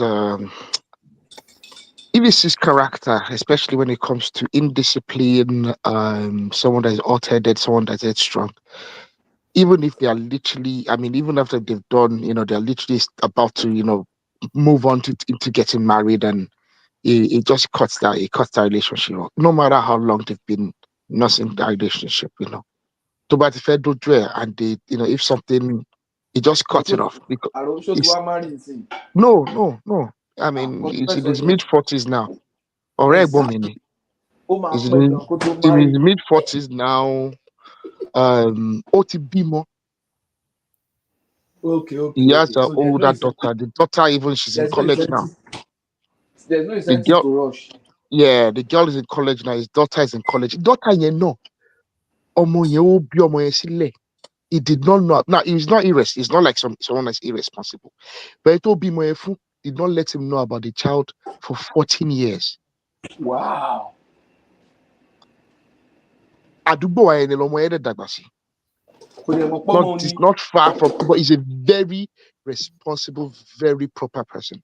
A very responsible man. He did not know. Just a one night stand kind of situation. And it will be more or the called the be more. For 14 years. But now him and they are inseparable. The girl is in college now. Wow. The girl looks spitty. And the girl is not distant from her father. She listens, very well disciplined child. Even though he didn't raise her, the girl is so well, like she took after her father, even though he didn't raise her for 14 years. Near 13, 14 years, he didn't raise her. That means the lady is good. Yeah. No, okay, let's say about 12, let's say about 12, 13 years. Because she's probably about 19 now. She's in college. He runs a business. She finishes her class. She goes and helps her dad. They are always together. Anything that dad tells her, she does it. Very pleasant child. So, but I guess because Otibimo, in fact, he had a relationship recently.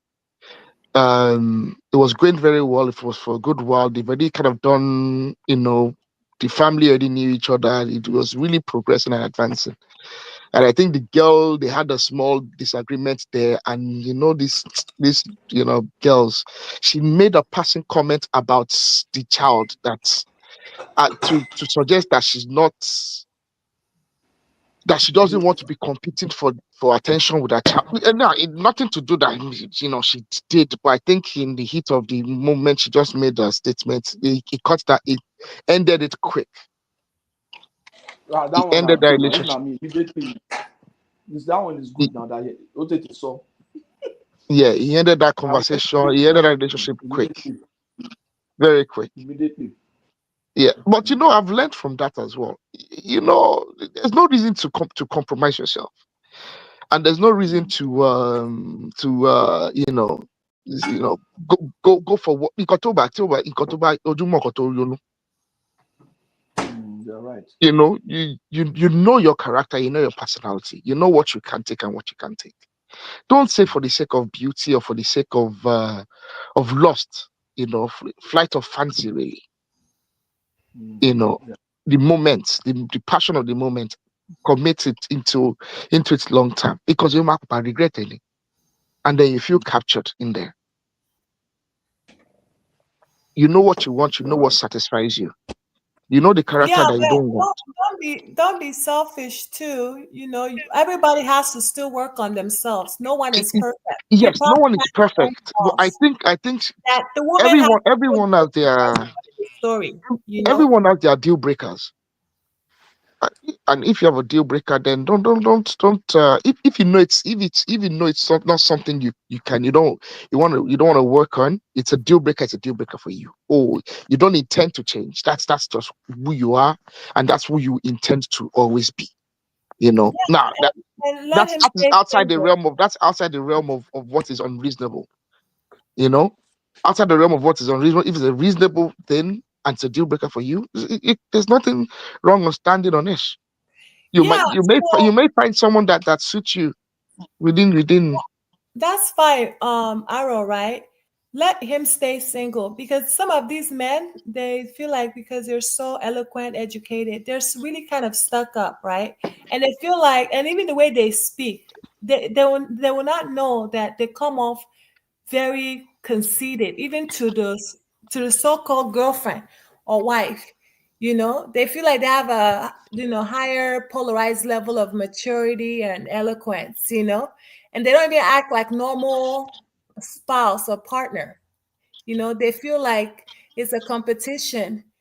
Everybody should just mellow down. You're nothing So much. special. Should I tell you something I see now? A tendency I see. I'm saying your friend is nothing special. Everybody has Oh, flaws.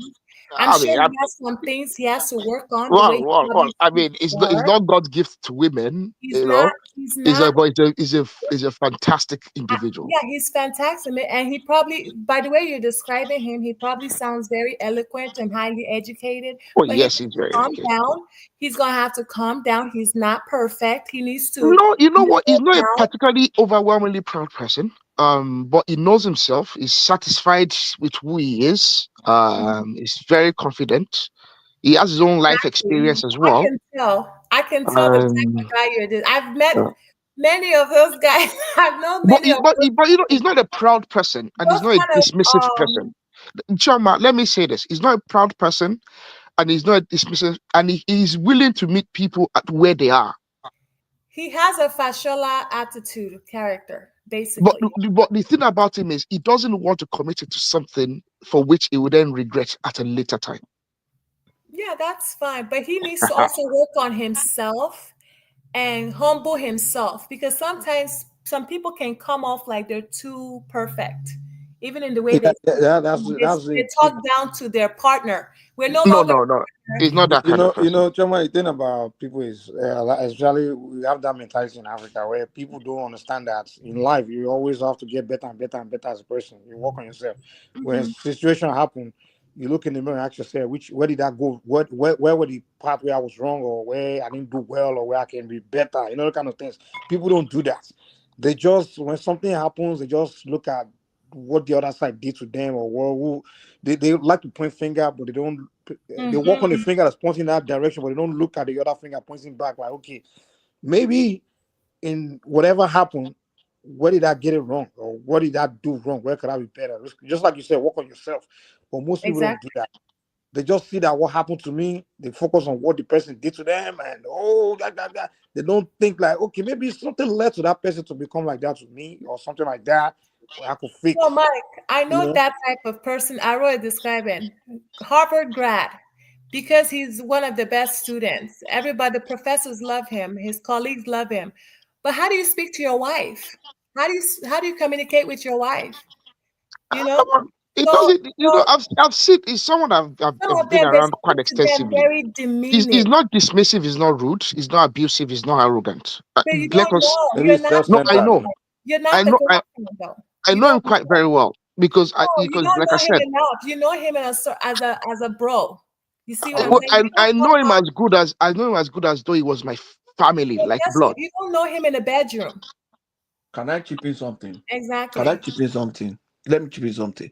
You know, when you were telling us about the guy, look, the question I asked was that is he married? When you said no, I was not surprised because with that, I don't expect him to be able to find someone to get married to. Exactly. Those criteria that he set, he will never Mhm. find a wife. At Because that all. was why Because I asked human that beings are question. normal. That guy is not behaving Uh, normal. You need to that's why humble I asked that yourself and question. move Is he down. married now? You said no. So I don't. If you had said yes, I would have been I surprised. wasn't surprised. He You gives have me to Fashola in type this of life. behavior. In this life, you have to just Only manage people. partial type of behavior. I don't get. You see, Governor eh? Fashola, very educated, neat, straightforward, think the opulence, that kind of attitude. Like Self-assured, you mean? hmm? Self-assured. Yeah.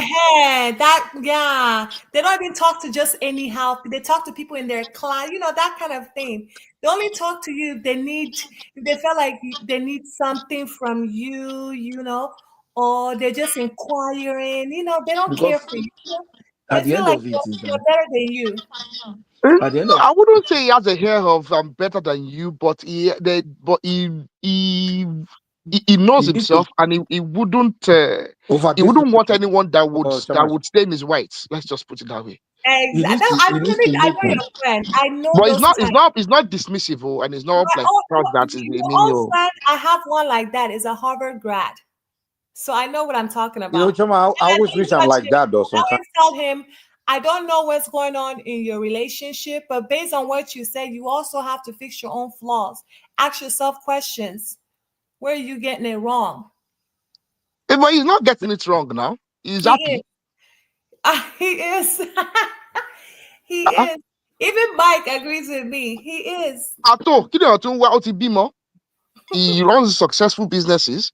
He has family that surround him. He has nieces and nephews that love him, that see him as like a father.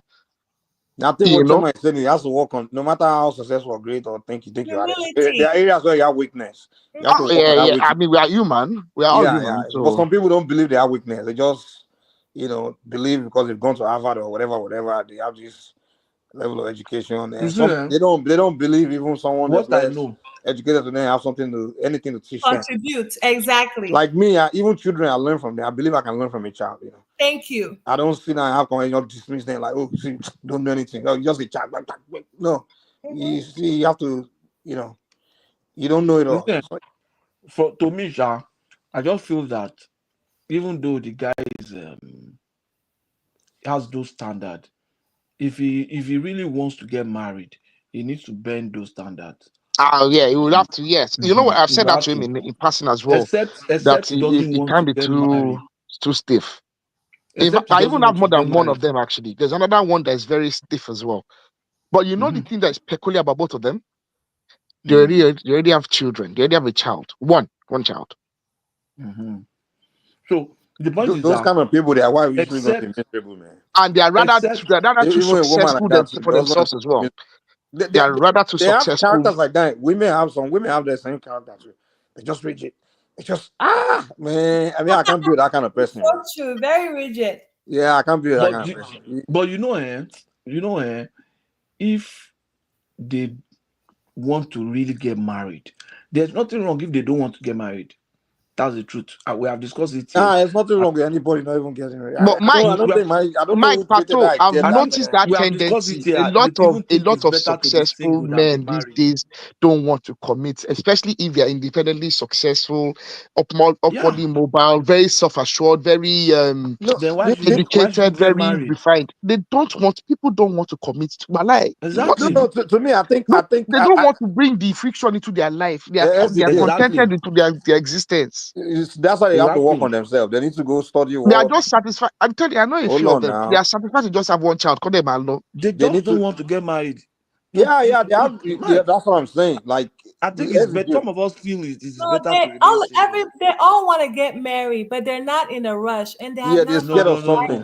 They're scared of the failure. That's what it is. It's called the fear of failure. That's what it is.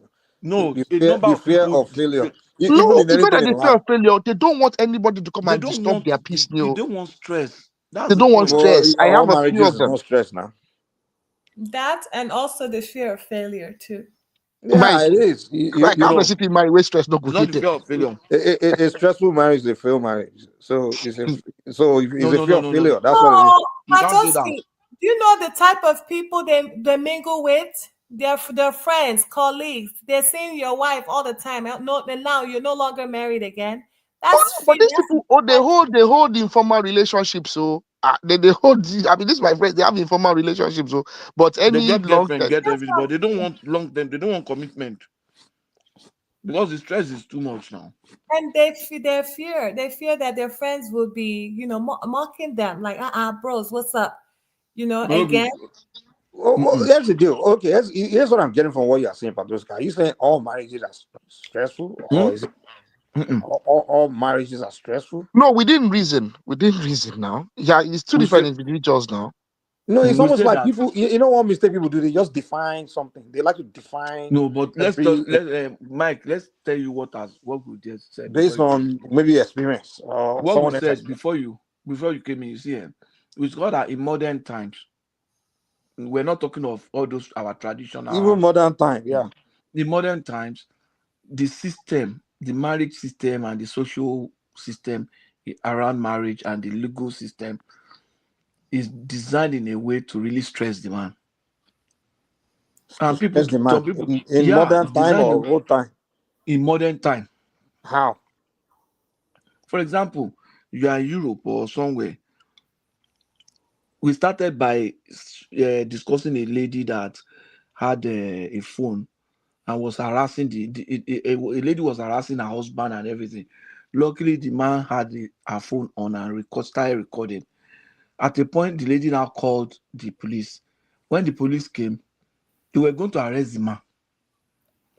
It was Adewa that gave us the story.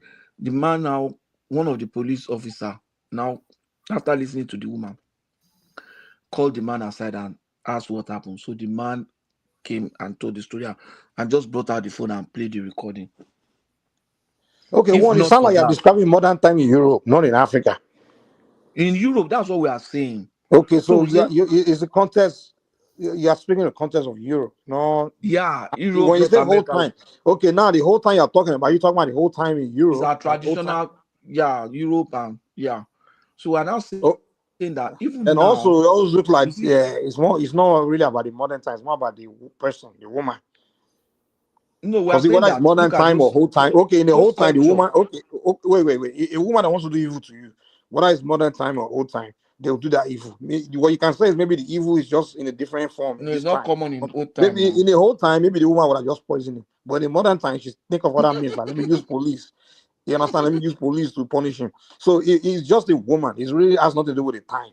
In the whole time, the woman would have found other means to get him, either to get him set up, or to poison him, or to kill him, or something. If a woman wants to do evil, no matter, evil women always existed from old time and modern time. In the whole time, the way she would have went about it would have been different. But in modern time, she's got another means. Maybe, police, I can use police to get him. So it's really not about the time. It's just about the individual. No, in it's modern times now, why do we have higher rate of divorce now than in those days? We really don't. That's the deal. We don't have the number of those days. We just like to assume that in those days it was this and that. What I can say, we don't have the number. Okay, for the sake of people go to court to divorce now. Those who have records in court. Okay, let me say the reason why. In those days, right? In most cultures, the men are the one that own properties, right? So basically, and men are like, the way economy was structured back then is more like only men work kind of sense, or they do most of the earnings. You understand? So if a woman is moving out, she's moving to a man's property. The man owns everything. She's moving to a man's house, a man's land. Even in Nigeria today, like my wife's one of our friends like that, because Anna boy separated now. What we're discussing now, where she's going to be living now. She has to go move in with one of our relatives because they don't know there's have to stay in the husband's house because there's no other house to move to. You understand? So they have more reasons back then because women depend more on men economically, financially, economically back then. But today, if you're separating, of course, a woman has a place to go. So she probably has a home, can get a job, she make money, or she can. So we can say, they now, if the thing is a disaster, there's no reason being together. They can have reasons to separate.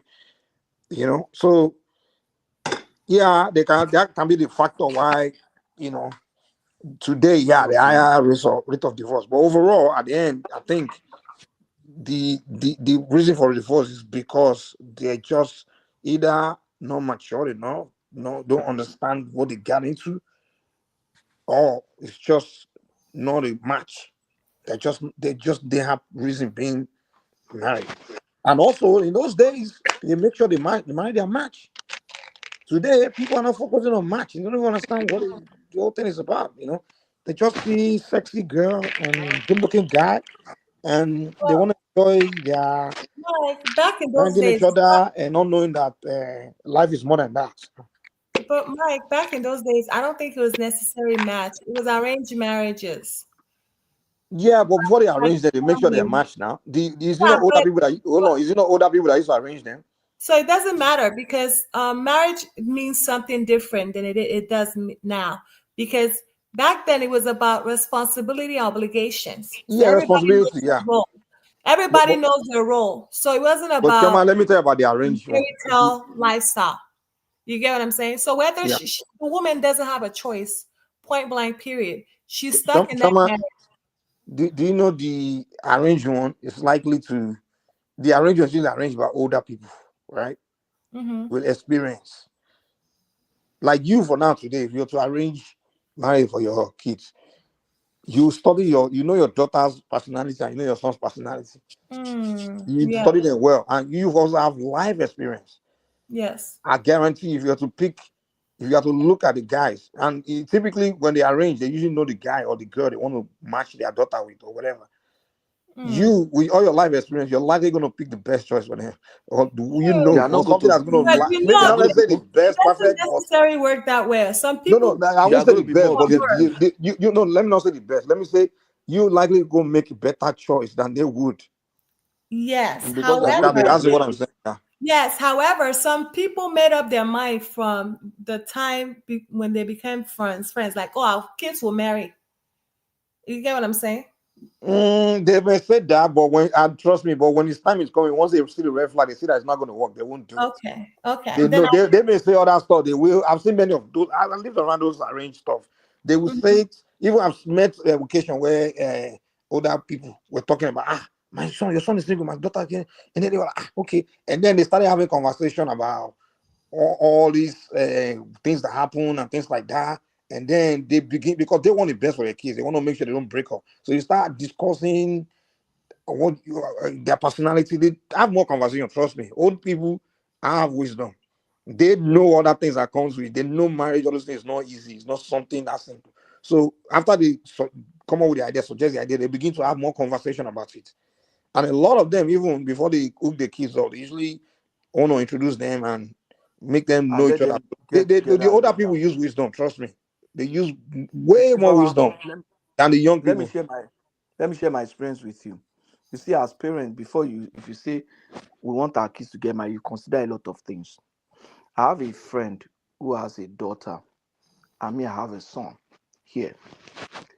That my friend, and when I looked at my friend, and I looked at the mother, that's the wife of my friend, I feel that I would want my child to get married to this family. The way the woman manages her marriage, the kind of peace and experience that my friend has, even the turbulent time when he had no job, when he had challenges. In short, most of our friends, when we see the woman, we just give her money, we respect her because it beats everybody the way the woman does to her husband, the way she does to us when we come. So, and the spiritual, how spiritual she was and everything. Everybody wants to, I want my son to marry a daughter of that kind of a woman. You understand? So I looked at it one day. I just talked to that my friend. I said, and she has a daughter that has some age difference between her and my first son and second son. I said, it looks like I want our children, these ones, to get married though. I have not told my son. I have not. My son is still in the university, but with time we can have a way of making them connect, linking them, let them become friends, and see what will happen. And I will just pray about it, because I looked at the wife of my friend. I looked at my friend. He was actually my staff. Then I look at the daughters. I say, wow, I want something like that for my son. So as a child, as a man, you don't want something that is not good for a child. Before a father say, I want this kind of thing, bet you by that father's judgment, that thing is very good. He must have put in a lot of things. If the mother-in-law is not good, I wouldn't want my son to get married into that marriage. But I want that kind of woman as a mother-in-law for my son. That kind of woman, that kind of lady is what I want as a mother-in-law to my son. And of course, the father-in-law, I already know my friend. You understand? So it's the kind of marriage where, as parents, even though they are married, you as parents can still continue to come together and work towards their success. Because marriage is just one phase of their life. You can work towards their success. If they have issue and they go to my friend's house, they will discover that the same thing I will tell them my house is what my friend will tell them. So tell me, how you understand? If they have issue, they go to my friend's house. How would you? if they come to me, I'll say, have you gone to your father, your parent? That's my friend. Let them settle it for you. And I wouldn't bother by saying, oh, these So, ones, they will mistreat I my have a son. question. I don't want to bust your bubbles, but there's some irreconcilable differences that occurs in like divorce. Of course, it's possible. Like a man having a small p, stuff like that can lead to a woman saying Which she one doesn't. is small p and big p? Does that make any difference? That's why I said I don't want to bust your bubbles. You are I'm not saying your son okay. has. I'm not if saying somebody have a small p, if somebody have a small p, I'm saying things happen that it may not go your way. Is it not the same? Is it not the same? Is it not the way that he uses it that matters? Is it the size that matters? Choma, describe the size that is perfect for you, sir. So maybe that is perfect. Maybe I can, for an average woman being. Well, that's what I'm saying. Check the girl very well and see if she can tolerate small p in case of that kind of situation, because you just never know. Things happen that you may overlook. That's why I said, don't bust your bubbles. Just allow the kids to find themselves. Don't force it. It will naturally happen if it's meant to be. Because what if, God forbid, she's not good in bed or stuff. They don't, they're not attracted to each other like that. Or he has that's why you have to create an atmosphere for them. Where you they live? Though I'm adding God forbid, because I want good things to happen for your kids. So where you they live? Look at me. How you they measure? Huh? Sorry. Where you they live? I want to teach me how you take the measure them. Ola, before you got here, background in medical science now, so before you came in. She has a background in medical science now, so she can talk what's about his name? But Mike, do you see where I was coming from, though? I see where you're coming from, but what they're asking you is there's some women where big is not big enough for them, you understand? So that's why they're asking you, like there's some women, right? There's some women that will make a Superman even feel like a man that believe he's Superman all his life. The woman that will tell him one day, say, come, you're Superman. You're not. So that's what I'm saying. We have to assess everything if she's a virgin. If just allow them to. When can you teach us how to measure? So that's the deal. Come on. So should we now, when we go on dates, just bring a tape measure with you inside with chicks. Hey, let's normally jump, man. Just say this is the length, too. Is 12 enough, or do you need? Let me tell you something. Like there's some really, when I said there's some one of the best men out there. Most of them have small p. I'm telling you this. I kid you not. And there's nothing wrong with it, right? The best of the best in the bedroom. Okay, let me ask you a question. No, I'm saying there's some issues that's irreconcilable to No. Let me ask you a question. Sorry. Let me ask you a question. What length and gait do you consider above average? Average. Average your background. In fact, I didn't even want to. Let me see if the video is here, because that was one thing we wanted to discuss on Dipsy show. This lady married a decent man, only to find out that his thing was very, very, very small, honestly. And it was so unfortunate. Maybe the lady has also traveled so many places, and her thing was too big.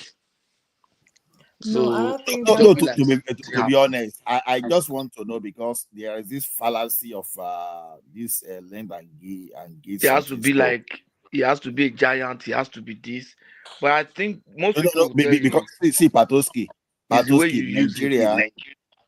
Nigeria among those people with the slightly above average length, are slightly above average.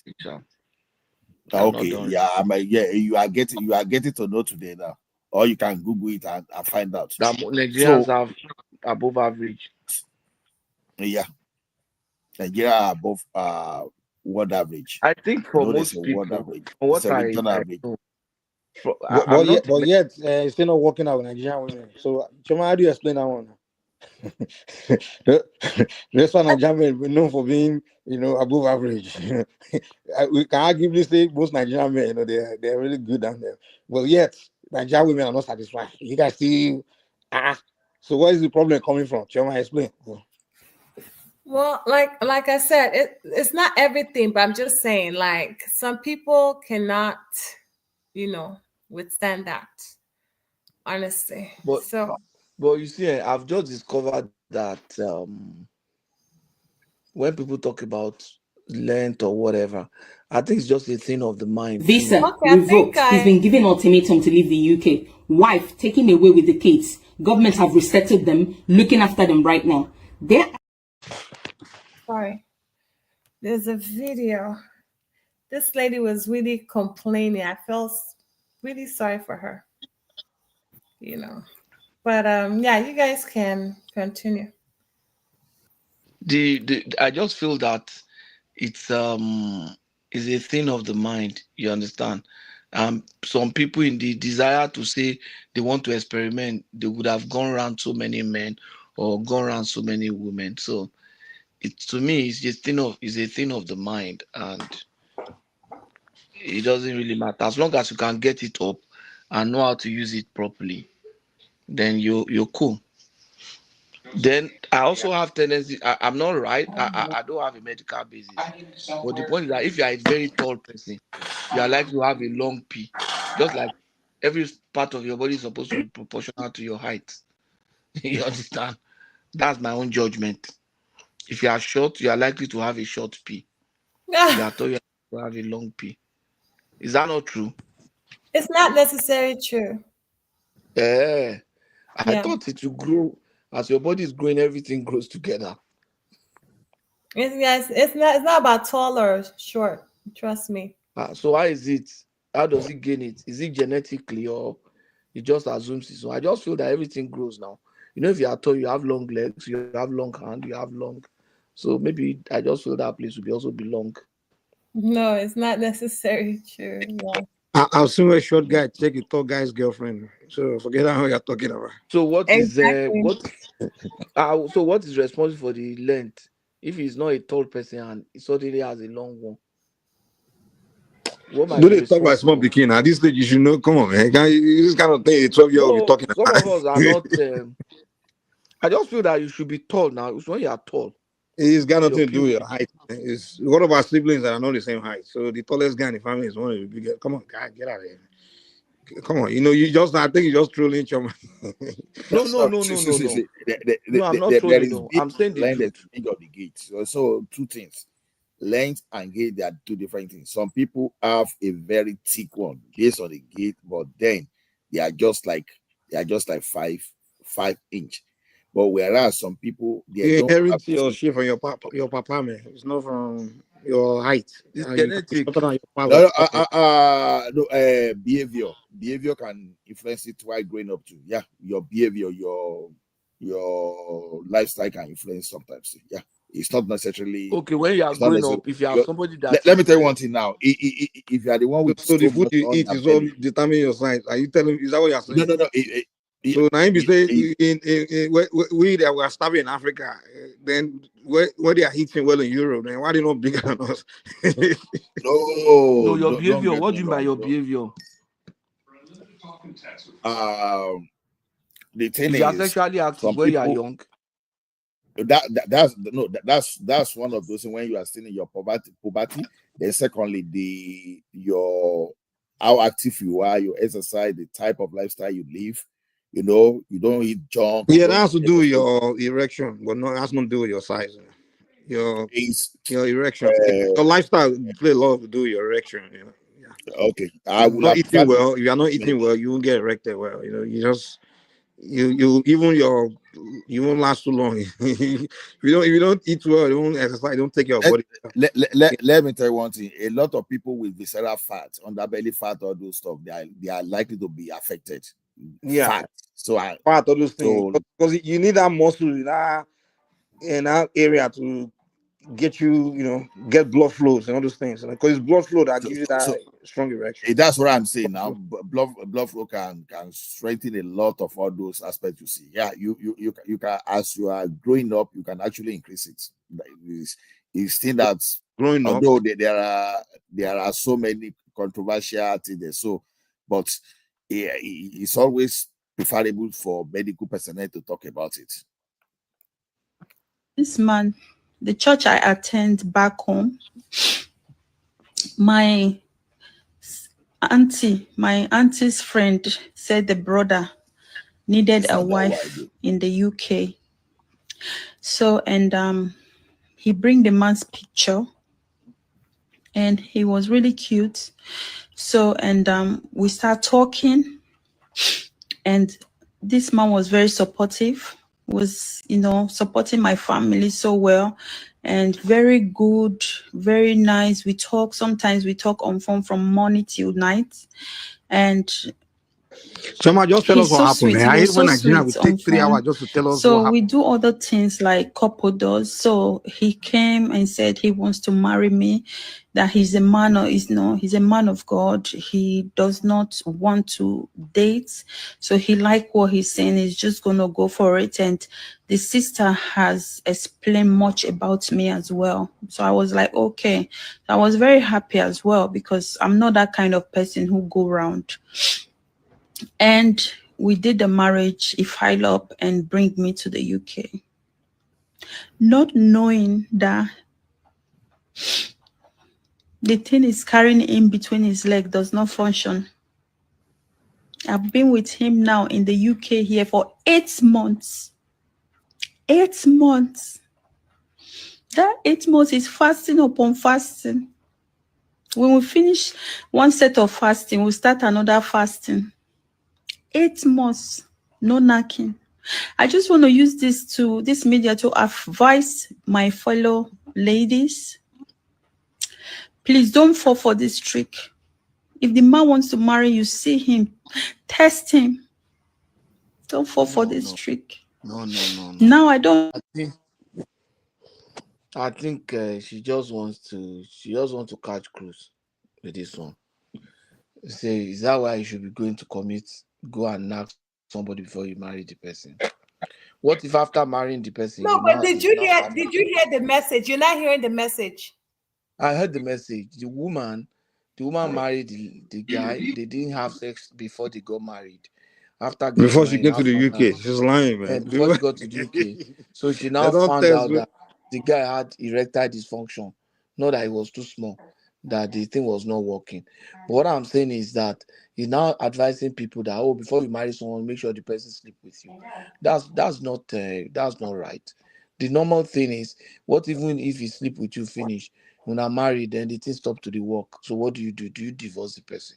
Exactly. So that's a good question, Chama. So explain that one. He's using his own to wait. Patos got back. I know you follow me. Let's ask you that question. So, if you've been married, hold on. I want to know so we can know. See, women, we need to set it straight. So now, if you meet your man, he's good, perfect man. You can do everything, the size you want, everything. And then after you've been committed, you guys stand in the altar, like you guys say, for better, for worse, or whatever. And years down the line, it didn't work again. So what happened? You divorced him, Abby? No, God forbid. If he's a good man. What do you mean, God forbid? I would never. So what's all this complaint all about? Yeah? No, I mean, in the beginning, of course, you can't live the rest of your life with a man without, having proper intimacy, So you would dump him, you divorce him if the thing done? No, I will not. What will you do? From the beginning, it should be manageable. You get hold on. In the beginning, it was perfect. It's not even about manageable. Okay, no, then the man. Hold on. When you meet the man, he was knocking. He's a perfect man. Like you can do it. But you're not married now. Years down into the marriage, something happened. Maybe nature, some illness or something caused him not to be able to knock again or knock good again. So what happened now? You divorce him. Divorce. So what will you do? Did Sade you stay married? Her husband. Of course. You stay married. Did Sade leave her husband? Who? Sade Okoya, did she leave her husband? Who tells the husband know they knock again? Because the man is old, you think they know they knock. But they're carrying him to walk. They're helping him to walk, though. But that's her now. We are talking about you. No, but maybe she's not one of those women that complain about that thing. Hold on. It's not all women that complain about they get married because of knacking. Some women just want to be married just for, for the purpose. To me, I don't believe you should get married for the purpose of sex. To me, I don't think that's what marriage is for. If your life is all about knacking and you want to do knacking, just be single and be. Because a man, I'll be honest with you. No, there's no woman alive that can please a man in bedroom. I'm telling you, every man have high. In the beginning, you shouldn't be having that issue, right? No, hold on. Trust me. Let me tell you this for a fact. And every man here will attest to it. There's no one woman in this world that can please a man sexually. I can guarantee you that. I don't care how sexy you think you are. You can gym all day while you're married to your husband. You are not pleasing him. Even as the marriage even goes along, the man gets tired of even sleeping with his wife. I'm telling you. But some men understand that reason why they are getting married is because it's not because of that. So they kind of leave that knacking lifestyle away alone and just focus on marriage, which is legacy and house building, things like that. You understand? So for most men, they are not getting married for that. But it sounds like the story you are giving about that woman and you are supporting, and it looks like you're telling us the reason you guys are getting married is for knacking. No, I'm not supporting her. No, I'm laughing because her story is funny because she just committed to something she didn't bargain for. You get my point. I'm saying in the beginning, it shouldn't be like that. I understand along the line, everyone change, everyone undergoes, aging, and it comes with all those things. We age. It's not gonna perform the way they were performing in the beginning. So I understand that. It's understandable. Why would I leave? I wouldn't leave. I believe in commitment. If you're a good man, I will stick with you. They look like, you see this knocking matter, it looks like it's the black woman. You see this thing before. Yeah. We said, okay, go ahead. We said this thing before. The problem that the problem that adult content will cause.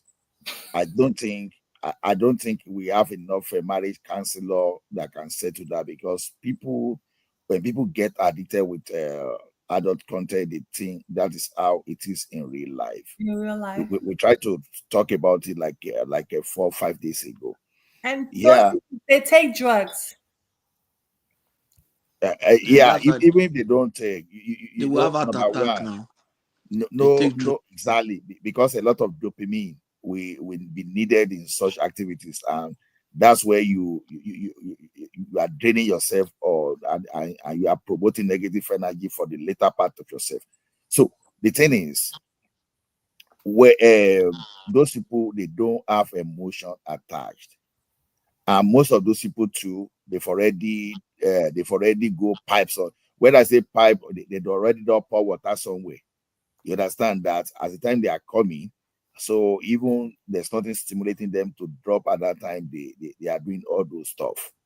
You understand? So you can never compare. And some of them too, all those things you see is surgery.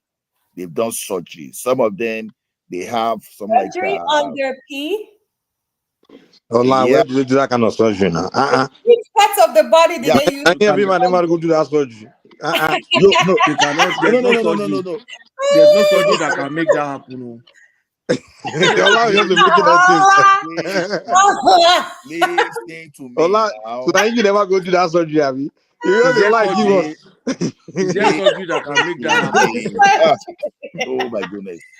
Oh my goodness. I'm not even kidding. Are you sure? Tell us they do that surgery now. So we all of us want to do that. Surgery, people do surgery. No. Why will you do it? The body. Where you don't get problem. Let me lie. I don't need to get problem. I want bigger, No. Michael, listen to me. Some of those stars you see doing the adult thing, you understand? Now surgery they do. So that thing, they don't get kind of emotion, they don't get kind of a stimulation you get as normal human being. So what they were doing, they were just doing to make money. You that your own already as you day like this, you give feeling the sensation. Some of them know they feel that. Maybe they give them. So the surgery are saying surgery for yourself, not for the woman, not to for yourself to feel. No, for the guy, for those guys. What I've heard about what I've heard before is because I actually have a friend that tentatively, that wanted to. He was a stripper when we were in college. The guy was stripping, a male stripper, and I think I almost got introduced to that. Apparently, he said they inject steroids directly into the what would I call it? Yes. So they will actually steroids directly there into it to stay hard because most of them can't stay hard anymore. They can't keep erect. Yeah, that's like Viagra. No, they have all these. But this guy's Viagra doesn't work for them anymore. No, there's this thing. Chama, I know this thing. Right into the. I don't know about Canada and UK, but in America, if you go to every petrol station, gas station, they have this blue pill, this pill like that, blue pill. They hang right there in front of the cashier. Those pills, you take them like this, that thing I give you, those that is kind of like steroid for your distance. It makes your that it's not even. I won't recommend it for anybody. It's not good. It will make you strongly hard like Chris. You can have I think that thing you mentioned. I think there are two types. There's a tadalafil. A doctor will pronounce it. There's a tadalafil there, whatever jargon.